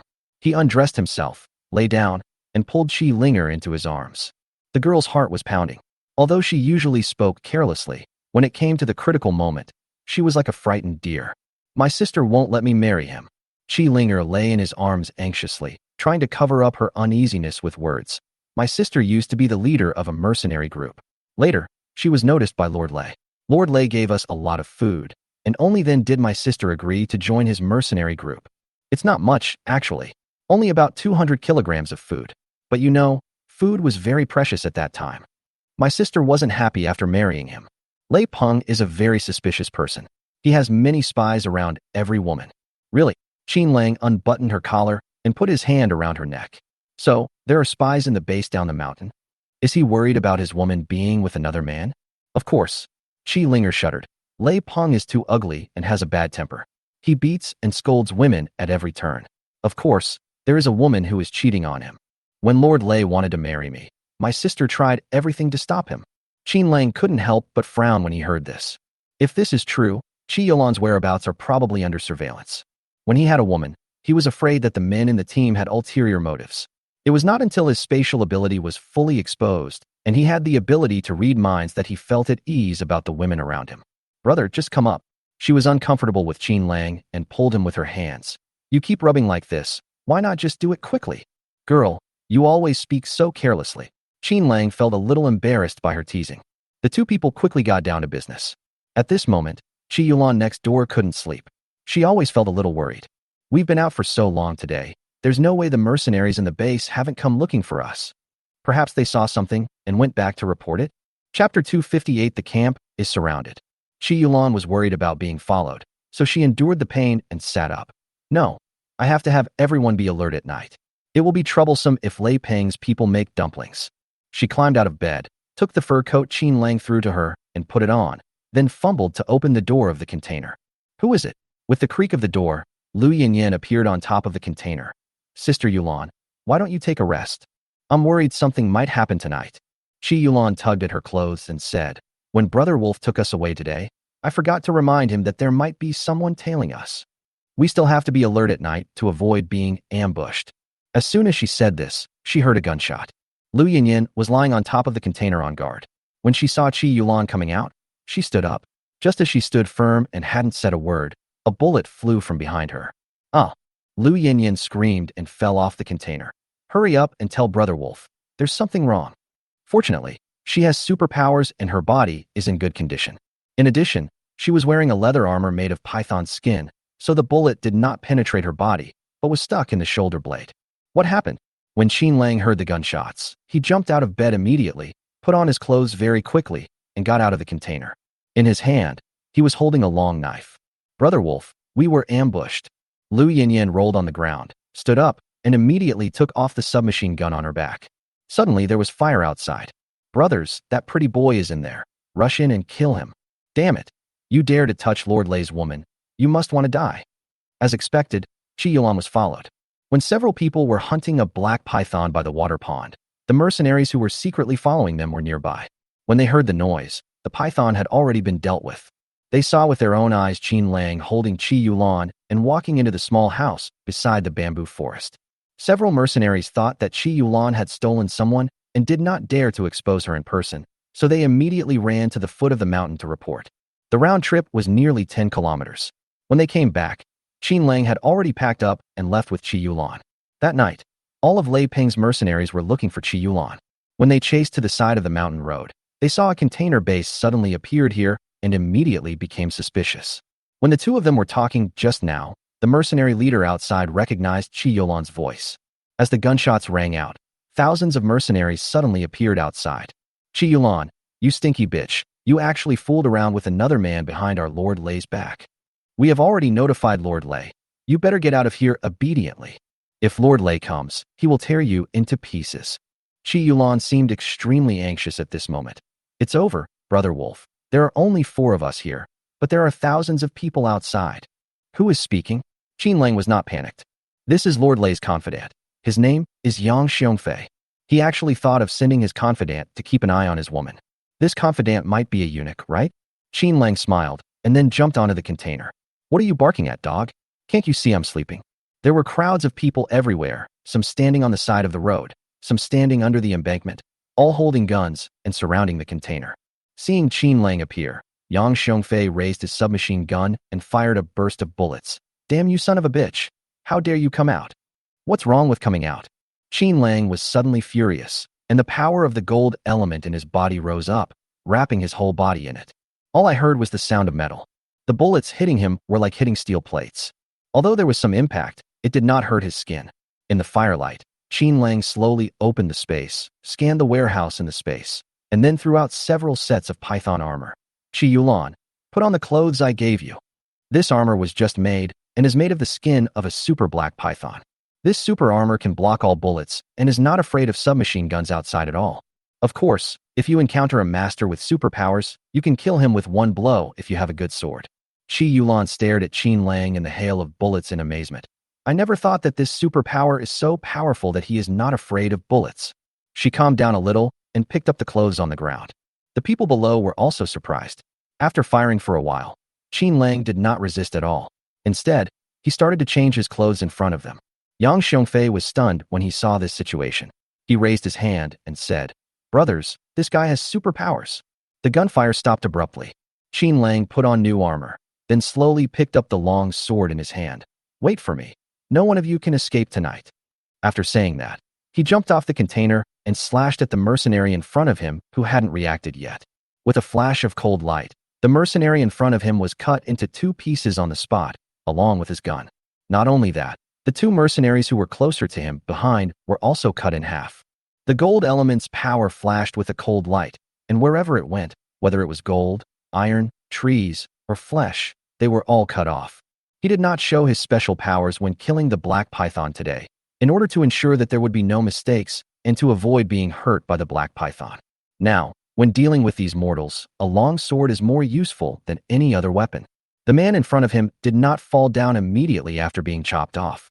Yang Xiongfei watched as half of the bodies of the people around him slowly slipped away, and he could not help but feel horrified. "Brothers, retreat quickly. It will be too late if we don't run now." Is it that easy to run away? Qin Lang wrapped the long sword in his hand around his waist and rushed towards the crowd. With another slash of the knife, the surrounding trees and mercenaries fell to the ground. It's like laser cutting wherever it goes. Yang Xiongfei thought he was an ordinary master, but unexpectedly he had superpowers.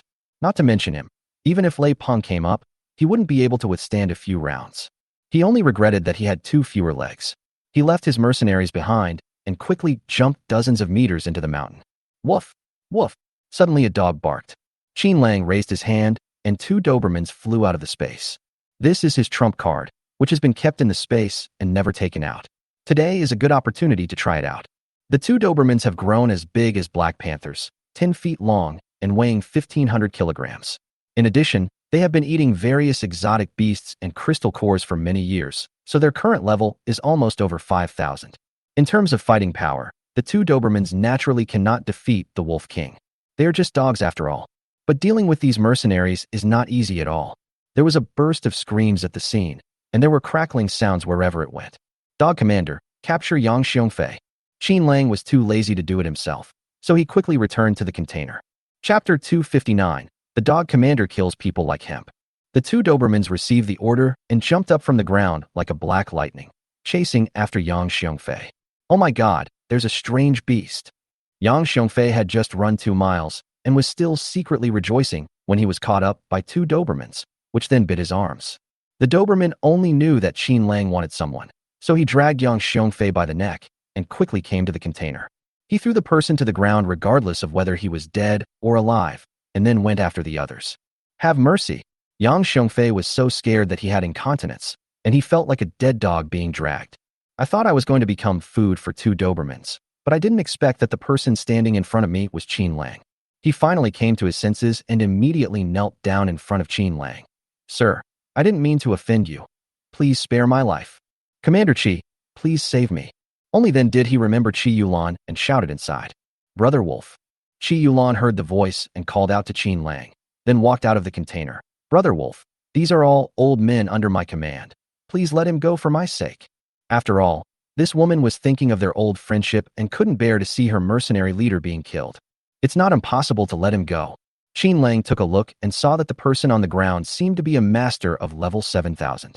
It's really not easy for you to grow to level 7,000. You must have killed thousands of zombies at least. If I kill him with one blow, wouldn't it be a waste of more than a year of cultivation? Your Excellency is right. Yang Xiongfei kowtowed like crazy. We saw you taking Commander Qi away today and thought you were a bad guy, so we offended you. I hope you can forgive my mistakes. I remember you didn't say that just now. Qin Lang raised his head with a cold look. It's a small matter for you to slander me, but you slander your own leader. This matter can't be let go like this. Today I saw that your commander was injured, so I sent her to the hut. Now I was going to take her down the mountain to find a doctor, but you slandered her innocence and called her a bitch. Is this what you, a subordinate, should do? I'm sorry, Commander Qi, I'm so mean. After saying that, he stretched out his hand and slapped himself a few times. I don't know what happened. I just heard it from the people below. He suddenly stopped again, looking surprised. Commander Qi, are you injured? I will go back and inform Lord Lei and ask him to send someone to take you back to the provincial government immediately. But in her heart, she was muttering, Qi Yulan, you let your wild man kill so many brothers. When I return to Yuezhang province, I'll see how you'll explain to Lord Lei. When the time comes, I will peel off a layer of your skin and throw it to my brothers. Well, I can also taste the taste of the Lord's wife. Thinking of this, he raised his head and bowed again. Commander Qi, since you are injured, you should go back earlier and not stay here for too long. It seems you are not honest. Qin Lang had just heard what he was thinking. This guy didn't believe Qin Lang and just wanted to pretend to be nice and wait until he returned to Yuezhang provincial government. Thinking of this, he swung the long sword in his hand. Yang Xiongfei's head rolled out. Brother Wolf, how did you kill him? Qi Yulan didn't expect that Qin Lang would be killed without any warning. By the time she wanted to stop it, it was too late. You are a bit kind after all. This guy is going to go back and sue you. He put away his sword and slowly took a few steps forward. The situation on the ground was horrible. There were all kinds of broken hands and feet everywhere, and the roadside and haystacks were full of corpses. I had only killed a dozen people just now, and most of them were killed by the 2 Dobermans. There were probably still hundreds of people who escaped. Qin Lang whistled into the darkness. Dog Commander, catch 2 living people for me. Remember, I only want experts. Woof woof. The dog leader seemed to understand. For experts, it is not difficult. Just ask the taste, and you will know. He soon set his sights on a mercenary captain, who was around level 5,000. The Doberman rushed forward and quickly knocked him to the ground. Then, remembering that Qin Lang wanted a living person, he threw the person on his back and ran towards him. Another Doberman also caught a living person. The 2 mercenary captains were thrown to the ground at the same time. Like Yang Xiongfei, they got up and started to kowtow. Have mercy, Commander Qi, have mercy. These people only know Qi Yulan and don't know Qin Lang's identity. This time, Qi Yulan remained silent. She knew that it was useless for her to say anything, and besides, she didn't want these people to go back and gossip about her. If this gets out, how will I be able to travel in Yuezhang province in the future? Qin Lang naturally knew what she was thinking. This woman doesn't like Lei Peng and can't resist Qin Lang's temptation, but she is a little thin-skinned. What are your names, both of you? My name is Qiu Quan. His name is Zhao Wei. The 2 team leaders on the ground were about level 5,000, and they were trembling with fear at the sight of Yang Xiongfei's head. I was just passing by. It just so happened that your leader was attacked by a python in the water, and I just tried to save her. Qin Lang recounted what happened just now, and then said, You didn't ask questions and injured my people. It's not too much for me to kill you, right? Not too much, not too much. Zhao Wei nodded repeatedly. I'm sorry, sir. We are just following orders and don't know the whole story. The 2 didn't care what happened. They are just small characters and don't want to ask about the affairs of the Lord's wife. They just want to save their lives. Qi Yulan, show them your injuries. Oh. Qi Yulan hesitated for a moment and slowly lifted up her clothes. Her waist was wrapped in gauze. Qiu Quan and Zhao Wei did not dare to look up. I'm sorry, sir. She is our Lord's wife. Please please don't look at her. I told you to watch it, so I'm just trying to coax you. Qin Lang felt that these two people were relatively honest, so he insisted on letting them watch. The two of them had no choice but to take a look. Then he quickly lowered his head. So Commander Qi is really injured? It seems someone heard the sound of fighting. It turns out there was a python in the pond. No wonder Commander Qi didn't come back for a long time. Hey, if I had known it was a misunderstanding, why would I have made such a fuss? The two of them murmured to themselves, thinking that this was just a misunderstanding. The person in front of him was a master who saved his commander. Qin Lang was slightly satisfied after hearing their voices, and then he said, "However, my people are not so easy to hurt. I saved Lei Peng's woman, but you hurt my woman. What do you think we should do about this? Sir, please spare my life. I didn't shoot." When Zhao Wei heard that he was going to settle the score, he was so scared that he lay down again. Qi Linger also came out. The three women had no idea what he was up to and could only watch from the side. Chapter 260, The Woman Compensates Me. Qin Lang had always wanted to find the Thunder Demon Blade and thought that these two people were easier to deal with. So he spoke again. "I'll give you a chance to make meritorious deeds and atone for your sins. Are you willing?" Yes, yes. When Xiuquan and Zhao Wei heard that there was a chance to survive, they immediately nodded in agreement. "Well, go and take Lei Peng's head off for me." "Ah, sir, we can't do this." "Yes, Lord Lei is very skilled in martial arts. We are no match for him." Hearing this, Qi Yulan couldn't help but scorn. "I didn't expect that the people Lei Peng raised were all spineless." What they thought about was not whether they should kill Lei Peng, but that they had no way to do it. "Well, go back." Qin Lang's goal had been achieved, and he then ordered, "From now on, you are my people. Keep an eye on Lei Peng for me, and tell him about the misunderstanding tonight.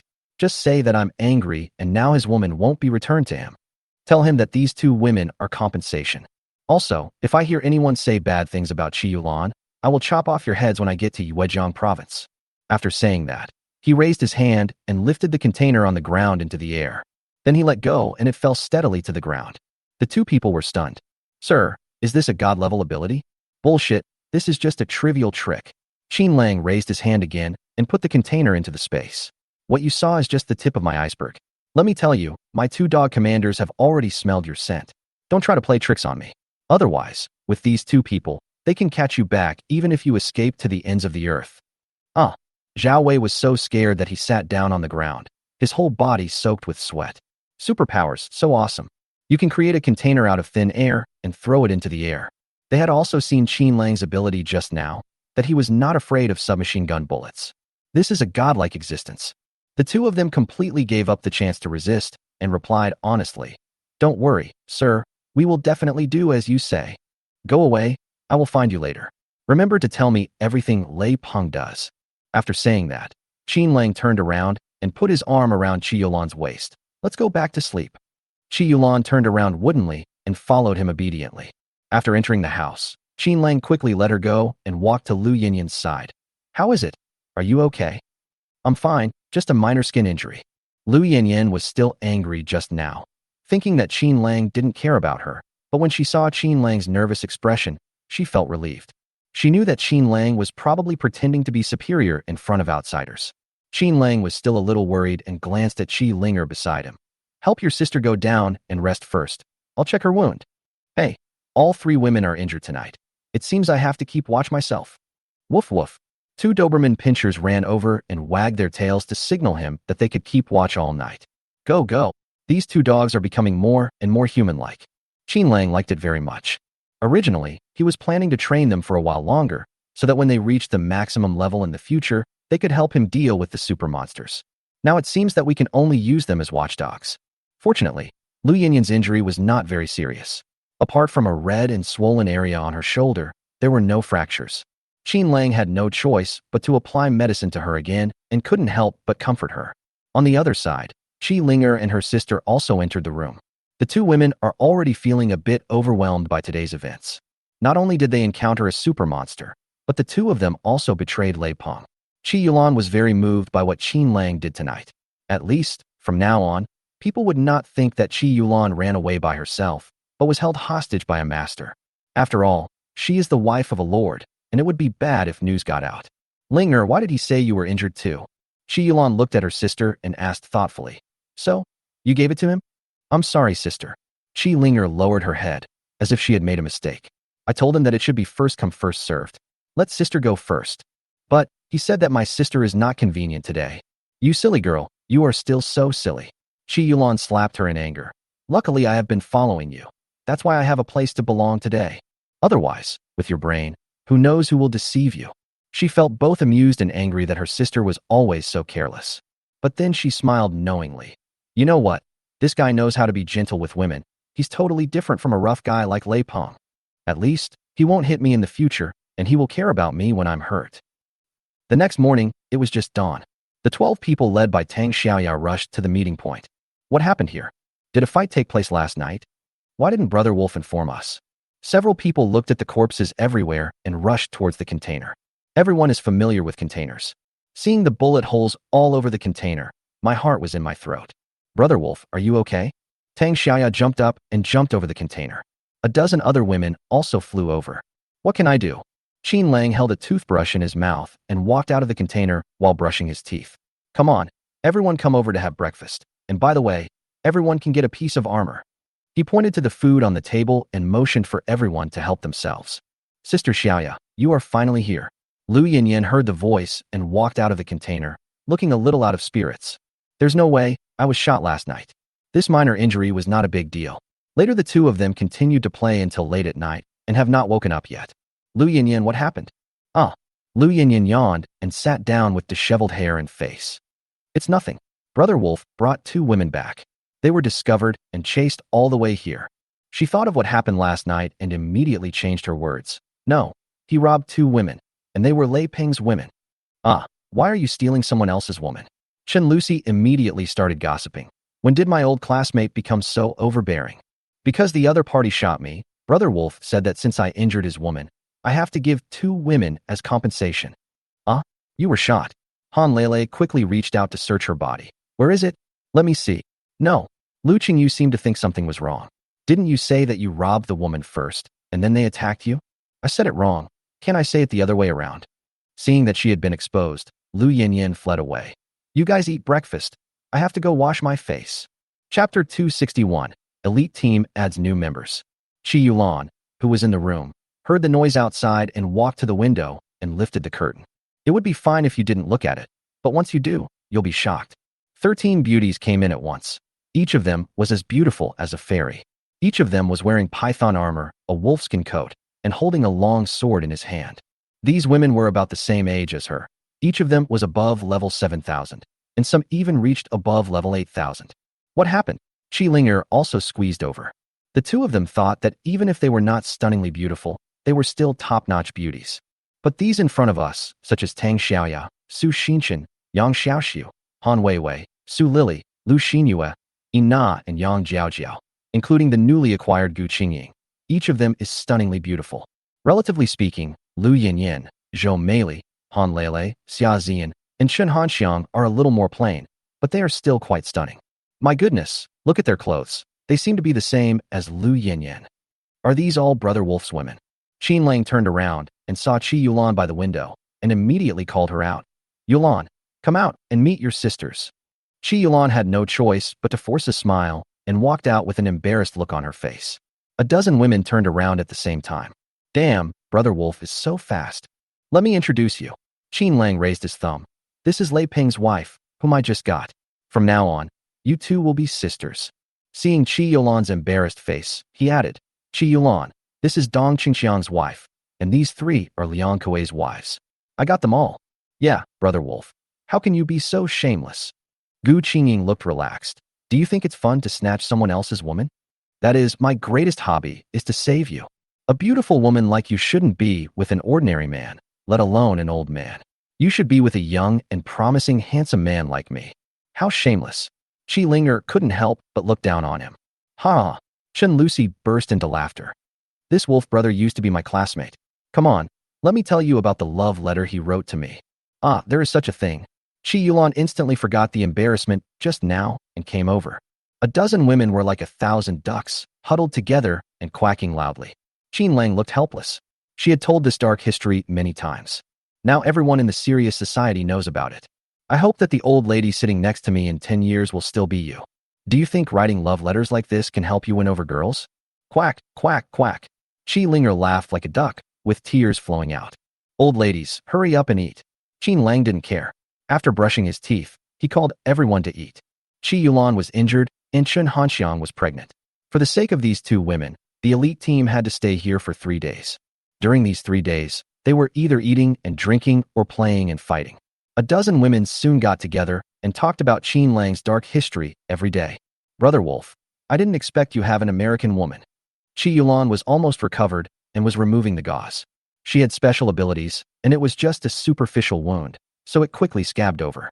Originally, she wanted to dismantle it herself, but Qin Lang insisted on helping her. She had no choice but to straighten her back and let Qin Lang circle around her.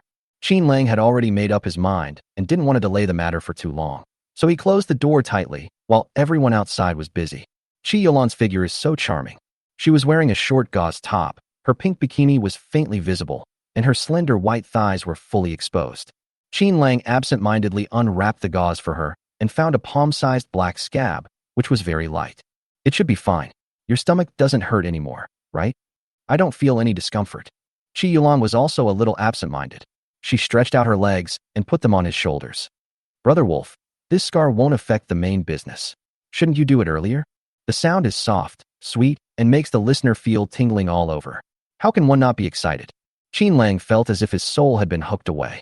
He looked at the beauty in front of him and stretched out his hands to tear off her bikini. His eyes suddenly lit up. I never thought that the women from Yuejiang are even worse than those from Jiangnan. What are you talking about? Qi Yulan couldn't help but be surprised. There are so many beautiful women in Yuejiang. Lei Peng has more than 100 of them. Tell me, when you see them next time, will you fall in love at first sight like I did? No, I look at a woman's inner qualities first. The elite team now has more people. Counting them all, there were about 17 people. He chose people differently now than before. He not only looked for beauty, but also had to have certain talents. In comparison, the deputy team leader who stayed at home was slightly lacking in talent. Except for Chun Weiwei, the other women were from his previous life. They didn't have any talents in this life, so they were not brought out for adventure. After spending a whole day with Qi Yulan, everyone set off on time the next day. The current target is still the provincial government of Yuejiang. On someone else's territory, everyone deliberately changed into casual clothes. Except for a fur coat to keep warm, everyone else was dressed very casually, even wearing a cotton hat on their heads. From the outside, they looked like a group of mercenaries dressed neatly. A few people used off-road vehicles at the beginning, but later they changed to walking. Not far ahead is Shuqing. It is also the city closest to Jiangnan province. The distance is only 200 kilometers. The process of entering Shuqing was very smooth, and there were no checkpoints on the road.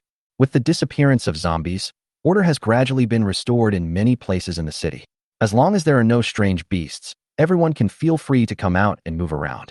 The streets were filled with ordinary people wandering around looking for food, as well as some small mercenary groups. Now that there are no zombies, most of these small mercenary teams are mainly looking for wild vegetables and hunting.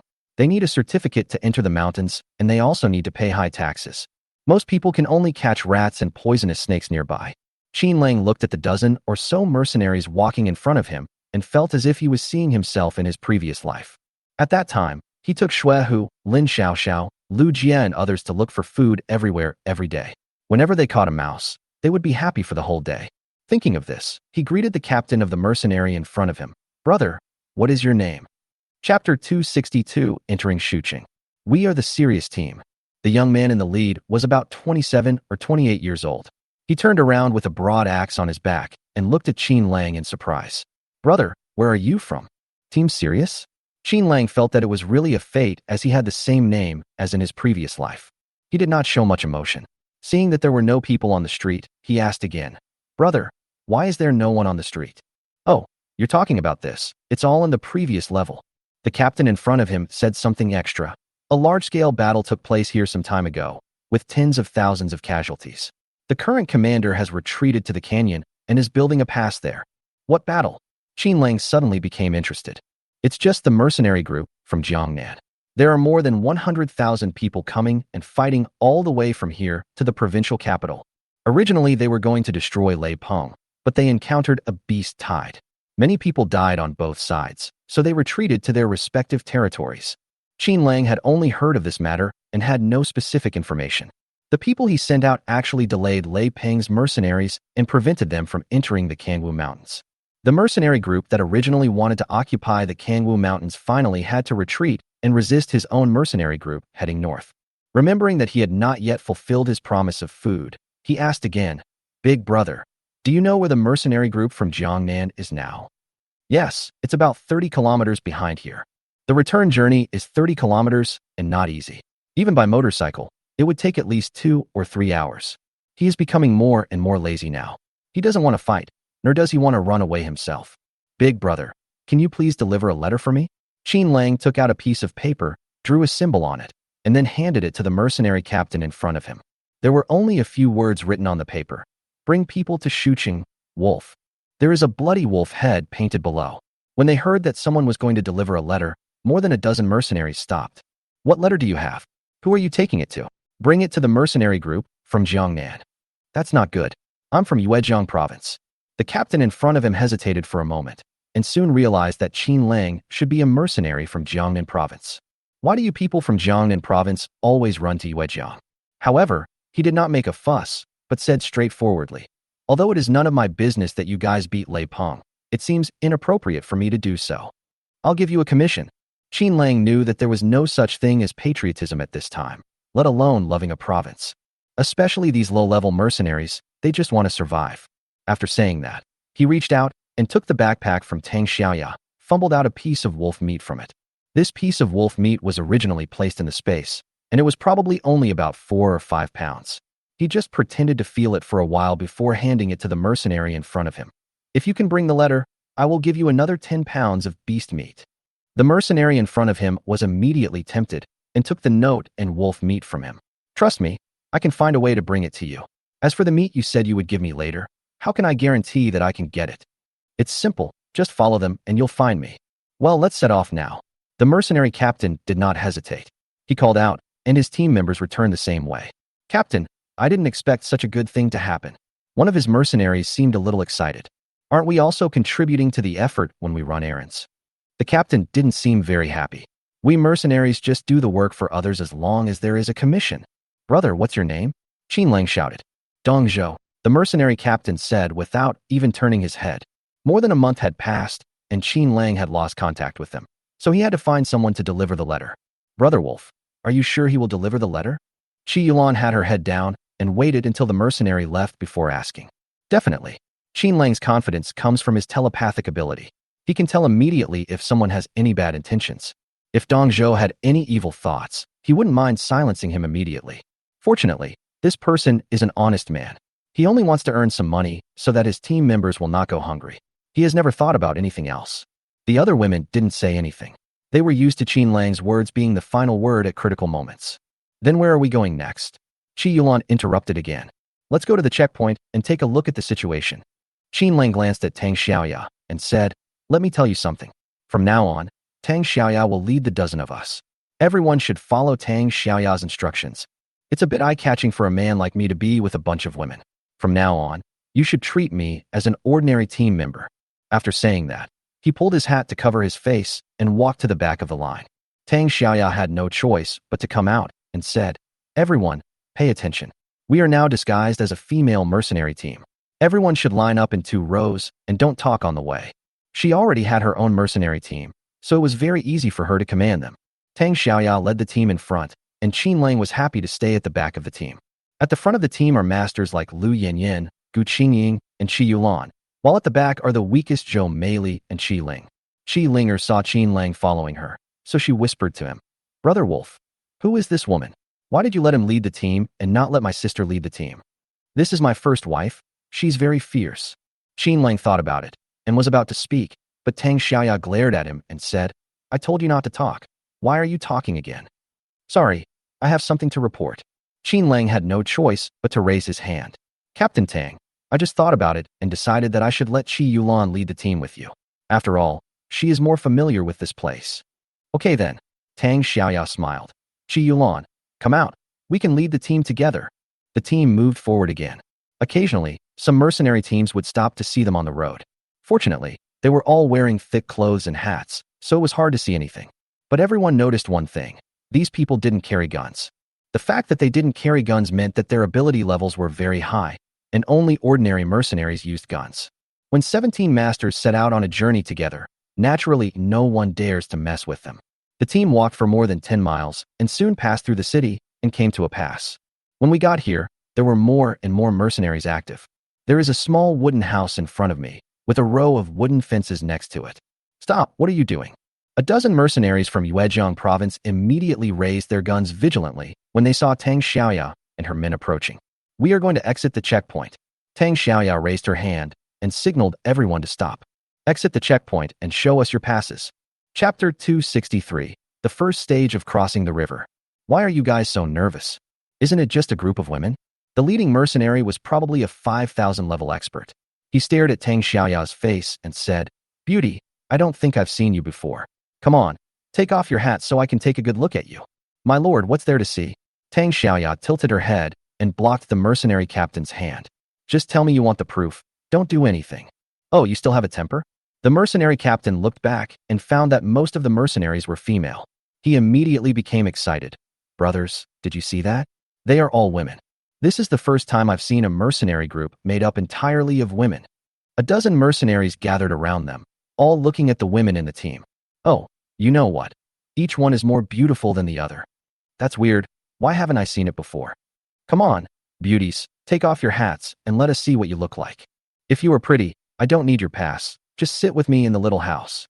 "This guy is dead," Qin Lang muttered to Qi Linger and the team, his hands in his sleeves. "This woman has a bad temper. She's going to blow his head off with one punch, right? Really, big brother?" Qi Linger followed his lead and put her hands in her sleeves. "These mercenaries are all idiots. Don't they know that we are all experts? They are just blind. You can't blame them." The two people didn't care what was happening in front and just pretended to watch the fun from behind. Lu Yinyin actually understood something and suddenly walked out of the team, swinging her long sword and cutting off the head of the mercenary in front of her. The sudden change surprised the other mercenaries. "Damn it, this woman actually killed someone. Brothers, hurry up and grab your weapons." The mercenary captain was also startled and reached out to take the spear from his body. "Hey, why are you hitting me?" Tang Xiaoya saw that things were about to get out of control, so she rushed forward and punched the mercenary captain on the head. When the other female mercenaries saw the fight breaking out, they picked up their long swords and rushed into the mercenary team. The long swords in their hands flew around, and in just 1 minute, they had cut more than a dozen mercenaries guarding the checkpoint into 2 pieces. For them, these small rolls are easier than slaughtering chickens.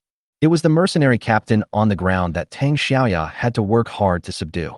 The long sword was placed on his shoulder, and the mercenary captain immediately became timid. "Lady, spare my life. Tell me, how many checkpoints are there along the way?" Tang Xiaoya didn't even look at him. "There are 2 more.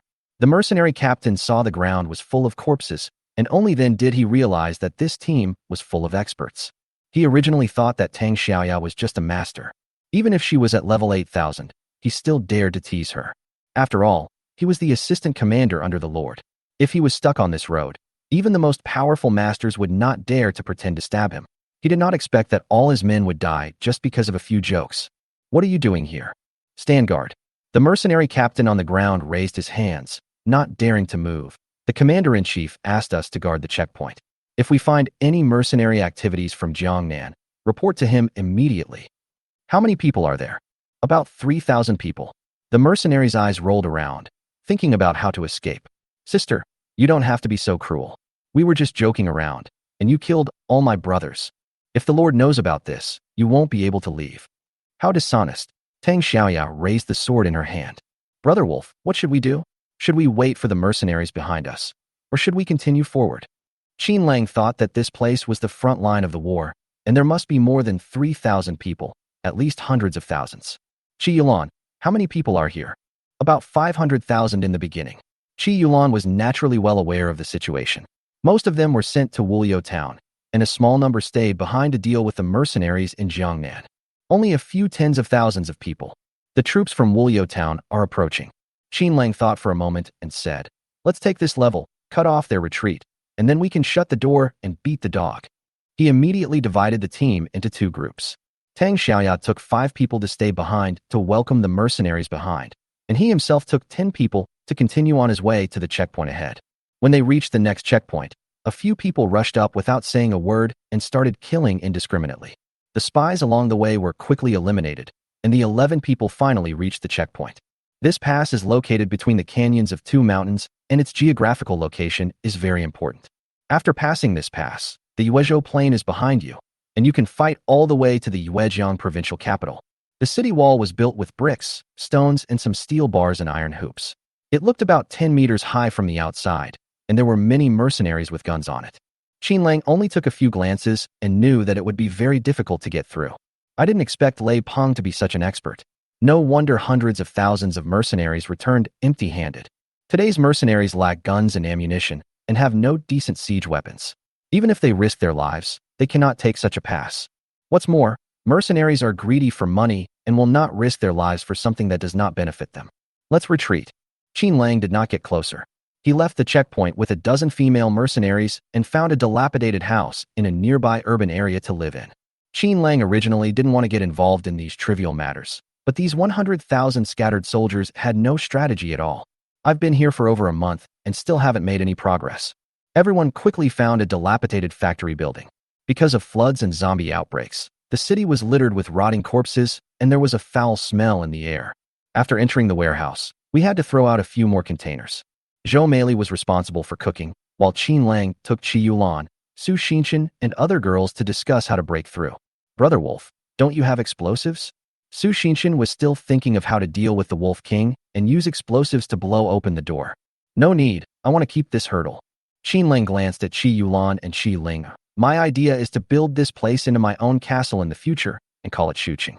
This pass is more solid than my Wulyo town, so it naturally cannot be blown up. Yes, this city is specially used to stop the Jiangnan mercenaries. Qi Yulan had just joined, and in order to gain merit, she explained everything immediately. In order to repair this pass, hundreds of thousands of mercenaries and thousands of large trucks were mobilized. Qin Lang nodded repeatedly. So, my idea has to be broken from the inside. Qi Yulan, you should know who is the leader here, right? I do know him. His name is Lu Minchao. He's a rather sinister guy. She suddenly realized that something was wrong. Brother Wolf, you don't want me to? No, I'm not good at being a spy. She refused quickly. Qi Linger also saw his intention and shook her head. No, this Lu guy is not very smart, and I don't dare to face him.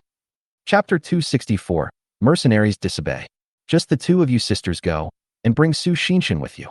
Qin Lang didn't discuss it with them at all, and called for soldiers on the spot. After dinner, you two take a few mercenaries and say you are passing by here to replenish supplies. Su Xinshan didn't object, but just looked at Qin Lang thoughtfully. Brother Wolf, you won't let me use the honey trap, right? Of course you have to do it. Qin Lang recalled that when he first met Su Xinshan, this woman was very unruly. More importantly, she is bold and careful, charming, and has a sex appeal in her bones.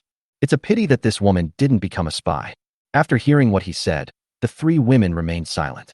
Qi Yulan thought, as long as I am not allowed to hook up with men and I can still maintain the superior attitude of the Lord's wife, I can go for a visit. The three women had no choice but to change their clothes. According to their previous dress styles, Qin Lang prepared a white gauze dress for Qi Yulan, and Qi Linger still wore a red skirt. But there is an extra python armor inside. Su Xinshan sat on the bed with a black miniskirt in her hand and sighed. Brother Wolf, if the other person is very lustful, will you really let me sacrifice myself? Qin Lang was speechless for a while. Unless you are really tempted, no one in this world can take advantage of you. That's not necessarily true. Su Xinshan raised his chin and said, what if I see a pretty boy and fall in love with him? Very good.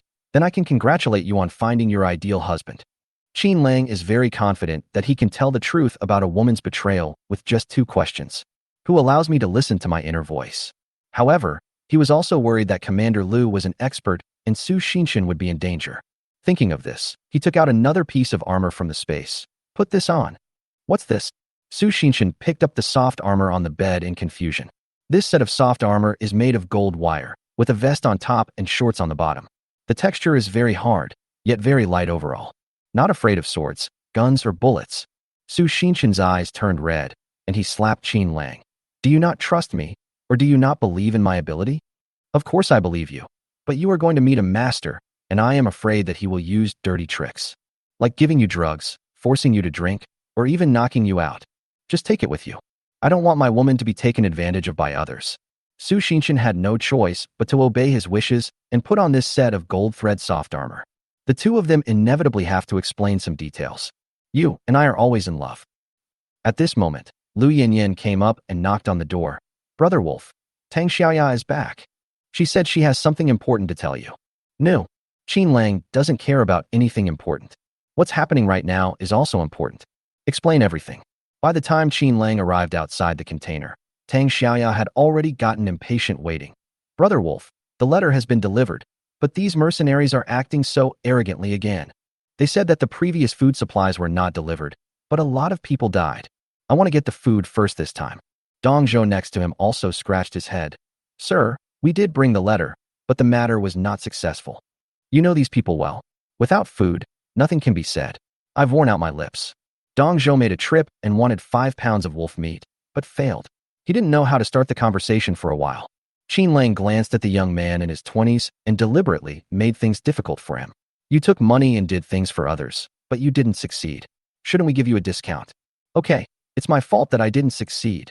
My lord, please give me whatever you want. I won't think it's too little. This young man is honest.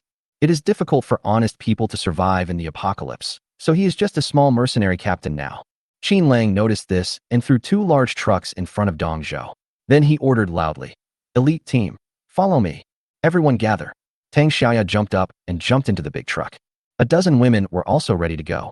Seeing Dong Zhou and a dozen mercenaries standing there in a daze, Qin Lang pointed at the truck behind him and said, You, get in the car and follow me. From now on, you guys from the serious team will follow me. When I'm done, I'll pay you. What happened?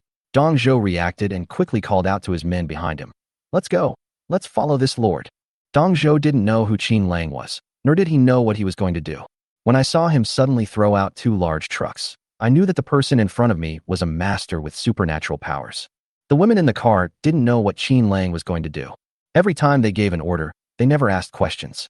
Qi Yulan, on the other hand, wanted to ask several times, but was always asked by Tang Xiaoya to sit down. Can't you see that Brother Wolf is very unhappy? As she spoke, she handed her submachine gun to Qi Yulan and whispered, When Brother Wolf is unhappy, he will kill people. You better be smart.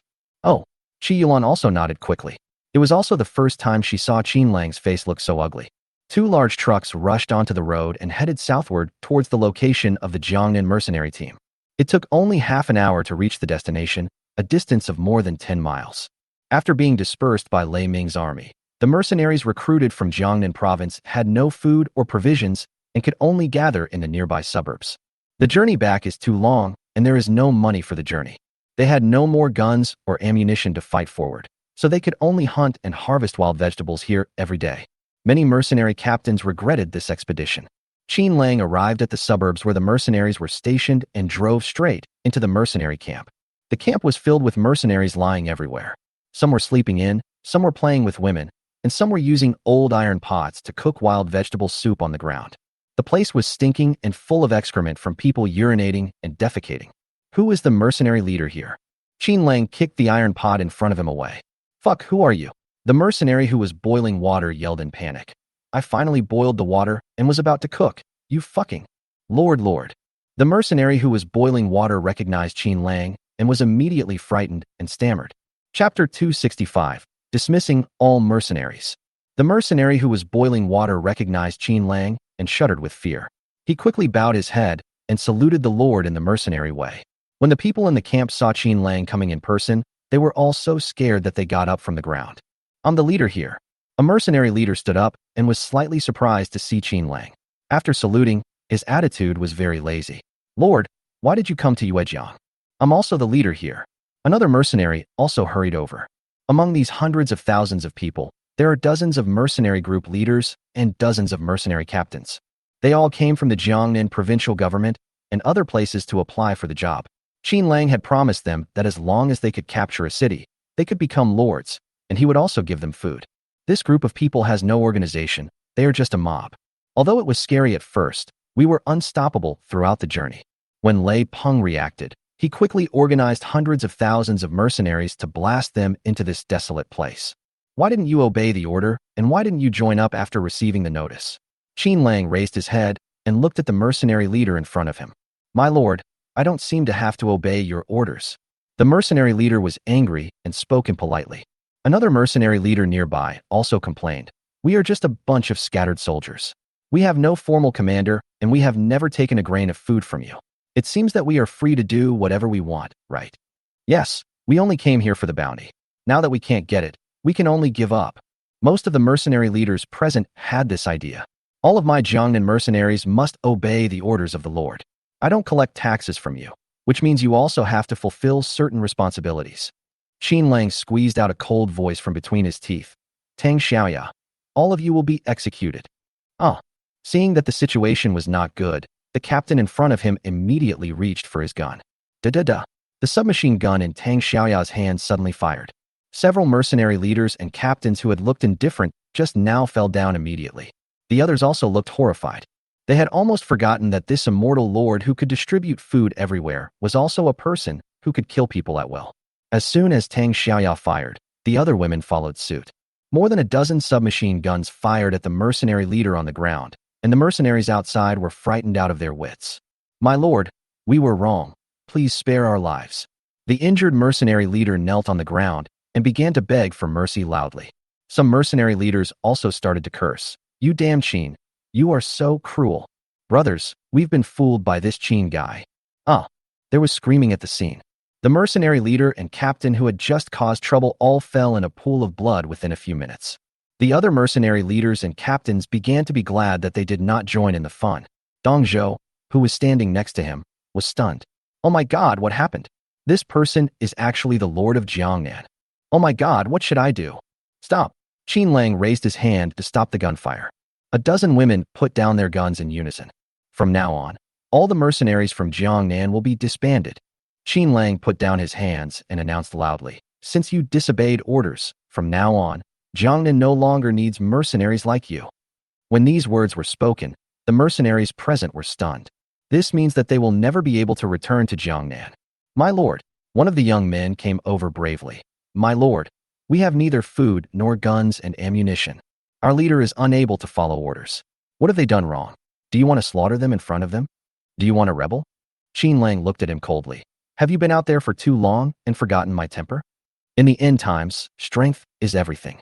I can kill anyone I want. We dare not rebel." The young man in front of him seemed to realize that although the mercenaries present were filled with righteous indignation, no one dared to pretend to stab. The Lord has the power to kill. In addition, these dozen or so women are all top-notch masters, and they have submachine guns in their hands. These scattered soldiers have run out of bullets in their guns. The young man was still a little unconvinced. Even if you are a master, even if you are a lord, you can't treat human life as worthless. These few tens of thousands of people are nothing. Seeing this man's heroic face, Qin Lang did not embarrass him, but said arrogantly, "Billions of people died in the apocalypse. Haven't you figured out the situation yet?" He did not execute the mercenary in front of him. After all, he was just a minor character. The young man said nothing, but just lowered his head and walked out. He knew that Qin Lang had cleared out the opponents of the Jiangnan provincial government. If he continued talking about it, it would only make the Lord want to kill him. Seeing that he didn't say anything, Qin Lang glanced at the other mercenaries present. These mercenaries have already become pale and thin, but at least he is from Jiangnan province.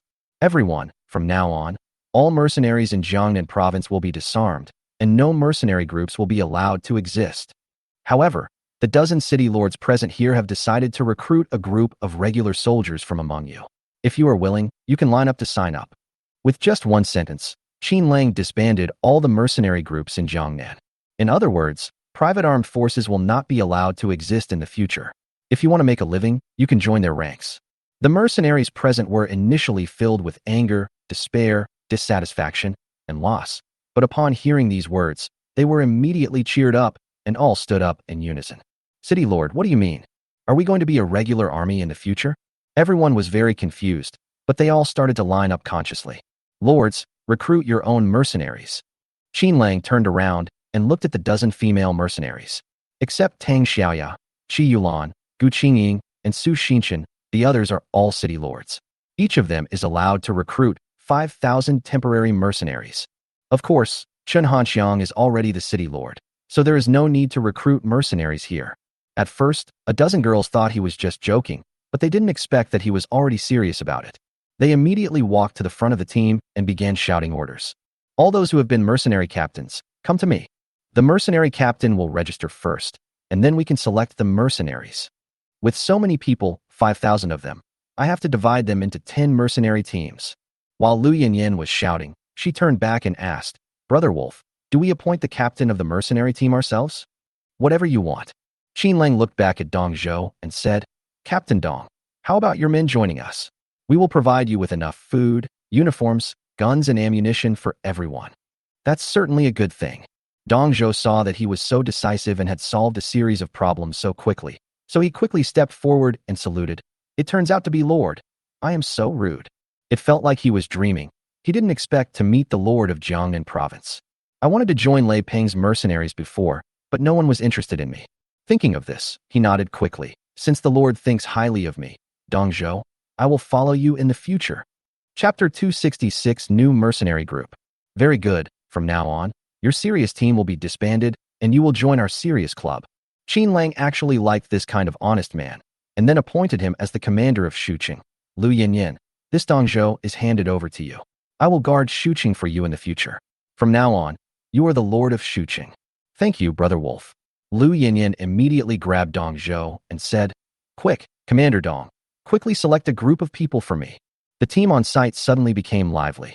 Dong Zhou didn't expect that he would be the leader right after he arrived, and he immediately called out to his mercenaries, Wang Mao, Luo Guzi, quickly pick out the best people. Our team is about to get bigger. Okay, Brother Dong. No, Commander Dong. From now on, the brothers will be rich with you. That's right, our Brother Dong is finally going to be successful, and our serious team is going to grow stronger. The mercenaries under his command were more excited than Dong Zhou, and were busily moving among the crowd. There were tens of thousands of mercenaries on the scene, and the 12 city lords on the scene were all selected from the crowd as the best, strongest, and young ones. In the end, there will inevitably be some left. The mercenaries present were all very anxious, fearing that they would not be favored. Qin Lang walked aside and pulled Tang Xiaoya. Captain Tang, please send out the order. What order, and to whom? Send it to our own internal department. From now on, appoint Yang Wenwen as the Lord of Jiangnan Province, you as the Lord of Yuejiang Province, and Gu Qingying as the Lord of Nanjiang Province. The lords of the other provinces, Chen Weiwei, Lin Xiaoxiao, Wu Yiyin, and Su Xinshan, were also appointed. Tang Xiaoya was stunned. It's not good for you to do this. Are the other lords still alive? You don't understand this, don't you? Didn't the United States appoint a commander for the Asia-Pacific Theater and a commander for the Space Theater? Wasn't the territory also in the hands of others? He wants to seize the entire 7 provinces of Jiangnan, and he starts making plans now. Thinking of this, he added another point. The remaining commanders, mercenary group leaders, deputy commanders, and deputy group leaders will all be changed to city lords, and each person is allowed to recruit 5,000 mercenaries first. By the way, notify everyone that all mercenary groups in Jiangnan will be disbanded, and private armed forces will not be allowed to exist in the future. Jiangnan was the first to implement a new mercenary system. When we conquer a place in the future, all wild mercenary groups will be illegal. Recruiting new mercenaries takes at least 1 day. Qin Lang was not in a hurry and started distributing food on the spot. According to the 12 city lords, each with 5,000 troops, he prepared a container of rice for each city lord, plus a container of guns and some scattered supplies. By the evening, Lu Yinyin had finally gathered 5,000 men. This area was a mess, with people coming and going everywhere. Some mercenaries failed in an interview in one place and immediately ran to another place to try their luck. There was only one young man, looking a little depressed. Just because he had just talked back to Qin Lang, every captain didn't want him. May I have your name? Qin Lang didn't care about his retort and walked over to him while he was squatting under a tree. My lord, my name is Shuebo. The young man stood up and saluted politely. My lord, I just think your methods are too arbitrary. After all, there are many good mercenary leaders. I only killed the wrong ones, never let them go. Qin Lang looked at Shuebo, who was about the same age as him. You have to know that you can't just follow the crowd when doing anything. If anyone brings a team to join me today, I will immediately appoint him a leader. At this time, you have to fight for every opportunity on your own. If you don't understand this, you're a good for nothing. My lord, Shuebo understood immediately. I want to atone for my sins. I hope you will give me a chance. Go find Lord Qi. He pointed at Qi Yulan, who was resting not far away. Let her take you to do meritorious service. Thank you, Lord. Shuebo left quickly. Qin Lang saw that the troops had begun to assemble, and within a radius of 1 or 2 miles, there were whistles everywhere calling for assembly. After the teams were reorganized, they were each taken to one side and stood in rows. He also jumped onto the container and blew a whistle. Captain Tang, notify all mercenaries to collect the food immediately. Okay. Tang Xiaoya immediately got on the motorcycle and headed in all directions. After a while, Lu Yanyan brought 10 captains and more than 100 team leaders to the container. Shock can never replace hunger. After seeing the food, these team leaders lined up one by one, and each of them carried a bag of rice and left. This time, the troops were divided into small teams, each consisting of 50 people, and each received 100 kilograms of food, 50 guns, plus some water bottles and daily necessities. Regular troops are better. They not only have food, but also guns. Now that we have guns, are we going to go to war again? The people in the team were talking in low voices. Qin Lang handed the task of distributing food to Gu Qingying, and then walked over to Qi Yulan and Su Xinchen. You guys should also prepare and try to set off tomorrow morning. That night, the entire team dispersed, and each found a campsite. Qin Lang did not leave the 12 female city lords in the male mercenary camp, but reappointed some assistant commanders to lead the troops. Although I am not very satisfied, I can only pick the best from the worst. He does not have a suitable commander now. Xuehu is in southern Xinjiang province. Lu Feng is in Jiangnan province, and others such as Han Li and Gao Bo are not even in his eyes. As for the commanders of various places in Jiangnan province, they are even less worthy of attention. These commanders not only had to charge into battle alongside the male mercenaries, but also had to be loyal to him. Thinking of this, he felt that he should still select some people from his old mercenary group. On this day, 3 telegrams were sent to the Kangwu base in Jiangnan. The remaining captains, deputy captains, and Lu Feng, all 11 people gathered in Yang Wenwen's living room. Yang Wenwen was about to give birth. She sat on the sofa with a big belly and a telegram in her hand. Sister Weiwei, why don't you go there in person and take Liang Rongrong and the others away? These people are the city lords. The territory conquered by Brother Wolf must be guarded by someone, right? Chen Weiwei also received a notice from Qin Lang, asking her to rush to Tianlang City as soon as possible. She is now the lord of southern Xinjiang province, so naturally she has to go to southern Xinjiang. Well, I can still walk now anyway. Chen Weiwei was only 2 months pregnant, so it was not difficult for her to travel. Instead, she was worried about Jiangnan province. 1-1. If I leave, can you handle Jiangnan province by yourself? Isn't it good to have Qin Xiangxiang and Alice? Besides, Lu Feng is here too, and no one from Jiangnan province dares to come here. None of the women spoke. No one dared to invade Jiangnan province. After all, Qin Lang's family background was here.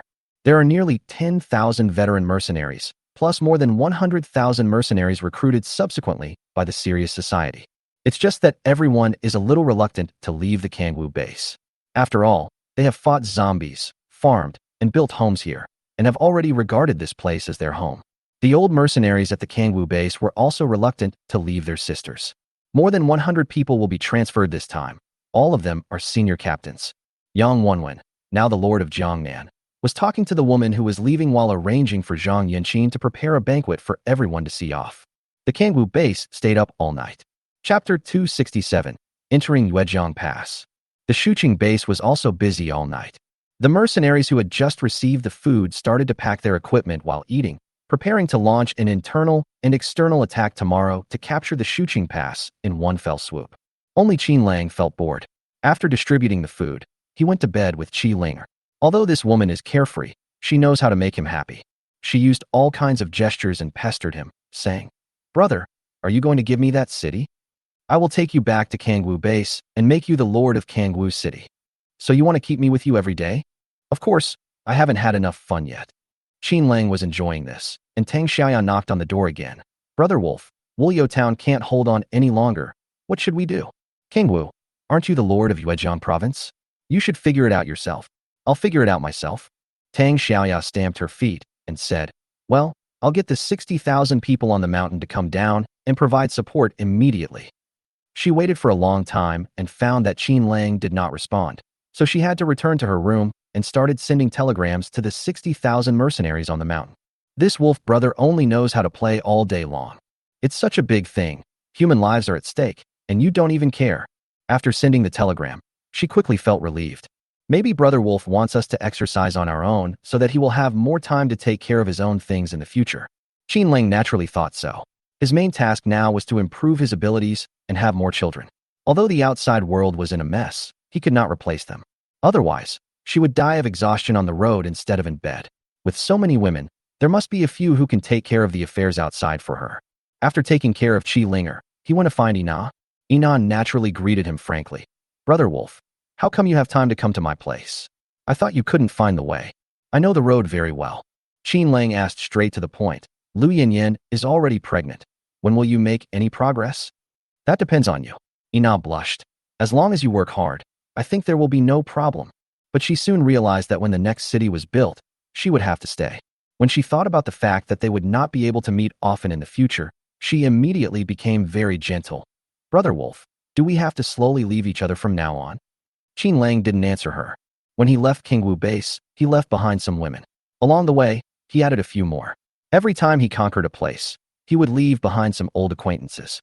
Unless there is peace in the world, there will be no romance between young men and women. With his current abilities, he has no problem protecting himself. But the problem is that if he doesn't deal with the masters outside as soon as possible, one day others will surpass him.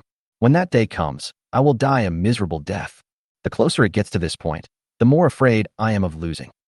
After working all night, early the next morning, Su Xinshan, Qi Yulan, Qi Linger, Shuebo, and a dozen mercenaries came to say goodbye. According to Qin Lang's request, Qi Yulan will enter the pass as Mrs. Lei Peng, and with the assistance of Su Xinshan, find a way to control the masters inside. Wait until the attack is launched outside, open the city gate, and capture the Shuqing Pass at a very small cost.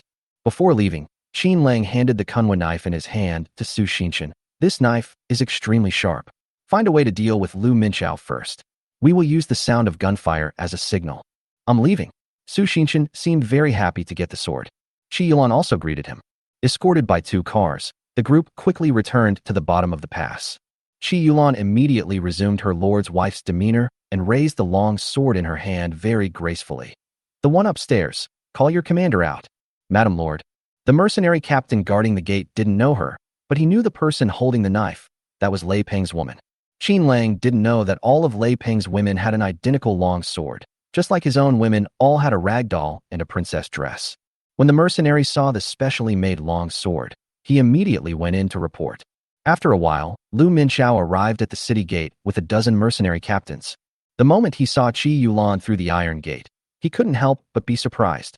Madam Qi, weren't you captured by the mercenaries from Jiangnan? Qi Yulan was stunned. She didn't expect the news to spread so quickly.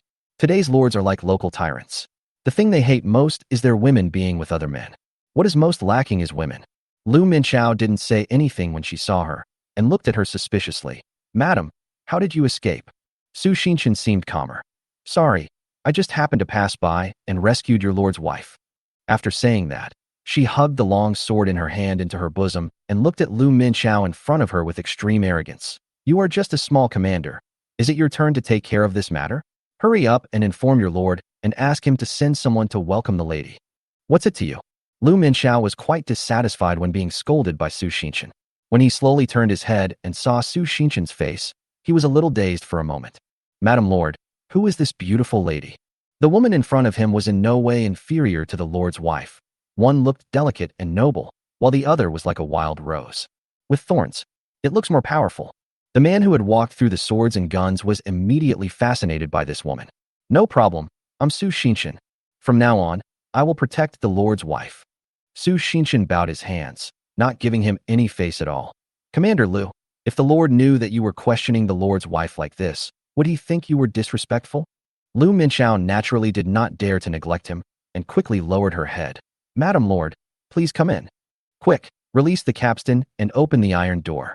A dozen mercenaries moved the winch together, and the heavy iron door slowly opened. In this way, Qi Yulan and a dozen mercenaries quickly returned to the mercenary base in Shuqing. After entering, several people looked around. The entire canyon is about several hundred meters long, and there are tens of thousands of mercenaries stationed in it. These mercenaries looked thin and frail. They formed small teams of 30 to 50 people and were crowded in simple tents at the foot of the mountain. They were all dirty. Some even had no clothes to wear and were shirtless. When he saw Qi Yulan and several other beauties go in, he was too lazy to even take a look. They couldn't even get enough food to eat, so naturally they didn't think about women. Su Xinshan frowned while holding his long sword. Commander Lu, is it safe here? I heard that the mercenaries from Jiangnan almost broke through the pass several times. Of course I'm safe here. Lu Minchao looked at the beautiful woman beside him again and thought to himself that this person was the woman beside the Lord's wife. Not only is she beautiful, but she is also very skilled in martial arts. If I go to Yuejiang provincial government, I might be noticed by Lei Peng. What a pity, it would be great if he stayed with me. Thinking of this, he decided to strike first.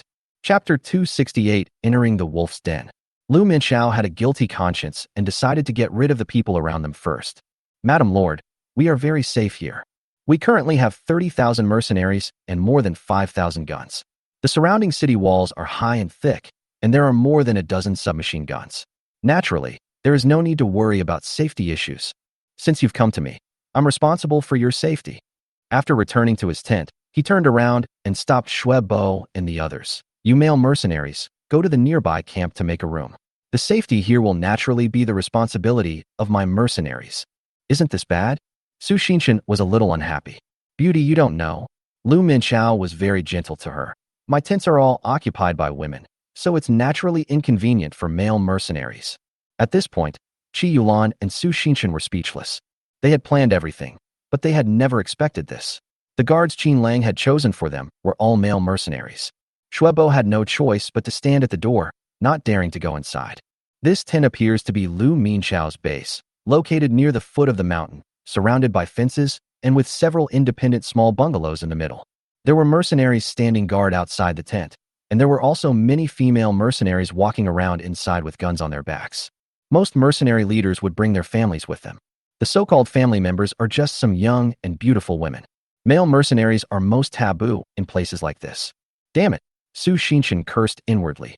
Doesn't this mean he treats us as his harem? But what can we do? We are on someone else's territory.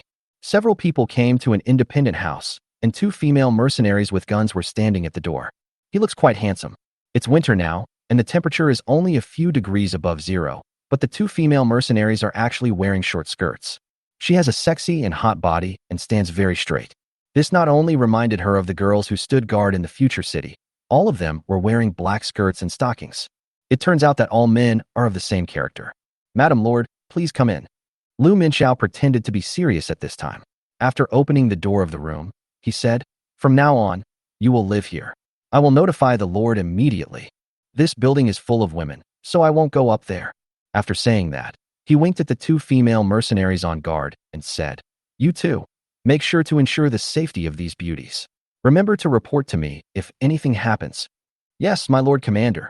The 2 girls looked at Su Xinshan and Qi Yulan with a playful smile on their faces. In this way, the 3 women were sent to the 3rd floor alone. There are more than a dozen rooms in this building, and there are women living in each room on each floor. The mercenaries outside were pale and skinny and dressed like beggars, but the women here were cleaner and had rosier complexions. Everyone who saw Qi Yulan and the others had a meaningful look on their faces. After Lu Minchao escorted them into the house, his expression suddenly changed. He then looked at one of his captains and asked, Are you sure this is the Lord's wife? The captain of the mercenaries guarding the gate looked puzzled. Brother, look at the long sword in her hand. It was given by the Lord. The sword may belong to the Lord, but the person may not. Lu Minchao said to several captains, Remember this, the Lord's wife has never come here. If anyone tells me that, I'll kill him. No. The captain of the gate immediately understood. Brother, we have never seen the Lord's wife. Yeah, just a few women passing by. The other mercenary captains also nodded repeatedly. These mercenary captains are basically his own people. Lu Minchao was very satisfied with everyone's expressions, and a sneer appeared on his face. Brothers, I'll give you a day off tonight. You can enter the female mercenary camp at will. Thank you, brother. The team leaders were very happy. On weekdays they have a rule that you can only go in once a week. Each session was not allowed to exceed 3 hours, and staying overnight in the female mercenary camp was not allowed. This time the commander was happy and gave them a long vacation. Many mercenary groups also use this method to unite their captains. Lu Minchao was no exception. Go ahead, take a shower. You stink like shit. He was in a particularly happy mood. After seeing off a few mercenary captains, he ran to his bathroom and started taking a shower with cold water. Damn it. I didn't expect Qi Yulan to come to my door on her own accord. I took a look at the Yuejiang provincial government back then, and I think of it now. Now it's time for me to enjoy my life. He decided to take the risk and keep Su Yulan and lock her up in a cave. Qi Linger and Su Xinshan naturally wouldn't let it go.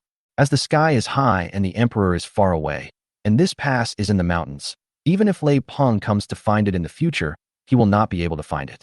Lei Peng is nothing but a bird. After taking a shower, he put on some perfume and cursed triumphantly. Su Xinshan here already felt something was wrong.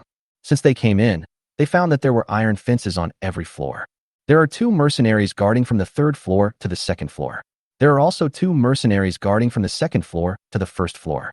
Together with the 2 mercenaries at the door, there are 3 guards in this building, just like an iron barrel. Su Xinshan looked at the empty room on the 3rd floor, which only had a few soft beds, and his face became serious. Sister Yulan, we may have entered a wolf's den. I know. Qi Yulan had been silent the whole time, and only now sat on the bed. I felt that Lu Minxiao was not easy to deal with, but Brother Wolf insisted on letting us come. For now, we can only find a solution ourselves. What do you want to do? Qi Linger didn't say a word along the way. She has never liked Lu Minxiao. This man had told Lei Peng several times before that he wanted to marry her. Seeing that something was wrong, she pouted and said, "It's very easy for the 3 of us to kill him, but after we kill him, how are we going to get away?" And Brother Wolf said that if we want to open the gate, we have to give him a signal.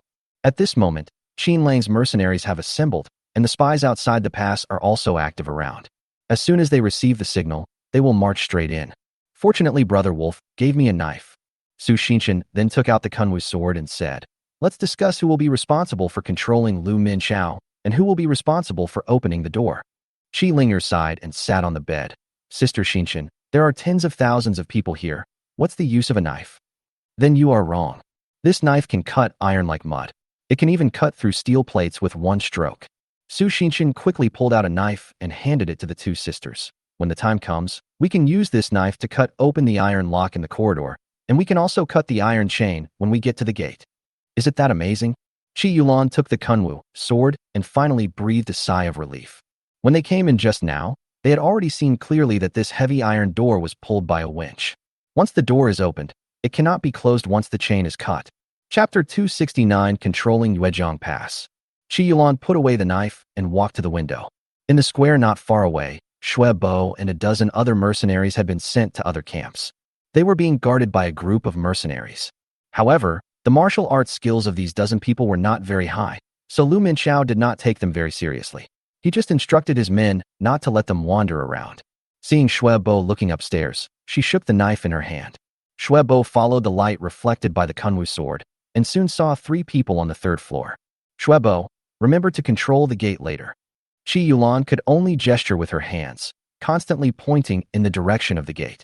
Xue Bo quickly understood and nodded immediately. At this moment, the iron door downstairs creaked open, and 2 female mercenaries could be heard talking. "Commander, you're here? You guys follow me up." Lu Minxiao's voice came. "These are snacks for the upstairs. You 2 take them up." "Okay, Commander."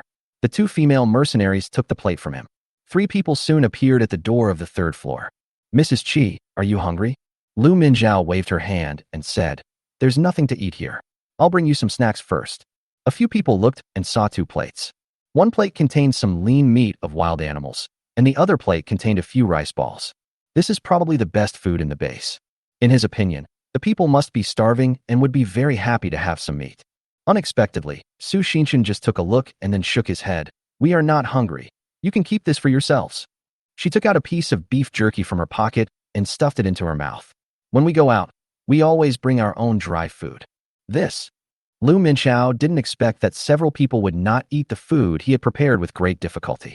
More importantly, he put a little bit of medicine powder in it. What should I do now? The 3 women in front of him are all masters, and he can only beat one. Of course, it would be a failure if he acted rashly, so he had to think of other ways. He smiled awkwardly. "I'm sorry, everyone. I didn't expect that this food would not suit your taste. I can only find another one."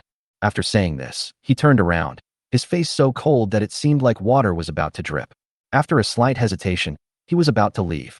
"Commander Lu, don't be in such a hurry to leave." Su Xinshan's numb voice came. This voice simply drilled into his bones. "Since Commander Lu is here, we just happen to have something to ask you. Would you please sit down and chat?" "Okay then." Lu Minxiao smiled again, turned around and glanced at Su Xinshan. These legs, this waist, and this beautiful but are simply breathtaking. He even had an exciting picture in his mind. He suppressed the anger in his heart and bowed to Su Xinshan. "My lady, If you have anything to say, just tell me. Don't be so reserved. Su Xinshan, a woman who had fought her way out of the apocalypse, naturally understood the thoughts of all men.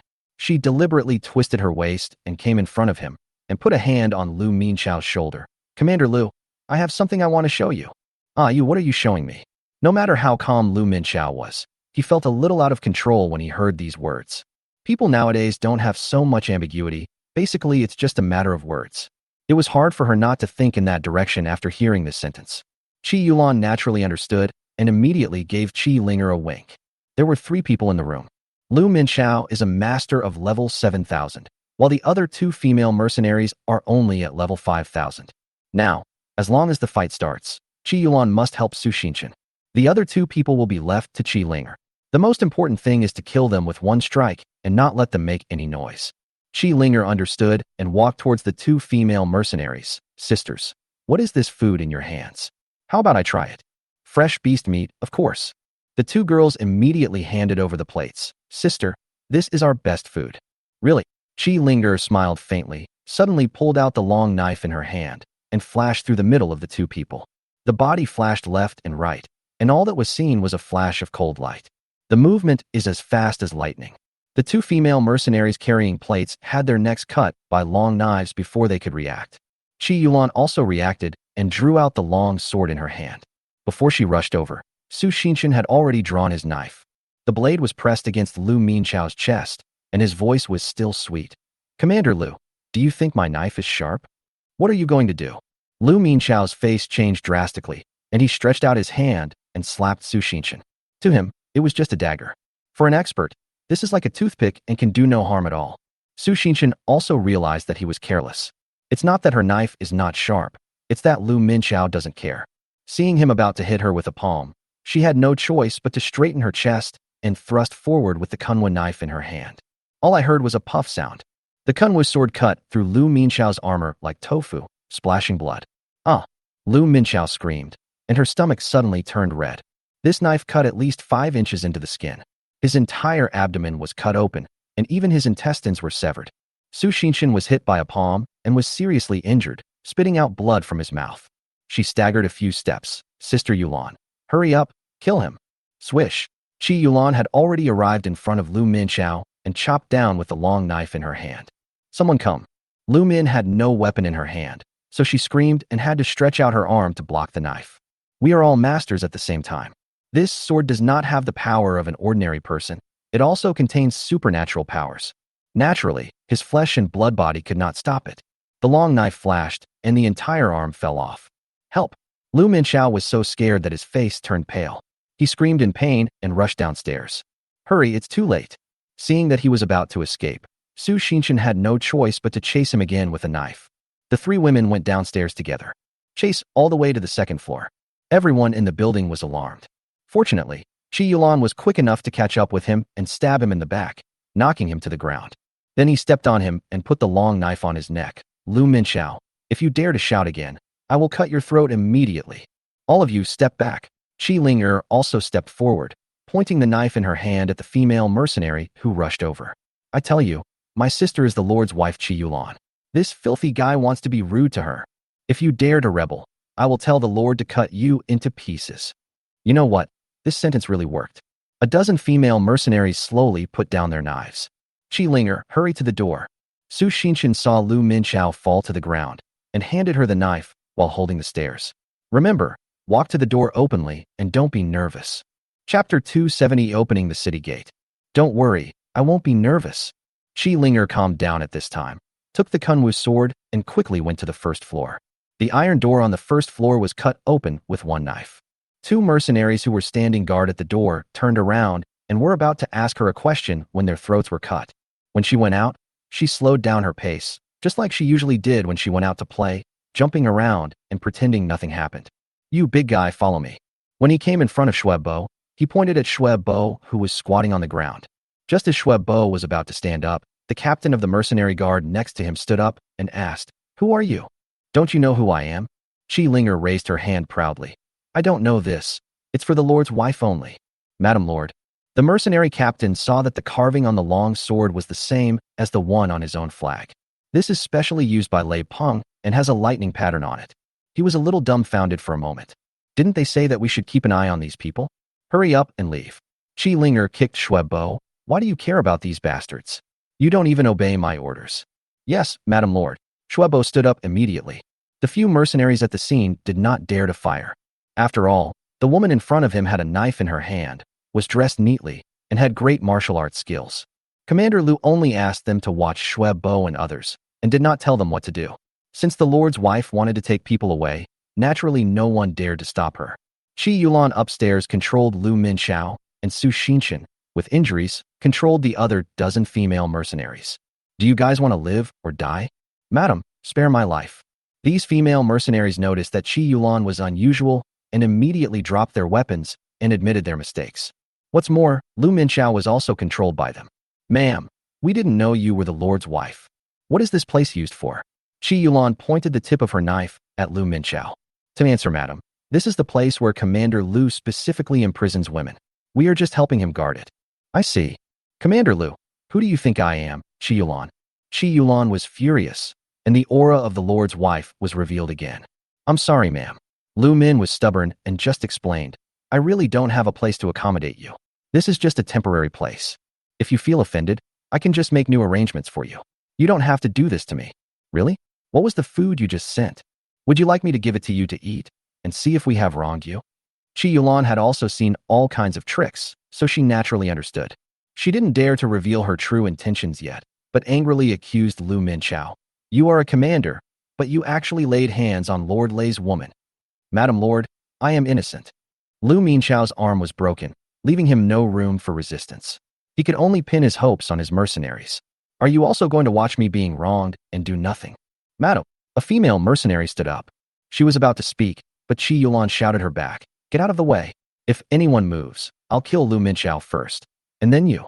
Even if I have to kill 20,000 of you today, I will preserve my reputation. The worst that can happen is death. If I die, tens of thousands of you will be buried with me. These words were deafening, and the female mercenaries below immediately became dispirited. On the other side, Qi Linger brought Shuebo and swaggered to the door. At this moment, the mercenary captain who was standing guard at the door was no longer there, and there were only a dozen mercenaries on duty. Open the door, I want to go out.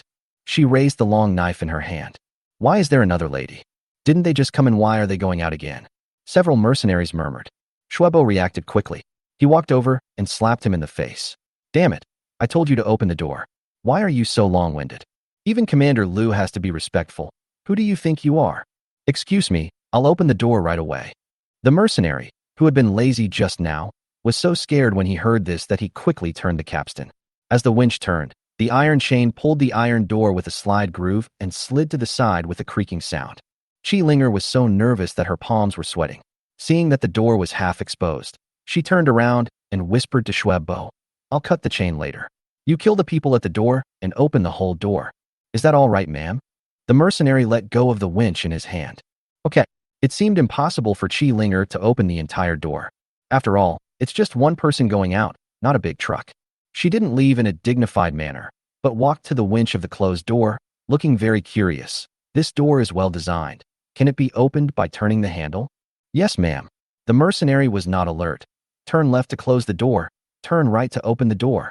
Then let me try. She handed the knife in her hand to Shuebo, and in a playful mood, she grabbed the handle on the winch and shook it hard.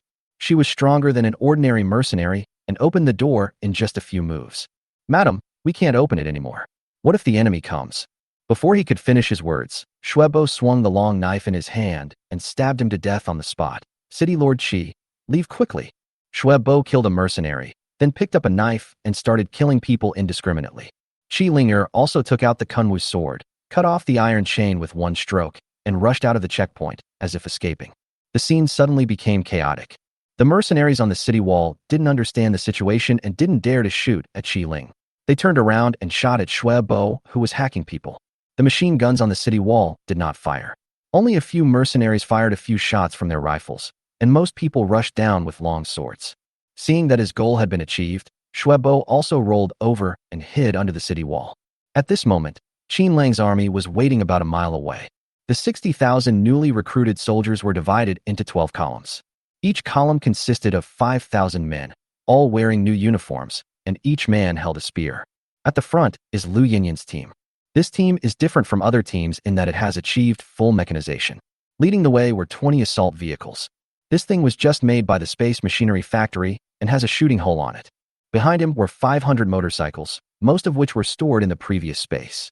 At the end were dozens of large trucks, each carrying hundreds of people. As soon as the gunshots were heard, the secret agents roaming outside discovered Qin Lang, who had escaped. Quick, send a message to the Lord. Bang!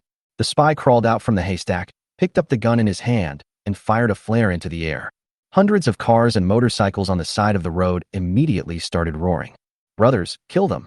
Dong Zhou stood on the assault vehicle, swung the long sword in his hand, and led the 5,000 troops under Lu Yinyan to charge forward. Following closely behind were another 50,000 to 60,000 people, rushing towards the Shuqing Pass in an overwhelming manner. There were frequent gunshots and shouts of killing that shook the sky. Chapter 271 Yuezhong First City. Qin Lang thought he would have to wait a few more days nearby.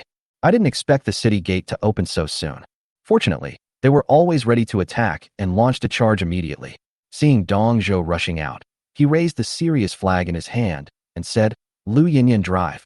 In his opinion, once the city gates were opened, there would be no suspense. No one in the world today dared to compete with his weapons. When they arrived at the city gate, Dong Zhou's first mercenary team had already rushed into the pass, and the serious flag was also erected on the city wall. Brother Wolf, I'm here. Qin Lang emerged from the haystack, waving her hands. Quick, hurry up and save Su Xinshan. She's injured. Injured. Qin Lang suddenly became nervous and pulled her into the car. Entering the Shuqing base, the Jiangnan mercenaries inside had already begun to detain prisoners. Where is Su Xinshan? Upstairs. Qin Lang pointed at a house not far away and said, she was hit by Lu Minqiao, and I saw her vomiting blood. Where's Lu Minqiao? Have you caught him? I caught him. I've chopped off an arm. After hearing what she said, Qin Lang stepped on the accelerator and rushed to the side of the cabin, knocking open the fence at the door. Several people walked into the house without stopping. Brother Wolf, you guys are so fast. Qi Yulan had not dared to take action just now, but the moment she saw Qin Lang appear, she stabbed the knife in her hand downwards. With a poochie sound, Lu Minqiao's throat was pierced. Hey, how come you acted so quickly? Qin Lang sighed, then walked up the stairs and hugged Su Xinshan. Are you okay? Where are you hurt? I'm fine. Su Xinshan blushed and coughed a few times. I just got hit by him and my chest feels a little stuffy. Really? Let me see. Qin Lang was about to tear off the clothes. Hey, Brother Wolf, don't you see what time it is now? Su Xinshan pushed him away and said, we haven't seen each other for just a few hours, and you're here again. Hey, wasn't I worried about you? Qin Lang was in a good mood when he saw that she was fine. He turned around and looked at Lu Minqiao on the ground. You guys, drag him out and hang him on the city wall. If anyone dares to hit my woman, I'll chop off his other hand as well. The other dozen or so female mercenaries in the room had already been frightened when they heard the shouts and screams outside. When they saw the Jiangnan mercenaries rushing in, they knew they would not be able to escape today. More than a dozen women were so frightened that they all fell to their knees. Sir, spare my life. Who are these people? Qin Lang turned around and looked at the woman on the ground. These women are good-looking and have some kung fu skills. To answer your question, sir, we are all female mercenaries under Commander Lu. The woman on the ground was trembling with fear. Qi Yulan stepped forward quickly. Brother Wolf, these people don't have any bad intentions. They are just guarding the gate for Lu Minqiao, and they didn't attack us. Well, she's pretty. Qin Lang nodded and did not embarrass these women. All of you get up and follow Lord Qi from now on. Ah, Lord Qi. Thank you, Lord Qi, for saving my life. More than a dozen women kowtowed quickly, then stood up and stood aside. Where's Shuebo? Qin Lang looked around and found that he was nowhere to be seen among the dozen or so male mercenaries he had sent. Shuebo was at the city gate just now. He was the one who helped me open the city gate. Qin Lang felt a sense of fear now. All the mercenaries we brought with us were controlled. He was the only one fighting with the mercenaries at the city gate. I think he is dead. Dead. Qin Lang frowned. If he's alive, I want to see him. If he's dead, I want to see his body. Find him for me. The 12 mercenary groups on the scene have already taken control of all the mercenaries that crossed the river. Lu Yinyan, the city lord, has lived up to her name. She ran to him to report. Brother Wolf, there are more than 20,000 people here. How do we deal with them? Anyone above the squad leader will be beheaded. Qin Lang gave the order without hesitation. Everyone else, put away their weapons and blast them all out. Let them open up wasteland and cultivate the land nearby. All the mercenaries from Jiangnan who are unqualified will be released. They should either be given money to go home or stay here to open up new land. These people were originally common people, and now they are all disbanded and have become common people again. After receiving the order, Dong Zhou immediately arranged for people to select captains and above from the enemy army. Regardless of their level, they will all be dragged to the city gate and beheaded. The other mercenaries also collected their weapons and rushed out of the pass. There were 20,000 to 30,000 people, but only less than 1,000 broken guns were seized, and the bullets were even less. All these matters were left to him and Lu Yanyan. Qin Lang began to plan how to build this city. The city is located in a canyon, surrounded by high mountains, and is about several kilometers long at both ends. For today's society, this is indeed a good choice. He decided to expand the canyon and build a 3-kilometer-long pass city, naming it Yuejiang Pass. 3 days later, a brand new Yuejiang Pass appeared before people. It runs 3 kilometers from north to south. There is a main road in the middle, and most of the hillsides on both sides have been dug away, leaving only some cliffs. At the foot of the hillside, mercenaries were building houses with hemp stones. According to the plan in the blueprint, there are residential houses and barracks on both sides of the road, all of which are built with heavy stones to form a 2-story castle. Qin Lang sat on a high city wall, crossing his legs with a pot of tea brewing beside him. He said leisurely, "Reinforced concrete. It's better not to use this stuff. Human technology cannot evolve too quickly." He has no intention of applying the technology in space to reality. After all, early human civilization was too developed and caused severe damage to the ecological environment. His technology can be used in war. Let human civilization recover slowly on its own. "My lord," a young man with a cane came up to him and saluted him. "My lord, I heard you were looking for me. Shuebo, are you alive?" "I'm not dead, I'm just injured. I've been recuperating these past few days." Shuebo told him that he was shot under the city wall, breaking his calf, and then fainted. He has been in the temporary mercenary hospital for the past few days. No one knew who he was, except that he was wearing the clothes of a Jiangnan mercenary. "At least you're not dead." Qin Lang raised his hand and motioned him to sit down. "Come, drink tea with me." He thought this meritorious young man could be trained, so he handed him a cup of hot tea and asked, "Who do you think I am now?" "I'm sorry, Lord." Shuebo seemed shy, not like the angry young man at the beginning. "I thought the Lord's methods were too harsh at first, but now it seems that if we want to end this chaotic world, we have to cut the Gordian knot quickly. Now that the Shuqing issue has been resolved and there is no more war, the people have started to open up wasteland and cultivate the land. I think the apocalypse will end soon. It's still early." Qin Lang looked at the vast expanse outside the city wall and said, "This Shuqing is just a sesame-sized place. The whole Jiangnan area has not been solved yet, let alone the outside world." Chapter 272, Mechanized Mercenary Group.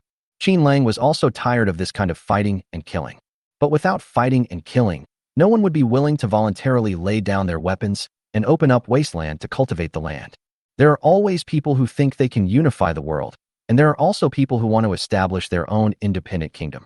There are frictions everywhere in several places in the south of the Yangtze River, not to mention some remote places outside. Then let's fight. After my leg is healed, I will fight with the Lord until peace is achieved. Shuebo suddenly became motivated. "Lord, we have guns, cannons, and assault vehicles. We can sweep across Jiangnan and then expand outward." "Okay, I mean that too." Qin Lang was already determined to promote this young man. "From now on, you will go to my mechanized mercenary group, and I will let you be the commander." "Yes." Shuebo was so excited that he dropped his teacup, stood up, and saluted him. "My lord, I used to be a soldier. Since you want me to be the leader of the mechanized mercenary group, I will charge into battle for you." "You're a soldier? Don't you think so?" 7-year veteran, used to be in the mechanized forces. Shuebo raised his head and chest at this moment, and spoke loudly. "In the past, we only thought about defending against foreign enemies, but now we can quell internal unrest." "Okay, go down and find Lu Yanyan. All the assault vehicles and motorcycles are in your hands. I'll raise another 100 chariots for you." Qin Lang was also very excited. He didn't expect to pick up such a treasure. But to be honest, many of these mercenaries were soldiers, but most of them have followed the trend of the apocalyptic environment. Not all soldiers are of great use. The key lies in their current level of supernatural powers. This Shuebo is now also a master of level 5000. "My lord, I have another idea." Shuebo became the leader and prepared to do something big. "I want to choose my own mercenary group. Is that possible?" "You mean, the right to recruit soldiers?" "Yes," Shuebo said calmly. I want to build the best armored regiment in the world. Okay, Qin Lang hesitated for a moment. But I will send some people in to supervise your work first. If we give him so many chariots, what if he rebels one day? Qin Lang won't trust anyone, except his own woman. After seeing Shuebo off, he began to think about which city to attack next. Should we wipe out Yuejiang first, or wipe out southern Xinjiang province first? Or should we swallow up the hundreds of thousands of people from Shuqing to Wulio town first? Report, Lord, Instructor Qin's men have arrived. The mercenary downstairs ran up. Got it. Qin Lang slammed the table. Let them come up to the tower. Chen Weiwei brought with her more than a dozen mercenary leaders, deputy leaders, and some mercenary captains. Among these mercenary captains, there are Lu Feng's men as well as the original female mercenaries. More than 100 masters came up from under the city wall. Most of these more than 100 people are women. They are all heroic, with high waists and long legs. Everyone wears a beautiful skirt and a fur coat. The moment they saw Qin Lang, Chen Weiwei, Wu Yuyin, Lin Xiaoxiao, these women were all excited. Brother Wolf, I didn't expect you wouldn't miss home after you got out. Chen Weiwei blamed her for a while. You've been so busy out there that you've forgotten about us. That's right, Brother Wolf is fickle. Lin Xiaoxiao was also dissatisfied. It's been 3 months, and you haven't even gone back once. Liang Rongrong was very well behaved. She came over and leaned behind him, stretching out her hand to squeeze his shoulder. Brother Wolf, is it hard for you to be alone outside? Are you all okay? Qin Lang was also very happy and still sat on the chair. Come on, all of you sit down. I won't hug you one by one. We have to do things during the day. TSK, what you're saying is wrong. Aren't we all here to do serious business? She said this, but in fact she was still thinking about love. The girls laughed and giggled, but then quickly sat down properly. There was quite a commotion on the city wall. With tens of thousands of mercenaries watching below, it was natural for them to get down to business. I'm going to set up a mechanized mercenary group.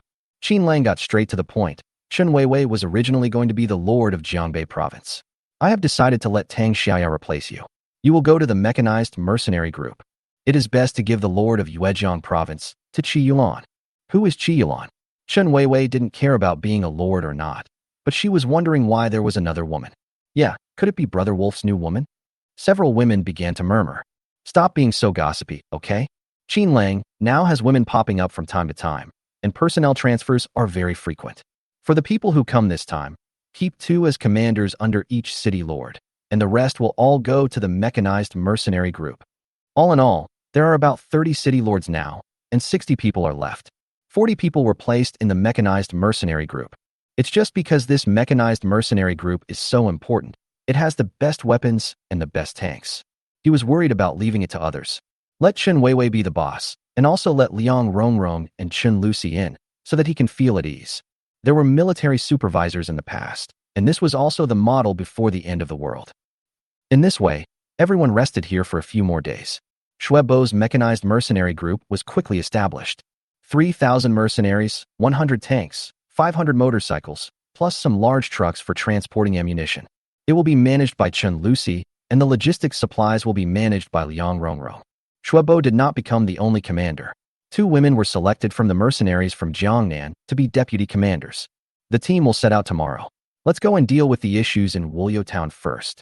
Qin Lang hugged Chen Weiwei, and the 2 of them hid in the bed to have a meeting. We haven't seen each other for a long time, so we have to spend a lot of time together again. Brother Wolf, I don't mind running around outside, but I have a baby in my belly after all. Chen Weiwei stood up with a big belly, walked to the mirror, and looked sideways at her slightly bulging belly. You can command remotely and stay in this castle of Lu Yinyan. Qin Lang stepped forward and hugged her from behind. I will leave in a few days, so you 2 will stay here. Chen Weiwei was only focused on her belly. Have you been to other women's places? Is this a mission? If this isn't a mission, then what is it? Chen Weiwei then turned around and looked at him strangely. These are all your women. You can't be partial to some, right? You've been staying here all day, and everyone is waiting for you. Why? Qin Lang sighed.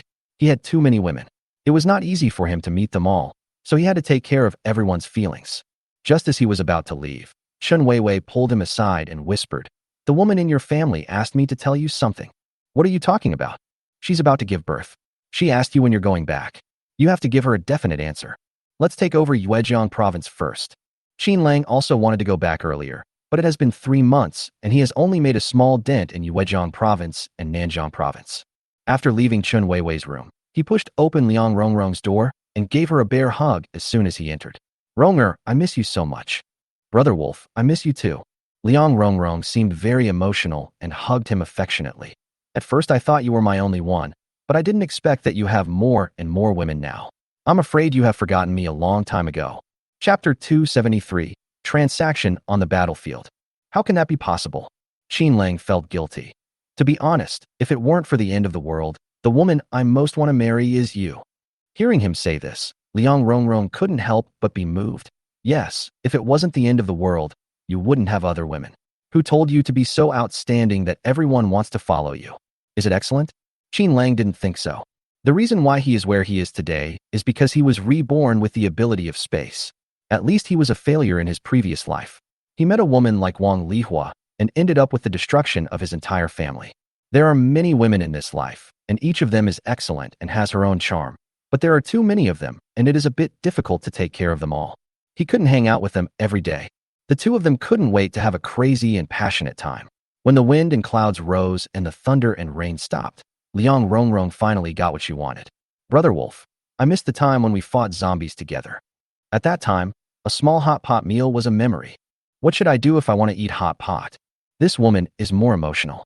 Qin Lang looked into her eyes and scratched Liang Rongrong's nose.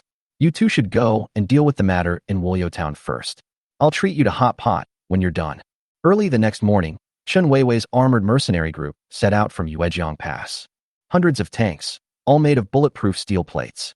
Its appearance is similar to that of a large 8-wheeled vehicle with a heavy machine gun on top.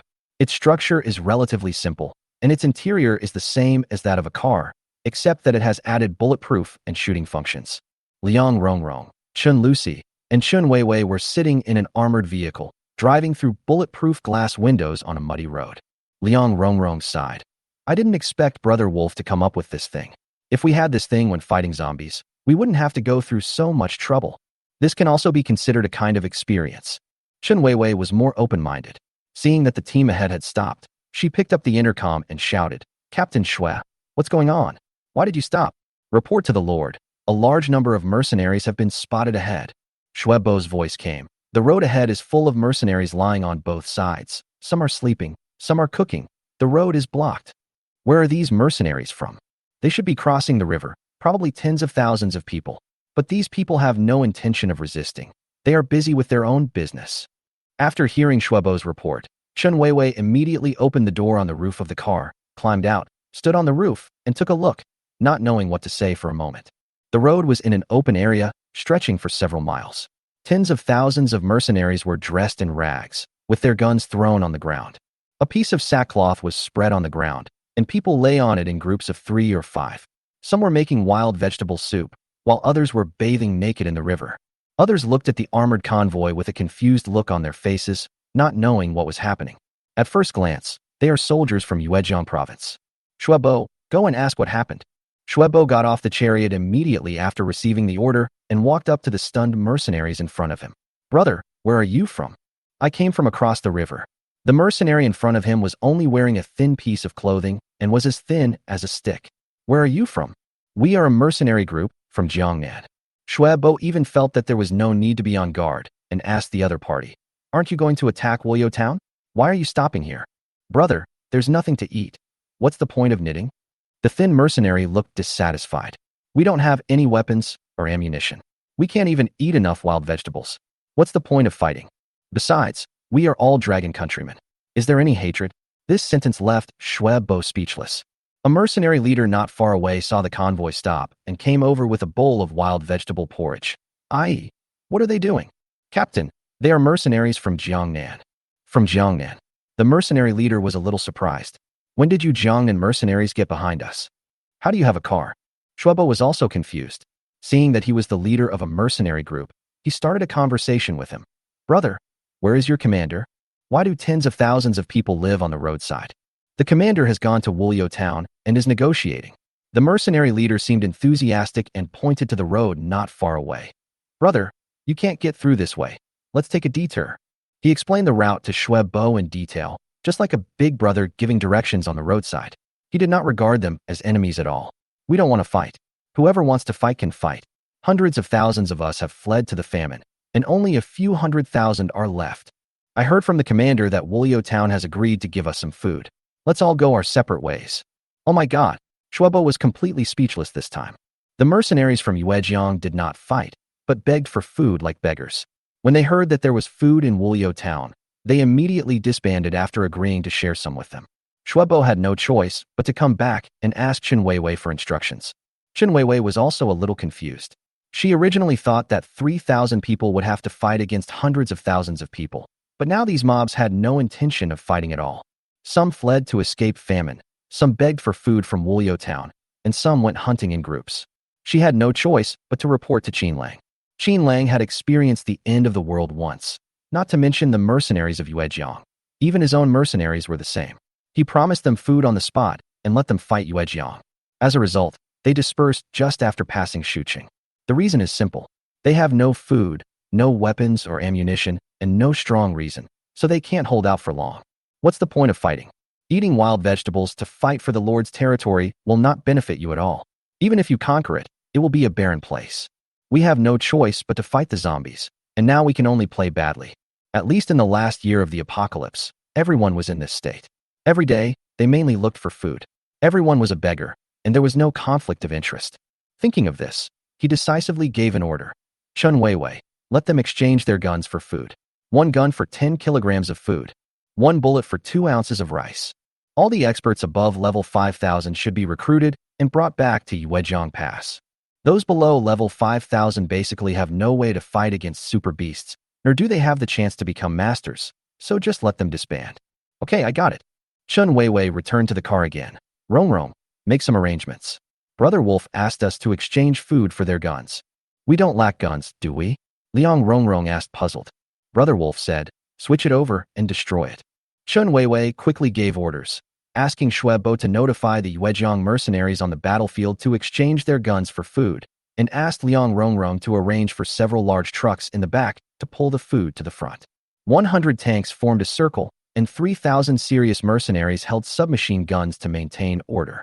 Shuebo picked up the loudspeaker and shouted, mercenaries from Yuejiang, we are all brothers. There is no need for us to fight. Our Lord is merciful and allows you to exchange your weapons for food. Anyone in need, come and line up. Chapter 274, Disintegration with Food. As soon as the horn sounded, the mercenaries on the ground immediately got up. Everyone rushed over with weapons in hand. What? Exchange firewood for food. Holy shit, where's my gun? Who the hell stole my gun? The crowd was noisy. Some people didn't have guns in their hands, and they shouted to find their own weapons. Hey, brothers from Jiangnan, do you want long swords? No need for the long sword. Shuebo cursed. This thing is worse than a steel pipe. I'm not a scrap metal collector. The reason why he was angry was that he had just become a commander and was ready to sweep the end of the world with armored chariots, but he ended up meeting a group of beggars and became a scrap metal collector. The scene was very lively. The gun without bullets was already rusty, but if you threw it on the ground, you could get 10 kilograms of food. Where could you find such a good thing? After exchanging food, many mercenary groups disbanded immediately. This food is very precious, and everyone is afraid of being snatched away by others. On the other side, the commander of Wulio Town brought more than 100,000 people to ask Xiao Hui for food. Commander Xiao, as long as you give me 3,000 kilograms of food, I will lead my people to withdraw immediately. We have tens of thousands of people. We need money to go back, right? At first he came with great momentum, but found that there was a strong pass in front of him. After fighting several times, all the ammunition was used up, and now more than 100,000 people were starving. Xiao Hui was naturally reluctant to give up the food, and he stood on the tower and shouted to the people below, Mr. Liu, how can this be justified in this world? You sent people to beat me up, and in the end you asked me to send you home. There is no food. If you have the guts, keep fighting. No, Commander Xiao.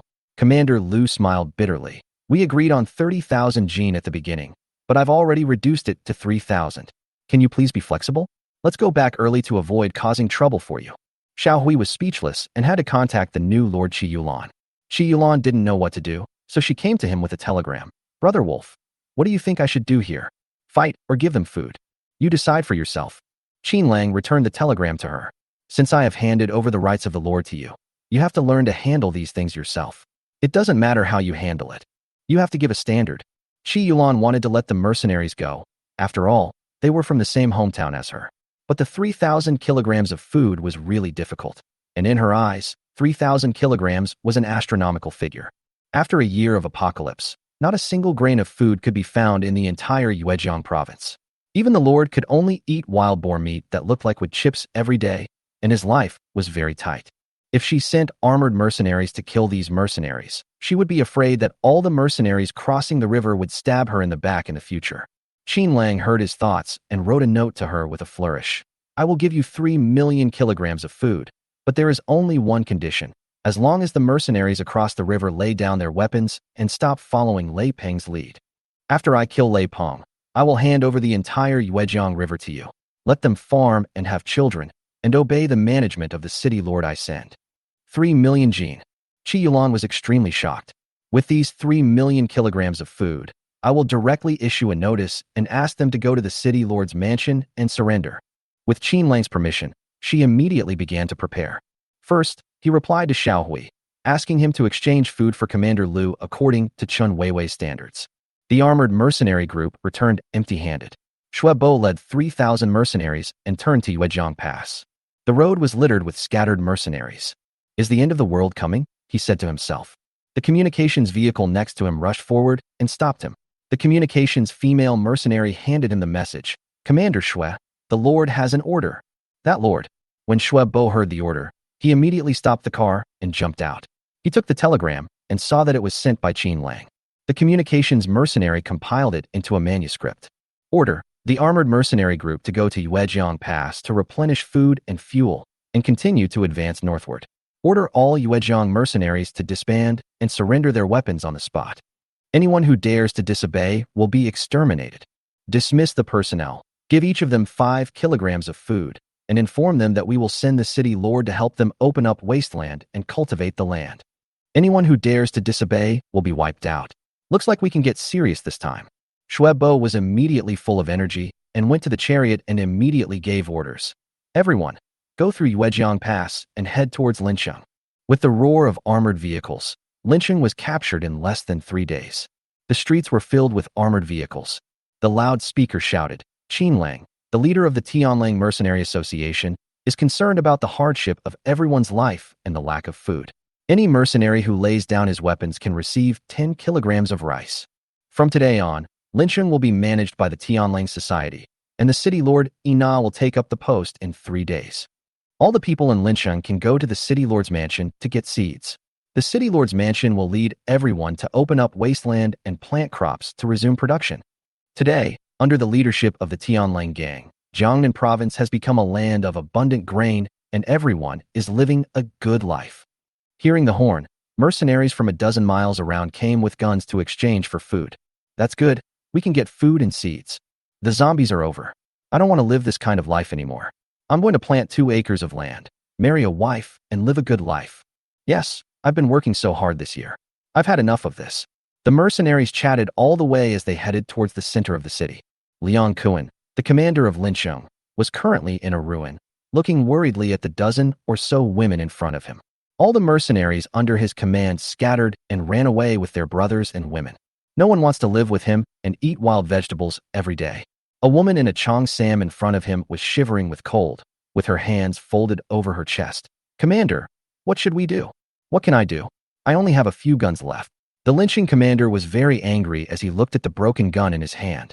These guns can only be exchanged for 10 kilograms of food. How can I feed more than a dozen of you? Damn it, I don't know where the Tianlang Society and the city lord appeared from. Commander, why don't we go back to Yuezhiang provincial government? The other woman just wanted to go home. What are we going to take to Yuezhiang provincial government? Liang Kuan became even more annoyed and started to curse. We have no food, no weapons, and now all our mercenaries have dispersed. Should I walk this 1,000 miles? Disband, disband, everyone disband. You can go wherever you want. I can't support you anyway. I'm going to seek refuge with the Lord of Shannon, and then I'll fight back. When he was a commander in the past, he could ask his subordinates to dig wild vegetables for him, and even if he hunted prey, he would feed himself and the women around him. Now he is alone and can't even support himself, so naturally he doesn't want to bring these women along. As soon as he walked out of the base, the woman behind him became furious. Damn it, useless men are too expensive for women to support. What do you mean by commander? He can't even get enough food. Let's go to the serious society and find a way out ourselves. Stories like this happen every day. Shuebo's armored mercenary group rested in Lincheng for a few days and recruited tens of thousands of mercenaries. The current armored fleet already has 300 tanks. Every day, a steady stream of tanks are released from space and delivered to the Armored Mercenary Corps. Chapter 275 Jiangbei, Lord Long Shanshan. On the street of Lincheng, Qin Lang was sitting in a Ferrari. He was wearing a brand new combat uniform, with a super alien black python armor on the outside and a wolfskin coat on the outside. Beside him was Qi Yulan, the new lord of Yuejiang, and behind him followed Tang Xiaoya's elite team. The elite team now has several more women, including Lin Xiaoxiao and Wu Yuyan, making it an even larger team. The convoy passed through the ruins of Lincheng and stopped in an uninhabited place on the outskirts of the city. Qi Yulan got out of the car gracefully and held Qin Lang's arm. "Brother Wolf, are you planning to build a city lord's mansion here? This woman is worthy of being the lord's wife, with a plump figure and elegant temperament." Following Qin Lang, she changed into a brand new Cheongsam and put on a wolfskin coat, looking more noble and generous. The two of them were holding hands and making gestures here. If it wasn't the end of the world, I would have thought it was some real estate tycoon who brought his woman here to enclose land. She looked around and found that this place was about 2 kilometers away from the old town. There are mountains on all sides and a river running through the middle. The surrounding terrain is flat and open and can almost accommodate a new city of 9 square miles. It's a great place. Qin Lang was only satisfied with this place along the way. He turned around and waved. "Yaina, come and take a look. How about we build the city lord's mansion here?" "It's great. I like it here too." Ina jumped out of the car and walked to his side in 3 or 2 steps, her mind completely elsewhere. He managed to cope with it, frowning slightly. "Brother Wolf, you are not going to leave me here from now on, are you? I don't want to be too far away from you." "Don't worry. I will leave a few old people to assist you." Qin Lang let go of Qi Yulan, held her hand in his own, and turned back to the woman behind him and said, "You are all the same. First, take care of a city for me. When I come back after a round, we will return to Kangwu base. You city lords are just nominal. We won't let you worry about the specific matters. After the end of the world, I will take you on a tour. Notify Galbo, Han Li, and Mu Jiqiang of Wulyo Town to report here immediately." After hearing what he said, a smile appeared on Ina's face. Wu Yuyan also breathed a sigh of relief. "Well, then, should we start now?" All the women in the car jumped out. "Who among you has Earth-related abilities?" Qin Lang didn't want to do it alone. "Those with Earth-related abilities, please stand up." "Luckily, I have Earth-related abilities." Lu Xinyue stood up and stretched out her hand. "Brother Wolf, I'm only at level 8,000 now. Do you have any crystal cores?" Zhou Meili and Xia Zian also stood up. Along the way, most of the women had gold-type abilities, and there were also a few with water and fire abilities. Qin Lang took out all the Earth-type energy crystal cores in the space and gave each person a handful. "These are all low-level crystal cores. I can only bear with you for now. There are quite a few Earth-related creatures on the mountain, such as wild boars, pangolins, and gorillas, most of which are at the 1 or 2,000 level." Zhou Meili took the crystal core, picked one out, and put it into her mouth. "I don't expect a super crystal core, as long as it can be the maximum level." 3 women with Earth-related abilities came together to help. With the full-level Earth-related ability, one can basically gather Earth to form a wall. With the help of the fire-related ability, a large amount of red bricks can be burned from the Earth. The wall of Lincheng was initially formed in just 2 days. 20 or so women building a city alarmed hundreds of thousands of nearby civilians and mercenaries, who all ran to the construction site to help. As the news of the Immortal Lord's arrival in Lincheng spread, a steady stream of people rushed here. Everyone wanted to join the serious society and become the first batch of residents of the new city in the apocalypse. On the hillside not far away, a woman wearing a black cloak stood in the cold wind, looking at the bustling scene of hundreds of thousands of people building a city together below, wondering what she was thinking. Behind her stood a dozen beautiful young women and hundreds of strong mercenaries. These people were not exposed, they just hid far away. "Lord, that's the leader of the serious society." The girl next to him was about 16 or 17 years old, with a tall figure. She was wearing a clean camel-colored dress and a red scarf around her neck. She looked around the crowd curiously. This woman who was called the Lord was the only female lord in the 7 provinces of Jiangnan. She was about 30 years old, and her name was Long Shanshan. Now he has reached the maximum level as a master of wood-related abilities. She soon saw Qin Lang drinking tea and taking a rest in front of a container, and pointed at him with the long knife in her hand. "Hey, look and see if it's the one wearing the wolfskin coat. Where is it?" The girl couldn't wait to look in the direction she pointed, and finally saw a figure a few hundred meters away. At this moment, Qin Lang was lying on a recliner with his back facing them, letting Qi Yulan and Lin Xiaoxiao massage his back. He was now a lord and did not bother to show off his abilities in front of the people. He started by quietly building the city wall, and when the people came to seek refuge, he would leave it to Ina to arrange. After a short rest, I plan to leave here. The girl named Payer finally saw Qin Lang and was inevitably a little excited. Mom, do you think he is an old man or a young man? How would I know? Long Shanshan didn't see Qin Lang's face, and she felt a little unwilling. Tell me, would it be bad if we rashly want to find him like this? What's wrong with that? Chen Xiaopei stood on tiptoe. We have traveled thousands of miles just to see him. I heard from people outside that he can turn into food and seeds. If that's the case, let's go and exchange some seeds with him.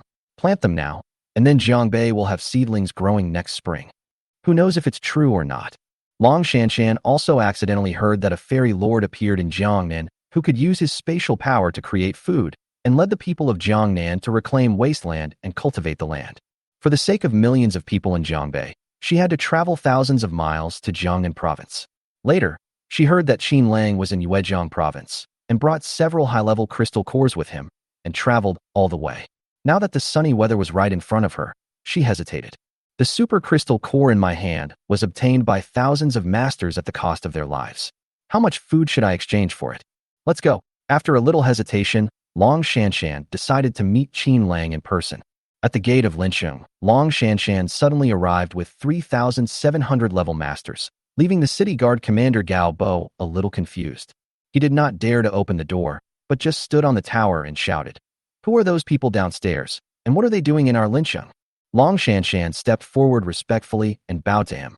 "Sir, please inform me that I, Long Shanshan, the Lord of Jiangbei, would like to meet the leader of the Tianlang Society, Qin." Lord Jiangbei. Gaobo did not dare to neglect the matter at all and immediately returned the greeting. "Wait a minute, I will go and inform. Inform our gang leader." At present, people call Qin Lang in various ways. Some call him Brother Wolf, some call him Lord, and some call him gang leader.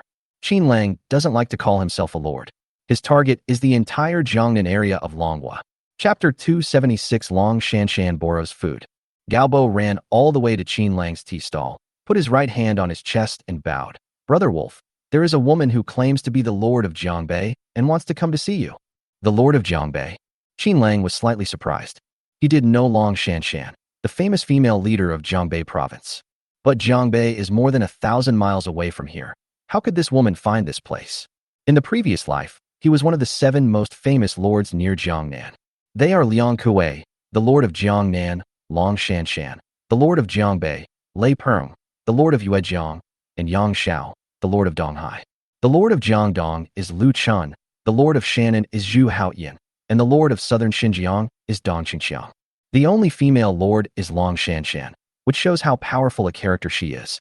She is different from other lords. She started from scratch and fought her way to success. Thinking of this, he had no choice but to get up and go out to greet them in person. Tang Xiaoya. Organize the team immediately. Let's welcome the Lord of Jiangbei. Yes. Tang Xiaoya also stood up quickly. Brother Wolf, what are the specifications? The other side has 300 people. Let's pick 300 too. The other party is a lord, so at least show courtesy. It can't be as noisy as visiting a friend. Besides, the other party brought 300 experts, and I couldn't let them lose. Fortunately, there are 20 elite teams here, as well as some masters above level 5,000 at hand, plus the 3,000 people under Gaobo. Tang Xiaoya immediately assembled the members of the elite team and asked Gaobo to organize the manpower immediately. 3,000 people, barely enough to gather 500 mercenaries above level 5,000. They were all wearing the same combat uniforms, holding submachine guns in their hands, and gathered on both sides of the city gate. When Qin Lang arrived at the gate, Long Shanshan was holding Chun Xiaopei's hand and standing under the city wall in an orderly manner. The heavy iron door creaked open. When Long Shanshan saw Qin Lang, she was really surprised. The man in front of him was just a young man in his 20s. She originally thought that it would be an old man like Liang Kuei or a mature middle-aged man. She had asked around along the way, but everyone told her something different. Some people describe him as a godlike being an 80-year-old man. Some people also say that he has a green face and fangs and kills people without blinking an eye. Some people also say that he specializes in robbing women and is a sex maniac. These are all mercenaries who escaped from Jiangnan, and people like Liang Kuan slandered him. Of course, most ordinary people describe him as a divine lord with kind eyes and a heart as compassionate as a bodhisattva. After hesitating for a moment, Long Shanshan immediately stepped forward and bowed. Jiangbei Lord Long Shanshan, I greet the leader of the Tianlang Society. Dragon Lord?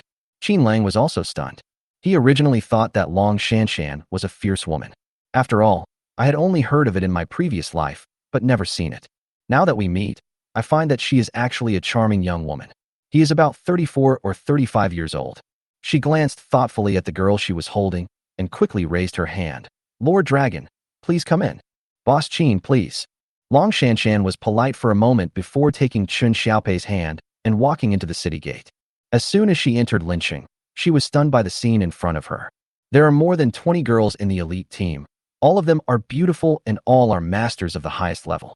Each girl was wearing a black combat uniform, a wolfskin coat, and holding a 5-foot-long tungsten steel tang sword. This scene is extremely shocking. The women of other lords would at most dress neatly, but not so luxuriously. The most important thing is that at this time, there are not many masters at the maximum level, especially female masters who have reached the maximum level. At least for Jiangbei, she is the only one who has reached the maximum level. Looking further ahead, it is even more shocking. These 500 mercenaries all wore the same uniform and equipment. Brand new mercenary uniforms, plus shiny new submachine guns in everyone's hands. As expected, his strength is extraordinary. Boss Qin, I never thought you have so many experts under your command, and each of them is a stunning beauty. She sighed sincerely. Dragon Lord praised me. Qin Lang was serious, but he joked, compared to the Dragon Lord, these girls are naturally inferior. This, Boss Qin is such a joke. Long Shanshan blushed. I'm already half mature, half buried in the ground. After saying that, she turned her head and looked at the common people and mercenaries on both sides of the road. I didn't expect that gang leader Qin is so young and promising. The common people along the way all say that you are a bodhisattva who saves people from suffering. Not only do you give them food, you also help them rebuild their homes. These people are building houses with wood cut from the surrounding mountains and have already constructed rows of 2-story brick and wood cabins. Qin Lang didn't say anything. He doesn't want to be a bodhisattva. It's just that there is too much food and too many women in the space. We have to find a way out for these women. Conquer the 7 provinces south of the Yangtze River and build a city for each of these women. This would allow these women to enjoy a superior life and also allow his children to inherit the territory in the future. The headquarters may have been relying on the food in the space, eating, drinking, having fun, and waiting to die every day. This is how it is in the end times. If you don't work hard, someone will naturally surpass you. The mercenaries brought by Long Shanshan were left at the city gate. Qin Lang brought only Long Shanshan and the girl in her arms, and Qi Yulan as his companion, to the temporary office where they could have tea. After sitting down, Qi Yulan made tea for the 2 girls, one big and one small. Chen Xiaopei didn't say a word along the way. She just stared at Qin Lang, not knowing what she was thinking. After sitting down, he smiled shyly.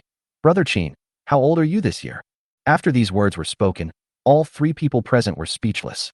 Long Shanshan glared at him in embarrassment. Payer, don't be rude in front of gang leader Qin. Excuse me. Chen Xiaopei had no choice but to stick out her tongue, picked up the teacup, and took a sip. I'm just confused. When we first met on the road, some people said that Brother Qin was 80 years old, and some said that he was a middle-aged man. But when I looked at him, he was not much older than me. It's okay. Qin Lang didn't mind. He turned around and told the female mercenary standing next to him. Lord Dragon must have been exhausted on the journey. Go get some snacks. Each of the 4 people at the scene had his own thoughts. Qi Yulan silently brewed tea while thinking. Could this Long Shanshan be here to marry a foreign prince? I just don't know whether she intends to give herself away or give the girl to Brother Wolf. Long Shanshan also had a thoughtful look on her face. I didn't expect this Boss Qin to be so young. I thought he was at least a middle-aged man, but it seems like he's just a young man. Chen Xiaopei was quite open-minded. That's good now. Mom can't be relied on anymore. It's my turn now. I don't know if he will give us food. Dragon Lord, please have some tea. Qin Lang had already guessed about 70 that the woman in front of him was here to borrow food, or to ask for food. His food is not so easy to get, to be used to support your own woman. Chapter 277, Recruiting Jiangbei Mercenaries. Qin Lang knew the purpose of the 2 people and deliberately changed the subject. Lord Dragon, what has Lei Peng been doing recently? Lei Peng. Long Shanshan was startled, and the tea in her hand shook for a moment, but she quickly calmed down. I seldom interact with Lord Lei. I only know that he stays in the Yuejiang provincial government every day and rarely goes out. In fact, she had already started to grumble in her heart. It's not easy for a woman like me. Not only do I have to lead the people below to fight zombies, but I also have to make a living for them. After more than a year, I finally became a lord. It looks glamorous on the surface, but in fact it is just surviving in the cracks. Although Song Shiru supported her to become the lord, he actually treated her as a mistress, and Jiangbei would still be in the hands of Song Shiru in the future. Most of the crystal cores and exotic beasts in Jiangbei were tribute to Song Shiru. The same thing happened with Lei Peng. He came to her house to harass her again and again, saying that they were joining forces, but in fact he just wanted to force her into bed. This romantic affair later became a hot topic. Qin Lang had also heard of it in his previous life. Otherwise, is it so easy for a woman to become a lord? Qin Lang took another look at the pretty woman and said slowly, "My mercenaries have already arrived at Yuejiang." Doesn't Lei Peng have any reaction at all? That's right. Seeing that Qin Lang was willing to chat with her, Long Shanshan also opened up the topic. Lei Peng knows that you annexed Shuqing, but he doesn't know that you have arrived in Linqing. He has no men or guns under his command right now, so he will probably report this to his superiors. It's no use reporting this to the higher-ups. Qin Lang was disdainful and showed no mercy in front of Long Shanshan. He sent people across the border to occupy the Kangwu Mountains and also worked with Song Shiru's people to assassinate me. I, Qin Lang, am a man who holds grudges. I will not stop until I take over the entire Yuejiang. If Song Shiru supports him, I will fight all the way to Kyoto and kill Song Shiru as well. He now has the ability to speak. Apart from anything else, Shuebo's armored mercenary group has already advanced 4 cities. We will soon arrive at the capital of Vietnam province. He now has 3 superpowers at his disposal, plus millions of tons of stored food and ammunition. Looking across the entire dragon country, who has such strong strength? I was worried that I couldn't find a reason to capture Yuejiang. When Long Shanshan heard this, she was shocked. Boss Qin, you are so arrogant. It's not that I'm boasting, it's my strength. He changed the subject and said to Long Shanshan, Lord Long, have you ever considered joining me earlier? To seek refuge? Boss Qin, what do you mean by this? The atmosphere between the two sides suddenly became tense. Long Shanshan felt something was wrong and asked tentatively, could it be that gang leader Qin also wants to take over Jiangbei? I'm not talking about taking them down. Qin Lang saw that she was getting nervous, so he relaxed his tone a little. Now in the 7 provinces of Jiangnan, I've already had a falling out with Lei Peng, and I've also had a dispute with Dong Qingxiang. You know, these people are Song Shiru's confidants. Song Shiru will definitely not let this go in the future. I think you are also Song Shiru's man. After saying this, he looked at Long Shanshan with a stern gaze. Since this woman has come to the door today, the 2 families should either unite or detain her. In times of chaos and struggle, there is no need for so much fussing. This. Long Shanshan felt as if there was a thorn in her throat.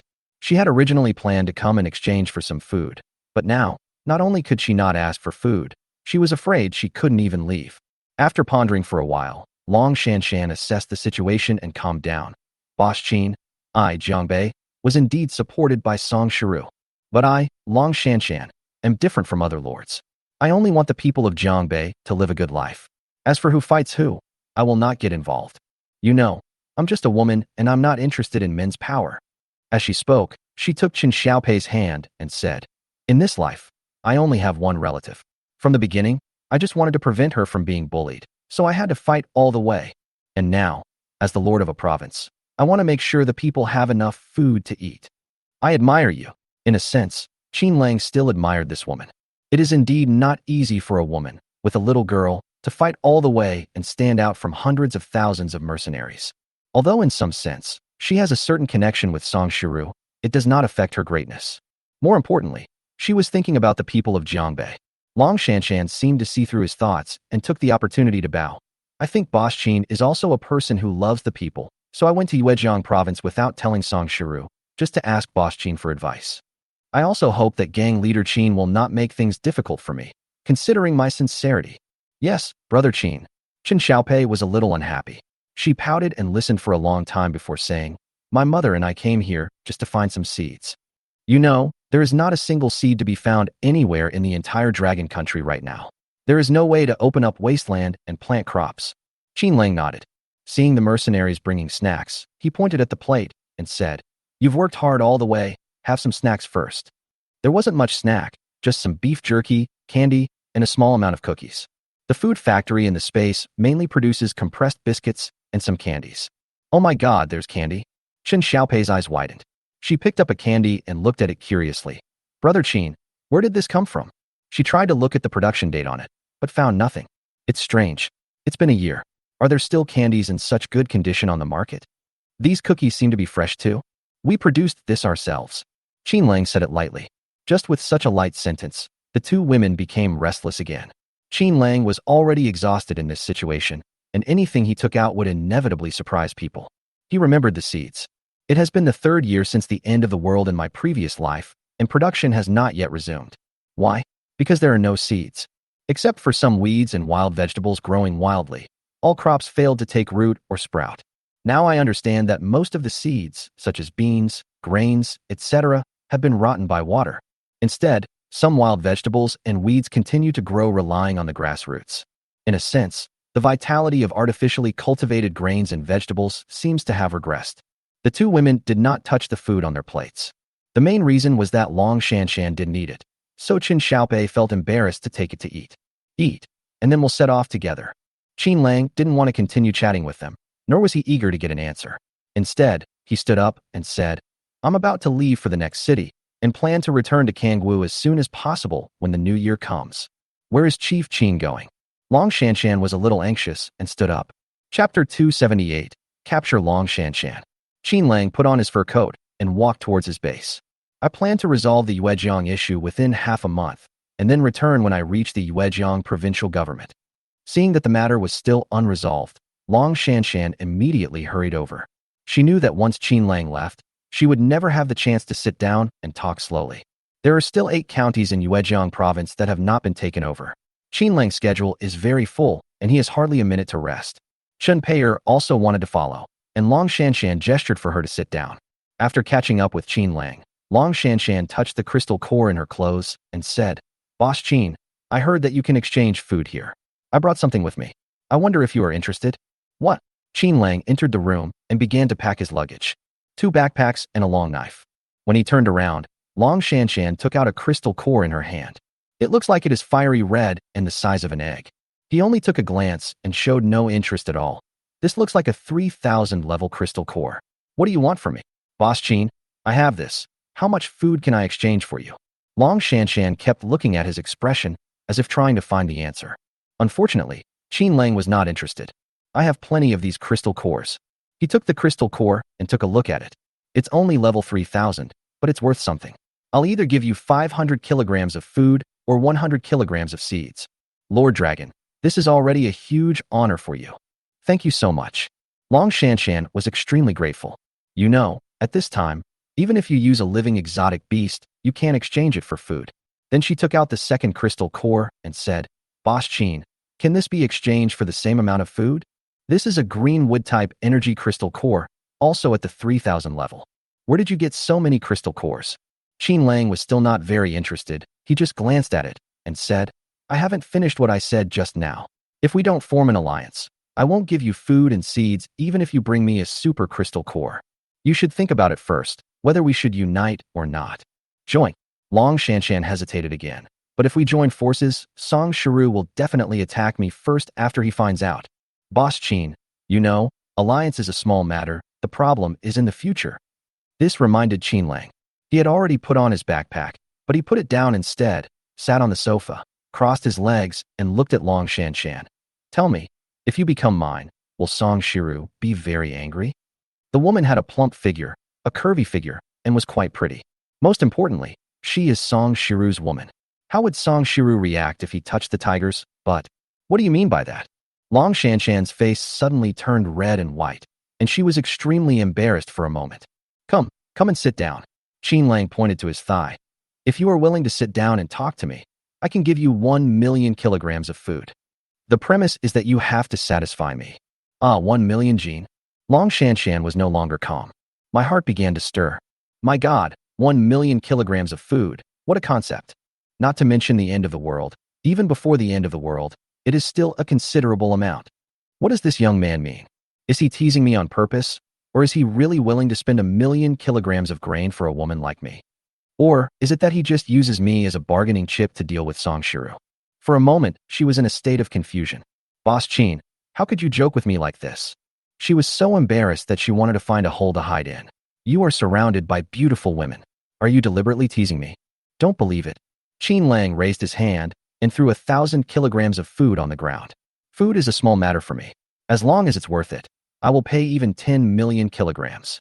I'm going to kill Song Shiru. It all depends on your attitude. This. Long Shanshan hesitated for 3 full minutes, and finally put aside all her face and dignity, gritted her teeth, and sat on his lap. Then he threw his coat to the ground and said, "Little brother, don't think I haven't seen the world. It would be fine if you gave me the 1 million kilograms of food, but if you don't, the hatred between us will be huge. I'm also a lord after all." Yeah. Qin Lang threw her onto the sofa savagely, then unbuckled his belt. You'll know later that no one can stop me from doing what I, Qin Lang, want to do. He became particularly excited when he thought that this woman was Song Shiru's woman. Song Shiru can't do it now, but he can do it to her daughter. Although he had countless women, this man who controlled the fate of half of Jiangnan would probably not tolerate the betrayal of his own women the most. Soon, a series of ambiguous calls were heard in the room. Half an hour later, Long Shanshan had completely changed into a different person. She lay on the sofa like a little bird, with her arm on Qin Lang's shoulder, looking very feminine. Little brother, why are you so lustful? I am your sister, and you won't let me go. I'm sorry, sister. Qin Lang still had a cold expression on his face. He lit a cigar after lying down. It's not that I won't let you go. I just want to make Song Shiru furious. You're still using me. No, I will give you the food after I conquer Yuejiang. Qin Lang slowly blew out a puff of smoke, thinking that this woman was quite interesting. Next, he planned to completely incorporate Jiangbei into his territory. He drew circles on Long Shanshan's belly with his hands. Sister, let me discuss something with you now. From now on, what will happen if you, Jiangbei, completely surrender to me, Tianlang? What good is that? Long Shanshan held her chin high and looked at the handsome boy in front of her, feeling that she had made a great profit. I felt embarrassed at first, but now I have completely understood everything. If this man can really protect himself, then screw Song Shiru. Isn't he just an old man? Isn't he just a high-ranking official with great power? Following him, I gained nothing except the title of Lord. You want benefits? Qin Lang smiled, knowing that she had been conquered by him. The advantage is that the lordship is still yours. I will build a few cities for you and send a few city lords in. From now on, Jiangnan and Jiangbei, we are one family. TSK, who is your family? When Long Shanshan heard what he said, she couldn't help laughing and got up from the sofa. While getting dressed, she was still thinking, isn't this what the end of the world is like? Just follow whoever has the greater ability. All the reserve and high-handedness are for the people below to see. In front of a true master, money is worthless. However, when she touched the super crystal core in her pocket, she hesitated. Chapter 279, Modern Mercenary Group. At the beginning, she was not prepared to take out the super crystal core, but instead used some low-level crystal cores as a tentative transaction. Her original price for this super crystal core was 5,000 kilograms of grain. Now that Qin Lang has agreed to give him 1 million kilograms of food, logically speaking, the super crystal core should be given to him. Keep it for now. Nothing in this world can be taken seriously. I am not a little girl. I am not so naive as to really believe that this little man will be sincere to me. Maybe he was just being generous. Maybe he was just joking. Maybe he would forget about me soon. Long Shanshan muttered something in her heart, but did not take out the super crystal core. Qin Lang was secretly surprised when he heard this. I didn't expect that this woman actually carried a super crystal core. This woman is not stupid. Unlike other girls, she would naively believe in this kind of physical affection that lasts for about half an hour. Qin Lang was not stupid either, and would not give her the so-called 1 million kilograms of grain. He would not give his grain to Long Shanshan, but would only erode her territory step by step, and finally give the grain to his woman, the city lord. In name, it reached the mouths of people in Jiangbei. The two people each had their own thoughts. After putting on their clothes, they smiled at each other. Long Shanshan even felt that her reserve just now was unnecessary. Isn't that the case? Everyone takes what they need. The team was quickly ready to go. More than a dozen off-road vehicles and armored vehicles were lined up in a row, waiting for Qin Lang. The two men walked out of the house as if nothing had happened. Chen Xiaopei didn't seem to notice anything, and happily came over to hold Long Shanshan's arm. Mom, you two have been talking for so long. How is it going? It's okay. Gang leader Qin promised to exchange food for us. After saying that, she looked at Qin Lang. I noticed that Qin Lang's face looked a little cold, and I couldn't help feeling puzzled. It seemed that I didn't satisfy him. She began to feel anxious again. Boss Qin, you promised the food issue yourself, right? Don't worry. Qin Lang pointed to the big truck behind them and said, your people should take the big truck behind us and follow us. I was very upset because I didn't get the super crystal core. He didn't plan to let Long Shanshan go and would wait until another opportunity came. It was impossible to rob her, and stealing was even more impossible. As the king of Jiangnan, I would not do such a dirty thing. I had to let her hand it over voluntarily. I also had to let her announce to the public that Jiangbei province voluntarily belonged to the Tianlang society. Thinking of this, his expression softened a little. Lord Dragon, how about you ride in the same car with me? Long Shanshan pretended to be reserved and nodded slightly. Okay, I'll go with you too.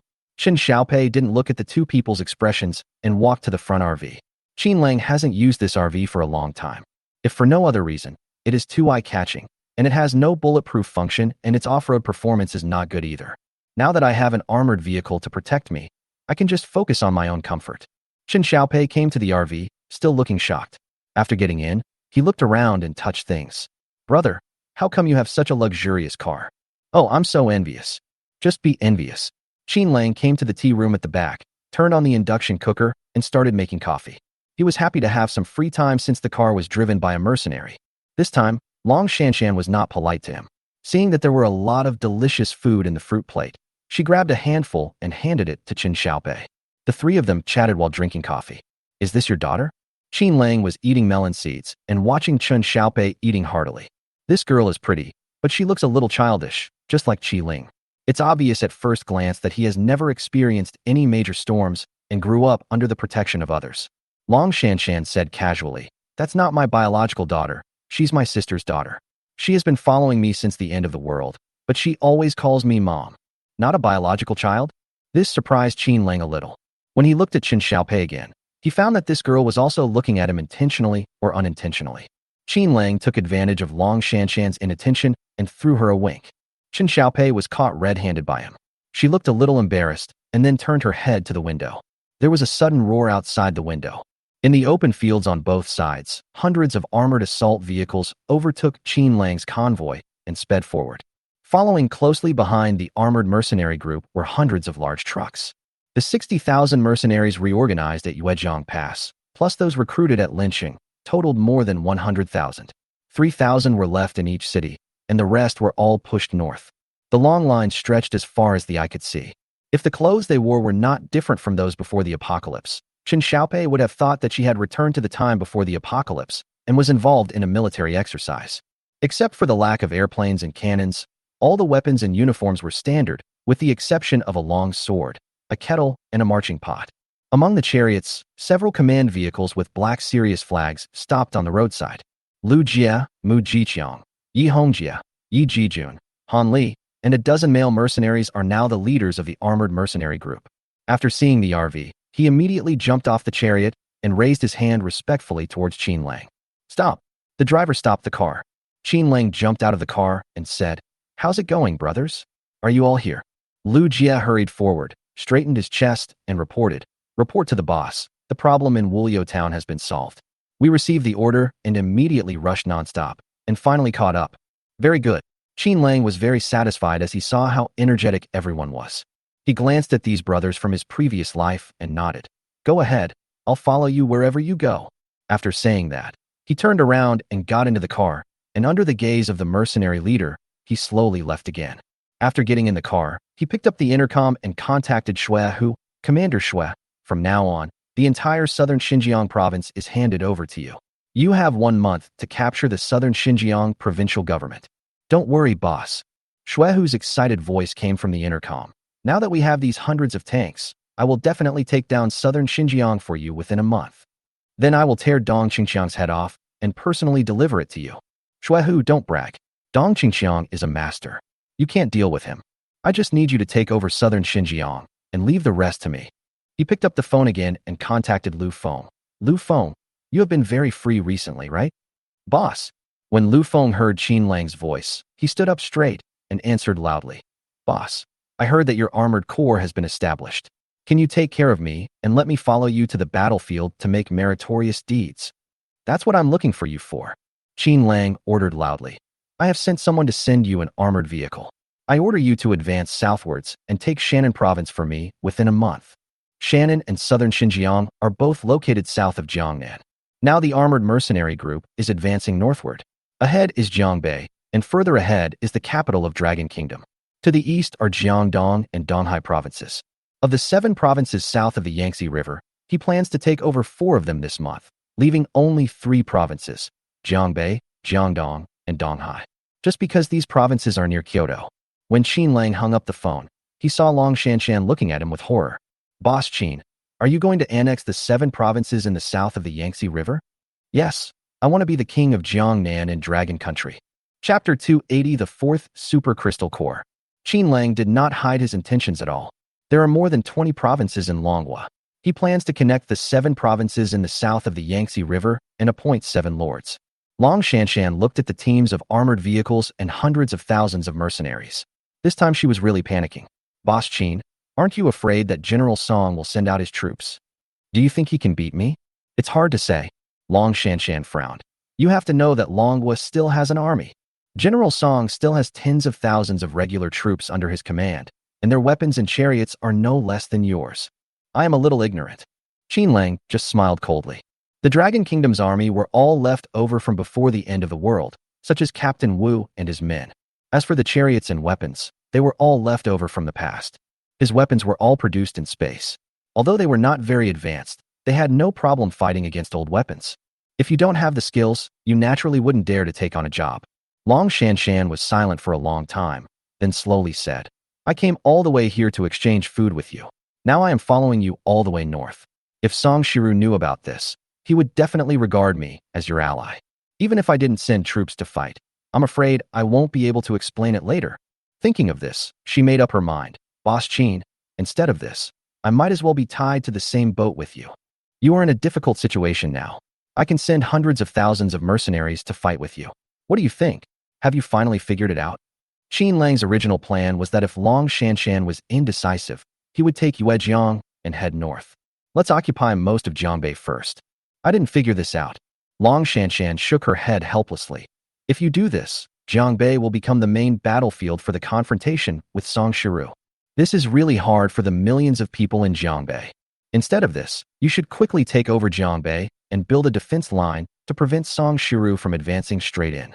Looking at the roar of chariots outside, Long Shanshan stroked the black hair on her forehead, and a trace of determination emerged on her originally worried face.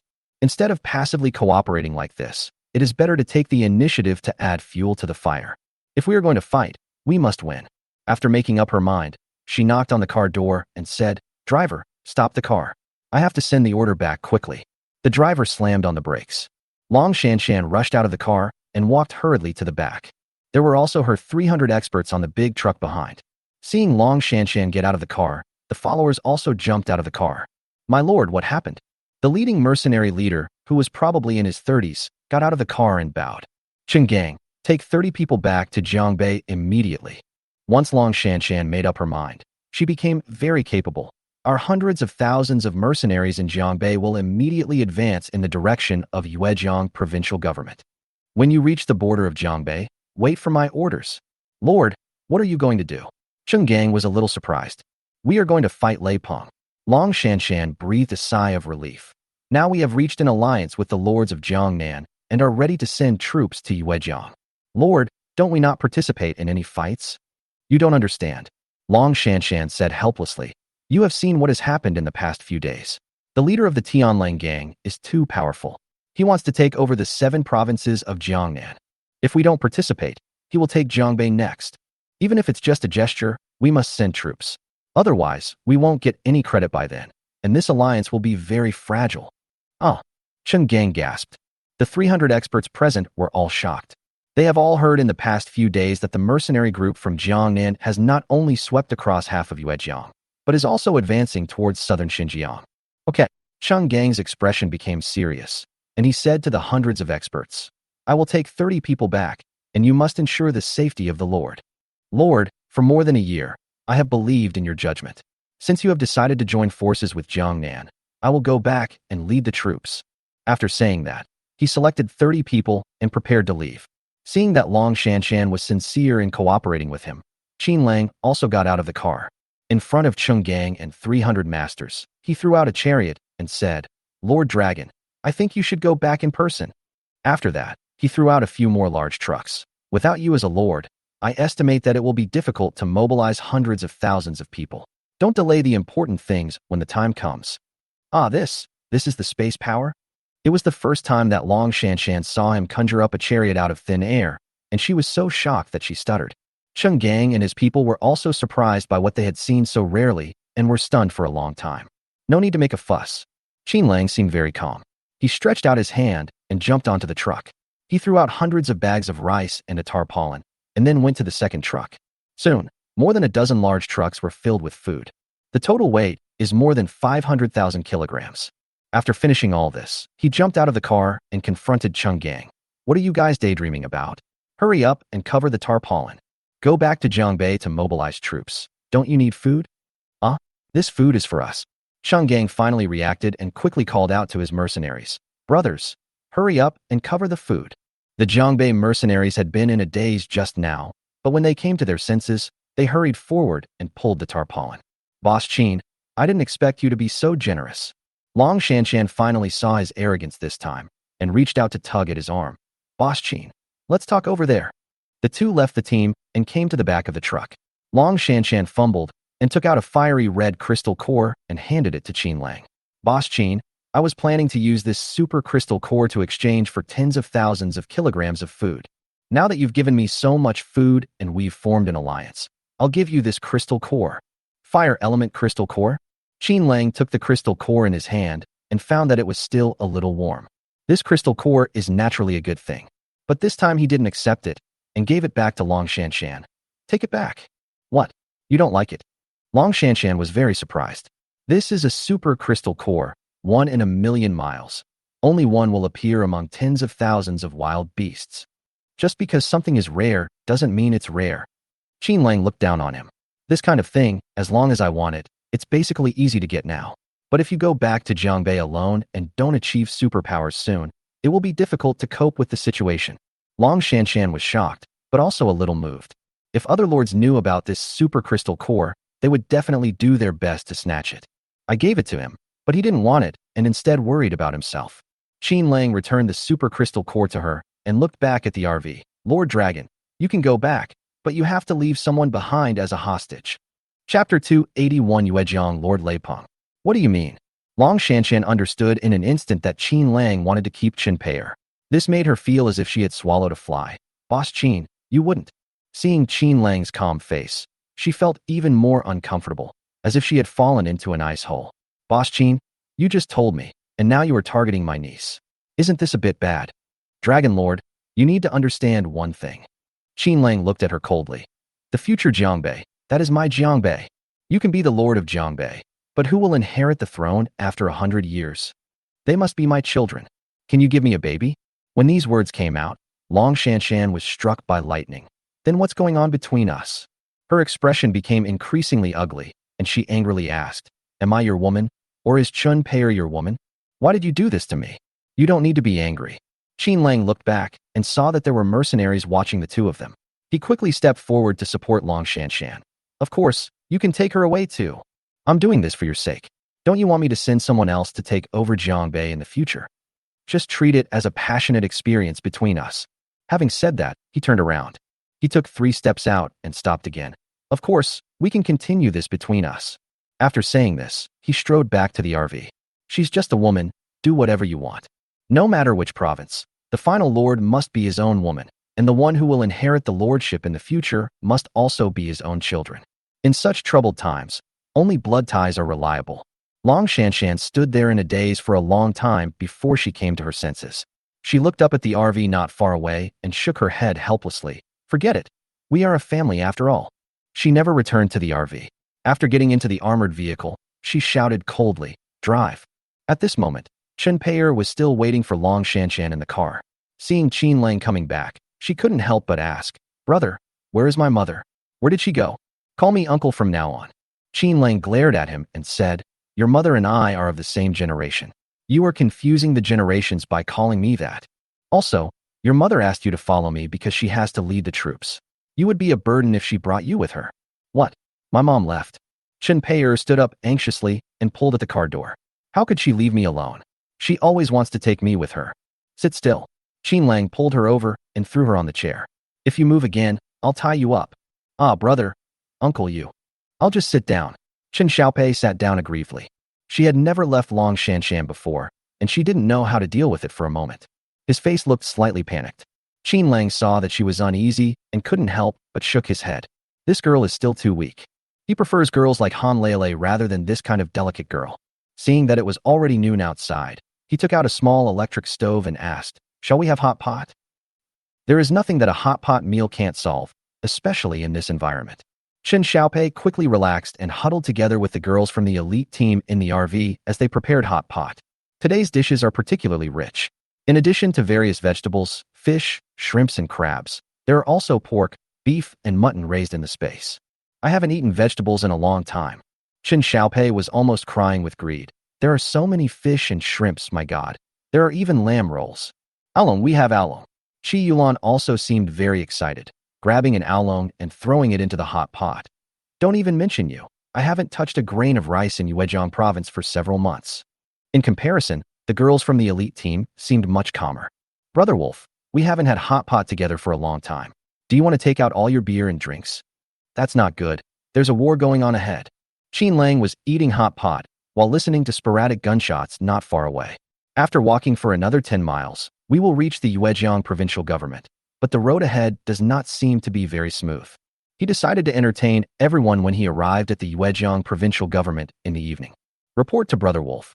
We have arrived at the Yuejiang provincial government. Lu Jie's voice came from the intercom. The situation is not good now. We are facing more intense resistance ahead. How intense is it? Qin Lang picked up a meatball and put it in Chen Xiaopei's bowl. In his opinion, Lei Peng was just putting up a desperate resistance, and it would take some effort to break in. There are a lot of armored vehicles ahead, and we are suffering heavy losses. Lu Jie's voice sounded a little anxious. We have been tricked by Lei Peng. He has not attacked for a while and has already set up an ambush here, waiting for us to get in. Now we are surrounded. What? Qin Lang suddenly stood up, his face extremely ugly, and shouted into the intercom. How many people are there on the other side? And who is in charge? The other side has more than 100,000 people, and Lei Peng is personally commanding them. Brother Wolf, it looks like the other side is going to wipe us out. You need to send someone to rescue us. Okay, I got it. After so many days, I finally encountered a decent resistance. Qin Lang excitedly put down his bowl and chopsticks and called out to the elite team members. Let's go. This Lei Peng finally showed up. I have to see what he has in his hand. They couldn't have the hot pot anymore, so the 20 or so elite team members immediately put down their bowls and chopsticks and sorted out their equipment. What about me? What should I do? Chen Xiaopei saw that everyone had armor and submachine guns, but she only had a pair of chopsticks in her hand. Just eat your meal honestly. Qi Linger, you don't have to go either. Isn't it just a Lei Peng? Qin Lang pressed her down on the chair and looked at Qi Yulan, who was silently holding the submachine gun. Why don't you step aside as well? I don't care. I'm already yours anyway. Qi Yulan seemed very calm. She got out of the car with a submachine gun in hand and followed the elite team. More than 20 people boarded the tanks and soon arrived at the front line of the battle. Bang, bang, bang. Da-da-da. In the ruins not far away, there was a burst of gunfire. Hundreds of thousands of mercenaries from Yuejiang province surrounded Lu Jie's dozens of chariots and 3,000 mercenaries in a city alley. The alley was surrounded by various obstacles and fires. The armored mercenaries were unable to move forward and could only stop and fight back on the spot. Lei Peng was holding a long sword in his hand and said proudly, "Tell the people inside, either come out and surrender or be trapped to death in the Iron Turtle." "Sir, why don't you just chop them to pieces?" A young man in military uniform with a star on his shoulder said impatiently. "If all else fails, let's set them on fire and burn them all, including the people and the car." "Why should I chop it off with a knife?" Lei Peng's fat face was shaking with excitement. "Such a good assault vehicle. I want to capture them alive and lead them to Jiangnan in the future. I want to see what kind of person this Qin Lang is. I'm your father." At some point, Qin Lang appeared behind him. Chapter 282, The Battle Between Two Overlords. When Lei Ming heard Qin Lang's voice, he turned around suddenly. Not far away, I saw a young man holding a long knife. The tip of the knife was pointing downwards, and blood was dripping. Behind him, more than 20 girls wearing black armor glared at him with submachine guns in their hands. "Are you Qin Lang?" Lei Ming frowned. as if sensing Qin Lang's superpowers, and slowly raised his knife. You were just being a good lord in Jiangnan, but you had to come to me and die. The Yuezhang mercenaries who were shooting put down their guns and stood up when they saw Qin Lang suddenly appear. Is this the lord of Jiangnan? Why are you so young? Looking at his appearance, he seems to be a top-level expert. Even the young man in military uniform next to him turned around and looked at Qin Lang, with a fierce light flashing in his eyes. Damn, is this the guy who killed my uncle? Okay, since you've come to my door, don't even think about leaving today. Qin Lang ignored the young man who was only level 7,000, but instead looked at the legendary lightning master in front of him. Lei Peng is 1.8 meters tall and about 50 years old. He looks big and strong, with muscles like a yak. Judging from his appearance, he could kill a cow with one punch. No wonder this guy can become a lord. When he saw the long knife in Lei Ming's hand, his eyes suddenly lit up. This legendary magic thunder sword is 5 feet long. The blade was as white as jade, with an exquisite pattern carved on it. One could vaguely feel the power of thunder and lightning on the blade. I want the knife in your hand. Qin Yu pointed the knife in his hand at Lei Ming. Tell me, do you want to give it to me obediently, or do you want me to take it myself? You are so arrogant. Lei Peng laughed loudly. You idiot who doesn't even have all the hair on his mouth. Don't you know how powerful your Grandpa Lei is? I'm telling you, your Grandpa Lei's sword can split mountains and break rocks. Not to mention you. Even if you are a tough guy, I can split you in half with one sword. After saying this, he held the long sword horizontally and slowly injected the power of thunder and lightning in his hand. A cold light flashed, and a thunder and lightning storm sizzled on the sword. Brother Wolf, be careful. Qi Yulan had seen the power of thunder and lightning before, so she quickly stepped forward to remind him. Brother Wolf, his thunder and lightning power is very strong. Even within 50 meters, he can kill people without them even noticing. Qi Yulan. Lei Peng suddenly saw Qi Yulan in the crowd and was immediately furious. He raised the long knife in his hand and pointed it at her. Qi Yulan, you bitch, why are you with them? Why can't I be with him? Qi Yulan then raised her head and looked at him indifferently. You have no ability and can't even protect your own wife. I have already belonged to someone else. What? You're cheating on me. Lei Peng's already hot temper flared up immediately. No way. Master Lei's wife ran off with this boy. This is too embarrassing. A dignified lord is being cuckolded. The mercenaries below immediately started talking. Lei Peng saw that the mercenaries around him were looking at him unnaturally, so he swung the long sword in his hand, shooting out a bolt of lightning, and rushed straight towards Qi Yulan. You bitch, I must chop you to pieces today. Qi Yulan was so frightened that her face turned pale, and she stepped back more than 10 steps. The force of his sword was enough to carry 1,000 pounds. Coupled with the 5-meter-long lightning and fire, it was as if people saw a 40-meter-long sword chopping down from above their heads. This kind of pressure made all the elite players present change color. The young man in military uniform showed a hint of sneer on his face and also raised the knife in his hand. There was a flash of lightning, followed by a loud clang. Qin Lang flashed forward and blocked Qi Yulan's hand. He raised the long sword in his hand suddenly to block the magic thunder sword in Lei Ming's hand. The moment the two knives collided, a shocking explosion broke out at the scene. A loud boom was heard. The long knife in Qin Lang's hand broke into 2 pieces with a snap and flew out of his hand. On the ground behind him, there was a black gully several dozen meters long, and the burnt soil was emitting green smoke. Fortunately, the girls of the elite team dodged in time, otherwise they would have been cut in half by the magic thunder sword on the spot. It's a good knife indeed. Qin Lang praised in his heart, and quickly drew out a long sword again and held it across in front of him. In a flash, he blocked the magic thunder knife. Lei Peng didn't expect that he could actually withstand his sword attack. He was shocked and surprised at the same time. He didn't know where the other knife in his hand came from. Boy, I didn't expect you have superpowers. No problem. Qin Lang drew out a long sword again, held the 2 swords across his chest, and rushed towards Lei Peng. Old boy, let me show you my power of thunder and lightning. What a joke. You are just a gold elemental power. Lei Peng was somewhat disdainful. I am a master of lightning. Even if you have the power of gold element, I can still split you in half. The lightning system is known as the strongest combat element. None of the 9 elements can be his opponent. Qin Lang also knew this, and only used the power of the gold element to protect his body, while adding the only 3,000 level lightning power in his body to the blade. When a 10-foot-tall lightning storm rose from the tip of the knife, it chopped down at Lei Peng. Haha, you really overestimate your own abilities. With just this little strength, you dare to fight against Lord Lei? The mercenaries at the scene cast contemptuous glances at him, and even the soldier next to him loosened his grip on the knife. In their opinion, Qin Lang's knife posed no threat at all. Lei Peng just held his magic thunder blade horizontally, staring at Qin Lang. Just when Qin Lang rushed in front of him, he suddenly exerted force and chopped down the magic thunder blade in his hand. Go to hell. Qin Lang saw the flash of lightning, but did not dodge. He didn't even use his sword to fight Lei Peng, but instead chopped at his hand. Damn, is this kid going to die together with me? Everyone present was horrified. Even Lei Peng did not expect that he would not dodge his magic thunder sword, but instead fight him with a suicidal attack. The demonic thunder blade slashed down and was about to reach his shoulder. Suddenly, Qin Lang's second supernatural power rose up, petrification. With a bang, his body was wrapped in a thick mud cocoon, and his body grew several times larger in an instant. The mud cocoon hardened quickly and became as hard as marble. The lightning on the demonic thunder blade suddenly lost its effect and did not hurt him at all, but just exploded on the mud cocoon. With these two layers of protection, the knife cut through all the power and sharpness of the lightning. The mud cocoon was blown to pieces, and gravel fell to the ground.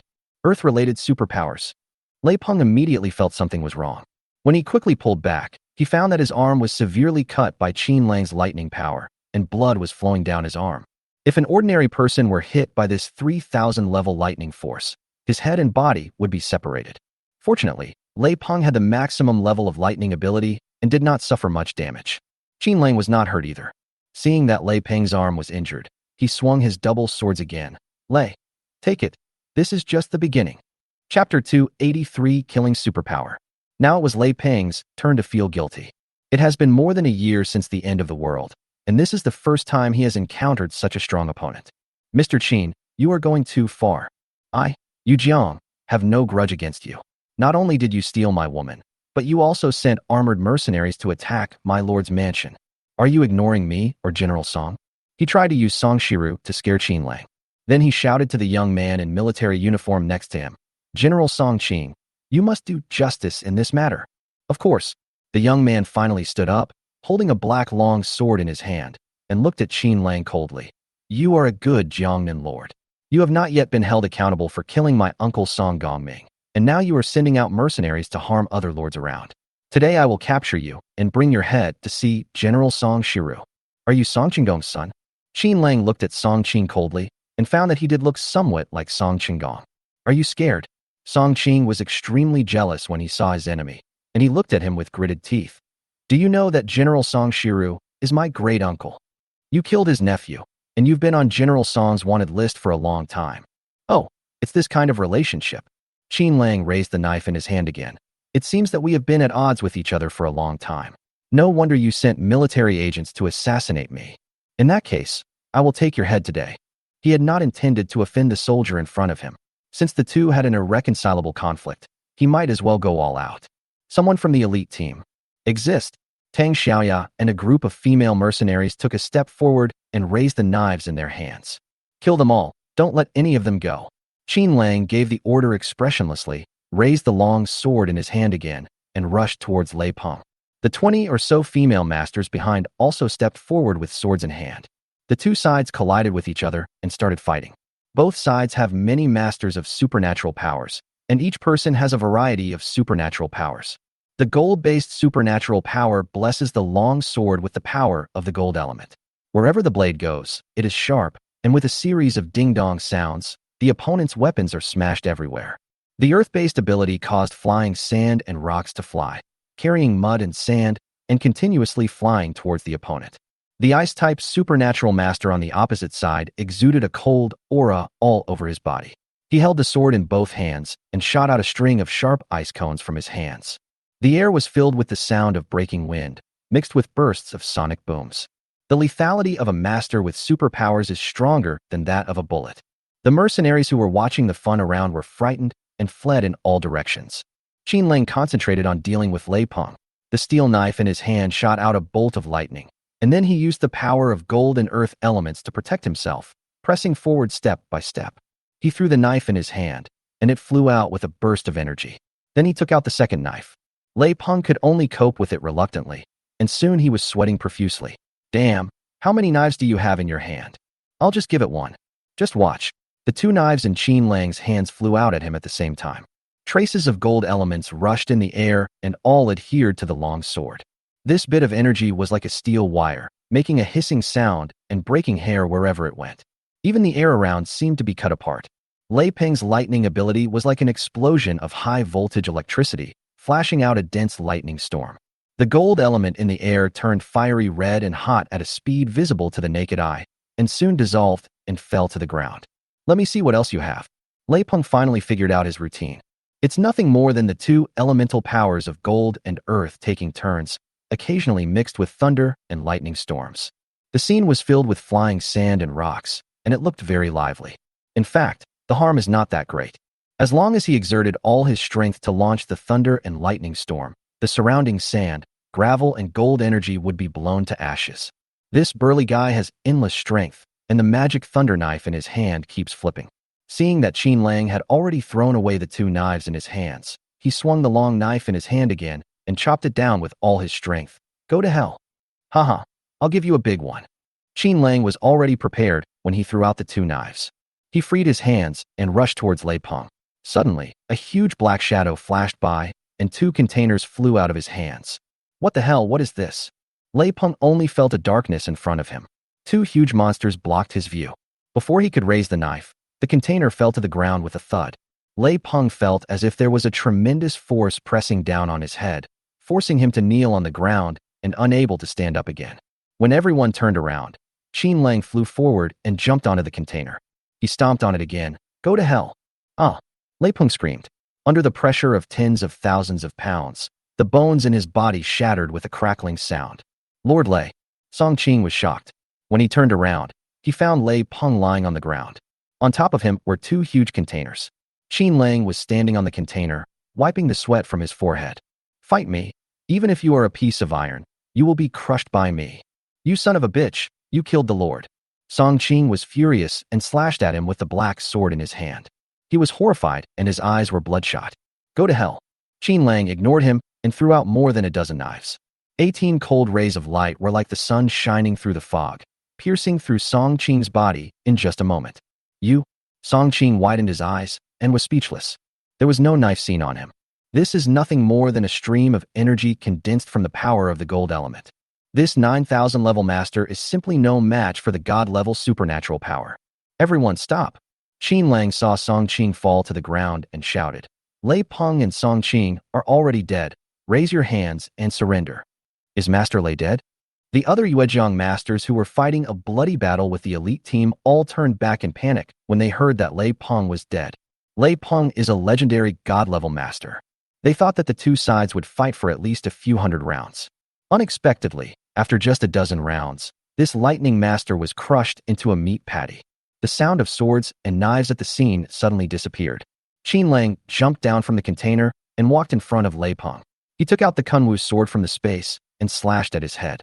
At this moment, half of Lei Ming's body was still buried under the container. The fat head was covered with dirty blood.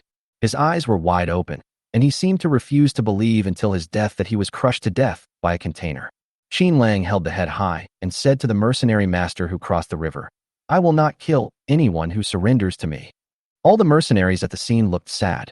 The Lord is dead, what can we do? Forget it, there's no point in fighting any further.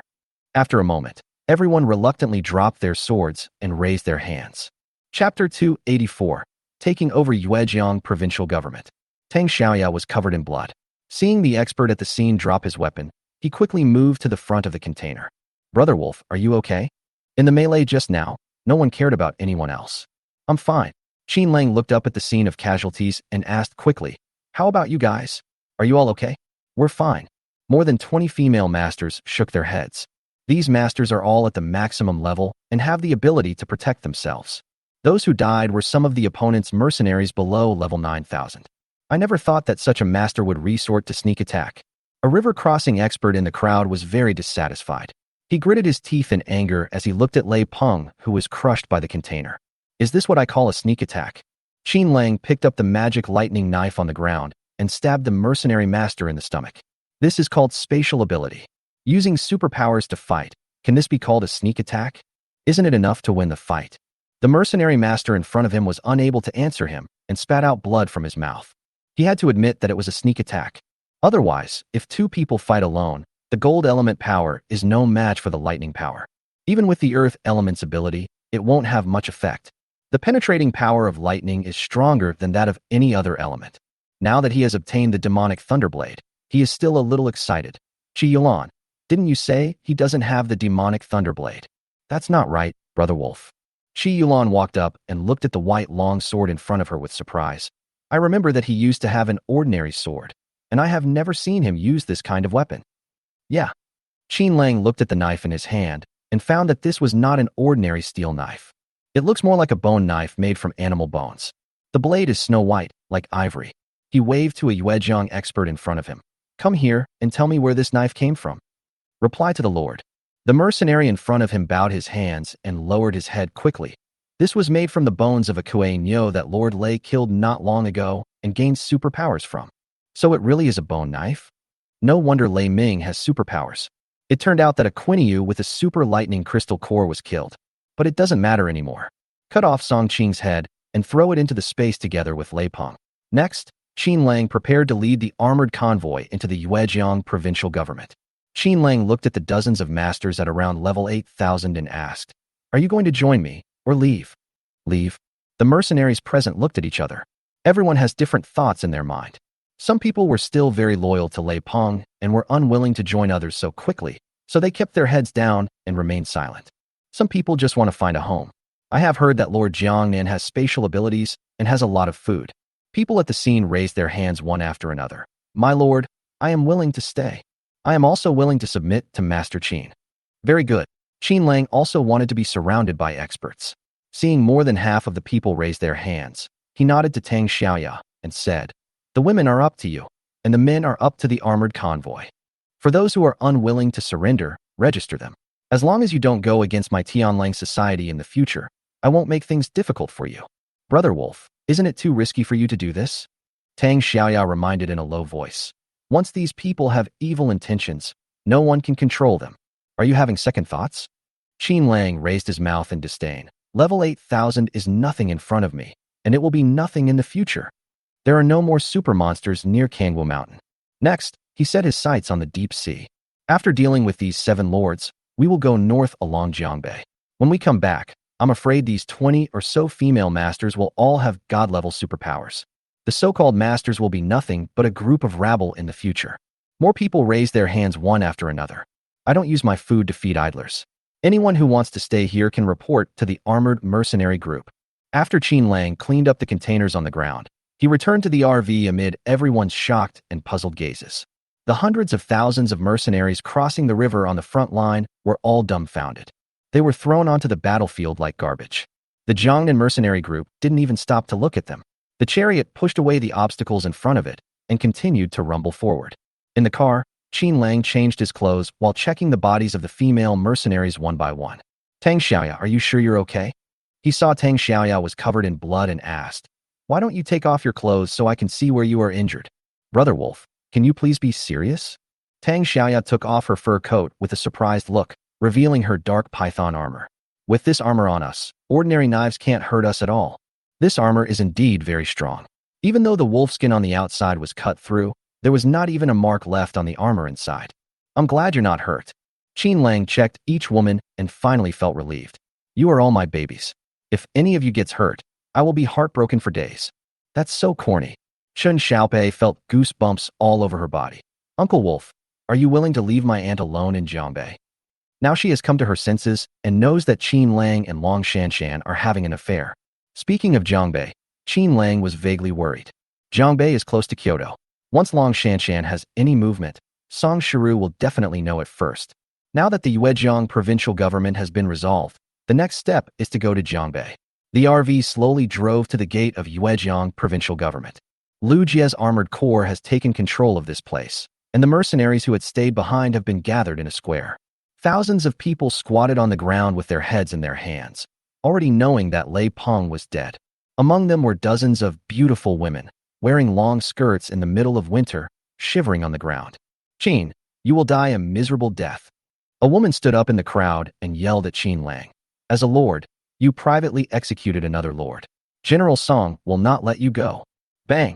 Before she could finish her words, Lu Jie slapped her in the face. You stinky woman, you dare to insult our lord? Believe it or not, I will chop you to pieces with a knife. Come on. The woman was slapped in the face, with blood flowing from the corner of her mouth, but she still looked at him stubbornly. Master Lei is dead, and I don't want to live anymore. Come on if you have the guts. Commander Lu. Qin Lang frowned. Don't use this woman to hit her. Use her to hurt her. Yes. Lu Jie had no choice but to retreat in disappointment. The woman in front of him looked to be in her 20s and was wearing a thin cheongsam. The messy hair covered the face, making it impossible to tell what he looked like. However, her long legs under the cheongsam looked as white as green onions and quite seductive. Who is this? Qin Lang pointed at the woman not far away and asked the river crossing expert beside him curiously. Replying to the Lord Commander, the mercenary expert bent down and bowed his head, appearing to be extremely respectful. This woman's name is Chun Xiaowei, and she is the Lord's favorite woman. After the apocalypse, this woman was the first to follow the Lord. She used to be a famous professional model in Yuejiang. Chapter 285 Rewarding the Mercenary Leader. When Qin Lang heard that this was a female model, he couldn't help but take another look at her. Not to mention, her figure is so amazing that it is even more irresistible than Qi Yulan's. Qi Yulan, do you know this person? I know her. Qi Yulan seemed a little indifferent. This woman takes advantage of Lei Peng's liking for her and looks down on other women. She always finds fault with us for no reason. All the delicious food is hers, and we have to bear the brunt of it. He turned out to be a savage fellow. No wonder she is so willful. She thinks she is under Lei Peng's command. Qin Lang decided to teach her a lesson. Lu Jie, lock her up in solitary confinement upstairs. Lu Jie had just been scolded by her for a long time. If Qin Lang hadn't come, he would have killed her long ago. At this moment, he received the order and pushed Qin Xiaowei rudely. Go, be honest. There were still a dozen women left at the scene, all of them looking sad. Some people even squatted on the ground and cried. Brother Wolf, what are you going to do with them? After Qi Yulan came back, she was still feeling angry. Seeing these dozen women, his face did not look very happy. It can be seen that their relationship is not very good. They are all women. What can I do with them? Qin Lang thought about it and felt that he should reward the mercenary leaders below. What do you think? How about I distribute them to the mercenary leaders below as women? Good. Qi Yulan breathed a sigh of relief. What she didn't want most was that Qin Lang would take all these women into his arms, which would make it very awkward for everyone to be together. These women are different from Tang Xiaoya and the others. Tang Xiaoya and her friends have no worries about food and drink every day and live a happy life. These women were struggling financially and were trying every way to please Lei Peng in order to get a better living standard. The two walked up to the dozen women and said, All of you, stand up. Thank you, Lord. The dozen or so women squatting on the ground all stood up. When they looked up and saw Qi Yulan, there was some surprise on their faces. Sister Yulan, why are you here? I am following Boss Qin now. Qi Yulan turned her face away, not wanting to talk to them. Lei Peng is already dead. What are you going to do? Sister Yulan, one of the women shouted timidly. Please beg for mercy and ask this gentleman to let us go. Let you go? What are you thinking? Qi Yulan turned around and said, Brother Wolf didn't say he would kill you. He just planned to find a good place for you to stay. She deliberately emphasized, Boss Qin promised to send you to the next leader. Our Tianling Club is not like Yuejiang Mansion, where everyone has enough food and warm clothes. After you go down, you will have no worries about food and clothing. Since Qi Yulan had already said it for him, Qin Lang did not repeat it and just nodded. I'll leave it to you to handle it. See if there is any commander willing to adopt them. When the dozen or so commanders below heard this, they all couldn't help but smile. These leaders, such as Lu Jie, Mu Jiqiang, Yi Hongjie, Yi Jijun, and Han Li, each of them has 2 or 3 women. However, all the beautiful women in Yuejiang province are in the Tianlang society, and their women are not allowed to appear in public. When they heard that Qin Lang was going to give them Lei Peng's woman as a reward, they were all delighted. Follow the commander. Someone sighed. Others were very disappointed, thinking that Qin Lang would take them in, but unexpectedly, he just distributed them to the mercenary leaders below. From the Lord's wife to the commander's woman, it feels like a big drop. However, when they saw women like Tang Xiaoya and Gu Qingying, they stopped talking. Qin Lang's women all have their own characteristics. Not only are they beautiful, but they are also first-rate in martial arts. In terms of temperament, these women are far inferior. Qin Lang didn't pay any attention to them and quickly turned around and left. Lu Jie, Yuejiang provincial government is in your hands. Lead your own people to reorganize the team. Yes. Lu Jia was very happy. Brother Wolf, do you mean that I will be the leader of Yuejiang provincial government in the future? Seeing Qin Lang nod, he immediately walked to a woman and took her arm with his hand. You, follow me. Brothers, be alert immediately and do what you need to do. When the other mercenary leaders saw Lu Jia taking action, they hurried forward and each took a woman away. Qin Lang thought for a long time about the city lord here. Several of his core women all became lords. He will also have to lead the masters of the elite team, such as Han Lele, to move forward. This important position must be occupied by an important person, Liang Xiaolin or Lu Chunyan. These two people were the first group to follow me. One was a young nurse and the other was a flight attendant. It's still Liang Xiaolin. Liang Xiaolin, you have no objection to staying here, right? No problem, Brother Wolf. Liang Xiaolin knew that she would have to stay sooner or later, so she gladly accepted the order. After arranging the important matters, Qin Lang went to the third floor. It's true, the conditions in Yuejiang provincial government are quite good. There are several independent villas, which are kept clean and tidy. Each woman has a small room, which is also beautifully decorated. A big soft bed and clean quilt. When you walk in, you can faintly smell a fragrance. At this moment, Chen Xiaowei was standing by the window, looking down through the curtains. Damn it, how shameless. Giving all these women to the mercenaries. If it were me, I would rather die. Where did this lord go? She was wondering when suddenly a big hand reached out from behind her neck and covered her mouth hard. Chen Xiaowei struggled hard, but it was of no use. Before she could react, someone picked her up and threw her heavily onto the bed. Then, a tall figure rode up. You were the one scolding me just now. Qin Lang looked at the woman in front of him and reached out to smooth her hair. My dear, what a beauty, isn't she? You bastard, what are you doing? Chen Xiaowei also saw Qin Lang clearly and struggled to push him with both hands. If you kill the Lord, I will not follow you. One day, I will kill you myself. Shut up. Behave yourself. Qin Lang raised his hand and slapped her. There is no woman in this world that I can't handle. You are so stubborn. I will make you obey me in a moment. This woman is simply stunning. Needless to say, her figure is indescribable in 10,000 words, and as for her face, it is even more coquettish. No wonder she is Lei Peng's top girl. This feels a bit like my own Yang Wenwen. Chen Xiaowei struggled but was powerless, so she could only roar angrily. Even if you get my body, you can't get my heart. Who wants your heart? Feeling the two long legs struggling restlessly, Qin Lang reached out and handcuffed her hands, then tore off her Chong Sam. Listen, if you don't obey me, I will throw you to the mercenary group now. You have to know that these people are not as gentle as me. Hearing this, Chen Xiaowei became even angrier and grabbed at him. Let me go. Even if you throw me to the mercenaries, I will bite my tongue and commit suicide. In my heart, only Lord Lei treats me the best. I didn't expect this girl to have such a fierce temper. Qin Lang raised his hand and slapped her long legs. Chapter 286. You must be responsible for me. Qin Lang originally intended to scare her, but he didn't expect that this woman was not afraid of being scared at all. Seeing Qin Lang hitting her, she pounced on him and started grabbing him. A few scratches left a bloody mark on his face. Qin Lang didn't expect it was a wild cat. He was so scared that he quickly grabbed her wrists. Hey, can't you just be honest? Why? Chen Xiaowei wanted to resist again. Qin Lang felt like he was holding down a loach and couldn't move it. If he wasn't careful, this guy would scratch his face to pieces. He simply lifted the quilt, wrapped the woman in front of him like a mummy, and threw her on the bed. But the girl was not obedient and kept twisting and turning like a maggot. He couldn't help but burst out laughing. What are you laughing at? Chen Xiaowei found that Qin Lang was laughing all the time and couldn't help but get angry. Son of a bitch. Soon she found that the way she was twisting was really awkward. Like a big silkworm chrysalis.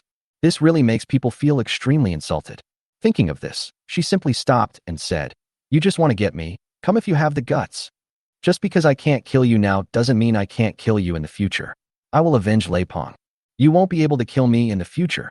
Qin Lang's face suddenly turned cold. You really think you are so great? I have more than 10,000 female mercenaries in Jiangnan province, and every one of them is a Jiangnan beauty. If nothing else, look at the female mercenaries I brought just now. Which one is worse than you? I tell you, these are my commanders, the city lords. They are not my real women. What? You have more than 10,000 women. When Chen Xiaowei heard this, she suddenly felt that she didn't have the capital to be arrogant. However, she did remember that Qi Yulan also followed Qin Lang. Out of curiosity, she asked instead, I believe you said these women are the leaders. What do you mean by city lord? City lord, of course I will build a city for each of my women. Let them lead tens of thousands of people and become the lord of a city. Is there such a saying? Qin Xiaowei looked incredulous and then asked, why is Qi Yulan following you? What's so strange about this? It's just my charm. Qin Lang did not move, just lying on top of her and chatting with her. How is Gu Qingying? She is Dong Qingxiang's woman, and now she has surrendered to me. Even Lord Long Shanshan is now my woman, and she is gathering her mercenary group here. Long Shanshan, is she your woman too? Qin Xiaowei almost forgot her situation and started chatting with her enemy. She murmured, Master Lei was so good to me. I am very unhappy that you killed him. Why do you want to kill him? Qin Xiaowei suddenly raised her head, staring at the handsome young man in front of her with her big eyes, her chest heaving. I really hate you, and I really want to kill you to avenge Lord Lei. You know, I'm different from other women. I'm a very loyal person. No matter how powerful you are or how high your status is, I don't care. So that's how it is. Qin Lang began to admire this woman a little. Isn't it like this in troubled times? If I don't kill him, he will send people to assassinate me. If I die, these women of mine will still be snatched away by him. No way, whoever has the bigger fist is right. Thinking of this, he opened the quilt and let go of Qin Xiaowei. Go away. As long as you don't come to me in the future, I won't kill you. Where am I going? Qin Xiaowei stopped, not knowing what she was thinking. After a moment, she lay down again. I know you have a point. Actually, I was also robbed by Lei Peng. From the beginning, I also had many companions, but they were all killed by him. But this was all a year ago. His kindness over the past year has made me forget the hatred. What's good? Qin Lang looked at her with disdain. Isn't it just to feed you enough every day? I didn't let you eat well. You are not a dog. Just because I give you a bowl of rice, you treat him as your master. Of course I'm not a dog. Then she stretched out her hand again, ready to hug Qin Lang's neck. What are you going to do? Qin Lang was so scared that he quickly dodged. This woman wanted to beat and kill him at first, but now she is taking advantage of him. What do you think I'm going to do? Qin Xiaowei looked a little unhappy. She pulled him over stubbornly and pressed a piece of cloth on his face. I'm sorry for disfiguring a handsome guy like you.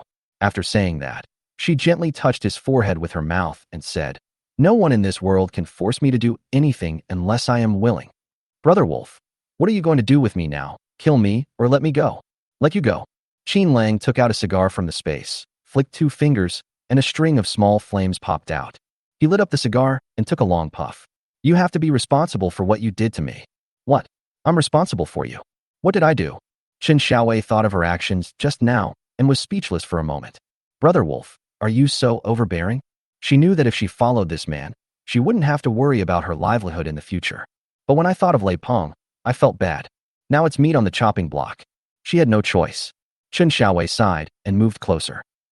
Since she chose to follow Qin Lang, she had to consider Qin Lang. Brother Wolf, you are in big trouble now. Today I heard that you killed Song Qing. Song Shiru will definitely not let you go. Also, if you touch Long Shanshan, he will probably send troops to surround and suppress you. Yeah. Speaking of Long Shanshan, Qin Lang felt something was wrong. He quickly pushed Qin Xiaowei aside, put on his clothes, and picked up the headphones on the table. Shuebo, are you there yet? Shuebo is only interested in making achievements and is making continuous progress every day. I don't know where he is now. Shuebo received the call and immediately reported loudly. Boss, we have now arrived in Jiqing, Jiangbei. I heard from the leader here that we have united, right? Yes, we are one family with Jiangbei. Why is it so noisy over there? Report to the boss. We are fighting the mercenaries from Kyoto.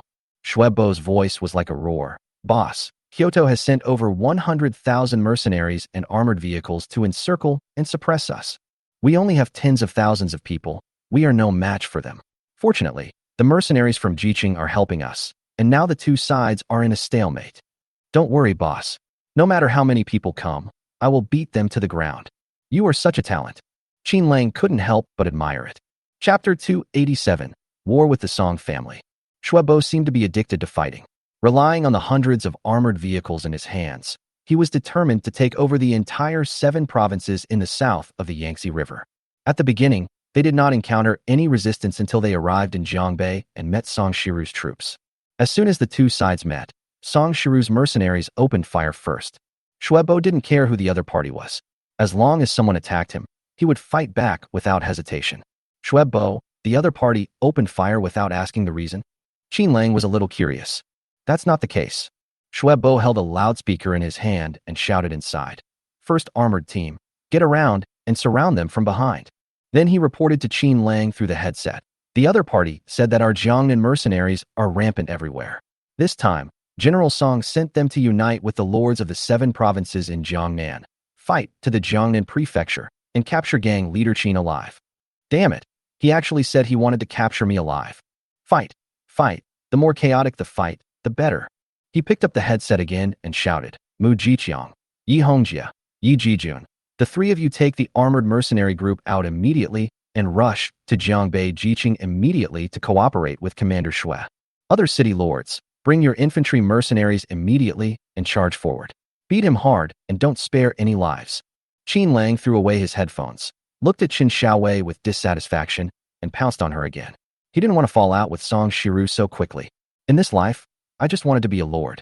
But when Liang Kuei was killed, Song Gongming, who supported him, was also killed. Killing Song Gongming would mean offending the entire Song group. Now, the war has begun with the Dragon Kingdom's military. Although Song Shiru has ulterior motives and is a treacherous minister, he is now as famous as Chun Wenbin and is the current highest military commander of the Dragon Kingdom. There has been no rebellion yet. If he started a war like this, Chun Wenbin probably wouldn't support him. Do it, the bigger the better. At worst, I can unify the world and stop being the king of Jiangnan. It didn't matter that he got angry, but Chun Weiwei couldn't stand it. Brother Wolf, I didn't provoke you. Are you trying to kill me? Who said you didn't provoke me? I'm the king of Jiangnan, and I actually let you bully me. I must avenge this. 2 hours later, it was dark. The mercenaries outside were cooking in a pot. There was a large pot of bones stewing in the marching pot, and then rice and soy sauce were poured into it. Soon the bone rice in the pot began to emit a fragrant aroma. What's that smell? Qin Shaowei looked exhausted. She stood up and sniffed her nose. Why do I smell meat? What's so strange? It's the mercenaries who are cooking. Qin Lang also smelled it and said, You know what? This bone rice tastes good. I don't know which mercenary made it, but his cooking skills are still intact. Bone rice? Where do the bones come from? Qin Shaowei was surprised. You didn't stew it with human bones, did you? What are you talking about? Beef and pork, of course. Qin Lang was also hungry, so he shouted to the door. Is there anyone outside? Come in. With a creaky sound, the door of the room opened. The female mercenary outside glanced at Qin Shaowei with a look of disdain on her face. Boss Qin, what do you want? Qin Shaowei was so scared that she quickly pulled the quilt over and slipped inside.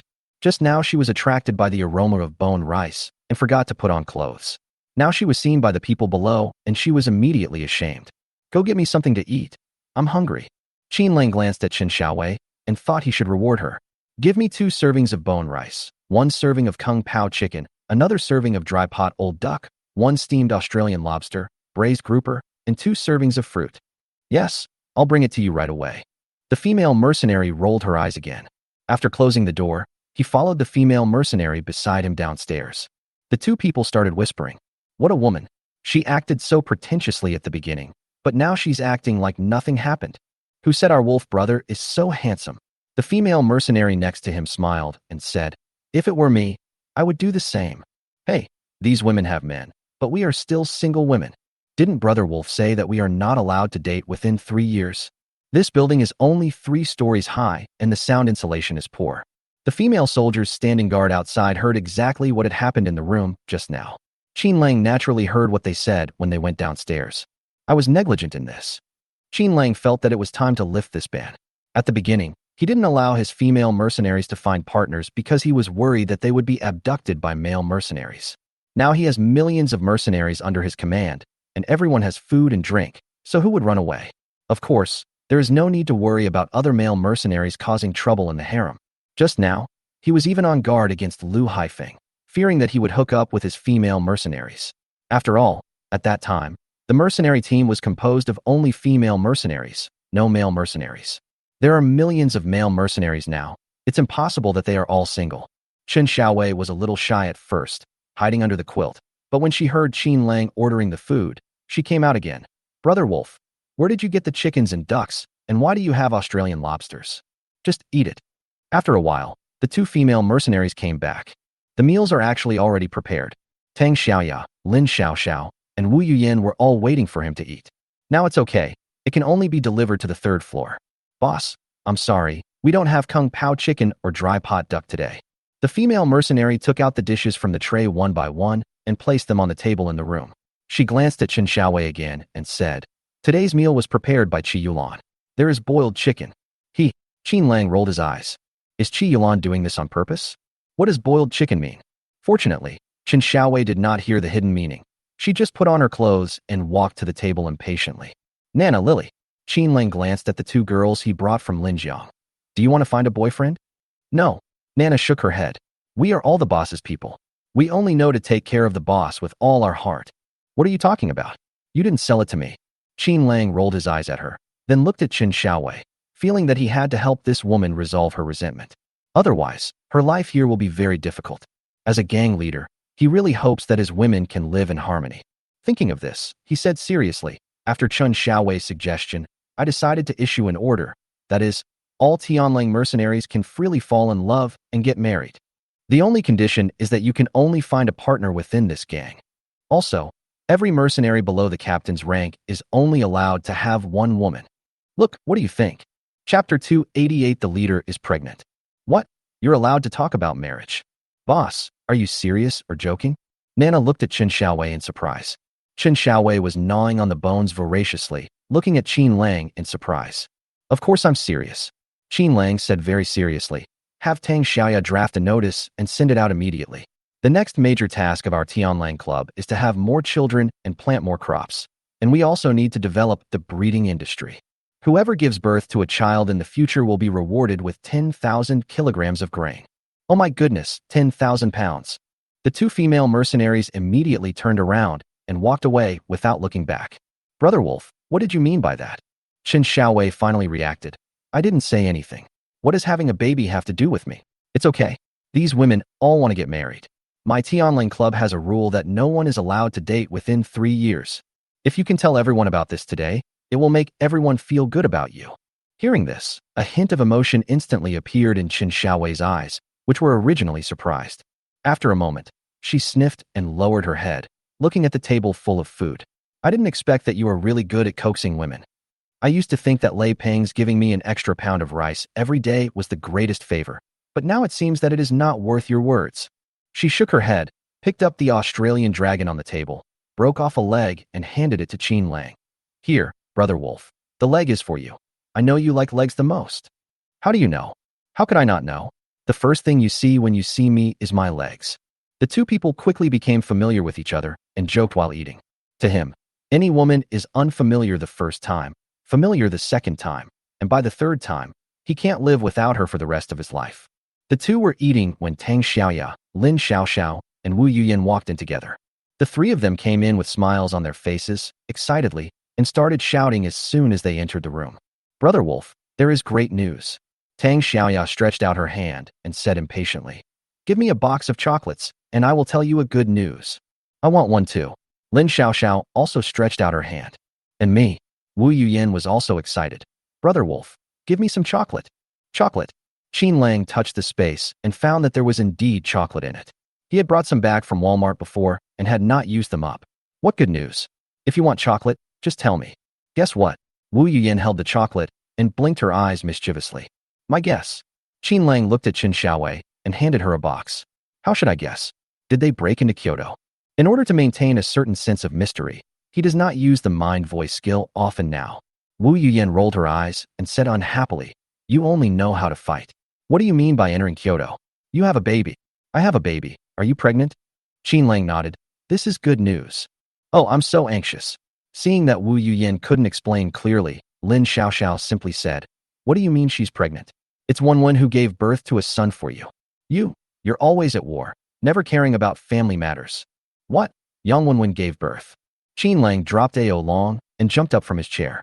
"Didn't they say that pregnancy takes 10 months? It's only been a few months. How come she gave birth already?" "Pooh." Tang Xiaoya was so angry that she slapped Qin Lang. "Who said it takes 10 months to give birth? You really don't understand anything."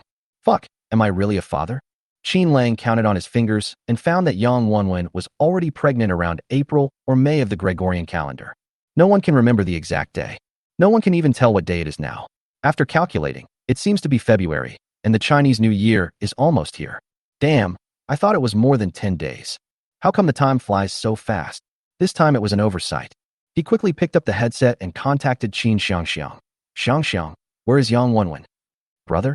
Qin Xiangxiang immediately handed the headphones to Yang Wanwen, sister-in-law. Brother Wolf is looking for you. Brother. Yang Wanwen took a breath while holding the headphones, looking a little weak. Brother, are you okay? Okay, I'm fine. Qin Lang scratched his head excitedly. Wanwen, is the baby born? It's a boy. The nurse said he's healthy. It's a boy. Qin Lang raised his head, his face full of joy, clenched his fists and nodded to the women. Great. Now I'm a father. He was a little excited for a moment and didn't know what to say. Minmin, wait a minute. I'll send someone to bring you food. When I left, there was only food and chickens and ducks in the house. The supplies and farms in the space were all carried with him, and Qin Lang immediately rushed downstairs with a loudspeaker. Lu Jie, gather your team immediately. Okay. Lu Jie thought something had happened and immediately picked up the whistle in his hand and blew the assembly call. Dozens of armored assault vehicles immediately drove to the provincial government square. Thousands of mercenaries also ran over to gather. When the team gathered, everyone looked at Qin Lang. I saw him throwing out dozens of large trucks, loading beef and mutton into the trucks, and dozens of large buckets, filling them with fish and shrimp. The space was filled with more than a dozen trucks full of all kinds of food and daily necessities. There were also 2 trucks of candy, snacks, and cookies, and 2 trucks of fruit. Boss, what are you doing? Lu Jie climbed up curiously and looked at the buckets of Australian lobsters and live fish. Take the men back to Kangwu base immediately. He jumped out of the car in a hurry and then threw out dozens of boxes of candy. Give these to the brothers. I'm a father now. Everyone should share in the joy. Oh, really? Damn it. Brothers, come grab the wedding candy. Lu Jie was even more excited than him. He grabbed the candies on the ground and threw them at the mercenaries. The scene suddenly became lively. Since the gang leader was pregnant, the mercenaries didn't care about their image or discipline and all rushed over. The girls upstairs stood by the window and saw more than a dozen trucks of supplies. They were all extremely envious. I can't believe that Brother Wolf would make such a big fuss just for a child. Lu Jie. Qin Lang was still not satisfied and gave another order. Remember this, when you pass through checkpoints along the way, wherever you meet people, give me candy so that everyone can share in the joy. Then he kicked the mercenary who was grabbing the candy. Hurry, get on the road now. You have to get back within 3 days. Yes. The mercenary who was kicked immediately grabbed the candy and jumped into the cab. Barbecue tonight. Qin Lang excitedly threw out a few more cattle and sheep and shouted to the mercenaries left behind in the yard. Everyone, we won't go home until we're drunk tonight, and we'll serve you delicious fish and meat. Let's rest for 3 days. Tang Xiaoya, inform the people around here that they can come here to eat meat. Chapter 289. The general comes to ask for punishment. The leader of the serious society has a son and is planning to host a grand banquet in the Yuejiang provincial capital. The news spread like wildfire and quickly spread to areas dozens of miles away. Almost all the people in the surrounding areas came out, and hundreds of thousands of people crowded towards the Yuejiang provincial government.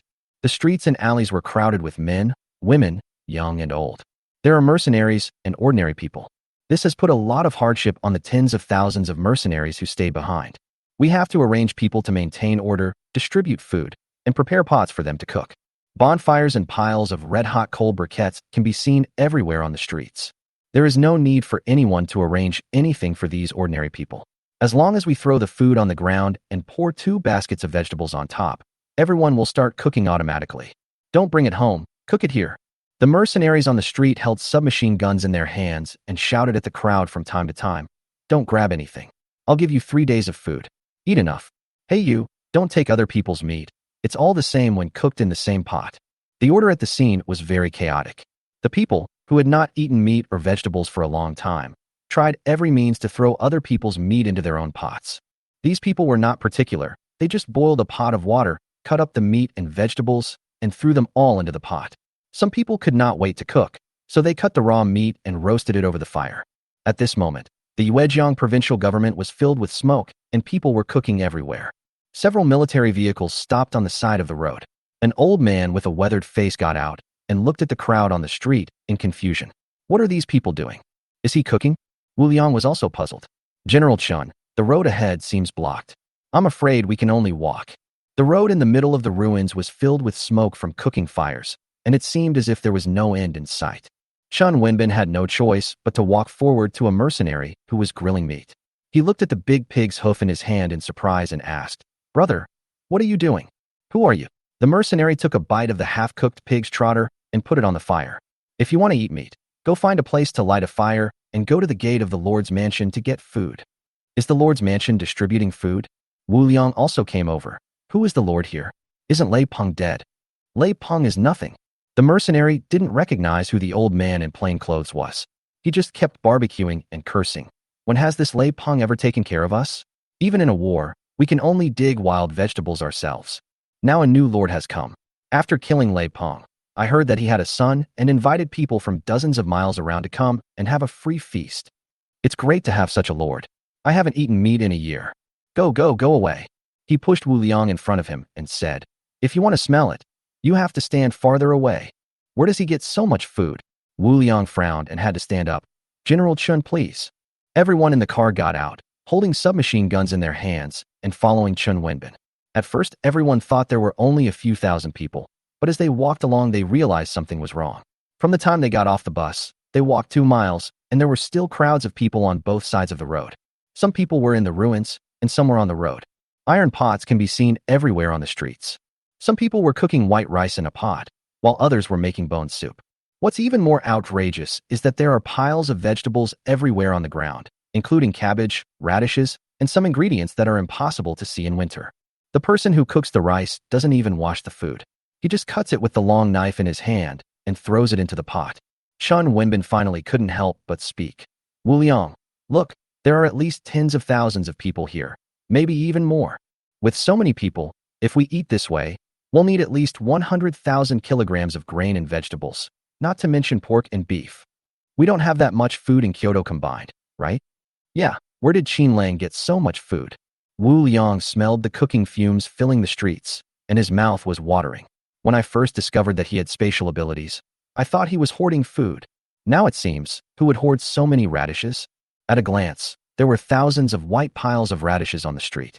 These are the things that Qin Lang usually doesn't want to eat, but now he takes them all out and gives them to the people around him.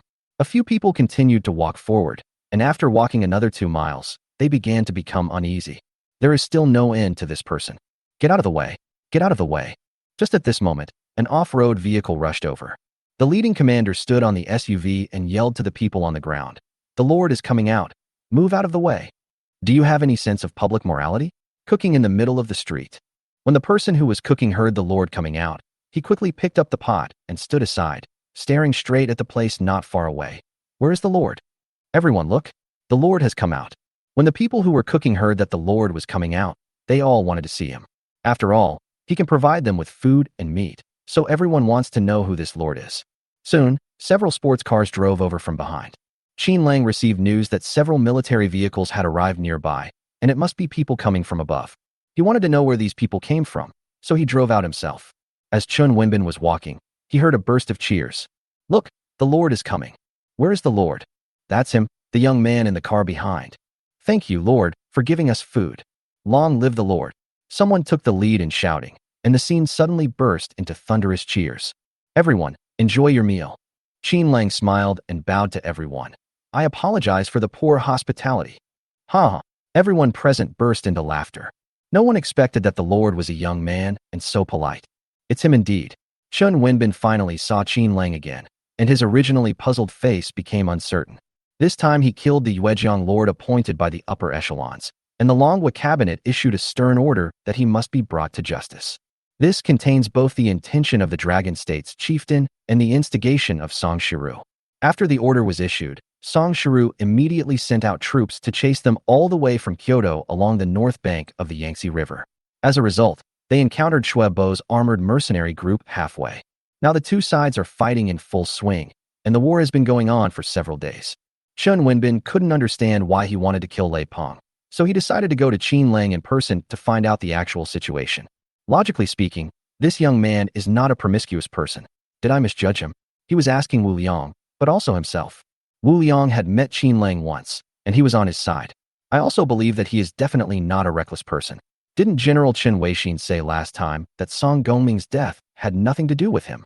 It was his mercenaries who acted on their own initiative and killed Liang Kuei and Song Gongming at the same time. I don't care about that. Chun Wenbin saw the convoy approaching and stopped. Chapter 290. The bigger the fist, the more powerful the force. In Chun Wenbin's eyes, the death of 10 Song Gongmings is a trivial matter. After all, he was not a government official, but just a military supply officer without a regular post. Even if he was a soldier and had defected to Liang Kuei, he was still a man of the world. If Song Shiru wanted to take personal revenge, he could speak for Qin Lang. The problem is that Qin Lang killed a lord appointed by the top leaders of the Dragon Kingdom, which is a very serious matter. Moreover, Dong Qingqiang, who is currently attacking southern Xinjiang province, is also harassing Shannon province. What he was worried about was that Qin Lang was rebelling. The current armored mercenary group is only a few hundred kilometers away from Kyoto. If they continue to fight like this, the two will meet on the battlefield one day. Qin Lang saw the old man standing not far away and almost didn't recognize him. When he got there, he quickly jumped out of the car. "General Chun, do you still recognize me?" Chen Wenbin was not angry. Instead, he looked kind and laughed at Qin Lang as if he had met an old friend. "How come you made such a big scene, little guy? Aren't I happy?" Qin Lang quickly stood up properly and gave Chen Wenbin a new mercenary salute. "Lord Jiangnan Qin Lang, meet General Chun." "Lord Jiangnan." Chen Wenbin nodded. "Okay, I didn't expect that I would meet Lord Jiangnan in Yuejiang." What he said was very clear. "What are you, the Lord of Jiangnan, doing in Yuejiang?" Qin Lang naturally understood, but pretended not to understand anything. "General Chun, please get in the car. Today is my good day. Since you were passing by, I have to prepare some wine today. Thank you for your special care. You're talking about the hundreds of guns." Chen Wenbin laughed cheerfully. "It's just a few hundred guns. It doesn't matter who I give them to. I'm not giving you any special treatment. I'm letting you use it to fight zombies." "Well, now that we've finished fighting the zombies, when are you going to return my gun?" "Of course I'll pay you back double." Qin Lang had great respect for General Chen Wenbin, but he could also tell that every word he said was meaningful. He neither admitted that he had given him special treatment, nor asked him to take sides. The implication was that asking him when he would return the gun was also a test of what he was going to do. Qin Lang saluted Wu Liang again. "General Wu, why are you here in Yuejiang?" "Just passing by." Wu Liang seemed very indifferent and calm. Thinking that General Chun was here, he did not say much. "Since we are just passing by, it's better to meet by chance than to invite each other." Qin Lang was about to invite Chen Wenbin and his party to his lord's mansion. Chen Wenbin just stood there and chatted with him casually. "Qin Lang, how many people do you have now?" "Not many, just a few million mercenaries." Qin Lang began to show off his muscles. "We have millions of mercenaries and millions of civilians. We will soon have 1,000 armored vehicles, and we will have more food than we can eat." "Yes, quite a lot." Chen Wenbin looked at Wu Liang, still smiling, without any thoughts in his mind. He just frowned and asked very politely, "I want to ask you something. How do you think we can calm down this chaotic world?" "I don't deserve your advice." Qin Lang knew what he wanted to say, and after a moment's hesitation, he said, "The apocalypse has already ended. The zombies have disappeared, and there are only a few monsters left. What's left is nothing more than recuperation and allowing the people to resume production. But I think it will get even more chaotic in the future. Then tell me what you think." Chen Wenbin was neither anxious nor slow, nor did he express his opinion. Qin Lang has experienced the end of the world once. 3 years in the previous life, the chaos still hadn't ended. Life will only get harder and harder. He doesn't care what others think, he just speaks his mind. After the end of the apocalypse, there will inevitably be a chaotic world. The reason is simple. The country has no system now, and the land is in the hands of the lords. Some of these princes only seek enjoyment and ignore the people's livelihood. Some want to expand their territory and fight each other, and some want to unify the world and become the king of the new era. If this continues, there will be no peace. According to historical lessons, it will probably take decades before things stop. "Oh," Chen Wenbin nodded in agreement. "So which type do you think you are?" "I am nothing." Qin Lang did not answer his question directly. "In fact, at first, I just wanted to be a lord and guard my own piece of land. Later I realized that even if I didn't hit others, sooner or later they would hit me. Instead of this, it would be better to resolve these hidden dangers as soon as possible so that everyone can live in peace and quiet." Wu Liang knew that someone was sent to assassinate him. Seeing that General Chun did not say anything, he interrupted. "Even if Lei Ming offended you, he is a lord appointed by the cabinet. You killed him without saying anything. Don't you think highly of the cabinet? After all, you are a lord. You can appeal. What am I complaining about? This Lord Yuejiang is in league with Song Shiru. What's the point of me arguing about this? Do I know the cabinet of Dragon Country?" Wu Liang felt embarrassed and stopped talking. Everyone is well aware of the current situation. It is chaotic both above and below. It's the fists that speak. Just kill him, it's no big deal. Chen Wenbin looked calm and composed. He was just afraid that this tiger from the end of the world might have greater ambitions. Even if you have ambitions, it doesn't matter.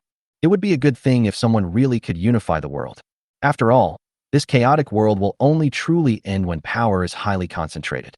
Otherwise, there will be fighting every day. Didn't Qin Shi unify the six kingdoms and end hundreds of years of war? Qin Lang didn't need to communicate with him at all. He knew his attitude just by listening to his inner voice. He didn't think about unifying the world, thinking of Song Shiru, he said. In fact, people like Song Shiru can't achieve anything. If he hadn't sent someone to assassinate me, I would have thought he was a hero. Anyone who did such a despicable thing must be a villain. A small person like this has no vision and can never unify the world. Even if we unify the world, it will only be a flash in the pan. The lords below will rebel sooner or later. It's better to solve it once and for all than to cause chaos over and over again. Chen Wenbin didn't have a chance to interrupt at all. Qin Lang took the initiative to tell him the answer he wanted. He had to get rid of these lords, and he also had to get rid of Song Shiru. The ashes of the end of the world must all be cleaned up in one go. As for who will rule the world in the future, it depends on who has the big picture. If he wants to deal with Song Shiru now, he must get the support of Chen Wenbin and the cabinet. Otherwise, he would be unjustified and would have to fight with Wu Liang. Thinking of this, Qin Lang invited General Chen and his party again. General, what I did was nothing more than being born in distress, and I had to do it. General, you've had a hard time on this journey. I'll find a place for you to stay and rest for a few days. Okay, I'll bother you then. Chen Wenbin did not mention a word about the purpose of his visit. In the end times, fists are the only thing that matters. As long as the young man is not too extreme, he doesn't want to go too far. Besides, Qin Lang might not listen to what he said, as he had his own opinions. The refugees on both sides of the road quickly made way, and the original military vehicle also drove over, and the group slowly arrived at the Lord's mansion. Chapter 291, Formal Cooperation with the Military. When he arrived at the Lord's mansion, Qin Lang had to entertain Chen Wenbin well. During the dinner, everyone toasted each other and only talked about what happened in the past year, and no longer mentioned the affairs of Song Shiru and Lei Peng. Now the strange beasts in the north have been almost dealt with. Kyoto is still the same Kyoto as before. There are just major personnel changes. Apart from the chief minister, the people in charge of the current cabinet are Song Shiru and Chen Wenbin. The current cabinet has become a military cabinet. Both of them had hundreds of thousands of old troops under their command, and each was stationed along the north-south coastal line. On the one hand, they had to deal with strange beasts, and on the other hand, they had to worry about the livelihoods of hundreds of thousands of subordinates. They had no time to take care of the affairs of the mainland. When the banquet was about to end, Wu Liang raised his glass while still drunk and asked, "Boss Qin, where did you get all this food?" "My space farm." Qin Lang had almost finished drinking, and seeing that Chen Wenbin had aged a lot in the past year, he didn't beat around the bush and said, "I have spatial abilities, and I can grow food in space. If the army has trouble with logistics, I can provide financial assistance." "We are in trouble." Wu Liang's face looked a little embarrassed. He had originally come to ask for punishment with General Chen, but now he had to take advantage of the situation. In addition, it was Song Shiru who had colluded with Lei Peng first and wanted to kill Qin Lang, so he couldn't ask for punishment at all. Since we can't hold them accountable, let's do something practical and solve the army's supply problem first. Tell me, how much can you help us with? However, he was a soldier and was embarrassed to force him to pay, so he emphasized, "Don't worry, we are just borrowing it, and we will have to pay it back in the future." "General Wu, let's not talk about borrowing. I can help these people, and I can help you too. Tell me, how much do you want? I'll give you as much as you want." Qin Lang was drunk and talking nonsense casually. "It's okay to give you my food, but there's one thing. Don't give my food to that old guy Song Shiru.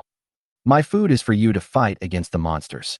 I don't want that bastard to eat and drink enough to fight me. You are so arrogant. Can you give me 100,000 kilograms? 100,000 jin." Qin Lang shook his head. 100,000 jin is too little. Not enough. Wu Liang also knew that 100,000 jin was not enough, so he tried to raise the price. "Can you come up with 1 million jin? Is £1,000,000 a lot?" Qin Lang drank until his face turned red, and he started to grumble. "I not only give you food, I also give you people. You were recruiting soldiers before. How about I give you 100,000 troops and 3 million kilograms of food?" There was a loud bang, and Wu Liang's wine glass fell to the ground, and he was almost sober. He looked at Chen Wenbin in horror and found that General Chen was also shocked. "Qin Lang, you are not kidding, right?" "Of course I dare not joke in front of General Chen." Qin Lang already had a plan in mind. 3 million kilograms of grain was a small matter to him. The cabinet's evaluation of him was a big matter. Although the mercenaries under his command could compete with the entire Dragon Kingdom, he had the reputation of a wanted criminal. Even if he took over the entire Dragon Kingdom in the future, wouldn't he be reviled for 1,000 years like the thief Chow? It must be legitimate. So he put down the wine glass in his hand and said straight to the point, "General Chun, I heard that the cabinet ordered sanctions against me. It's true. Song Shiru and I are both people that the chief relies on. You killed his people, and he wants to deal with you. The chief will naturally agree. After all, in a sense, you lords are nothing more than some country folk. Even if you have guns and people, you are just gang leaders. You have made no contribution to the country or the people. For the sake of 3 million kilograms of food and the survival of hundreds of thousands of troops, Chen Wenbin said some things that he shouldn't have said. So that's how it is." Qin Lang finally understood that even if he took over the entire Jiangnan region in the future, in the eyes of the cabinet and the First Lord, they are nothing more than a group of heroes in troubled times. If he really dared to touch Song Shiru, the First Lord would definitely send troops from all over the country to encircle and suppress him. Qin Lang groaned for a while. "General Chun, you know I am wronged. What's the point of being wrong?" Chen Wenbin sighed, his weathered face full of helplessness. The current cabinet is very complicated. Although Song Shiru and I are both high-ranking officials in the cabinet, his strength is there. He not only does not take me seriously, but also does not take the chief minister of the cabinet seriously. Even if I defend you, Song Shiru won't listen. Master, you have to rely on him, and you can't offend Song Shiru just because of my few words of defense. To put it bluntly, I am a lord. He is a general. They both look like officials. One is a genuine national force, and the other is a self-proclaimed king in the apocalypse. However, Qin Lang felt that General Chun and the cabinet had realized that Song Shiru had ambitions and was no longer under the control of the cabinet. Thinking of this, he decided to take a risk and asked, "General Chun, do you know that Song Shiru is plotting a rebellion and replacing the cabinet?" Chen Wenbin was shocked. "How did you know that?" "I heard it with my own ears." Qin Lang did not mention his inner voice skills, but just looked helpless. Song Gongming and Liang Kuei said this, and I don't have a recording, so it can't be used as evidence. No. Chen Wenbin's originally gentle face turned cold. This matter is obvious to the cabinet, and everyone knows it. It's just that I'm here, so he won't dare to do anything rash for now. The wisdom of the First Lord is not something he can deal with. If he really wants to take action one day, there is no way he will succeed. Qin Lang believed this. This Optimus Prime of the Dragon Kingdom now controls half of the country and will become the marshal of the 3 armies of the Dragon Kingdom in the near future. He didn't know what happened in his previous life, but it was obvious that Song Shiru was eventually dismissed and the conspiracy failed. But in this life, he wanted to take this great credit for himself. Not only that, he also wants to replace Song Shiru from a wild lord to a real high-ranking official of the Dragon Kingdom. This once-in-a-lifetime opportunity must not be missed. Qin Lang slammed the table on the spot, looking indignant. "Song Shiru, you are really ambitious. General Song, please tell the First Lord that I will allocate 100,000 tons of food to Kyoto and send 500,000 troops to help you solve this worry." Haha, young people are so naive. Chen Wenbin didn't believe it this time, and just shook his head. Even if you really bring 500,000 mercenaries into the capital, wouldn't the chief suspect that you are plotting against the capital? In this chaotic world, anyone with ability has ambition, especially someone like Qin Lang, who has millions of mercenaries, armored troops, and sufficient food and grass under his command. Who can guarantee that he is not the second Song Shiru? Qin Lang heard him say this and felt that the matter was a bit complicated, but he would not give up. After a little thought, he said, "This problem is very simple. General Chun, withdraw all the troops to Kyoto to protect the cabinet. Leave the coastal defenses to me, and let me deal with Song Shiru's army as well. Is this okay?" Chapter 292, Gathering Troops and Heading North. Not yet. Chen Wenbin was inclined to believe Qin Lang in his heart. Seeing that he was so frank, he put forward his own idea. "How can you guarantee that after eliminating Song Shiru, you will not become the second Song Shiru?" "It's very simple. I will hand over all the troops to you. I will only keep 20,000 local troops in Jiangnan." Qin Lang felt confident. In his eyes, these millions of mercenaries were just a bunch of scum. Even Xue Bo's armored mercenary group will not be able to match his elite team in the future. Why do we need so many mercenaries? Wouldn't it be nice to develop dozens of superpowers yourself? At this point, Chen Wenbin breathed a sigh of relief. He quickly raised the cup in his hand and said, Qin Lang, if you really have this awareness, I can convince the chief. If you trust me, send 500,000 mercenaries and 3 million kilograms of food to follow me north. After you resolve the issue of Song Shiru, the First Lord will definitely give you a legitimate position. Qin Lang was waiting for this sentence. He clinked the cup in his hand with his, okay, deal. This time, his wish came true. Turning all of his mercenaries into regular troops provided them with a way out. He also believed that this highly respected chief and the general in front of him would not be the kind of people who would abandon them after they have served their purpose. If that day really comes, he can make a comeback. General Chen Wenbin also had a great harvest and was very happy to stay here, waiting for him to mobilize troops and food. Qin Lang is very busy here. The original Lord Lei Peng's mansion became a temporary command center. More than 20 female mercenaries from the elite team all held headphones and began calling mercenary groups from all over the place. Tang Xiaya took a pen and ticked off the names one by one. Shuehu, where are you now? Report to the Lord. We are still 200 kilometers away from the capital of Nanjiang province, and we will be able to take it soon.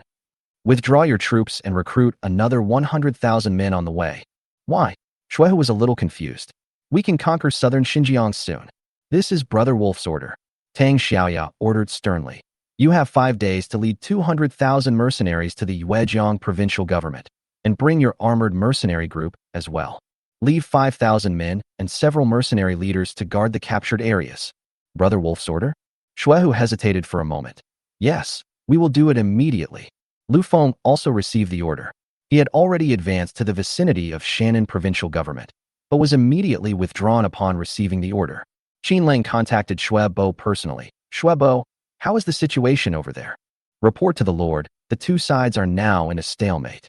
I'm sorry, Lord, I disappoint you. I don't think it will take at least half a month to solve the problem. Okay, you retreat 10 miles first. Qin Lang also knew that Song Shiru's army had more than 100,000 soldiers, all of whom were regular troops, and would be difficult to deal with. He didn't intend to fight head-on, lest the armored mercenary group suffer heavy losses. When Shui Bo heard that they were going to withdraw their troops, he was also incredulous. Lord, why is this happening? Give me another 15 days. I promise to advance to Jiangbei in 15 days. If I tell you to withdraw, then withdraw. This is an order. Qin Lang didn't give him any explanation and just hung up the phone. This time, in addition to the two large mercenary groups of Shuehu and Lu Feng, some other new city commanders also withdrew tens of thousands of mercenaries. The original deployment has been disrupted. Now, of the 7 provinces near Jiangnan and Yuejiang are in his hands. An alliance has been formed in Jiangbei, and only half of Shannon and southern Xinjiang have been conquered. Almost 60% of the territory has been occupied. In order to show his sincerity, Qin Lang temporarily withdrew his troops. Chen Wenbin was also very satisfied with the report and handed it to Wu Liang. I didn't expect that our trip not only solved the civil war in Jiangnan, but also solved the army's supply problem. After the army arrives, we will immediately head north and report the situation here to the chief. This wait lasted 5 days. He was not idle during these 5 days and recorded everything he saw and heard here in documents. Following Qin Lang, he set up more than a dozen large granaries around. There are hundreds of thousands of kilograms of grain piled up in each granary. He increased the originally agreed amount of 3 million jin by another 5 million jin. After all, there are 500,000 mercenaries, and each person would only weigh about 10 pounds. Hundreds of thousands of troops marched towards the Yuejiang provincial capital and soon gathered near the suburbs. Lu Feng was still complaining on the way. What is this wolf brother doing? At the beginning, he asked me to take Shannon for a month, and now we are only halfway through the battle, and he wants us to retreat. Do you want us to attack Kyoto? Shuehu hadn't been with Lu Feng for a long time. When they met, the two walked together and talked. Attack Kyoto? Brother Wolf wants to overthrow the cabinet. Lu Jia was also curious. If that's the case, won't I be the chief in the future? Bullshit. Qin Lang glared at the 3 people. Brother Wolf. Shuehu was startled and quickly stood at attention and saluted. Brother Wolf. Long time no see. Brother Wolf, I'm back. Lu Feng also stood there. It was the first time that Lu Jie saw him angry. He raised his hands trembling with fear. Brother Wolf, I was wrong. Qin Lang's anger turned into joy in an instant, and he looked at his 3 brothers and nodded with satisfaction. Not bad. You guys, you are all top-level masters now. Hee, it's all thanks to Brother Wolf. Shuehu walked forward honestly and stretched out his hands to shake hands. Brother Wolf, you asked us to come back? Is there something wrong? Of course it's a good thing. Qin Lang then straightened his chest and announced loudly, "Brothers, although you have followed me to fight in many battles, you are still a mob after all, and you have no achievements. Today I will assign you a mission. Follow General Chun Wenbin to protect Kyoto. Take over the coastal defense line and fight against the monsters in the sea. From now on, you are the regular troops of Dragon Country." "What? We're going to defend Kyoto? Damn, is this flying onto a tree branch and turning into a phoenix? Is General Chen here?" All three of them seemed very excited. None of them had thought that they were just country mercenaries, but now they had become the Imperial Guards. Defending Kyoto was a matter of supreme honor compared to fighting against zombies and strange beasts. Although he was happy, Lu Feng was still a little confused. "Brother Wolf, let's go to Kyoto, what about you?" "Really?" Shuehu also looked puzzled. "If we join the army, will we still be considered members of the serious society?" "Of course you are my brothers from the Qin Lang society." Qin Lang did not hide anything in front of the three brothers. "Although you have joined the regular army, you are still my brothers after all. If something happens to me one day, you can't just sit back and watch. Since ancient times, when the cunning rabbit dies, the running dog is cooked." He doesn't completely believe in what is said. This time, not only did he send a few capable brothers, but he also sent in Wu Yuyan, Lin Xiaoxiao, Chun Weiwei, and some of the female mercenaries from the Kangwu base. Shuehu and his men naturally understood and nodded repeatedly. "Don't worry, we will control these 500,000 troops in our hands." "Okay, brothers, let's get ready." Qin Lang ordered several people to take the troops to a nearby warehouse and let the mercenaries take food with them. 8 million kilograms of food is not a lot, and each mercenary will only get 16 kilograms of food. Occasionally, there would be exotic animals along the way, and with some wild vegetables, they would have enough to eat for an entire August. He then threw out all the vehicles in the space and gave them to the mercenary group as a means of transportation. Chapter 293 Long Shanshan is surrounded. The 500,000 mercenaries quickly gathered together, distributed food, and prepared to set off. The mercenary commanders sent out this time were mainly Xue Ming and Lu Feng. All the mercenaries who were above level 5,000 stayed behind. Chun Wenbin came to say goodbye to him happily. "Qin Lang, your communicator is great. I'll take one with me. At most 7 or 8 days, at least 3 or 5 days, I will give you a definite answer." "Okay, goodbye, General Chun." Qin Lang was also unambiguous and waved to the mercenaries. "Brothers, we have a long way to go. Follow General Chun to serve the country. Don't embarrass our Tianlang society. Goodbye, boss." "Take care, Lord." The mercenaries in the car also waved repeatedly. In the eyes of these mercenaries, Qin Lang is their god. At the beginning, these mercenaries were short of food and clothing and lived in fear every day. Now, following the serious society, not only do they eat well and dress well, their children are also sent to the Youth Mercenary Academy. Everyone lives a good life. "Brother Wolf, let's go." Lu Feng came to say goodbye with a dozen mercenary leaders. 500,000 mercenaries left Yuejiang provincial government in batches from all directions. Such a large-scale mercenary mobilization also alarmed the surrounding people and some wandering mercenaries. Hundreds of thousands of people came to watch the fun. What is this for? Many ordinary people were horrified, thinking that war was about to break out again. You haven't heard, right? The Tianlang Society is going to Kyoto now. I heard that Chun Wenbin recruited them. General Chun Wenbin. Is he the Chun Wenbin who guards the coast of Longhua? It's not who he is. He's a high-ranking official in the cabinet now. Cabinet high-ranking officials. A mercenary side. Who would have thought that the mercenaries from the Serious Society would actually join General Chun Wenbin? General Chun Wenbin is also a godlike existence. There are many legends about him. There are no more star idols in the apocalypse. Only Chun Wenbin and Song Shiru have become legends in the hearts of many people in the vast land of the north and south of Dragon Country. They guarded the capital, stationed along the coast, and resisted the strange beasts in the sea. He would often recruit mercenaries from mercenary groups. Although few people are willing to join the military, their stories can be found in many places. 500,000 people have joined General Chun. My goodness, this Tianlang society is really generous. The leader of the Serious Society is truly an amazing person. Of course not. Not only did he send people to join the army, he also gave us common people food. This Qin Gang leader is also a blessing for our Dragon Country. The mercenaries in the car looked very proud when they heard the discussions below. Qin Lang didn't think there was anything to be proud of. He takes things one step at a time and tries to develop them in a direction that is beneficial to him. Many of these mercenaries were his trusted aides, so he was not worried about their betrayal. Most importantly, these mercenaries depended on his food for survival, and once the food supply stopped, the army would immediately collapse.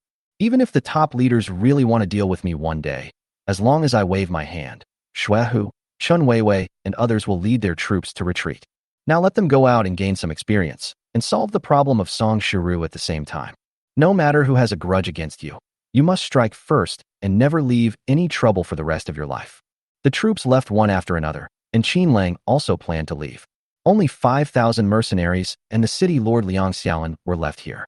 The remaining mercenaries were armed with armored vehicles and formed another armored mercenary team. Hundreds of armored vehicles followed the RV and slowly took to the road. In the carriage, everyone was busy with hot pot. 20 or so people were having a great time. Uncle Wolf, where are we going? Chen Xiaopei saw the familiar scenery outside. It seemed that they were going to Zhangbei. Go to Zhangbei. Qin Lang was still thinking about Long Shanshan. This woman now leads hundreds of thousands of mercenaries by herself, and no one knows what she is doing. At this moment at the Zhangbei border, Long Shanshan had a worried look on her face. Due to the lack of transportation, it took hundreds of thousands of mercenaries half a month to assemble. Then they advanced more than 200 miles in the direction of Yuezhang province. The battlefield is ahead.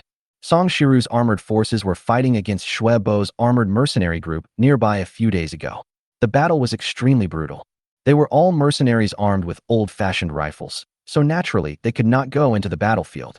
Today, I heard from the mercenaries who went out for reconnaissance that Xue Bo has retreated.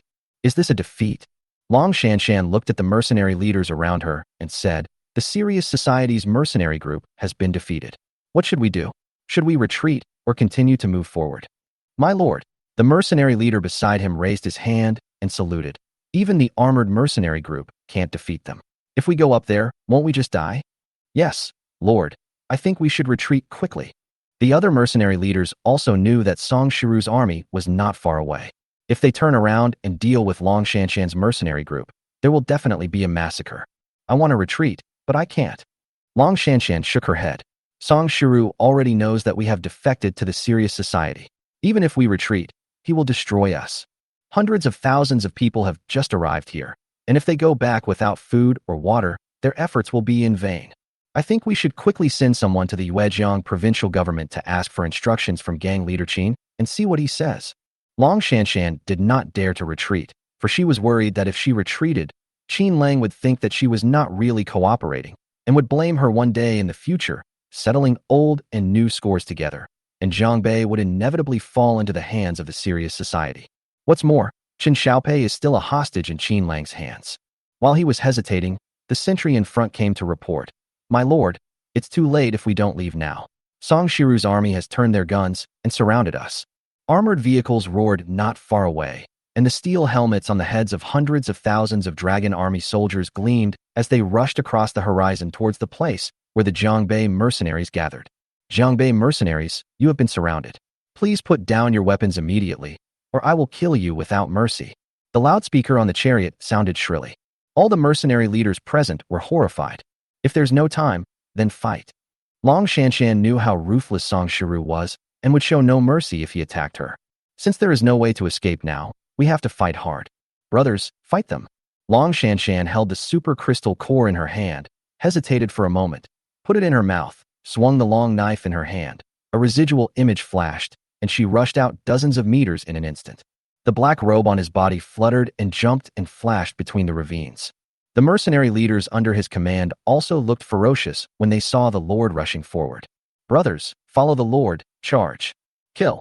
Hundreds of thousands of mercenaries screamed and roared as they rushed forward together. They had no weapons in their hands, and a long-distance confrontation would be a massacre for them, so it would be better to rush up and fight hand-to-hand. As soon as the two sides met, a fierce battle broke out.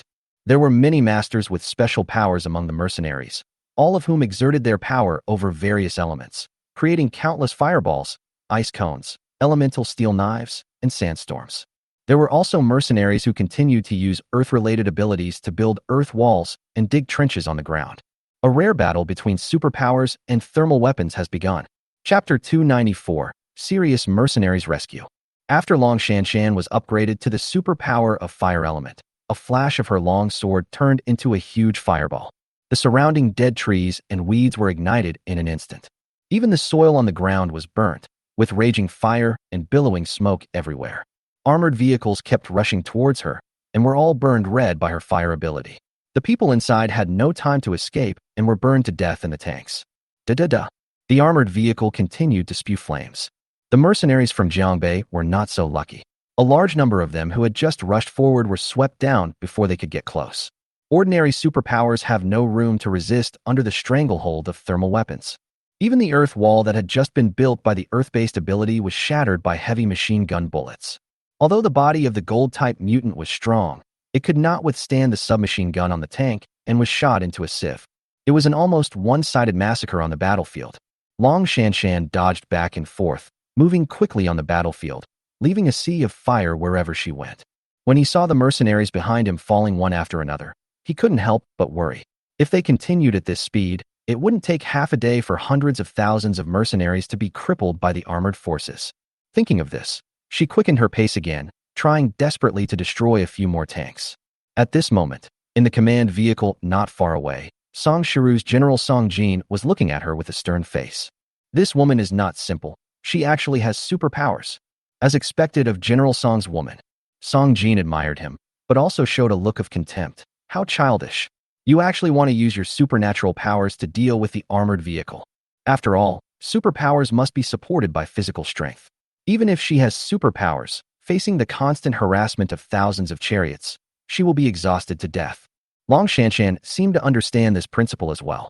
She rushed back and forth while looking around. Soon she saw a command vehicle with a flag not far away, and her figure flashed and rushed towards Song Jin. Shit, is she coming for me? This sudden change caught Song Jin completely off guard. He immediately waved the flag in his hand and ordered the chariots around him. Quick, kill her for me. Although Song Jin is also a top-level expert, he is still a level below those with superpowers. Seeing Long Shanshan rushing towards the command vehicle, the surrounding armored vehicles immediately turned their guns around, and dozens of heavy machine guns fired at her. Da-da-da.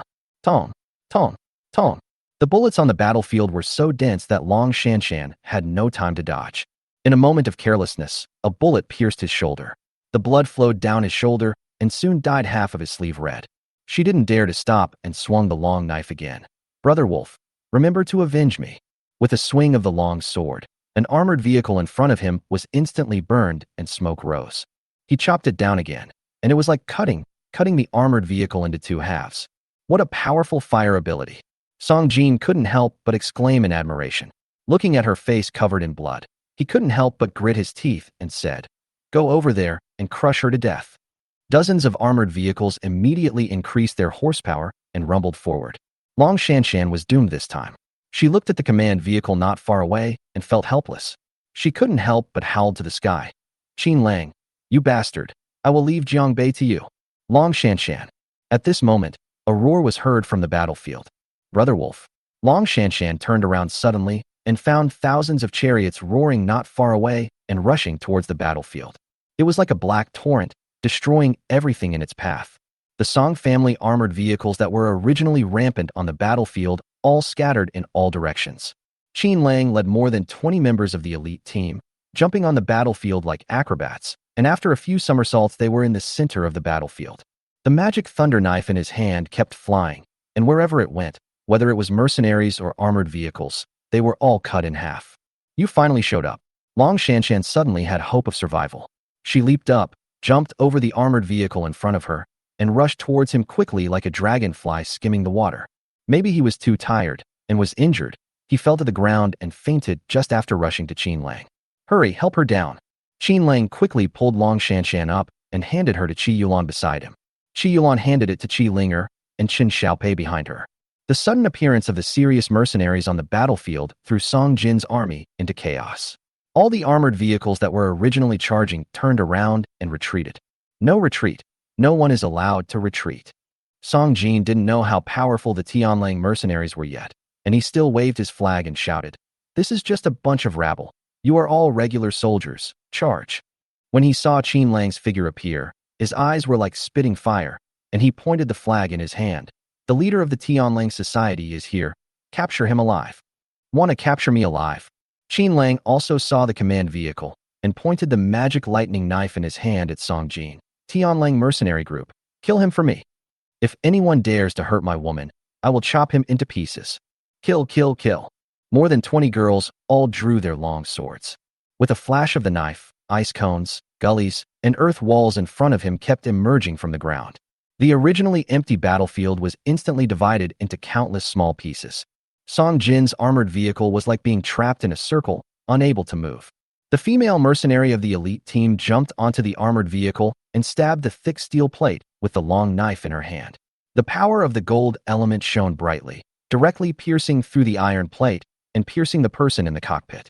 Before Song Jin had the time to escape, Qin Lang, Qi Yulan, Tang Xiaoya and a group of other experts had already arrived in front of him. Oh my god, how come there is another superpower? He was so scared that he broke out in a sweat and lowered his head to get into the armored vehicle. But when he thought that these masters with special powers could pierce through steel plates, he jumped off the armored vehicle again and tried to escape. Is it too late? Qin Lang swung the magic thunder sword in his hand. The lightning on the tip of the knife crackled and cut the armored vehicle in half. Half of Song Jin's body was still in the car. When he jumped out, he found that both of his legs below the knees had been cut off. Ah, help!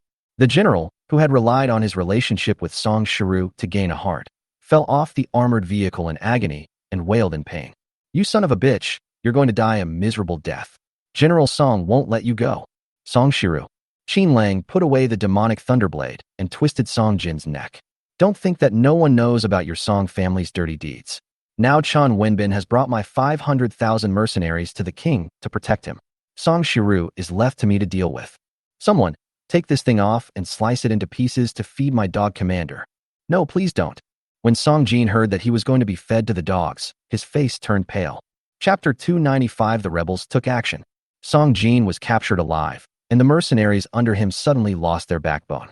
Thousands of chariots on the battlefield were in disarray. Tang Xiaoya, I'll leave the rest to you. Qin Lang was thinking about Long Shanshan and quickly returned to his RV. Under the care of the two girls, Long Shanshan has now taken off her bloody clothes, wiped the blood off her body, and is cleaning the wound with gauze. How is it? Are you okay?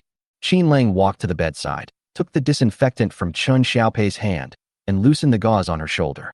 There was a bullet hole in the snow-white shoulder. Bleeding was oozing from the thumb-sized wound. This injury is nothing to me.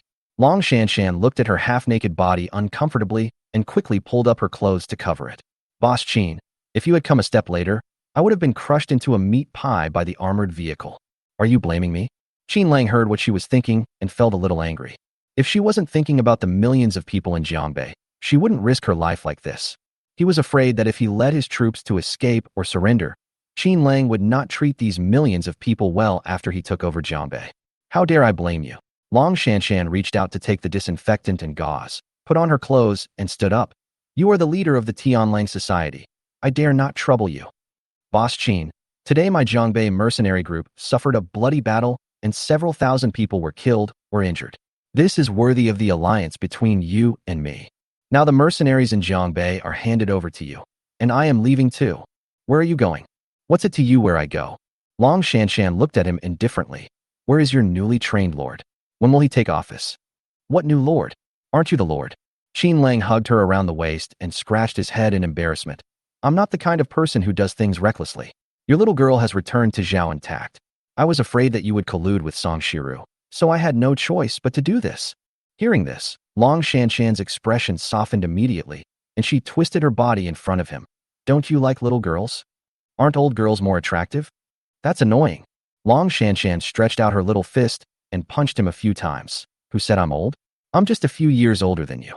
The two were flirting when Tang Xiaoya pushed the door open, walked to the car, took out a telegram, and said with a big smile, Congratulations, Brother Wolf. There is news from General Chun. Qin Lang took the telegram, and the corners of his mouth couldn't help but rise slightly as he read it. This Song Shiru finally can't sit still anymore. Boss Qin, what happened? Seeing his smiling face, Long Shanshan couldn't help but crane her neck to take a look. This Song Shiru actually led his troops away from the coastal defense line. Song Shiru is planning to rebel. He originally planned to deal with the serious society and then control the cabinet and force it to step down. Now that they saw that Chun Wenbin suddenly had an additional 500,000 mercenaries, they withdrew all their troops from the coastal defense line and headed towards Shannon. At the same time, someone obtained information that he was secretly contacting the other 5 lords with the intention of surrounding Kyoto from the outside. When she saw the last line, her eyes suddenly widened. Great, Boss Qin. You have become General Qin now. Not bad. Even though it only has 2 stars, it's still a regular army after all. With Chun Wenbin's recommendation, Qin Lang became the general of Long State. He was awarded the rank of lieutenant general and was responsible for assisting General Chun Wenbin in encircling and suppressing the rebels. I finally got a permanent job. Qin Lang was so happy that he picked up Long Shanshan and spun her around. Tang Xiaoya, notify all the commanders in Jiangnan to gather at the Kangwu base. This time, I'm going to make a big move and sweep across the 7 provinces of Jiangnan with a military flag. This was what he had always dreamed of, to rule Jiangnan legitimately and then sweep across a dozen other surrounding provinces. When he achieves success, he will surely become the youngest member of the military cabinet of Dragon Country. Everything is possible in the future. The Dragon Kingdom will definitely belong to the young him. In the future, we can release all the technology from space and restore our former prosperity. Hey, be gentle. I'm not healed yet. Long Shanshan was so happy that she almost fainted. The women present were all very excited. After all, from now on, Qin Lang has entered the mainstream and become a true pillar of the country. Of course, it's a little early to say this. Change clothes, change all clothes. Qin Lang couldn't wait to get off the RV and threw out the military uniforms he had collected in the space. From now on, we are all regular soldiers and must wear regular uniforms. Naturally, there were not enough military uniforms in the space, so he immediately arranged for the space textile factory to start producing new military uniforms. Privately producing military uniforms is no small matter, but I have to inform General Qin about this. After dialing General Qin's number, Qin Lang immediately calmed down and greeted Chun Wenbin very seriously. Hello, General Chun. I'm Qin Lang. Qin Lang, did you receive the telegram? General Qin also looked very serious. Received, General Chun. General Chun, this is what I think. Since I am already a general under your command, I will convert all the mercenaries under my command into regular troops. We should wipe out the rebels. Only then will our cause be justified. That's right. Chun Wenbin was a little embarrassed. But I don't have enough military uniforms here. I only have a letter of appointment. I'll take care of the uniform issue. Qin Lang felt that he couldn't steal the limelight. If General Chun is willing, I hope you can send Wu Yang over. It's freezing cold in the north right now. I want to make a set of winter uniforms for your troops on the coastal defense line, but no one has done it. Where did you get the fabric and the machine? My space has a textile factory in it. He did not hide anything this time. To be honest with you, General Chun, I not only have a textile factory, but also a food factory and a machinery factory. If possible, can you send a logistics team to transport supplies from me? Chun Wenbin was completely shocked. After a few seconds of silence, he praised repeatedly. Okay, since you can provide us with logistical supplies, I will report to the chief immediately. If possible, I will send a special logistics team to transport supplies from you. He hesitated again, but this road is not easy to travel now, and there are rebels along the way. If you come to Kyoto, it doesn't seem very convenient. After all, you have to gather the team soon. I can solve this problem too. I plan to build dozens of new cities along the route from Jiangbei to Kangwu, and leave several thousand mercenaries in each city. In this way, we can build a defense line and ensure the safety of our material transportation along the way. A new city, how long will that take? It won't take long. My spatial ability can repair a city in 2 days. 2 days. Chun Wenbin shook his head on the other end of the phone, extremely shocked. I didn't expect you to have this ability. Well, since you can do it your way. I will report this to the chief. You can do whatever you think is right. After hanging up the phone, he pondered for a moment, then mustered up the courage to walk out of his office. Chapter 296, Give a General. In the capital of Dragon Kingdom, the temporary office of the Chief Lord. There is a picture of mountains, rivers, and the country hanging on the wall. On the desk in front of him, a man in his 70s is working with his head down. The furnishings in the room were very simple, except for a huge bookshelf and a wooden bed. Since the end of the world, the chief has been working tirelessly day and night, commanding hundreds of thousands of troops to deal with the strange beasts in the sea, and being responsible for the livelihoods of millions of people near Kyoto. He eats and lives in the office every day. This old man, who is in his twilight years, already has a head full of silver hair. Master, the first seat. Chun Wenbin looked at the old man who was as steady as a rock, raised his head, and saluted. Master, you haven't had a rest for a long time. General Chun is here. The old man raised his head and smiled, then extended his hand to signal him to sit down. Come on, General Chun, take a look at the new vegetable greenhouse I designed. Vegetable greenhouse. Chun Wenbin was also stunned. And then he admired her even more. Master, I didn't expect you to worry about these little things. Is this a small matter? The abbot smiled peacefully, looking tired but energetic. These millions of people need food and clothing. This is a matter of national economy and people's livelihood. Yeah, not bad. Chen Wenbin just took a quick look and found that there were indeed a lot of improvements. The weather near Kyoto is very cold now, with thick snow and ice everywhere, so it is naturally not suitable for growing vegetables outside. Ever since Qin Lang sent the seeds and food, he began to mobilize his subordinates to grow vegetables. The chief monk doesn't want to wait until the beginning of next spring and starts cultivating seedlings now. Master, General Qin just called. Chen Wenbin only stayed on the paper for a few seconds and said slowly, General Qin wants to change the army's uniforms. Change to new uniforms? The chief commander obviously didn't understand. He was silent for a moment before nodding his head and agreeing. It's cold now. Even though we don't have new uniforms, we should still find a way to keep the soldiers warm. I'm sorry, Master Chief. I didn't make it clear. Chen Wenbin regretted that he had caused this chief to worry again and quickly explained. General Qin said that he was going to send us some new uniforms and supplies. Not only is there a farm in his space ability, but there are also textile factories, machinery factories, and military factories. This time he not only plans to prepare winter uniforms for all of us, but also wants us to set up a logistics transport team to transport food from him to Kyoto. I wonder what the First Lord thinks. This is a good thing. The chief was surprised, then a smile appeared on his face. Since General Qin has this intention, we should not refuse it for the sake of millions of people. I'll leave this matter to you. Millions of people in Kyoto are starving and waiting for food to survive the winter. But then he became serious again, nodded and said, This is a favor we owe to General Qin. I'm afraid it will be difficult to repay. Hey, what's the point of being humane? He's a soldier now. Since he's a soldier, these are his responsibilities. Chen Wenbin said without losing any time. I haven't had much time to deal with General Qin, but since the first time I saw him, I knew he was an ambitious man who was willing to help the troubled times and to help the people. Very good, very good. This is a blessing for the people, and it is also a blessing for us. The chief praised him endlessly, then picked up the letter of appointment on the table, looked up at General Chen Wenbin with a happy face, and said, Tell me, should I give him the rank of general?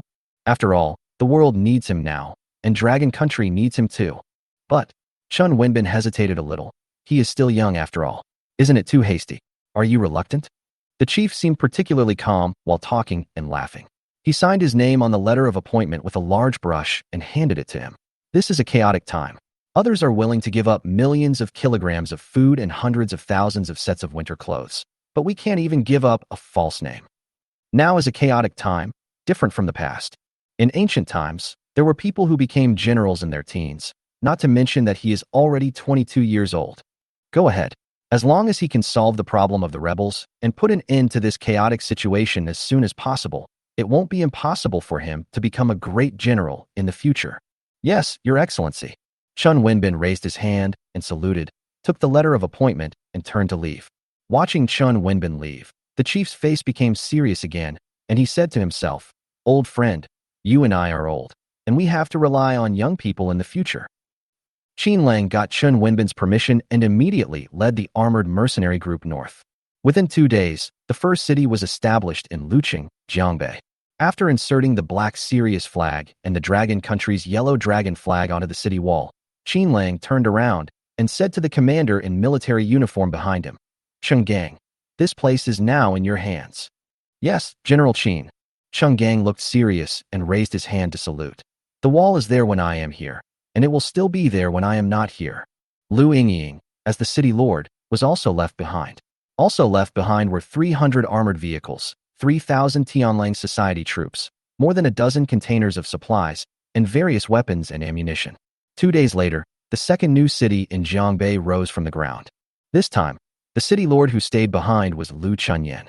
We arrived at the provincial capital of Jiangbei, stayed there for 3 days, and built a larger city. Hundreds of thousands of people here witnessed the construction of the new city. While Long Shanshan was allocating hundreds of thousands of people to various new cities, she was also busy arranging for everyone to build houses. Jiangbei province had a lot of work to do, and even Qin Xiaopei was busy as a whim. Qin Xiaopei, Qin Lang shouted from behind the little girl. Uncle Wolf. Qin Xiaopei turned around and saluted quickly. General Qin, what do you want to talk to me about? Just call me Uncle Wolf. Qin Lang corrected her military salute and nodded with satisfaction. Our little girl has grown up now. I have decided that you will be the city lord here. How about it? Are you up to the task? Make sure to complete the mission. Chen Xiaopei smiled sweetly. Uncle Wolf, isn't it just about leading everyone to build houses and farm? Don't worry, I can do it. Qin Lang also raised his hand to return the salute. Long Shanshan, from now on, you are still the lord here. The 7 cities in Jiangbei are still under your command. You must stop the Song rebels from heading south. Yes, General, Long Shanshan said in a clear voice and also returned the military salute. He put his hand down and said, Qin Lang, I was thinking of going to Kangwu base with you, but I didn't expect the war to start again. I don't know when it will be. It will be quick. Qin Lang glanced at the hundreds of armored vehicles and thousands of mercenaries who had changed their gear under the city wall. We don't need to chase after Song Shiru. As long as we control all the main traffic routes, this old guy won't be able to survive for many days. His reason was simple. Hundreds of thousands of people needed food and drink. Without food, these soldiers who eat wild vegetables will soon fall apart. Just as the elite team was about to leave, a military vehicle roared over from a distance. Chapter 297, Preparing to Go Home. Wu Liang jumped out of the car before it stopped. This time, he ran to Qin Lang in 2 or 3 steps with a brisk pace, raised his hand, and saluted. Hello, General Qin. I'm Wu Liang, come to report to you. I am. Qin Lang glanced at the 2 stars on his shoulders and felt a little embarrassed. General Wu, you are kidding. I'm sorry, I can't joke. Wu Liang took out the letter of appointment and walked quickly to him. General Qin, according to the orders signed by the commander himself, from now on you are already a general. I am responsible for reading the order and have been ordered to form a logistics transport team. Admiral, this is too fast. Long Shanshan was surprised. The order he received at the Yuejiang provincial government a few days ago was that of a lieutenant general. After just a few steps, he became a general. The women of the elite team were also surprised. Brother Wolf became a general so quickly. Doesn't that mean he's only 1 step away from catching up with General Chen? Qin Lang was also shocked. He took the letter of appointment and couldn't help asking, General Wu, I haven't done anything yet. I really don't deserve this. Could it be that General Chen is overpraising me? Not General Chen. Wu Liang was quite frank. After putting down his hand, he said, General Chen thinks you should gain more experience. It is our chief who thinks you should be promoted to general. The chief said that this is a chaotic time, different from the past. As long as General Qin can solve the problem of the rebels and put an end to this chaotic situation as soon as possible, he can become a great general in the future. Yes, thank you for your trust, Lord First. Qin Lang quickly raised his hand to salute, and then felt the pressure doubled. He originally just wanted to be a major general, but now that the chief commander has placed such high hopes on him, he dared not delay at all. He raised his hand quickly and threw out 500 containers from the space. General Wu, these military uniforms and food are ready. You can arrange for the transportation. I have military duties to attend to and dare not delay. Okay, thank you, General Qin. Wu Liang seemed very calm. However, the hundreds of soldiers behind him who had never seen the world were extremely shocked by this scene. Oh my goodness, 500 containers, how much food is that? That's good. We will have winter clothes and enough food. How can this be enough? Wu Liang shook his head and asked, General Qin, there are millions of people in Kyoto, plus the army. The food you have is only enough for a week. There's nothing I can do. Qin Lang pulled Wu Liang aside and whispered, I have no choice but to ask you to form a transport team. After all, my space farm only harvests once every 2 or 3 days. 9,999 acres of land. Each time only has tens of millions of kilograms of food, so I can only leave food for you along the way. Tens of millions of pounds? Oh my goodness.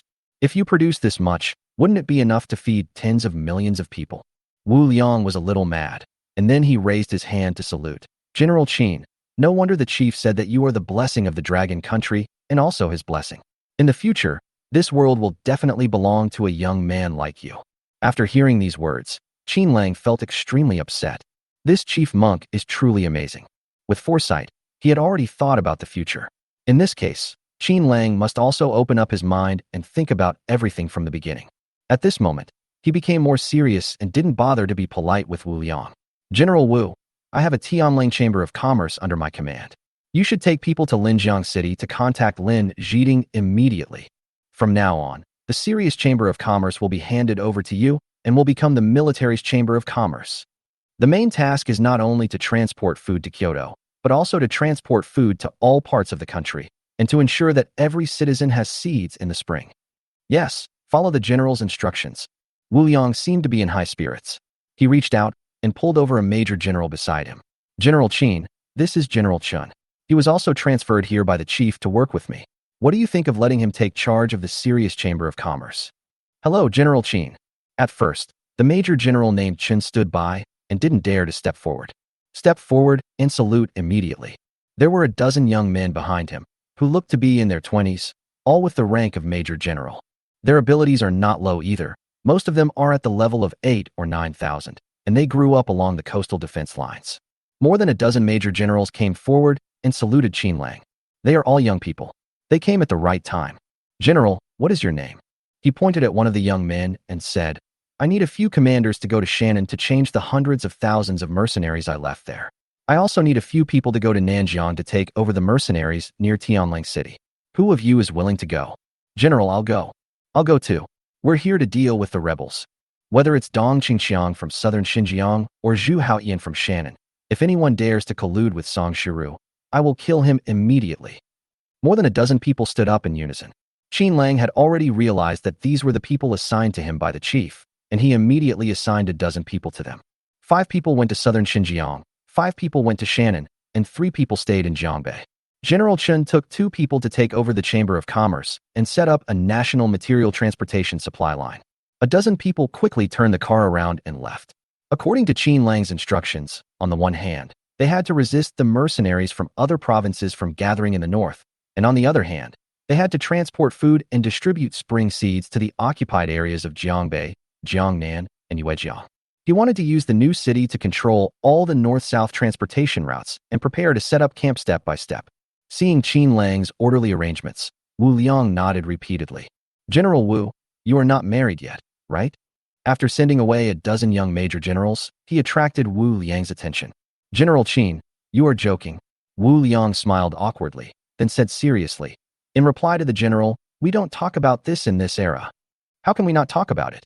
Qin Lang suddenly thought of a good idea and said in front of Tang Xiaoya and the others, there are more than 9,000 beauties in my Kangwu base's mercenary group, all of whom I rescued from all over the place.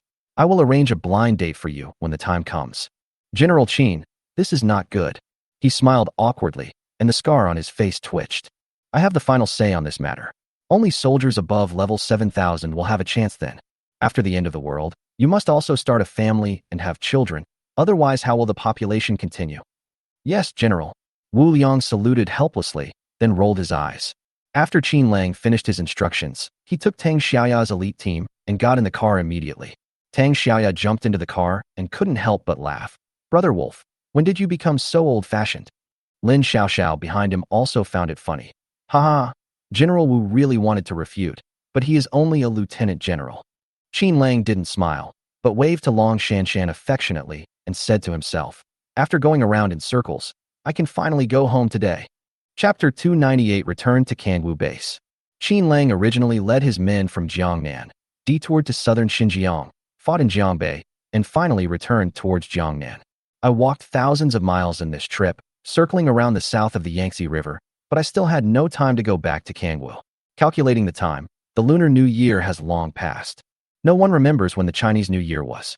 The only people left in the car now were Tang Xiaoya, Su Xinchen, Yang Xiaoxiu, Han Weiwei, Su Lili, Lu Xinyue, Chen Hanxiang, Gu Qingying, and Qi Linger. Chen Hanxiang was originally going to stay in Wuyou town, but because she was pregnant, she was kept by his side. Qi Yulan was left in the Yuejiang provincial government. The original plan was to continue looking for opportunities with the elite team, but everything changed because of the appearance of Long Shanshan. Now because of Song Shiru's rebellion, the original plans have been disrupted. It is only a few hundred kilometers from Jiangbei to Jiangnan. On the way, we saw that some bushes had begun to sprout. Is spring here? Tang Xiaoya stopped the car and looked at the tree buds in a daze. Qin Lang didn't notice it at first, but when he saw the flower buds on the tree, he was stunned for a long time. After a long while, he nodded. Spring is here. He clearly felt that after his rebirth, many things had a butterfly effect. After the flood, an earthquake did occur. There was also a period of extremely hot weather, but it soon ended. The extreme cold did not come. Although the zombies that broke out in this life evolved faster than in the previous life, they also disappeared faster. I wonder if it's like this in other places? Or is it that this is only the case in Jiangnan? Okay, let's go home quickly. Su Xinshan couldn't wait any longer. After leaving Jiangnan for half a year, everyone is eager to return home. Go home. Qin Lang stepped on the accelerator and rushed towards the highway.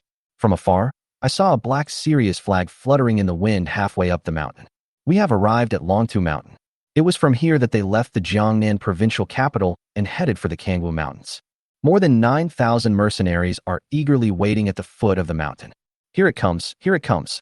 Qin Xiangxiang waved excitedly. Sister-in-law, Brother Wolf, and the others are back. Really?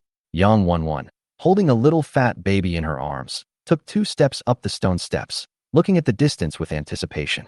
Quick, everyone line up. Xiamonli was also looking forward to it. She had heard that they would be coming back in a few days, and had been waiting here for 3 full days. This time we finally saw the convoy appear. The female mercenaries immediately lined up in 2 rows on both sides of the road, holding their rifles in their hands and standing straight with their chests.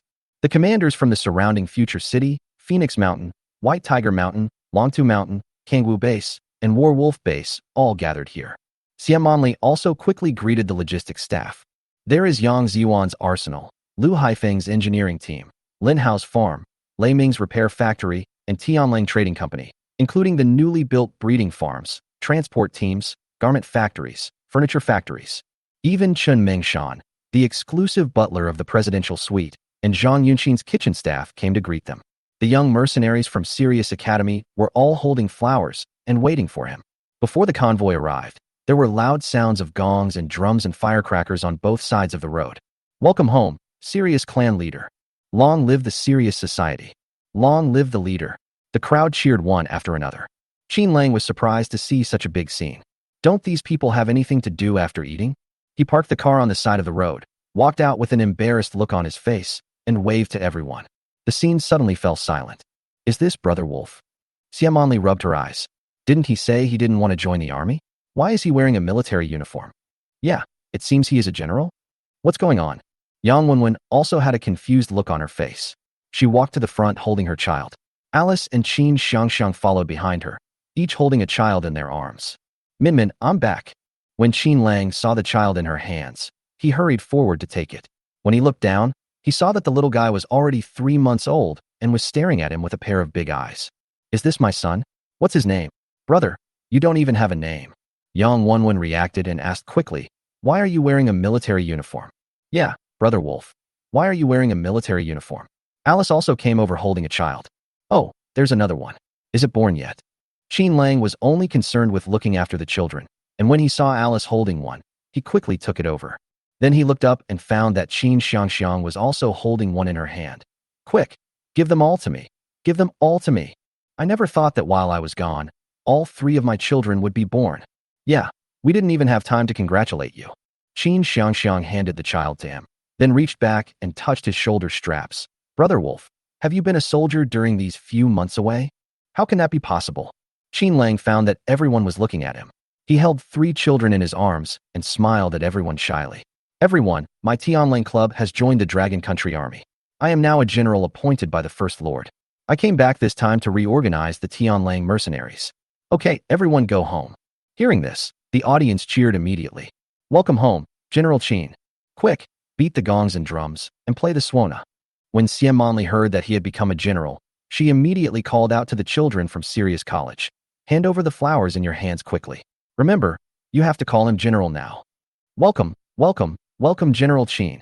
Thousands of Tianlang mercenaries immediately changed their slogans, raised the flowers in their hands, and walked towards Qin Lang. Okay, thank you, thank you. Qin Lang nodded repeatedly, stretched his neck to let them hang the wreath around his neck, still lowering his head to look at his children. You know what? Each one is more beautiful than the other. There was deafening cheers at the scene, and he was chatting with Yang Wenwen and a few other women while smiling. Are these 3 children all boys or girls? Mine is a boy, the other 2 are girls. Yang Wenwen was a little embarrassed and held Qin Lang's arm. Brother Wolf, everyone is greeting you. Give me the child. Qin Lang quickly realized that except for the boy in Yang Wenwen's arms, the other 2 had pigtails on their heads. Let's call this brother Qin Lang. A man should have a domineering name. These 2 girls, one is called Qin Lu, the other is called Qin Na. Lu means beautiful jade, Na means graceful. After Qin Lang named the 3 children, He handed them to the woman behind him. Then he walked to the front of the team and waved and nodded to everyone. There are so many people on this road. Some of them are old acquaintances, so it is inevitable to exchange a few words of greeting. Some of them are strangers, but you still have to say hello. He soon discovered that he had only been away for 4 or 5 months, but the entire Jiangnan provincial government had undergone tremendous changes. There are lush green vegetable fields on both sides of the road leading to the Kangwu base. There are simple wooden houses everywhere at the foot of the mountain, with smoke rising from rows of houses and the occasional sounds of chickens and dogs. Today, the Jiangnan provincial government has regained its vitality. Under the arrangement of Yang Wanwen and Xie Manli, more than 100,000 people in the entire provincial government were properly arranged. Although the houses were simple, everyone had a home, and they grew vegetables and raised poultry. People in the end times are eager to return to normal life and work hard almost every day. Chapter 299, Inviting the Cabinet to Jiangnan. When we returned to Kangwu town, there was even more joy and peace. Clean streets and neat buildings. Shops were opened on both sides of the street. Why do we open a store here? Qin Lang was a little puzzled. What could he use to trade without currency? The crystal core trade has long been outdated, and the farmers are left with no food or supplies. Siam Monli quickly stepped forward to explain. Brother Wolf, our store offers free rental and credit sales. Farmers here can take any tools they need as long as they register. If you want to buy grain and food, you can buy it on credit and pay it back after the autumn harvest. When I walked into the shop, I found that there were indeed quite a few farm tools and some agricultural machinery. These are all produced by machinery factories and maintenance factories. There is also a clothing store next to it. Grain, oil and flour shop. There are even pork stalls and various vegetable and fruit stalls. Are these all on credit? Yes. Siam Monli gritted her teeth and said, we can't eat all the food we produce now, and we can't give it away for free, so we can only sell it on credit to the people in Jiangnan province. In the fall, they can return the food to us. After all, grain is more durable. This is indeed a good idea. Qin Lang did not object. When we arrived at the Kangwu base, it was even more lively. The shallows in the middle of the river have all been reclaimed into farms, and the vegetables planted there are endless as far as the eye can see. In addition to vegetables such as cabbage and radishes, there is also lush green wheat. There were flocks of chickens and ducks on the road, cows and sheep running around, and occasionally a pig would jump out. The base was filled with the sound of reading. The thousands of young mercenaries that were taken in had now become students. I didn't expect the change to be so big. Qin Lang gave Siam Monli a thumbs up. Butler Xie can not only govern the Jiangnan province, but also the entire Dragon Kingdom in the future. Brother Wolf, you're joking. Siam Monli was flattered. I'm not kidding. Qin Lang looked at the current Jiangnan provincial government and felt that this model could be extended to the entire Longhua in the future. To restore the end times, all we need is food. Once the people have enough food, they will find ways to resume production. They build houses, plant crops, and raise livestock at the same time, so it is very easy to improve their lives. After all, the land is vast and sparsely populated, and there are weeds everywhere, which is very suitable for breeding. The problem is that the common people now have no food and no cubs to raise. And these things are in his space farm. There are now tens of millions of eggs stored up, not to mention all kinds of animal cubs, almost one nest a day. All kinds of grains and seeds are enough to feed 10 million people, which is equivalent to 2 or 3 provinces. He won't take these things out on his own initiative. We have to wait. When the people around heard that Qin Lang had returned, they all rushed over from all over the place. Everyone wanted to catch a glimpse of this Jiangnan lord. Because of him, everyone has a stable life and wants to thank him in person. The streets were empty, and everyone was looking at him with eager eyes. My lord, are you back? My lord, thank you for giving us food and seeds. My family has planted more than 10 acres of land. When autumn comes, I will definitely return the food to you as soon as possible. My lord, we in Jiangnan are so lucky to have you. My lord, I heard that you became a general. Congratulations. Everyone's joy was beyond words. Hello, folks. Qin Lang didn't know what to say for a moment. He just smiled and waved. Everyone go back. Now is the busy farming season. Now that the disaster is over, everyone should be more diligent, have more children, raise more pigs, and plant the land. I will find a way to introduce some policies to let you live a good life as soon as possible. Thank you, Lord. That's good. The Lord is back. We have more hope for the future. When everyone heard that a new policy had been introduced, they were all extremely excited. Everyone knows that Lord Jiangnan is a divine lord with great powers. There were also huge crowds of people entering the base. Everyone can't avoid exchanging a few pleasantries. Back in the presidential suite, Zhang Yinqin had already prepared the meal. Brother, these are all your favorite foods. I remember them all. As she happily served the dishes, she kept on talking. We have a good life now, and we have more vegetables and grains than we can eat. I still remember you growing vegetables in foam boxes at the Bollywood Hotel. At that time, I was wondering when it would end. Now that there are no damn zombies, our lives will only get better and better. Yes, Sister Zhang. Qin Lang reached out and took the child from Yang Wenwen's hand. He looked at Chun Hanxiang, Gu Qingying, and Qi Linger standing outside the door and hurriedly called them. Come on, come and have dinner. We are home now. Brother Wolf, I didn't expect Jiangnan to be so rich. Gu Qingying sat down and looked at the presidential suite with curiosity. Since entering Jiangnan, these three outside women felt like they were dreaming. If they hadn't seen the female mercenaries in the yard all wearing combat uniforms and carrying guns, they would have thought they had arrived at some pre-apocalyptic town. The mountains are beautiful, the waters are clear, the birds are singing, and the flowers are fragrant. Kangwu Hot Spring Villa is almost the same as it was before the end of the world.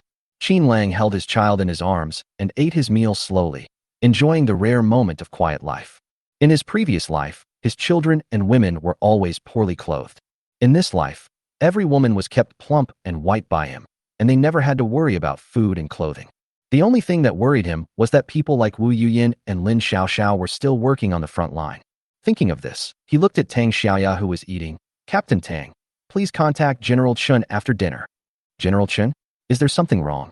Tang Xiaoya put down her chopsticks and elegantly picked up a tissue to wipe her mouth. I want to end this turmoil as soon as possible. Qin Lang made a bold decision. Ask General Chun if you can bring the chief to Jiangnan for a look. Let the chief come to Jiangnan. Tang Xiaoya was shocked. The other women all looked up. Brother Wolf, what do you mean? Yes, Brother Wolf. In such a chaotic world, will the chief come out? Of course, let them see the present Jiangnan. Qin Lang said seriously. Today's Jiangnan is like a paradise compared to other places in the country. I think the Lord also hopes that other places in the country will be like Jiangnan. Although he became a general, he did not just want to lead troops to quell Song Shiru's rebellion. To put it bluntly, I don't want to be just a hunting dog.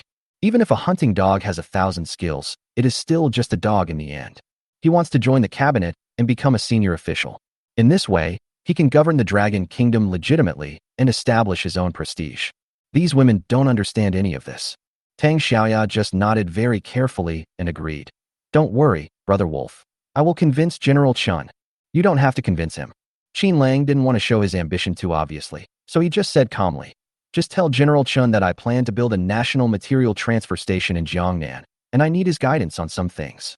By the way, tell him that our Tianling Association is preparing to provide relief to disaster victims across the country. Because it's a serious matter involving the post-disaster reconstruction of the entire country, many things need his authorization. Didn't you say to ask the chief to come? Tang Xiaoya was a little confused. After waiting for a long time and seeing that Qin Lang didn't speak again, he had to stand up and leave. Chapter 300. First Arrival in Jiangnan. Master, the Jiangnan provincial government is ahead. Wu Liang was driving and finally saw the flag of Longtu Mountain. Really?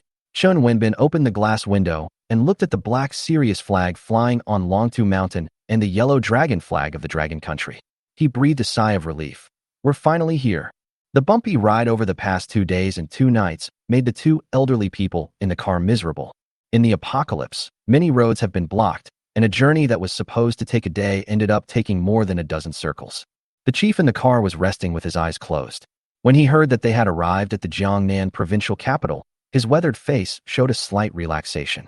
He didn't look out the window, but just nodded slightly. General Chun, you said that General Qin didn't go to wipe out the rebels, but insisted on setting up a material transfer station at this time. What is his intention? Chun Wenbin shook his head. My lord, I don't understand either. When he first received Tang Xiaoya's invitation, he was a little puzzled. Qin Lang was just appointed as the general and was ordered to eliminate Song Shiru. As a result, he did not send troops to fight, but only built some new cities along the way and stationed troops there. This time he said he was going back to Jiangnan to reorganize the mercenaries.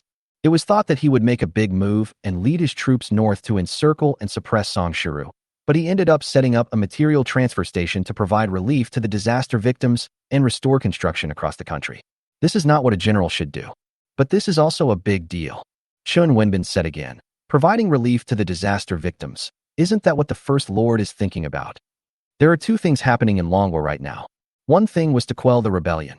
After all, Song Shiru threatened the capital. Many lords below also joined in the fun. The cabinet of Longwa is already empty, with only Chun Wenbin's hundreds of thousands of troops, and new wars may break out at any time.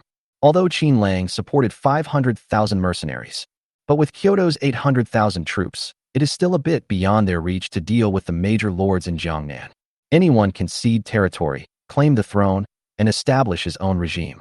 The second thing is to resume post-disaster construction.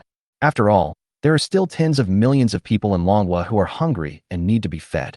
If the situation is not handled properly, unrest will easily occur. Qin Lang had seen this before.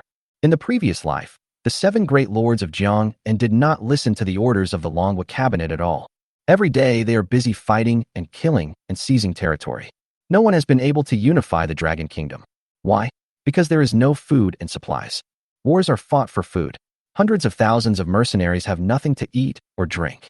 They can cause some minor frictions, but if they want to occupy other provinces, they will faint from hunger after taking 2 steps. Civilian mercenary groups were also in great chaos, committing all kinds of atrocities such as burning, killing, looting, and even occasional incidents of cannibalism. The chief monk just nodded and prepared to continue to close his eyes and rest. It's strange, what are these people doing? Wu Liang was suddenly as excited as if he had discovered a new world. Oh my goodness, is this wheat? He widened his eyes and looked at the green farmland in disbelief. Shouldn't there be weeds in these fields? Can wheat be grown in the south? Chen Wenbin also rubbed his eyes and found that it was really not weeds, but just fields of wheat. There are also various vegetables. At first no one paid attention to it, but now they saw vegetable fields everywhere around them. These people are really farming.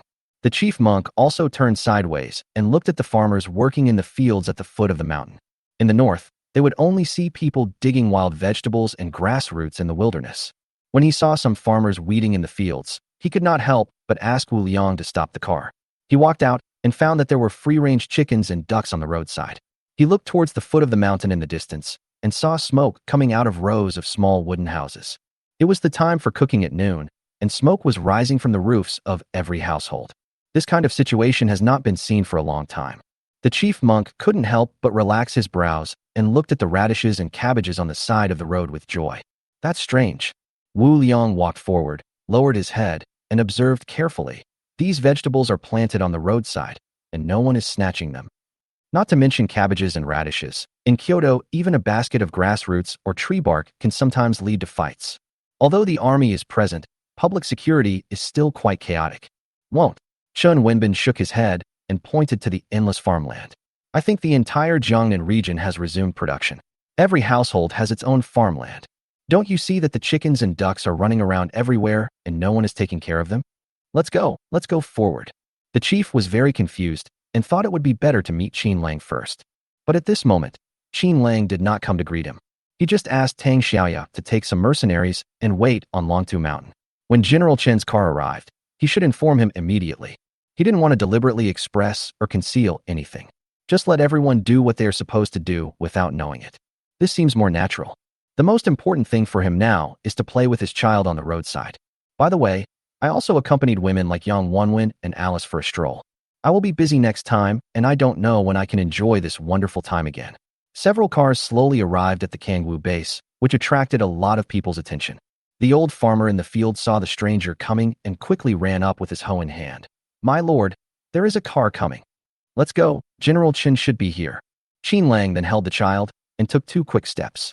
From a distance, I saw several cars parked on the side of the road, and a dozen soldiers jumped out of the cars and began to stand guard.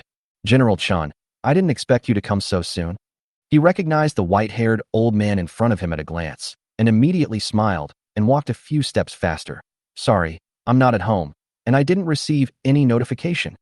An old man also got off the car. Needless to say, you can tell at a glance that it is the chief monk. I often saw it on TV before the end of the world. Qin Lang quickly handed the child to Yang Wanwen, straightened his military uniform, and raised his hand. Hello, Chief. General Qin? The chief was obviously surprised and looked at the young man in front of him with an incredible expression. I didn't expect General Qin to be so young and elegant. Although he knew Qin Lang's resume, he was only 22 years old. But when I saw this young man, I couldn't help but be a little surprised. Who could have imagined that this elegant and handsome young man was actually the Lord of Jiangnan? The chief's eyes soon fell on the three children, and a trace of kindness appeared on his face. General Qin, are these your children? Yes. Qin Lang put his hand down, feeling a little overwhelmed. After all, it was the first time he met the Lord, so he quickly called out to Yang Wanwen. Quick, take the child home, and ask the mercenaries at home to prepare a banquet. No hurry, no hurry. The chief took 2 quick steps, stretched out his hand to take the child, and held him in his arms.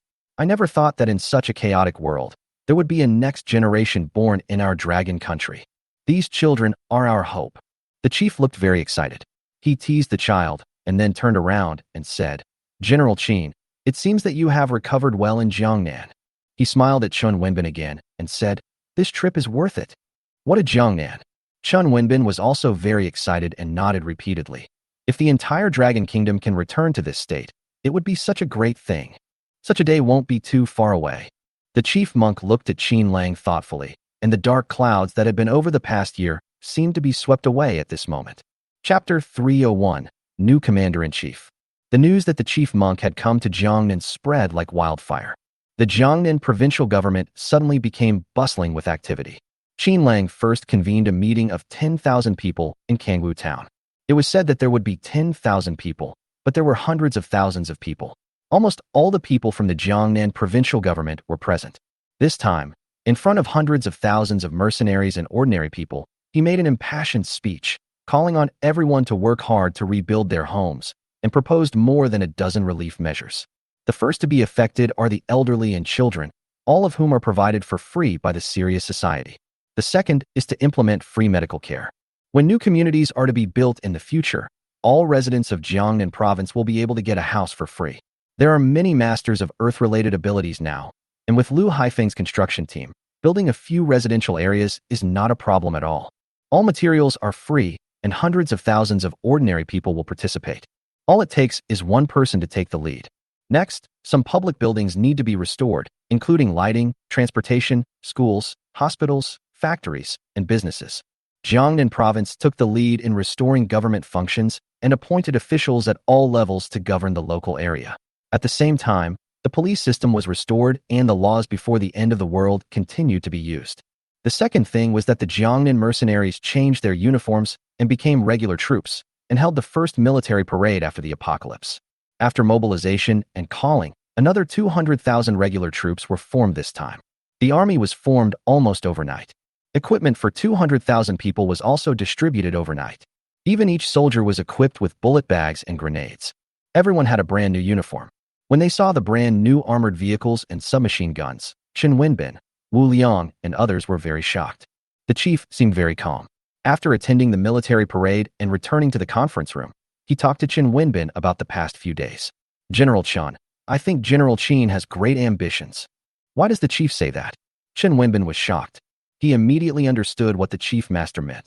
You mean, he wants to jump up? There's more. The chief master had a sharp eye and profound insight. This young man has certain ambitions, but fortunately, he is not just an ambitious person. There is fanaticism, ideals, and passion in his eyes. If he really wants to seek the happiness of the people, you can help him. Master you. Chun Wenbin was speechless for a moment. You mean, in the future he will? Let him join the cabinet. The chief's old face looked relaxed and natural. Old brother, we are all old. Looking at the entire dragon country, no one is more suitable than him. Although he is young and energetic, he is the only one who can solve the current predicament. From now on, you and I will stay in the back line and help him. Chen Wenbin felt very complicated when he heard this. Many people in Longwa's cabinet have grown old, and many can only do superficial work. Although they try their best, it is of no use. Qin Lang had an army and food. There are armies that are powerful enough to shake the entire world, and there are also food supplies that are sufficient to feed the entire world. Fortunately, he was relieved that this young man did not rely solely on force like Song Shiru, but was actually doing things that benefited the country and the people. Doesn't this matter need to be approved by the cabinet? Chen Wenbin asked cautiously. No need. Our so-called cabinet is just you and me, right? The chief made up his mind and nodded decisively. In this emergency, you should step down as well. Let him and Wu Liang, 2 young men, take the lead, and we will help from the back. This time Chen Wenbin did not object. He looked at Qin Lang, who was chatting and laughing with Wu Liang outside, and said, Well, let him be the second chair in the cabinet. The first chair of the cabinet is also the head of the cabinet. The second chair, just below the first. The intention is already clear. General Qin, please come in. Chen Wenbin pushed open the door and called out to the two people. Wu Liang, come in too. Qin Lang walked into the room and found that the atmosphere was a little strange. He did not dare to sit down, but raised his hand to salute. Hello, Master. General Qin. The chief stood up and announced solemnly. After discussion in the cabinet, General Chen and I have unanimously decided that you will serve as the marshal of the three armies of the Dragon Nation. What do you think? I dare not. Although Qin Lang had been thinking about this position, he still felt a little guilty when it came to this point.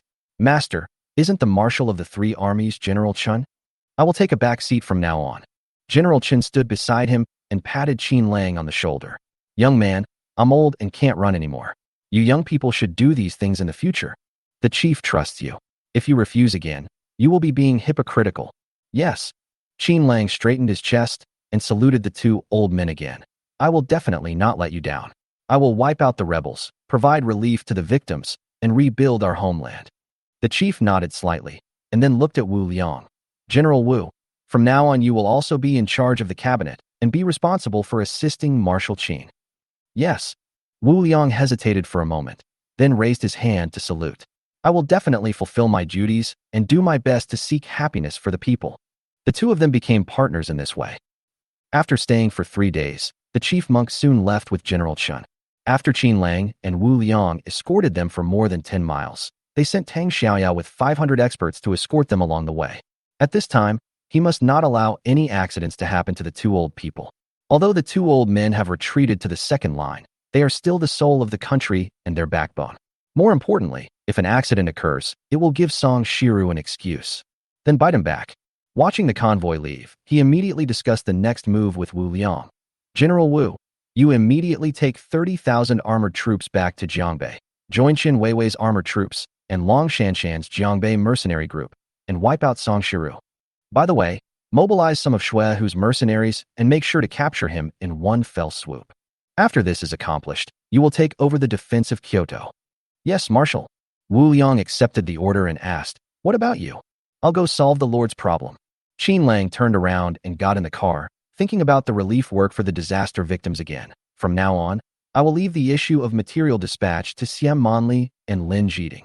After returning to the Kangwu base, he immediately went to the conference room and said, Lu Haifeng, from now on, I appoint you as the chief construction officer. I want you to recruit another 20,000 workers to open up all the surrounding roads and bridges. Director General of Construction? Lu Haifeng didn't seem to understand. Boss, what position is this chief construction officer? Call me Marshal from now on. Qin Lang glared at him and said, from now on, the Tianlang Club will be disbanded. I am the Marshal of the three armies of Dragon Country. You, the Minister of Construction, are of course the Minister of Construction of Dragon Country and are under the management of the cabinet. Oh my god, such a high-ranking official? Lu Haifeng couldn't believe his ears and stood there for a long time without reacting. Qin Lang is now the second in command of the cabinet, and the first minister has handed over most of the power to him. Naturally, he is qualified to appoint some officials. Xian Manli, from now on, you will serve as the chief of logistics for the cabinet, and you will be in charge of all the food in the country. Me, the chief of cabinet logistics? Xian Manli was shocked, but also a little delighted. Brother Wolf, does this mean I'm an official too? Everyone present was shocked. Chapter 302, Abolish All Lords. Lu Haifeng used to be just a small contractor, but now he has become the chief engineer. Xian Manli, the receptionist of this hotel, actually also became the chief logistics officer. Everyone was envious, but also nervous. It seems that rising tide lifts all boats, and everyone is waiting for Qin Lang's next appointment. Lei Ming, stop repairing your broken car and become the director of industry. Speed up the construction of the machinery factory and produce more agricultural machinery. Lin Hao, the Jiangnan hydropower plant is handed over to you. You will be the Director General of Water Resources and find a way to restore electricity to Jiangnan. Engineer Yang? Qin Lang didn't know what to do with this senior military expert. The current priority is not arms production. Engineer Yang, you are an intellectual. You can be the Minister of Education in the future. The whole country's education will be left to you. Notify Liang Xiaolin to come back and serve as the chief medical officer to start building the hospital. The others also had their appointments. The second thing to do after entering the cabinet is to cut off the power of all lords. The first order was immediately issued in the name of the supreme military commander. The 6 former lords of Jiangnan conspired with Song Shiru to rebel, and all their lordship titles were revoked. Now appoint Yang Wenwen as the lord of Jiangnan province, Qi Yulan as the lord of Yuezhang province, Gu Qingying as the lord of Nanjiang province, Long Shanshan as the lord of Jiangbei province, Lin Xiaoxiao as the lord of Donghai province, Wu Yuyan as the lord of Shannan province, and Su Xinshan as the lord of Jiangdong province. Appoint Chen Weiwei as chief of the army with the rank of lieutenant general. Han Li, Huang Bo, Xiao Hui, Lu Jia, Yi Hongjia, Yi Jijun, and Dong Zhou as military governors of the 7 provinces in the south of the Yangtze River. The provincial lords and military governors will lead 100,000 troops to various places immediately to eliminate the rebels and take over the local government. Xian Manli, immediately organize a transport team and follow the main force to carry out relief work. Chen Mengshan, who was originally just the exclusive butler of the presidential suite, now serves as the director of communications and immediately conveys the order to all places. The major lords received the order and took action immediately. Jiangnan Lord Yang Wenwen immediately mobilized the veteran mercenaries of Jiangnan province to join Lu Haifeng's engineering team and Xian Manli's transport team. Long Shanshan, the lord of Jiangbei, had already taken over the defense here and was leading his soldiers and Wu Liang to encircle and suppress Song Shiru. Gu Qingying, along with some of his followers, immediately headed for Tianling City. Qi Yulan was also in Yuezhang province, starting to provide relief to the victims. The problems in these provinces are not very serious. However, there has been no contact between Lin Xiaoxiao's Donghai province, Wu Yuyan's Shannan, and Su Xinshan's Jiangdong province so far. Qin Lang decided to go to the north himself. This time when he went out, there were a lot fewer women around him. People like Lu Yanyan had already served as city lords and stayed in various places. The only members of the elite team left were Tang Xiaoya, Yang Xiaoxiu, Han Weiwei, Su Lili, Lu Xinyue, and Yang Jiaojiao, with the addition of Chen Xiaowei and Qi Ling. The elite team consisted of 10 people, driving several off-road vehicles. The yellow dragon flag of the Dragon Kingdom has been placed on the front of the car. The troops were frequently mobilized, and the road to the north was filled with the roar of armored convoys. These chariots are all new models, and they all have the yellow dragon flag of the Dragon Kingdom hanging on them. Following closely behind the armored convoy were tens of thousands of motorized troops. There were many transport teams along the way from the Jiangnan provincial capital to the Jiangdong province in the north. When the old mercenaries in Jiangnan heard that Qin Lang was going to quell the rebellion, they all took the initiative to join the transport team, pulling food and following the troops. The shining helmets, brand new uniforms, high morale, and large trucks loaded with supplies attracted the surrounding people to come out and watch. What happened? Why did the Dragon Kingdom send out so many troops at once? Several groups of troops have passed by in the past few days. Where did all these soldiers come from? We haven't seen the army for a long time. I have never seen such a mighty and majestic army. The army of the Dragon Kingdom was originally on the coastal front. Of the original 600,000 old troops, except for the 300,000 led by Song Shiru who defected to the north, the remaining 300,000 subordinates of Chun Wenbin, after reorganization, plus the mercenaries of the Tianlang society scattered around, there suddenly emerged an army of nearly 2 million. Watching the countless troops shuttle back and forth, hope was rekindled in the hearts of these ordinary people. Is this the end of the world? Could it be that the Dragon Country's top brass is going to take over the local area again?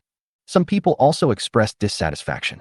When the apocalypse just started, we looked forward to it, but they never came. Now that the zombies are gone, they appear.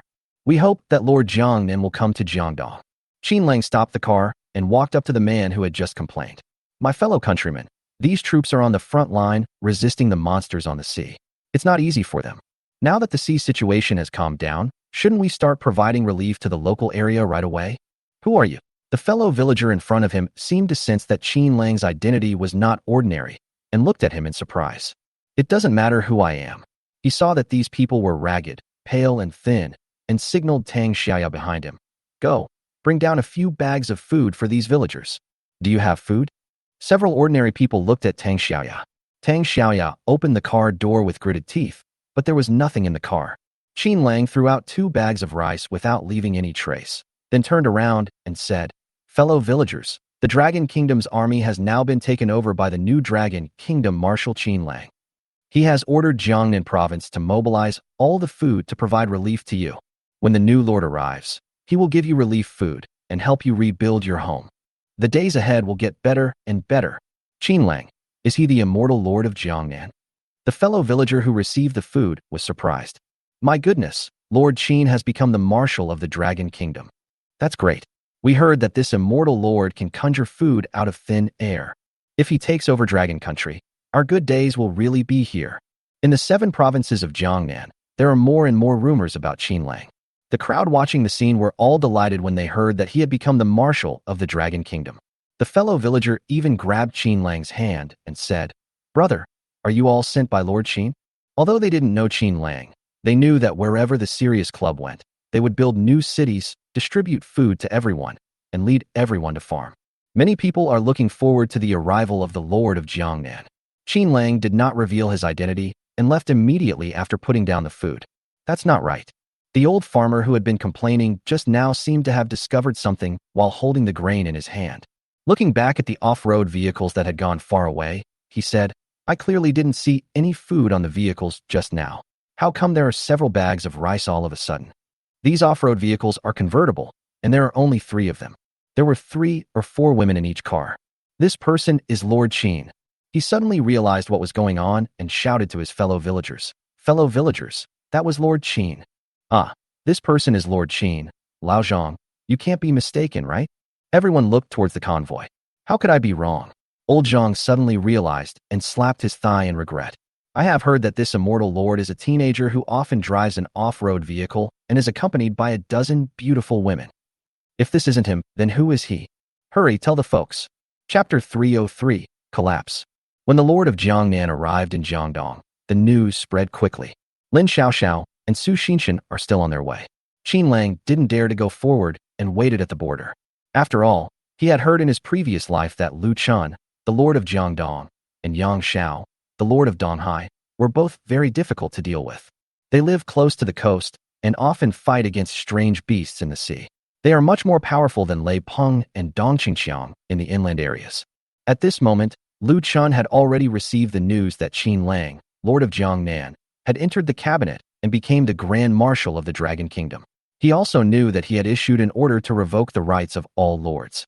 This guy who doesn't even have all his lip hair has become the Marshal of the Dragon Nation. My lord was appointed by the cabinet. Why was he dismissed with just one word? And they sent a woman to replace me. How ridiculous.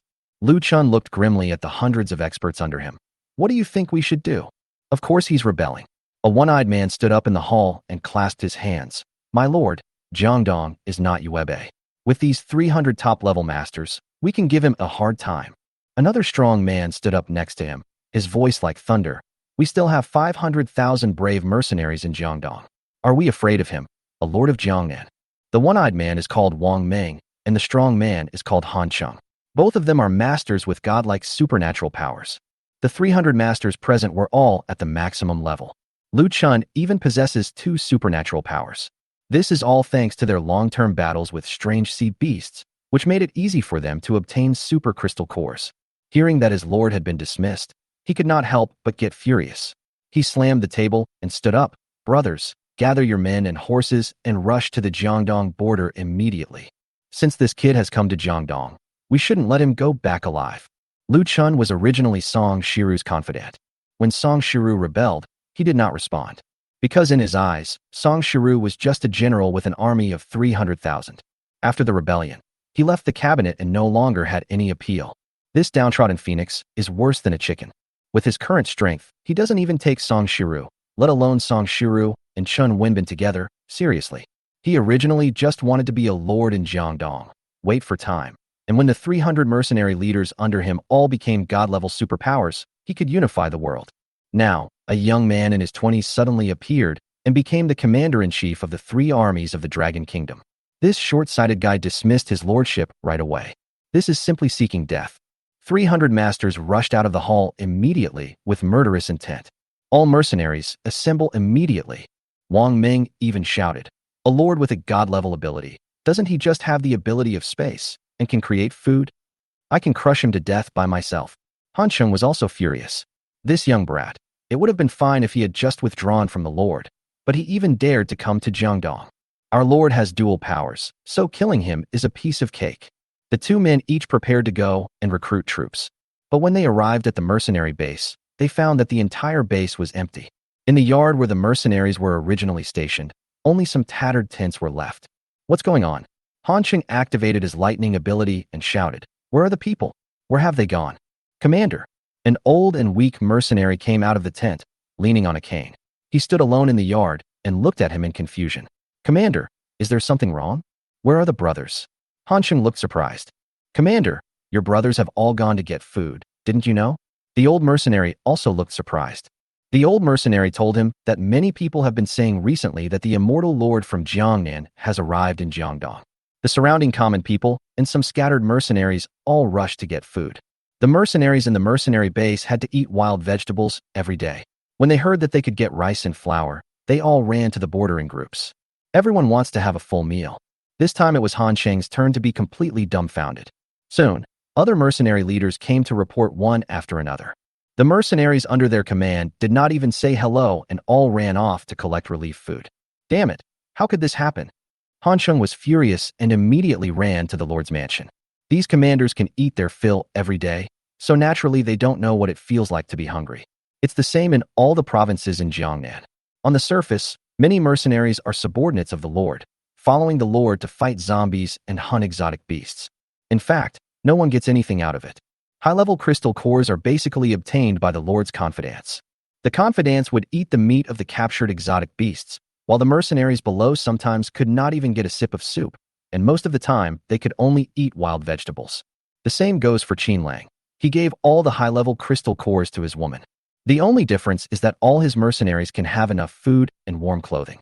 When the news spread that he had arrived in Jiangdong and was distributing relief food to the common people, the former mercenaries immediately laid down their guns and became refugees, all crowding towards the border. Seeing a steady stream of refugees crowding in from all directions, Qin Lang had no choice but to throw out hundreds of containers and build a temporary wall around the scene. Then let Lin Xiaoxiao and Su Xinqian's 200,000 mercenaries maintain order. "Fellow villagers, I am Su Xinqian, Lord of Jiangdong." Su Xinqian stood on the top of the container tower, holding a loudspeaker, and began to shout. "According to the order of the Marshal of the Dragon Army, the mercenary system is now abolished. From now on, as long as you lay down your weapons, you can receive food and seeds. Next, we will distribute land and houses to you. From now on, everyone will return to normal life." Okay, someone in the crowd raised his broken gun excitedly. As long as there's food to eat and land to farm, who would want to risk their lives hunting sea beasts every day? That's right, I'm on the edge of death every day, and I can't even get enough to eat. There's no benefit in fighting that thing. Whoever wants to be a mercenary can do it. The leading mercenary threw the gun in his hand to the ground, took a bag of rice weighing 10 kilograms, and laughed happily. "I have been hunting sea beasts for half a year, but Lu didn't give me a grain of rice. Now it's good, we can go ashore." When the people behind saw the real food, they all took the initiative to throw their guns into the container. Su Xinqian finally breathed a sigh of relief when he saw this. "Brother Wolf, I thought it would take a few tough battles to take over Jiangdong, but I didn't expect it to be so easy." Qin Lang smiled coldly. "You are a full man who doesn't know the hunger of a hungry man. If I let you starve for a year, you'll become as angry as they are." "Who said I'm full?" Su Xinqian looked at him with a smirk. "I'm also horny and thirsty now." Just as the two were talking, a thunderous roar suddenly came. "Qin, get out here." Lu Chun, with 300 masters, appeared in the crowd with murderous intent. When the one-eyed Wang Meng saw the food his men had collected, he was furious and snatched it away and threw it on the ground. "Jiangdong mercenaries, listen up. Everyone retreat." The mercenaries who were collecting food made way for the three masters with god-level superpowers when they saw them appear. These mercenaries had all seen their special abilities, so no one dared to attack them. "Are you Qin Lang?" Lu Chun walked forward with his hands behind his back and a gloomy face. Chapter 304 Evolution of God-Level Beast. It was the first time that Qin Lang met Lu Chun. This young lord was probably in his 30s.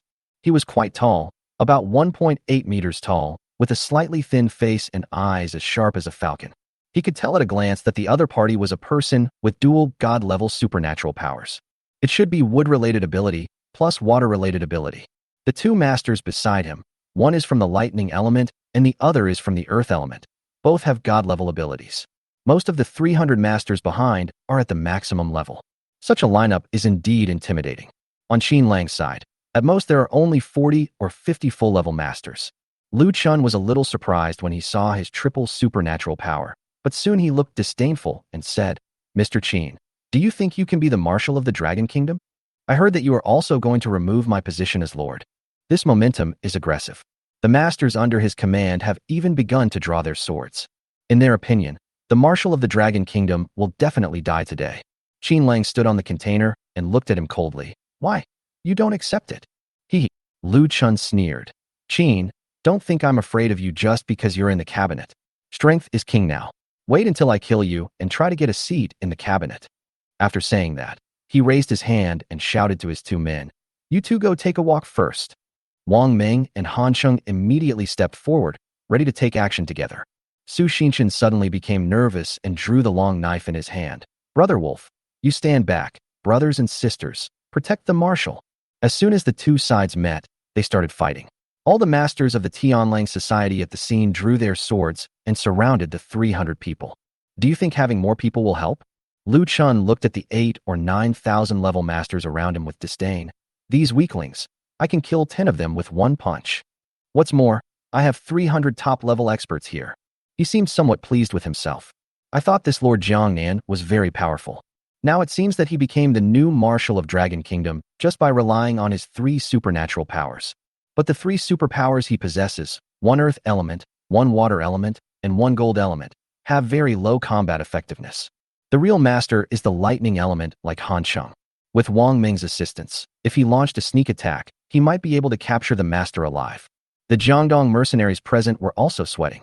Many people have not received their food yet, and deep down, they don't want anything to happen to Qin Lang for the time being. Get out of the way. Qin Lang pushed Su Xinshan away and responded with disdain. Fighting is not about numbers. I don't even need humans. Just 2 dogs will be enough. Dog commander, kill. He suddenly roared and threw out 2 black Dobermans from the space. The 2 Dobermans have lived in the space since they were young and rarely show up. I thought that when the 2 dogs grew to several hundred kilograms, the space farm would automatically slaughter them like dog meat. Strangely enough, the 2 dogs were not treated as food animals on the farm. They are different from the pigs, cattle, and sheep in the space. They are treated like pets on the farm, so that they have grown to more than 1,000 pounds and are still alive and well. The 2 black shadows were like 2 lightning bolts. After jumping out from the space, they each pounced on 2 god-level masters. Han Sheng was suddenly horrified, and a flash of lightning rose from the steel knife in his hand, ready to chop down at the Doberman. Ouch! The Doberman's hair suddenly stood up, and purple light emanated from his body. He bared his teeth and grabbed downward with his claws. There was a puff sound, and a black lightning shot down from the sky. Han Sheng in front of him still held the knife in his hand, and suddenly stood still. When everyone looked again, they found a bloody crack that cut neatly through the top of his head, cutting the whole person in half. The whole process happened in a flash, and many people didn't react.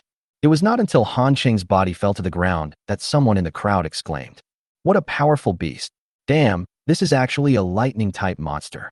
It seems to be a god-level beast."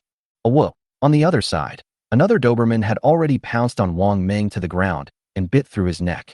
Wang Ming died in an instant before he had time to resist. 2 masters with god-level superpowers were actually killed by 2 dogs. The 300 masters at the scene shuddered with fear. Lu Chun stood there, like a piece of wood, with his eyes wide open in fear. No one knows what happened. Even Su Xinshan was confused. Brother Wolf, what's going on? Yes, Qin Lang also wants to know. He originally thought that even if the 2 Dobermans were at the maximum level, with the talents of the beasts, they would have to fight for at least 300 rounds to deal with 2 masters with god-level superpowers. As long as these 2 guys can hold back Han Sheng and Wang Ming, he can compete with Lu Chun. He was also confused by what was happening suddenly. Soon the 2 men discovered that after the Doberman bit the 2 god-level masters of supernatural powers to death, it couldn't wait to bite their heads. There was a crisp sound, and Han Sheng's head was bitten to pieces.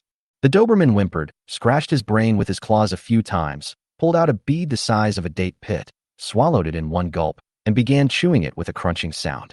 Another Doberman also bit open Wang Ming's head and took out a bead from his brain. Oh my God, what's going on? It was the first time that the mercenaries present had seen such a situation. When Qin Lang saw this scene, he suddenly remembered something and quickly opened the space. In the space, Lei Peng and Song Qing's heads had long been chewed into a pile of bone residue. He finally understood. The head of Lei Peng that he had thrown into the space was eaten by 2 Dobermans. This master with god-level supernatural powers actually has a crystal core in his head. By some strange coincidence, 2 Doberman pinchers evolved into divine beasts. This time, the 2 Dobermans each ate a superpower. After discovering the secret, Qin Lang remained silent and looked at Lu Chun coldly. Lord Lu, do you want to die or live? I want to live. Lu Chun was so scared that he wet his pants. He thought that he had 2 levels of god-level supernatural powers. Even if he was not a match for Qin Lang, he was still an unparalleled master in the world. Now I see 2 people with god-level superpowers being killed instantly by 2 dogs. I felt extremely desperate. He instinctively wanted to run away, but when he saw the 2 Dobermans looking at him, he was so scared that he knelt down on the spot and kowtowed to Qin Lang. Marshal, spare my life. I'll spare you, come here. Qin Lang hooked his finger, motioning Lu Chun to come over. Lu Chun didn't dare to not step forward, crawling over and begging for mercy again. Marshal, I am willing to submit to you. From now on, I will do whatever you tell me to do, without any second thoughts. Hundreds of thousands of mercenaries and common people at the scene were all shocked to see their once invincible lord wagging his tail and begging for mercy like a dog in front of Qin Lang. This immortal is truly amazing. It's incredible. I didn't expect both of his dogs have god-level powers. How many secrets does this immortal have? Chapter 305. The Lord of the East Sea surrenders. Qin Lang saw Lu Chun coming forward and stretched out his hand. As long as you behave yourself, I will send you to a place where you can be worry-free for the time being. Thank you, Marshal. When Lu Chun saw the 2 dogs walking towards him, he was so scared that he quickly reached out and grabbed Qin Lang's hand. Everyone was confused and looked at the 2 people. With a whoosh sound, Lu Chun suddenly disappeared from the spot. Fuck, what happened? Where has the Lord gone? The 300 masters behind reacted and turned pale. Everyone looked at each other. 3 seconds later, everyone fell to their knees. Marshal, please spare my life. Qin Lang threw Lu Chun into his own space, and then he heard the system. Ding. Abnormal creatures found. Automatically killed. Slaughter in progress. The slaughter is complete. I harvested 1 human skin and 2 super crystal cores. Half a minute later, a green crystal core the size of a date pit and a black crystal core appeared in his space warehouse. Qin Lang turned around, took out the crystal core, and placed it in his palm. These 2 crystal cores are somewhat different from the zombies' crystal cores. It was like a relic, transparent throughout, and emitting bursts of energy. System, what does this mean? Ding, this is a super crystal core, which contains super energy elements. Only masters with god-level superpowers have this kind of crystal core. This kind of crystal core is purer than the super crystal core of alien beasts, and can help you evolve god-level superpowers. Qin Lang was speechless for a moment. Thinking back to the dream, Liang Kuei's head was cut open with a knife, revealing a white crystal core inside. I didn't understand it at the time, but now I suddenly realize it. Dog Commander, let's go. Qin Lang turned around, took Lin Xiaoxiao's hand, and waved to Su Xinshan. Su Xinshan, I leave this to you. Brother Wolf, don't worry. According to the consistent principles of the Tianlang Society, any enemy will only be killed if they are wrong, and there is no reason to let them go. Su Xinshan looked at the 300 masters kneeling on the ground. His eyelids twitched, and he said coldly, Brothers, kill them. Da-da-da. Suddenly, a burst of intensive gunfire was heard at the scene. For episodes of shouts and killings, Qin Lang heard the gunshot and silently handed the black crystal core in his hand to Lin Xiaoxiao. Come on, swallow this. What is this? Lin Xiaoxiao looked at the crystal core in her hand with curiosity. This is a water element super crystal core, which has certain healing abilities. Hearing that it was a super crystal core, Lin Xiaoxiao couldn't help but feel touched. Brother Wolf, I didn't expect you to be so kind to me. So far, none of the women have superpowers. When Qin Lang got the super crystal core, the first person he thought of was the last woman in his previous life. He now possessed the abilities of gold, water, and earth, so he threw the wood super crystal core into his mouth. Gold, wood, water, and earth. The 4 superpowers quickly merged together. Brother Wolf, why did you kill these masters? Lin Xiaoxiao felt that he was now the marshal of the Dragon Kingdom, possessing multiple superpowers, plus 2 super beasts, so no master would pose a threat to him. The population is getting smaller and smaller now, so we should try not to kill as much as possible. You don't understand. Qin Lang shook his head helplessly. Lu Chun's experience told him that there are still many super beasts in the end times, and these masters have the opportunity to become god-level masters, and even have the opportunity to possess dual superpowers. These masters will be potential dangers in the future. Thinking of this, he immediately asked Qin Lang to issue a second order. Tell all lords that all top-level masters, except those who voluntarily surrender, will be killed without mercy. From now on, the people of Dragon Country are prohibited from hunting exotic beasts. All hunting will be handled by the military. After Qin Lang sent the telegram, she immediately received a message. Brother Wolf, Dong Qingxiang was captured alive. Gu Qingying asked you how you would deal with it. Capture alive. Will a god-level master be captured alive? Qin Lang quickly turned on the microphone to contact Gu Qingying. Gu Qingying, are you sure that Dong Qingxiang will be captured alive? Brother Wolf, this is what happened. Gu Qingying seemed a little embarrassed. This guy can't beat us, and now he is alone. He wants to surrender. Of course, Qin Lang smiled coldly. If you care about our old relationship, then keep him by your side. Brother Wolf, I didn't mean that. Gu Qingying panicked when she heard his cold words. Brother Wolf, I'm just asking you, should we execute him or leave him to you? Besides, the order you just issued is to kill everyone except those who voluntarily surrender. It just so happens that Dong Qingxiang voluntarily surrendered. I'm sorry, I misunderstood you. Qin Lang was relieved and apologized quickly. Dear, I only want his head. You can deliver it to Donghai province in person, and then I will give you a reward. Gu Qingying was frightened and felt wronged for a while, then burst into tears. Brother Wolf, don't make such jokes in the future. You are a great marshal, but you don't even have this much confidence. How can I be sentimental with an old man? Okay, I was wrong. Now that the issue in southern Xinjiang had been resolved, he felt relieved. The elite team traveled around Jiangdong and built more than a dozen new cities along the way. Now the land is vast and sparsely populated, so you can build a small city of several square kilometers anywhere. After handing over the food and the empty city to the army sent by Su Xinshan, you can continue to move forward. The 3 off-road vehicles crossed Jiangdong and soon arrived at the edge of Donghai province. During this period, he accompanied Lin Xiaoxiao every day, which made her feel very happy. Seeing the road sign, "Welcome to Donghai province," Lin Xiaoxiao suddenly became unhappy. Brother Wolf, we have arrived at my territory. Does this mean that we will be separated soon? Separation is temporary. Qin Lang stopped the car and looked at the telescope not far away. What happened in front? Why did the armored vehicle stop? Report to the marshal, Lord Yang Xiao, Lord of the East China Sea, is here to pay a visit. Yi Jijun's voice came from the phone. Lord Yang brought his 3,000 mercenary captains and some valuable gifts and asked to surrender. Apart from Long Shanshan, this is the first lord who voluntarily surrendered. The roads are not smooth now, and many lords have no contact with each other, so they don't know each other very well. But Qin Lang was different. He had experienced 3 years in his previous life and had heard some rumors more or less. In his previous life, he heard that Yang Xiao was not good-looking and his favorite thing was to collect beautiful women. I heard that almost all of his mercenary captains are women, and this lord is very cunning. Okay, let him come over. Qin Lang wanted to see who this lord of the East China Sea was. Yi Jijun got the permission and let him go immediately. He looked at the Mediterranean man in front of him with disdain and said, Lord Yang, please go in. Chapter 306, Meeting an Old Acquaintance. Thank you, little brother. Yang Xiao smiled obscenely, lowered his head, and walked quickly forward holding a box. Behind him, 300 beautiful mercenary captains were dressed gorgeously. Some are fat and some are thin, and some are tall and some are short. The walking movements also have their own postures. As Yang Xiao walked in front, he turned around and whispered to the hundreds of beauties behind him, Be more alert and don't embarrass yourself in front of my brothers. When the women behind heard this, they all straightened their heads and chests. Qin Lang couldn't help but widen his eyes when he saw this scene. Oh my goodness, is this the International Beauty Alliance? Among these 300 beauties, more than half are American girls. Among them, there are quite a few girls with small feet, Gallic girls, and even some who are very dark. Yang Xiao walked 10 steps in front of the SUV, bowed his head respectfully, and saluted.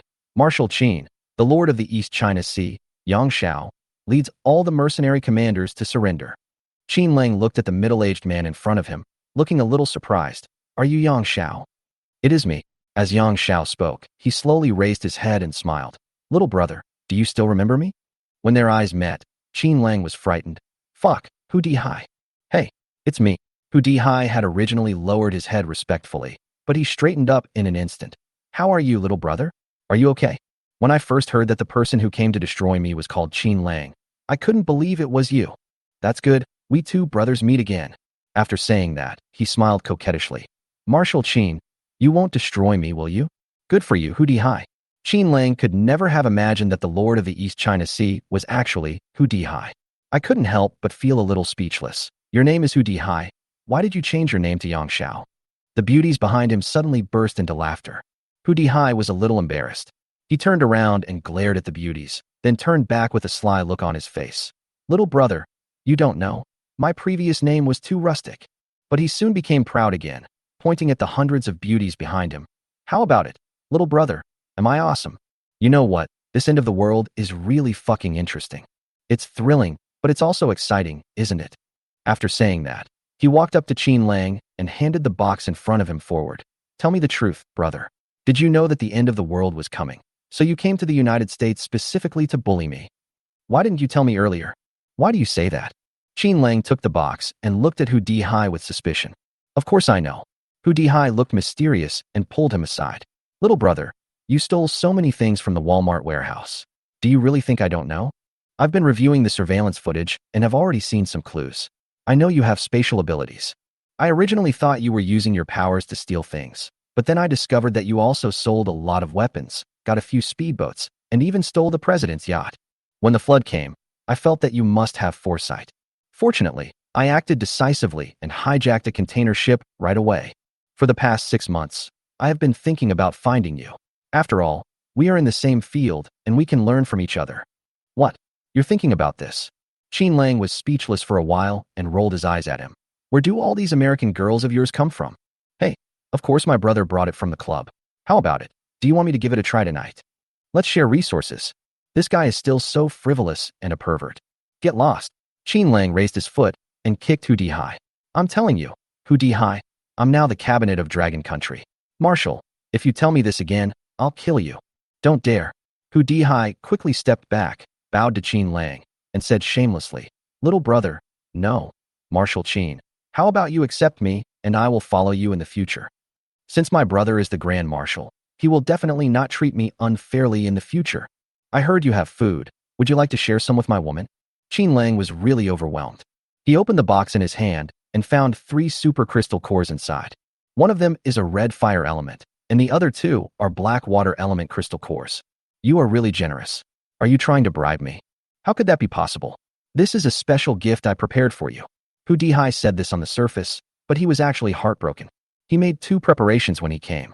If the person he met was not Qin Lang he knew, he would give him 3 crystal cores, hoping to escape unscathed. If he was an old acquaintance of his, he would also give him 3 crystal cores, hoping to retain his position as Lord. Looking at such a valuable gift, Qin Lang was unable to make a decision for a moment. You should go back first. You can't be the Lord of the East China Sea anymore. I will arrange a new place for you to be rich and comfortable. Thank you, brother. Hu Dihai was immediately excited. I knew you were a kind and righteous person. Lin Xiaoxiao took over Donghai province very smoothly. All of Hu Dihai's mercenaries have been disarmed, leaving only the 300 beautiful female masters around him. Of course, this beauty needs to be put in quotation marks. Hu Dihai did not object and accompanied Qin Lang to drink on his container ship. The two hadn't seen each other for a long time, so they had to have a good drink. Qin Lang took out all the good wine and food. The two of them clinked glasses and soon became drunk. He looked at the super sea beasts swimming around on the sea and was vaguely worried. Old Hu, isn't it dangerous for you to live in the port for a long time? It's okay. Hu Dihai was drunk and waved his hands with an indifferent look on his face. My 300 women are all masters of water-related abilities. We are not afraid, even if a super beast comes. Do you often go out to sea? Of course. Hu Dihai, half drunk, began to brag. I have been drifting in this sea for several months. What kind of dangers have I not seen? It's a good thing that God will not let me go. After floating for a few months, I actually floated to the East China Sea province. It was thanks to the strange beasts in this sea that I was able to evolve into a god-level master and become a lord. He suddenly remembered something. By the way, there is something I'm curious about. How are you and that stewardess doing? What method did you use at the beginning? Are you talking about Liang Rongrong? Qin Lang was just about to tell him the story of Liang Rongrong when he heard a snoring sound. Hu Dihai was drunk and fell asleep on the table. Drink with me. Don't you know I have spatial abilities? Qin Lang smiled helplessly, shook his head, and stood up, pulling a foot-basing girl who was in charge aside. You. Do you understand Longwa language? I know a little bit. The foot-basing girl was confused and followed Qin Lang to the back of the cabin. Marshal Qin, what are you going to do? Don't worry, I won't do anything to you. Qin Lang pulled her into the cabin, threw out dozens of containers of food in front of her, and threw out another container of guns and ammunition. Yours. Do you want a foot basin? The foot basin girl was stunned by Qin Lang's spatial ability. It took her a long time to react and nodded repeatedly. Of course I did. Well, drive your container ship back to the foot basin. After that, he threw out several hundred barrels of diesel and said, remember, don't come back, or I will use cannons to bomb you. Chapter 307. A Dream in Another World. Hu Dihai was still asleep when the giant container ship slowly sailed out of the East China seaport. By the time sunset was approaching, they were already hundreds of miles away from Dragon Country. Hu Dihai finally woke up. Seeing the ship sailing on the sea, he was immediately shocked. What happened? Why did the ship go into the sea? My lord. Jiao Beniyu hurried forward, stretched out her hand respectfully, and handed over a letter. This is what Marshal Qin entrusted me to give you. I ask you to follow it. Hu Dihai opened it with a puzzled look on his face, and his pupils suddenly dilated. Brother Hu, I heard that Jiaobin girls are pretty good, and their voices are unique.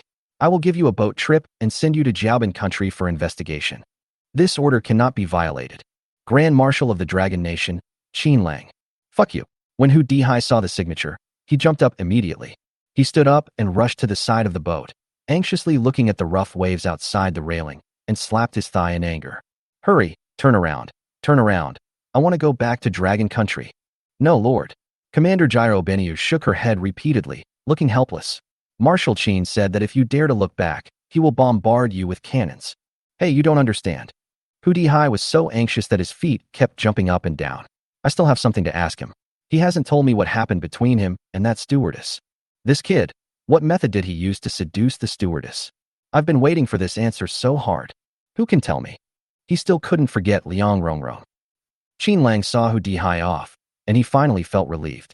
It's better not to keep friends like this around. It would be more appropriate to go to the foot basin given his personality. The Dragon Kingdom's army attacked from all sides and quickly wiped out the rebels. The major lords successfully took over the 7 provinces in the south of the Yangtze River, and the provincial governors disbanded all the mercenaries. With the logistical support of Xiamonli, new towns began to be built in the 7 provinces in the south of the Yangtze River one after another. Zhu Haoyan, Lord of Shannon, Dong Qingqiang, Lord of Nanjiang, and Song Shiru, General of Longhua, were all escorted to the East China Sea. As the Marshal of the Dragon Kingdom, Qin Lang sentenced the 3 people to death and took away the super crystal cores in their brains. To date, all of the 7 lords of Jiangnan, except Long Shanshan, have been executed. Now that the world is at peace and everything is waiting to be rebuilt, Qin Lang is in high spirits. Chun Mingshan, notify all the lords and city masters to gather in the East China Sea. Brother Wolf, what are you going to do now? Lin Xiaoxiao stood beside him with a big belly. Now that there is no war, should we go back to Kangwu? No. I told you I'd take you around the world. Let's start from the East China Sea. He has now acquired 5 superpowers: gold, wood, water, fire, and earth, which complement each other and make him invincible. The issue in Jiangnan has been resolved, but Longhua still has southwest, northwest, and northeast provinces. The remaining dozen or so provinces are still unknown. He planned to reorganize his elite team, starting from the East China Sea and heading west. Visit various places in Longhua along the way and solve problems in other provinces. Hearing that she was going to travel around the world, Chen Mingshan immediately became excited. That's great. I can finally relax. Brother Wolf, I'm pregnant. Is that inconvenient? Lin Xiaoxiao felt a little disappointed. How about I not go? How can you not go? Qin Lang was looking forward to the birth of his daughter. We drove an RV and ate hot pot all the way here. What's inconvenient? We are going to have fun this time, and have fun. After receiving the notice, Yang Wenwen immediately set off with her children. 7 lords, dozens of city lords, members of the elite team, including the army chief Chen Weiwei, also put down their work. After all the women arrived, Qin Lang took stock. The current lords are Yang Wenwen, Wu Yiyin, Lin Xiaoxiao, Long Shanshan, Qi Yulan, Gu Qingying, and Su Xinchen. The city lords at all levels are Liang Rongrong, Chen Lucy, Lu Chunyin, Xia Zian, Liang Xinxin, Han Lele, Lu Yinging, Liang Xiaolin, Zhou Meili, Zhou Nana, Yina, Qin Xiangxiang, Qi Linger, Chen Xiaopei, Chen Hanxiang, and Chen Xiaowei. Other elite team members include Tang Xiaoya, Yang Xiaoxiu, Han Weiwei, Su Lili, Lu Xinyue, Yang Jiaojiao, Lu Yinyin, and Lu Qingyu. including his first chief instructor Chen Weiwei, logistics manager Xie Manli, and current personal adjutant Qin Mengshan, plus Alice from the United States. There are 35 women who are worthy of the name. Together with some people temporarily mobilized for protection, a small team of 100 people was formed. The girls were all dressed up and vying with each other for beauty. Some are as beautiful as flowers, some are graceful, some are pretty, some are slim, and some are so beautiful that the moon hides in shame. Everyone stared at Qin Lang, their faces filled with joy. Let's go, we're officially going on a trip. Qin Lang helped Lin Xiaoxiao onto the yacht and said, Girls, this time we will travel by land and sea, from the East China Sea to the south of the Yangtze River, and head west. Time flies, and half a year has passed in a flash. From the East China Sea to the southwest, then to the northwest, and then around to the northeast. A lot of stories have happened in the past 6 months. In addition to the 7 provinces in the south of the Yangtze River, hundreds of cities were built and hundreds of city lords were appointed along the way in more than a dozen other provinces thanks to the efforts of Qin Lang's team. The amount of food distributed from space was hundreds of millions of tons. It took the entire Dragon Kingdom less than a year to fully restore normal order. Each province has a lord, and each place has a city lord. The glorious deeds of the Dragon State Marshal are being praised everywhere. When they went out, there were a total of 100 people, and when they came back, there were more than 100 beauties and masters. At the same time, 45 superpowers were also added. At this moment, it is only a dozen miles away from Kyoto. Everyone set up camp and was waiting for the order from Kyoto when Liang Xiaolin came running over in a hurry. Brother Wolf, Sister Xiaoxiao gave birth. Give birth. Qin Lang suddenly became nervous. His palms were sweaty. Is it a boy or a girl? It's a girl. Liang Xiaolin said hesitantly. Okay, the girl is fine. I want this girl. Qin Lang was so excited that he danced with joy and rushed into the house in 2 or 3 steps. When he saw the child, his face was shaking with excitement. That's her, my little baby. The little baby I've been thinking about day and night. You're finally here. Thank God, after 3 years of waiting, I finally got you. At this moment, Qin Lang burst into tears. With trembling hands, he picked up the child beside Lin Xiaoxiao, as if he had obtained a treasure. He gently held her in his arms and put his face against the newborn baby girl. In my last life, I was sorry for you. In this life, I will never let you suffer even a little bit. Yang Wenwen and the other women were all shocked. No matter how big the problem was, I had never seen him so nervous. Why was he so uneasy when Lin Xiaoxiao gave birth to a child? Yang Wenwen suddenly remembered what Qin Lang said. Could it be that we were really destined to meet in our previous life? Wu Yuyan understood this, and Lin Xiaoxiao also understood it. The other women naturally didn't understand. When Lin Xiaoxiao heard this, she was so excited that tears welled up in her eyes. Brother Wolf, the order from Kyoto has arrived. Qin Mengshan rushed in at this time. The chief has ordered you to rush to Kyoto as soon as possible to take over as the chief. Brother Wolf, the order from Kyoto has arrived, she shouted again. What should we call it? Qin Lang looked down at the baby girl in his arms and said affectionately, In the last life, I called you little darling. How about in this life? I should call you Qin Bebe? The baby girl in her arms yawned and suddenly grinned. All this seems like a lifetime ago.